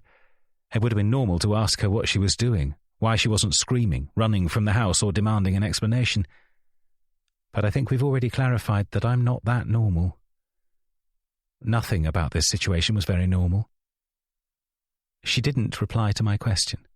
Instead, she stayed sitting at the table with the knife on her lap, the blood staining her light blue jeans, and took out her phone. "Police, please. A violent incident. I've killed someone." She waited for a second, apparently listening to the person on the other end of the line. After the pause, she gave them our address, went silent once again, then continued. "No, he's not breathing. He's dead. I stabbed him. Please send the police. There's no need for any armed response or anything like that. I'm not going to hurt anyone else. I have the murder weapon, but I'll put it down on the table when they arrive. I won't resist being arrested or anything like that. I'm ending the call now." If I wasn't already sitting, I might have fainted. As my vision started to cloud and distort, I became vaguely aware of Titus getting up from his chair and walking out of the room. Part of me wanted to call after him, tell him not to leave the house, but I wasn't able to, and, as it turned out, I didn't need to. I heard the creak of the stairs as he walked up them slowly, presumably towards his bedroom. Once the police had arrived, I would find him there later, before we were led away to the police station for questioning, an officer behind me, making it clear we needed to leave. "Rachel's confessed," I told him, his tear-filled eyes staring back at me. Then he asked the question that had been burning through me over the past half hour, the question that probably helped plant the seed of doubt into the police's investigation. But why?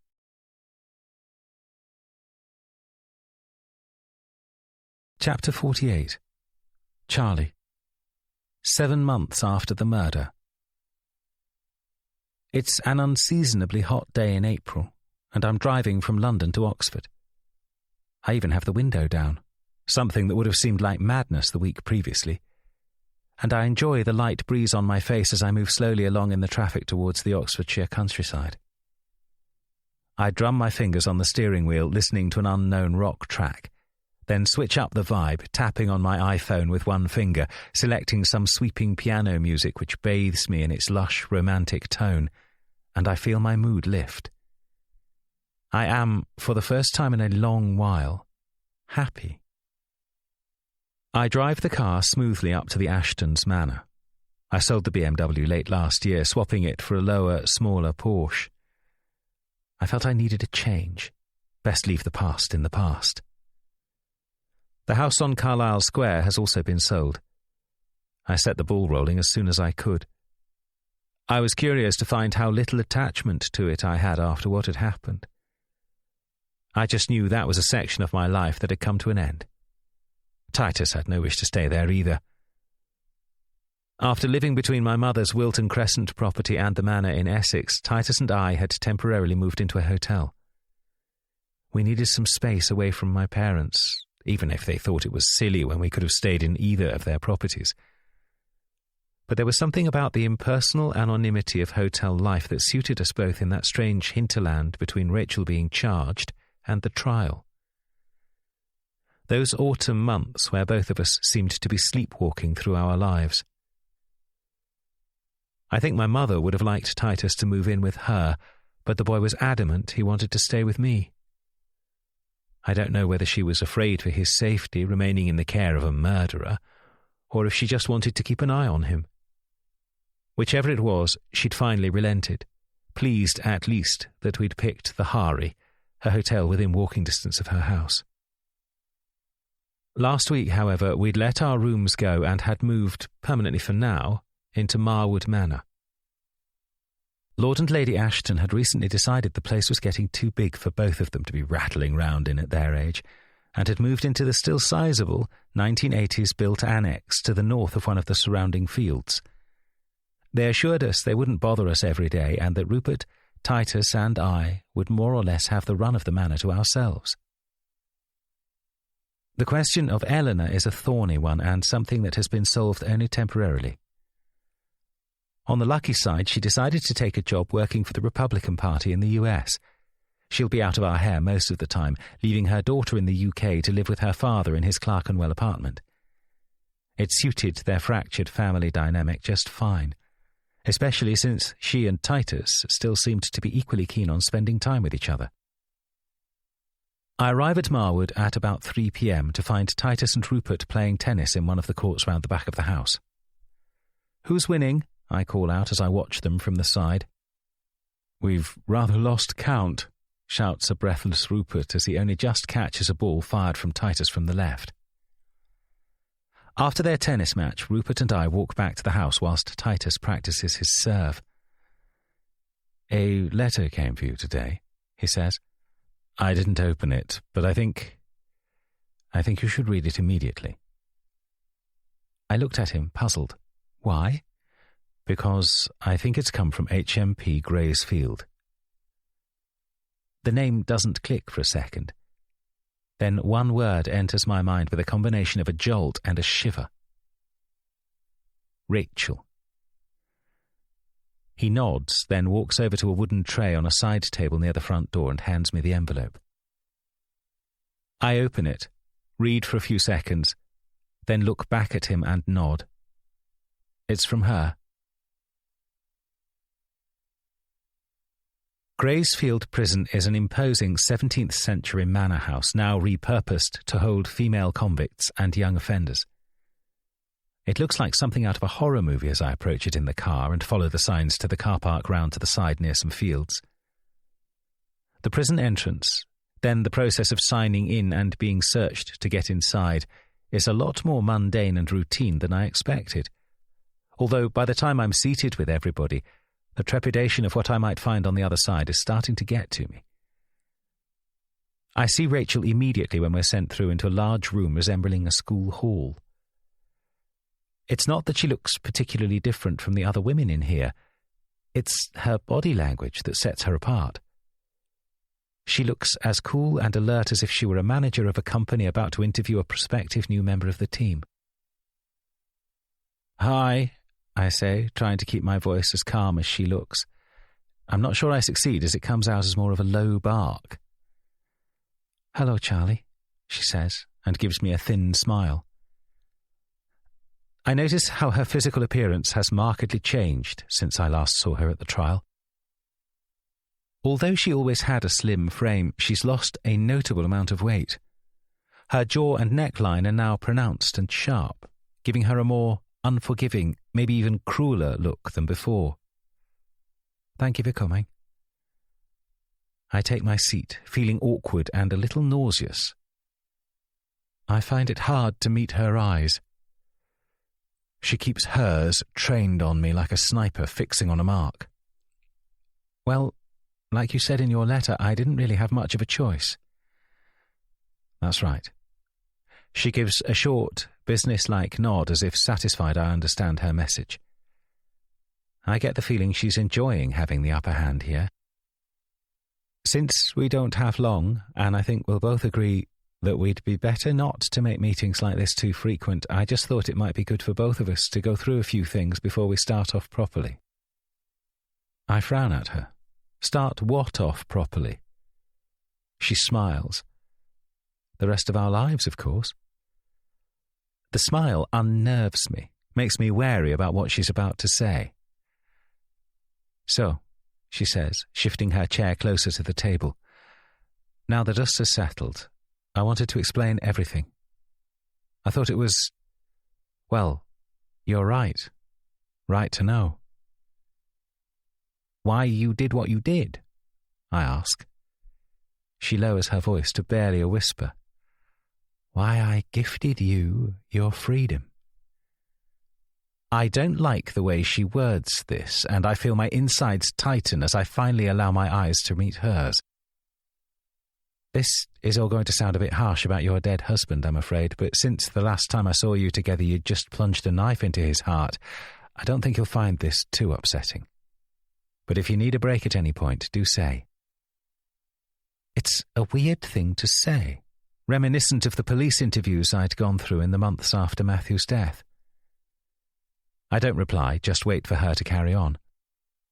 She clearly has a little speech planned, and in spite of my discomfort, I'm keen to hear it. I wanted your husband dead for years. Really, really wanted it. Desperately. I imagined all the ways one could possibly kill someone. You could probably call them fantasies. They helped me get to sleep at night. Anyway, you've probably worked out by now that Matthew killed my brother, Johnny. I nod. I thought you might have. Did he tell you, or did you piece it together yourself?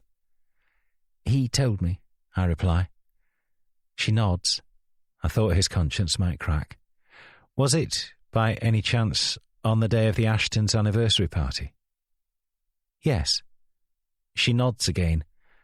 Men really are so predictable, aren't they? She rolls her eyes to the ceiling. And they have a habit of underestimating women. Matthew underestimated me. What I would do. What I would endure. But I don't think you did. No, I didn't, I say. I knew there was something wrong about you, something Matthew, in his constant effort to be nice to people and make friends, couldn't quite see. Rachel looks at me, her face thoughtful, and I wonder if there's perhaps a touch of respect in her gaze. But then she says, he was just so keen to get to know me, wasn't he? That took me by surprise at first. But when his WhatsApp messages started getting more and more flirty, well, I worked out he swung both ways.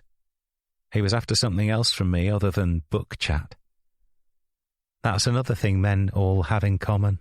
They think with their dicks. You weren't much better, really. So frightened that I was trying to seduce him, or I had some perverted obsession with your adopted son. It always comes down to sex, doesn't it? Didn't think to look elsewhere, did you? Her tone has become quiet, low, dangerous. I stay silent, uncomfortable in the knowledge that her assessment of me and Matthew has been, at least so far, depressingly accurate. First, let me clear up why you killed him, she says, sounding a bit more businesslike again. It was because of his affair with the Ashtons' daughter, wasn't it? I gave her a short nod. "And did you find that out on the night of the party?" "No," I say, "a bit later." A look of surprise flashes through her face. "Oh, well, I had presumed he would have told you everything all at once. Especially after—" "Oh gosh, you don't know, do you?" "Know what?" She grins, relishing being the bearer of news. "Know that he was shagging her at the party. I caught them. They were in the bathroom, him and Eleanor. I'd followed them, of course, and could make out the shape of them through a crack where the door doesn't meet the hinges. I waited until they'd finished before I confronted him. But, well, it's all a little bit tacky, isn't it? And a bit ironic, really, since I'm fairly sure the reason why my brother was allowed to die was because you lot viewed him as tacky. Working class, a lowlife, not one of the club. Went to a comp in Bradford, not a private school in Berkshire. A salesperson and a small-scale entrepreneur rather than a high-flying company director or fashion designer or politician. This irritates me, as she probably knew it would. He was a drug dealer.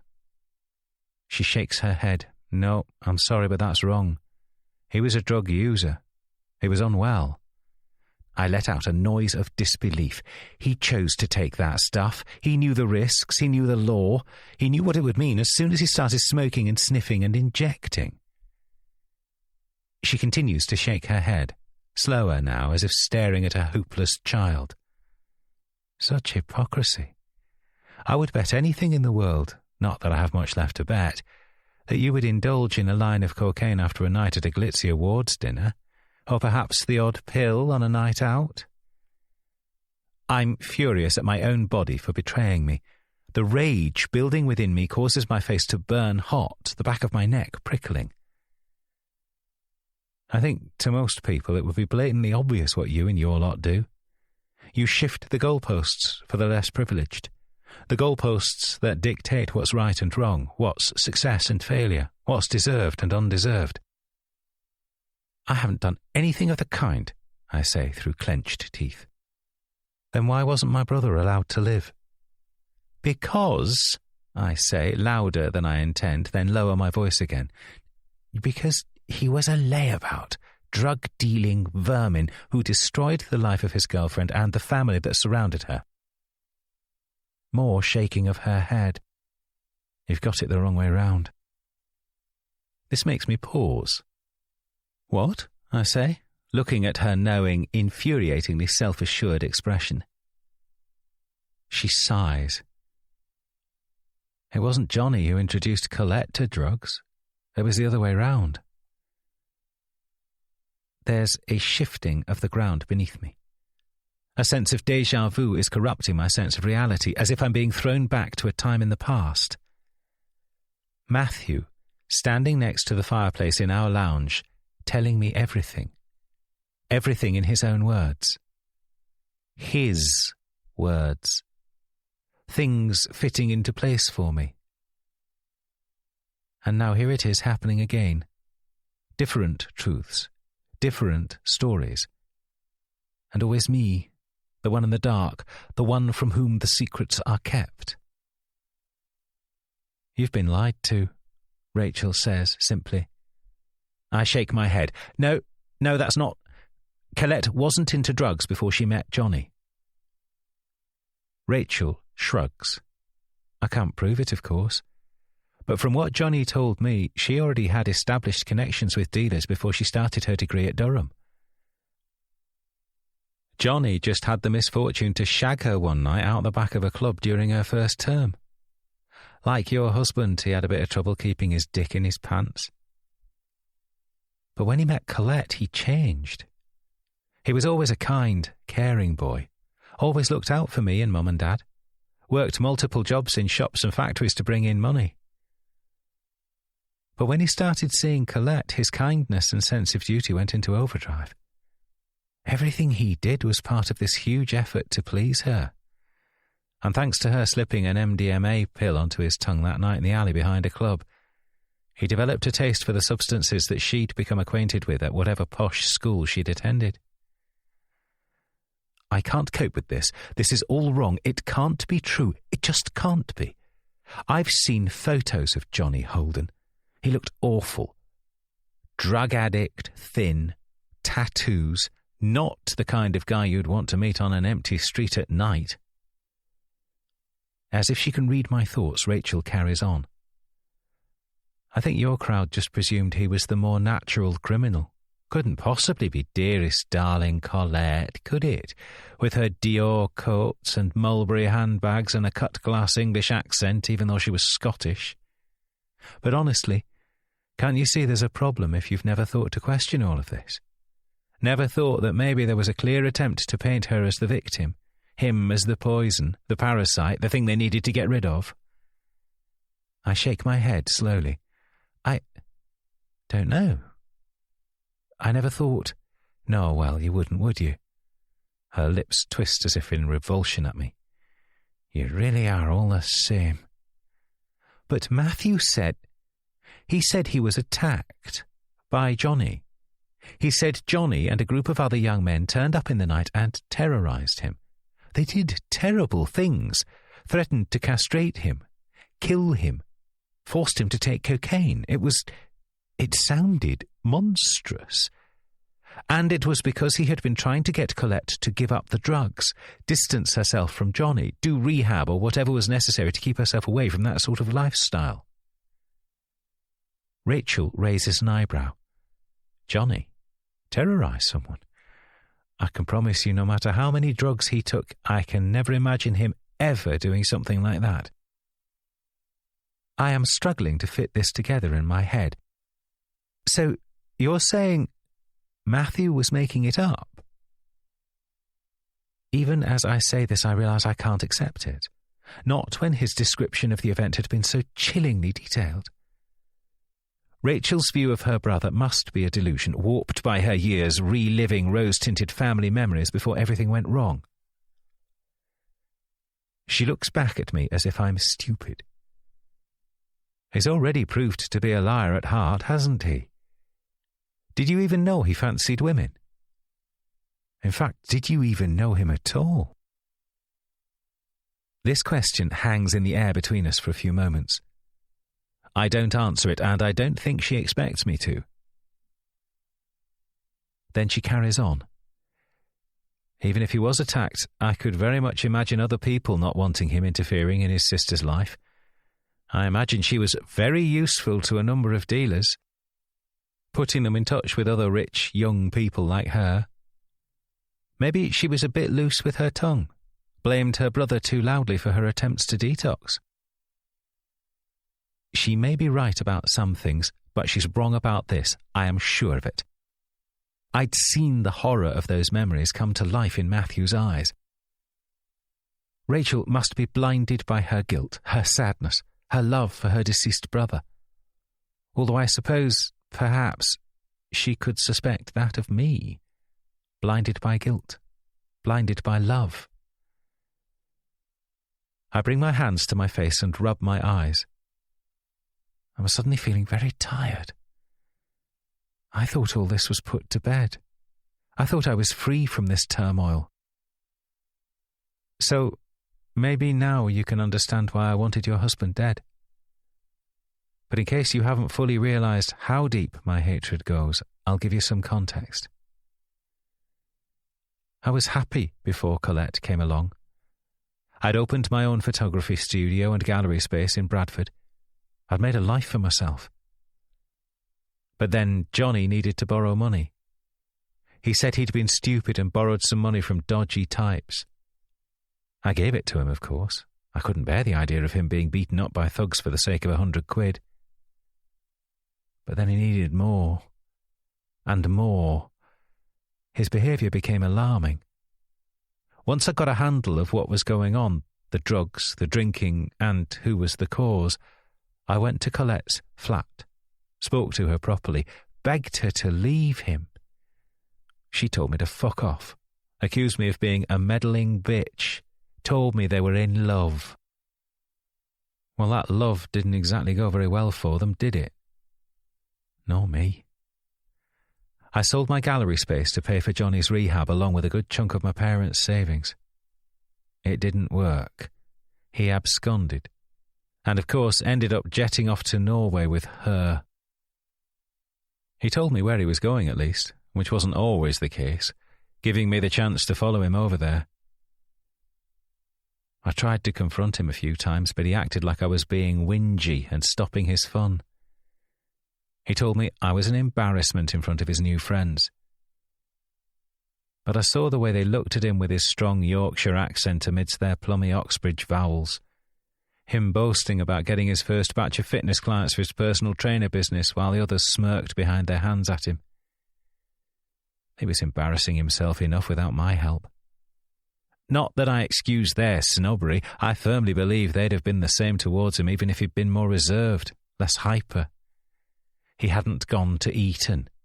He hadn't grown up in a townhouse in Chelsea or amidst the rolling hills of a country estate.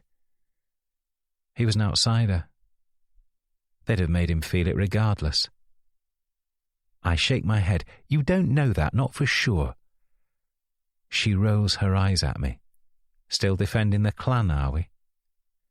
I breathe out slowly, trying to control my emotion. Stop grouping people together like that. It's identity politics, pure and simple, and I detest identity politics. Well, you would, wouldn't you? Maybe because you've had advantages handed to you from birth that others can only dream of. But yeah, do correct me if I'm wrong. I do love being lectured to about privilege by a male millionaire with aristocratic ancestors. It may have escaped your notice, I say through gritted teeth, but I have all of my life been in relationships with men, and it wasn't so long ago when my so-called privileged elitist community would have ostracised me if I had chosen to carry on being true to myself and not been a good little boy and married a woman to keep up the perception of respectability. So don't you dare think my position in this rich people fantasy you're so keen on believing in has always been so safe. I lived with the chance of being an outcast every single day of my youth. I'm just lucky to have been born when I was and not a few decades before. But of course none of that suits the narrative that you're so desperate to craft, so do feel free to ignore it. Her eyes flash and she places her hands flat on the table. Her voice takes on an ice-like whisper. May I give you some advice? Stop pissing off the woman serving your jail sentence. You are playing with fire. The words hit home. I hate myself for it, but I close my mouth, biting back the retort I so want to fling at her.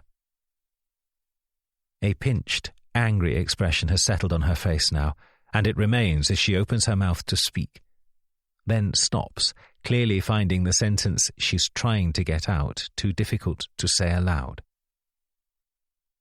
I did something unforgivable, she said, brushing away a tear from the corner of her eye.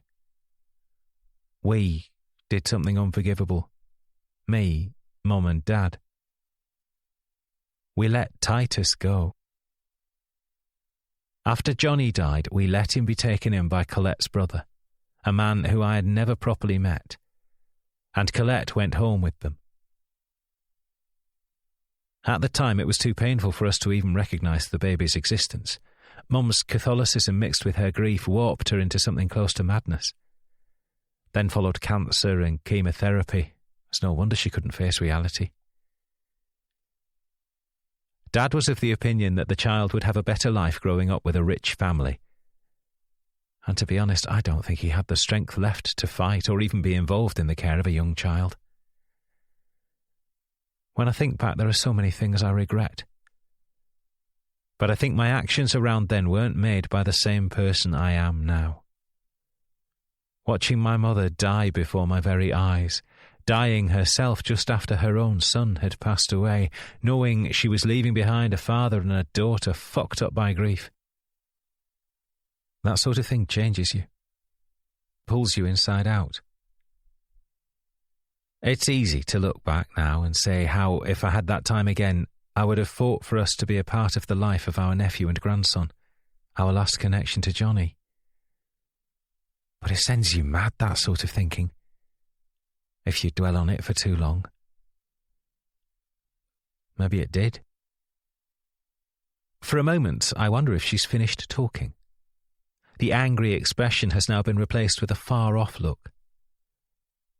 I get the feeling I could get up and walk away and she wouldn't see me. Then at last, she speaks. I suppose he told you how I knew what he'd done. How I'd photographed him. It was an accident, actually. I was very lucky to have been gifted an exceptionally good camera, by 2005 standards, by my partner at the time. He was keen for me to get back into photography. So, while I was in Norway, I took photographs in the forests surrounding the hotel accommodation. And thanks to its then pioneering full-frame sensor and 12.8 megapixels, I could make a very close extraction from the digital image in Photoshop and blow it up to fill the screen. I probably don't need to tell you what it showed me. Her eyes fix on mine meaningfully. I nod. "Matthew," I say, my voice croaky from not speaking for so long.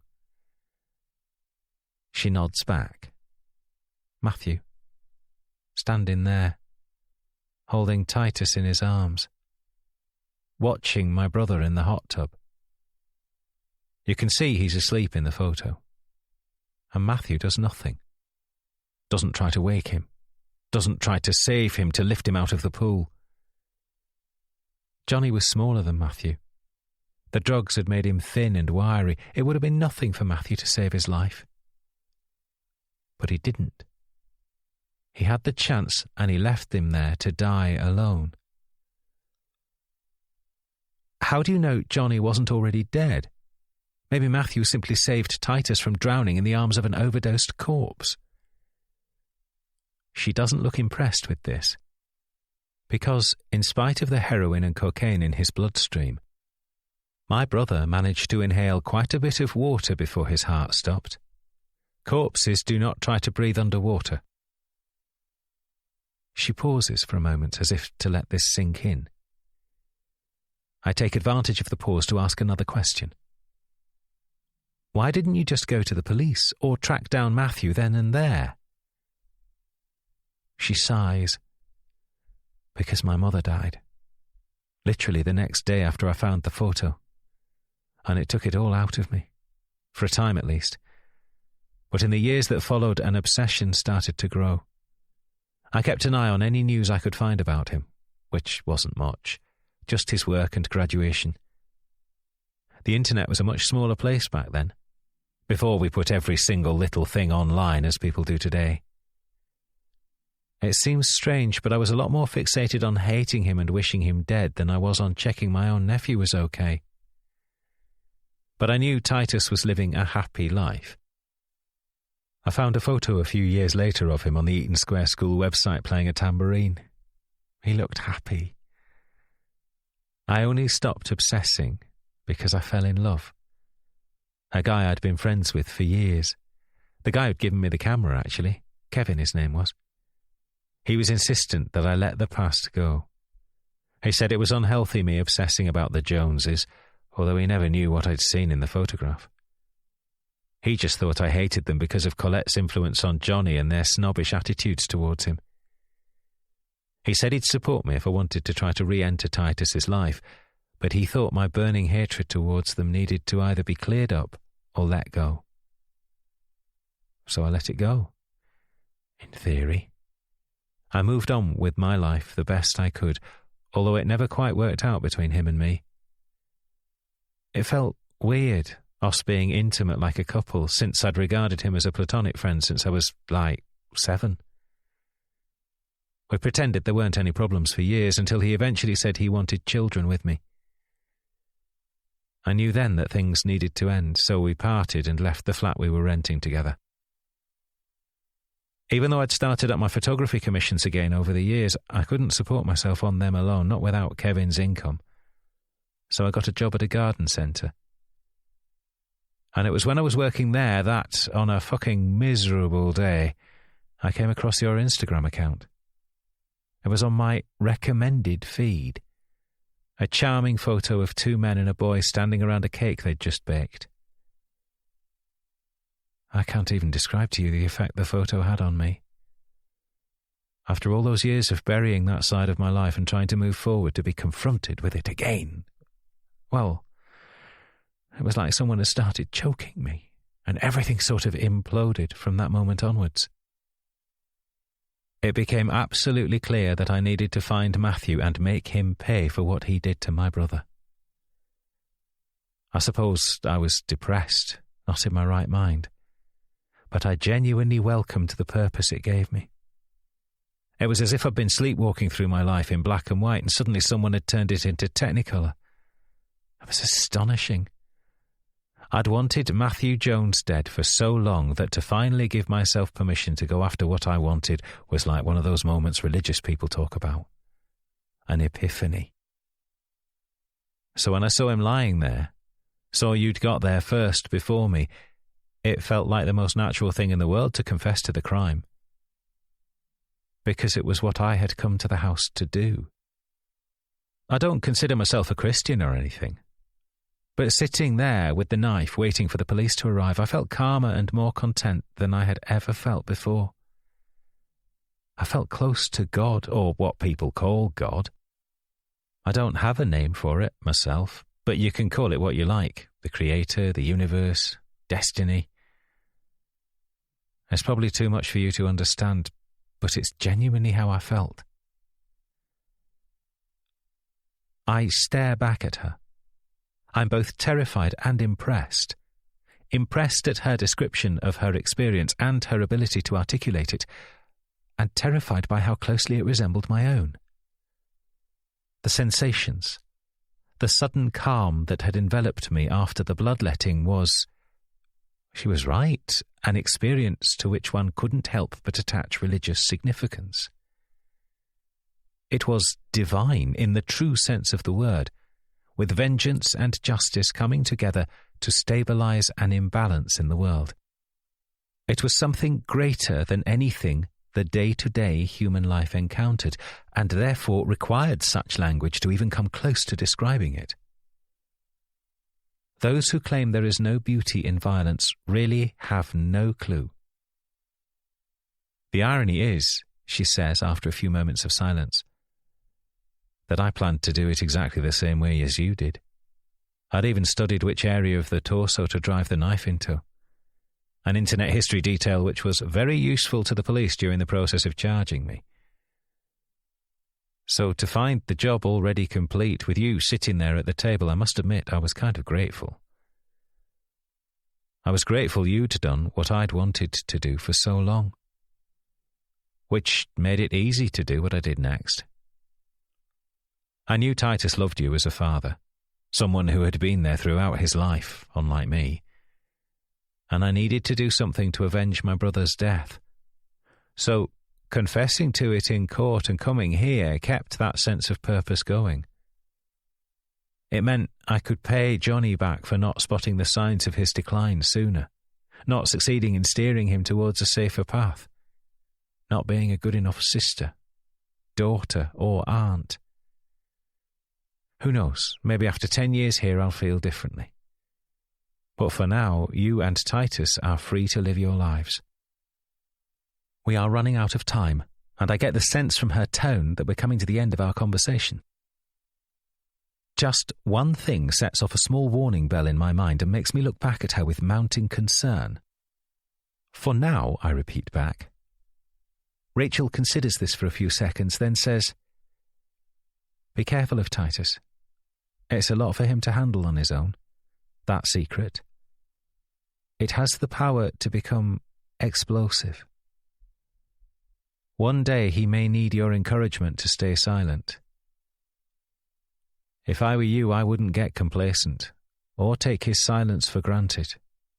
Just be careful." Whatever I had expected Rachel to say, this was not it, and it throws me off balance. What? I don't think Titus is going to say anything. Just look after him the best you can, Rachel cut across me. For me. That's all I ask. Do that and all will be fine. And hopefully, I'll never have to use this. From her sleeve, which she's kept bunched around her right hand the whole time, she allows me to see something small and silver with a flashing red LED on its side.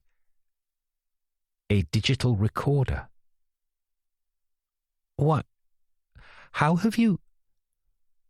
I look around at the prison staff either side. Neither of them seems to have noticed anything. Oh, you can get anything in here, so long as you know the right people. It would have been a bit harder in the first prison I was in before the trial, a lot hotter on the rules. But this place has rather lax security in comparison. And in the end, it's all just a question of making connections. Honestly, Charlie, for a man of the world, you really are very naive. The call to end the visitation sessions sounds around us, and Rachel starts to get up. Although, you're not really a man of the world, are you? Just your little world. I don't know what to say to this, so I remain silent. Well, best of luck with your new life, she says with a small smile. All going well. I'll see you in about 15 years.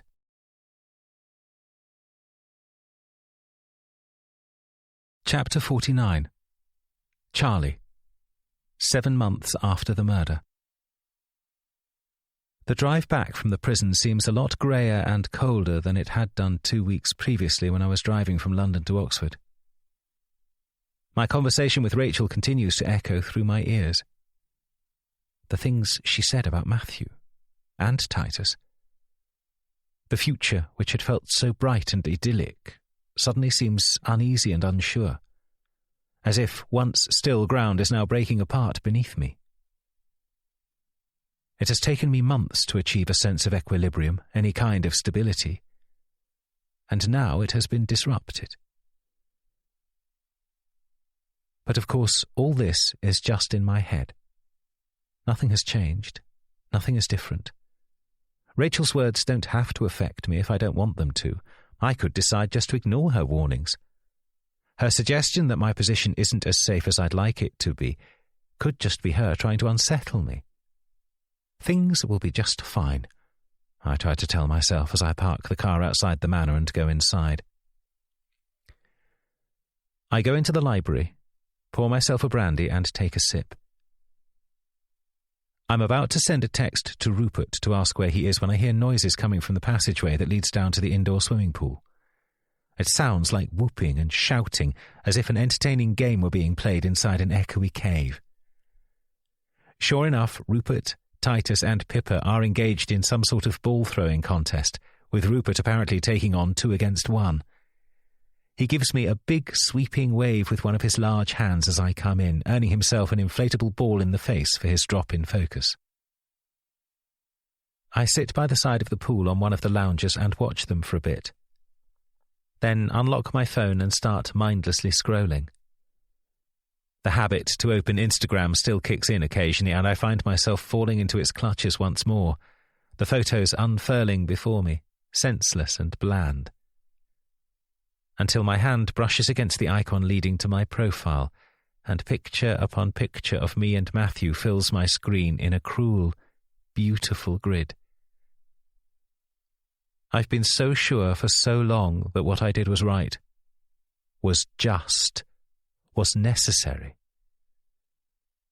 But now, after speaking to Rachel, I find a niggling feeling threatening to take hold. Doubt. The feeling is doubt, and it terrifies me. I leave the poolside and go into the changing area and march straight into the showers, letting the cold jet of water soak me. I take deep breaths, trying to stop the panic. The burning anxiety is taking me over. What are you doing? I turn around and see Titus at the doorway, his trunk stripping, his hair darker from the water hanging slightly across his face. He looks concerned at my behaviour.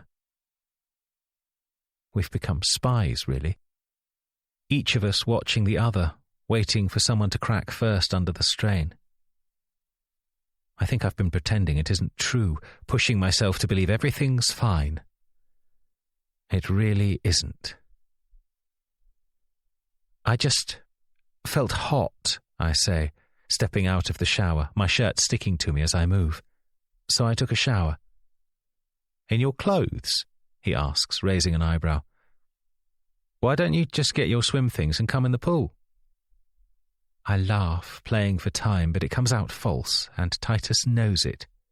He knows I'm faking. Instead of answering his question, I go and sit down on the long bench in the centre of the room. I hope he will come and sit next to me without invitation, but he doesn't. He just stays there, standing still, looking at me. Eventually he speaks. I need to talk to you about something. I look up at him properly.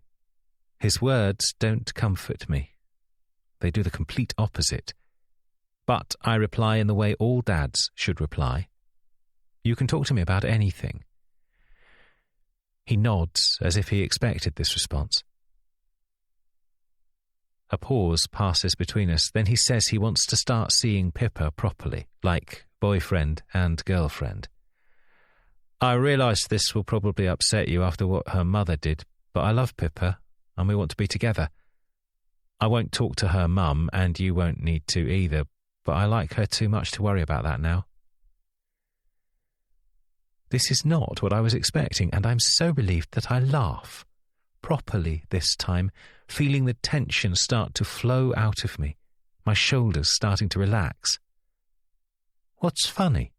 Titus asks, looking a little irritated, and I reply, still smiling. Nothing. That's all fine. Pippa's a lovely girl. I just thought you wanted to talk about something else. Titus gives me a weird look, then walks over to the far wall and takes a towel from the folded pile in the corner. I hear him tugging off his wet trunks and toss them to the side, then start to dry himself.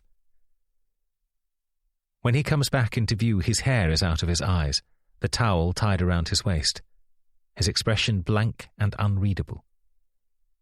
I will never want to talk about that, he says at last.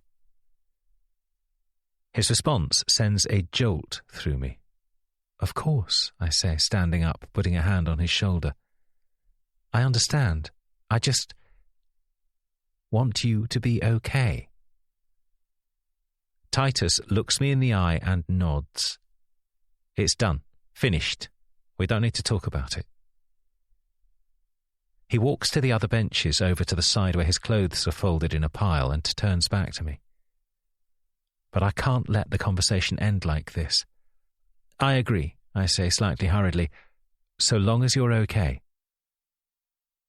He stops, then turns around and gives me a small nod.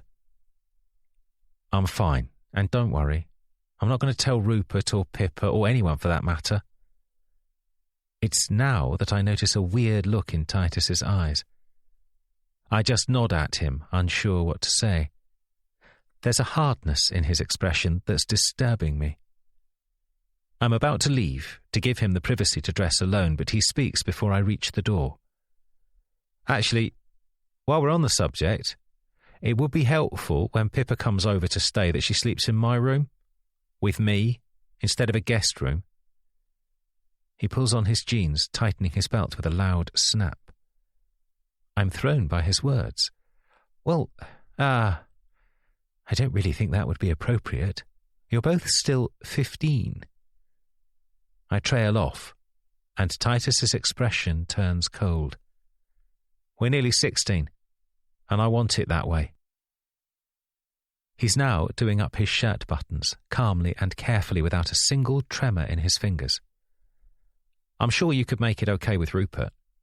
And also, we'd like to go on holiday later in the spring, once we turn 16. Just the two of us. And we'd need some spending money, of course. That would be okay, right? He stares back at me, a defiant glint in his eyes. I mean, I think it would make me feel a lot better if all those things could happen. If you see what I mean.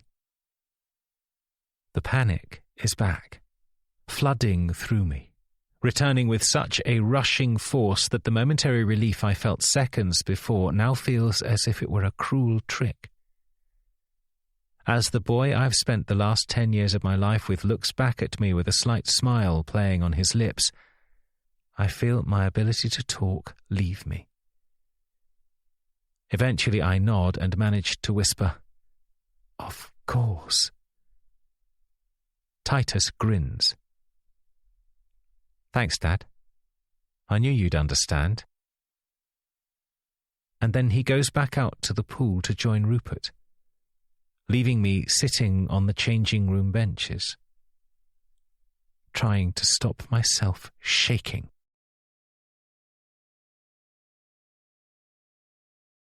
Epilogue. Elena. 3 years after the murder. The main lobby of the St. Regis Hotel, Washington, D.C., was surprisingly quiet the day I got the call.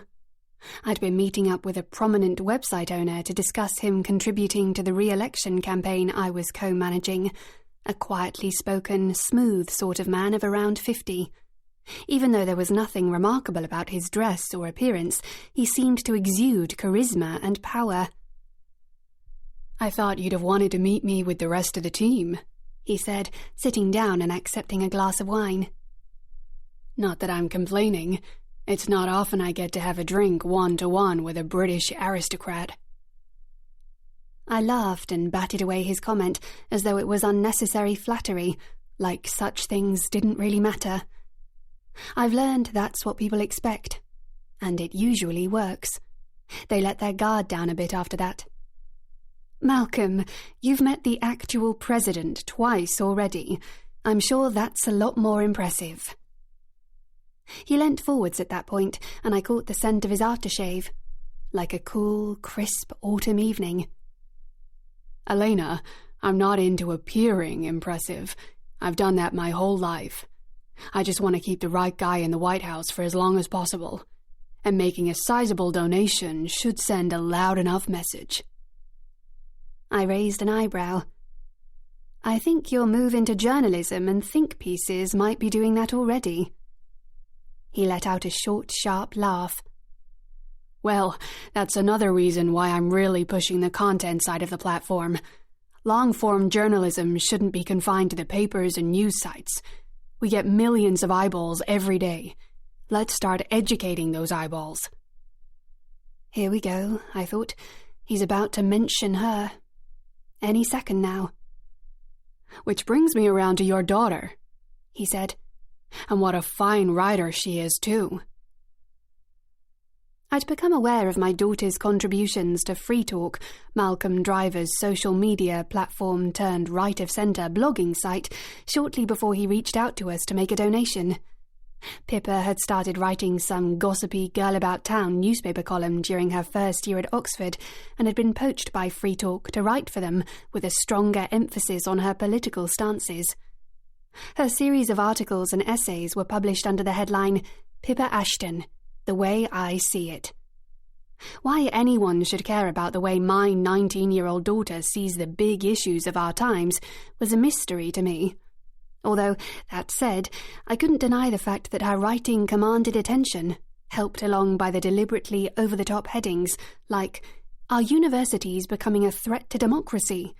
and "Why loopy vegans need to shut the F up about fox hunting?"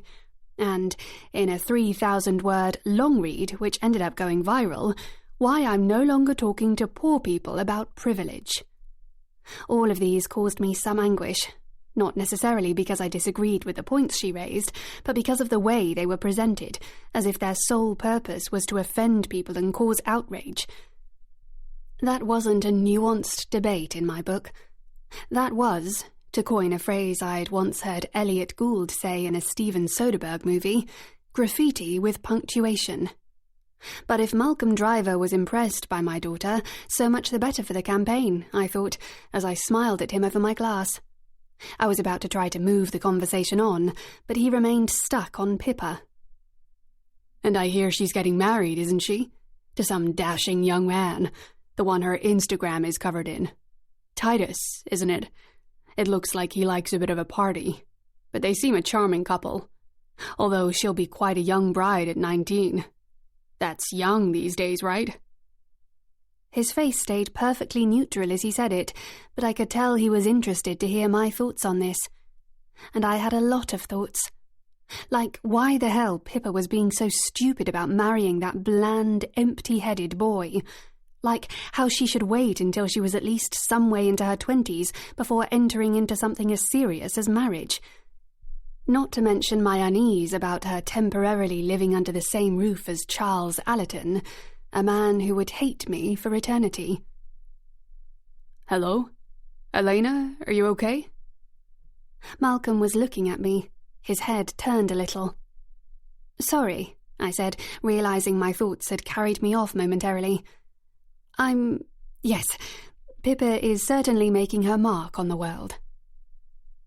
My phone then buzzed in my pocket, on silent, but the vibration was loud enough to make Malcolm raise his eyebrows. I cursed inwardly, but Malcolm nodded at my phone, saying, Please, do answer. I'm in no rush here. I glanced at the screen. Trip was calling. I felt my heart sink a little. Trip was a 28-year-old bartender I'd been seeing for the past 9 months. 2 months ago, I moved him into my house in Kalorama. It was just easier having him at home, there when I wanted him, and he was normally happy to tuck himself away on his laptop in another room when I didn't. He desperately wanted to be a screenwriter, hammering out House of Cards-style political thrillers, even though the closest he'd ever come to that world was pouring drinks for the odd senator. I was about to cancel the call when I noticed he'd texted a few times. 2 words stood out quite clearly from all the rest, as if propelled from the screen. Rachel Holden. I'm sorry, I'm going to have to... Please, go ahead. Malcolm nodded, making it clear it wasn't a problem. I accepted the call. Ah, there you are. I was about to hang up, Trip said, sounding slightly excitable. Did you see my texts? I thought I should... What is this about? I cut him off. Tell me quickly. Well, it's a bit odd. It's about this package that arrived for you. It's strange, because when I opened it, I saw... You opened a package addressed to me, I repeated, my moment of outrage momentarily causing me to forget I just wanted him to get to the point quickly. Yes, but... Well, I thought it was for me, because there was a load of other stuff delivered today that was, and... Just tell me what it is, Trip, I said, irritation building. It's a letter, he said, and a CD. A CD? Yeah, he said, sounding slightly nervous. I haven't played it, but, well, I did read the letter. It's weird. Like, I remember you telling me about this Rachel woman who killed your... friend. Well, from what the letter says... Fuck, it's weird. I think you should just come and read it for yourself. Or I can photograph it and send it to you. But I think you're going to want the CD, so don't play it. Don't do anything with it. Just leave it. I cut the call. The bar and hotel lobby surrounding me suddenly seemed blurred and glistening, like my depth of field had been altered, as if looking through a camera lens. I had the strangest feeling of the world shifting just a notch out of balance, sliding everything the wrong way. I needed to make a decision. I knew what I should do. I should stay and try to get Malcolm to commit to a rough figure of funds before I left him. But at the same time, I knew I wouldn't be anywhere close to my best, charming self. I walked slowly back to where he was sitting, trying to decide how to play this before I reached him. But it turned out I didn't need to. Malcolm looked up from his phone when I arrived, saying he actually had a work emergency he had to deal with, and he would send me his offer by email. He assured me it would be substantial. I thanked him, then got my driver outside to take me straight home, all the time my brain whirring over and over. In the house, Trip launched into his apologies instantly. I don't want to hear it, I said, holding up a hand to stop him talking. He looked sheepish and chastened. He was in his loungewear, which was basically pyjamas, and for a moment I felt like I was his mother and he my teenage son, being reprimanded for doing something naughty at school. I told him to tell me where the package was, and he pointed to the grey marble kitchen countertop. I walked over, picked it up, then told him to leave me alone. The letter was written on what looked like cheap A4 printer paper. I got the feeling that the author's handwriting wasn't normally neat, but extra effort had been put in to make it readable. And there was something else present too. The letters had been carved onto the paper with a lot of pressure, causing the page to be thoroughly indented on the back. Was that a sign of how studiously it had been written? Determination, perhaps? Or maybe fury? I scanned it quickly, then sat down in one of the chairs in the living room and forced myself to read it through calmly again, taking my time over every word. Dear Elena, how odd it is for me to be writing to you, considering we never properly met. I think you might have nodded and smiled to me at your parents' anniversary party, but all that was years ago now, back when you and Matthew were shagging. Sorry, I realise that's quite blunt, but there's no point me being polite. I realise you've probably hated me for years for killing the man you loved. Or maybe you didn't love him. Maybe it was just sex, or a distraction from whatever else you used to fill your time with. I don't care, really. But trust me, you're better off without him. It's odd to think how connected we are. Now more than ever, with your daughter and my nephew about to walk up the aisle. You see, the problem is, I'm not really sure they're the best match. They're so young. And does she really want to marry a boy who's becoming known for hosting loud, debauched boat parties? Or does she expect him to lay off the drink, drugs and orgies when the wedding ring is firmly on his finger? If she does, I think she's in need of some motherly advice from you, sharpish. So that's why I'm writing. I'm not happy with the way my nephew's life is going, and I doubt you're happy about your daughter marrying him. That's why I'm writing to you now, after all this time. You see, what you think happened didn't really happen. It's too long to write in this letter, but I've included a disc containing a recording I made a few months after my trial. It's a conversation between me and Charles Allerton. As you'll discover, the whole thing's a bit of a bombshell, and I trust you'll use it well. Kind regards, Rachel Holden. After my second reading, I paused on that final sentence. I trust you'll use it well. What did she mean? I got up and walked over to the sound system and put the disc into the slot. I listened to the whole thing, sitting there alone in the living room, my pulse quickening, my head spinning. Then, after it was finished, I sat for a few minutes more, doing nothing. Once I felt capable of standing, I got up and headed towards the stairs, ignoring the questions from Tripp as I went. As soon as I was seated at my desk in the study, I opened my laptop, navigated to the British Airways website, and booked a flight to Heathrow. Then I unlocked my phone, scrolled down to a contact I'd hardly ever used, and typed out a short message. Hi, Charlie. I'm on my way back to England. I think it's time we had a chat.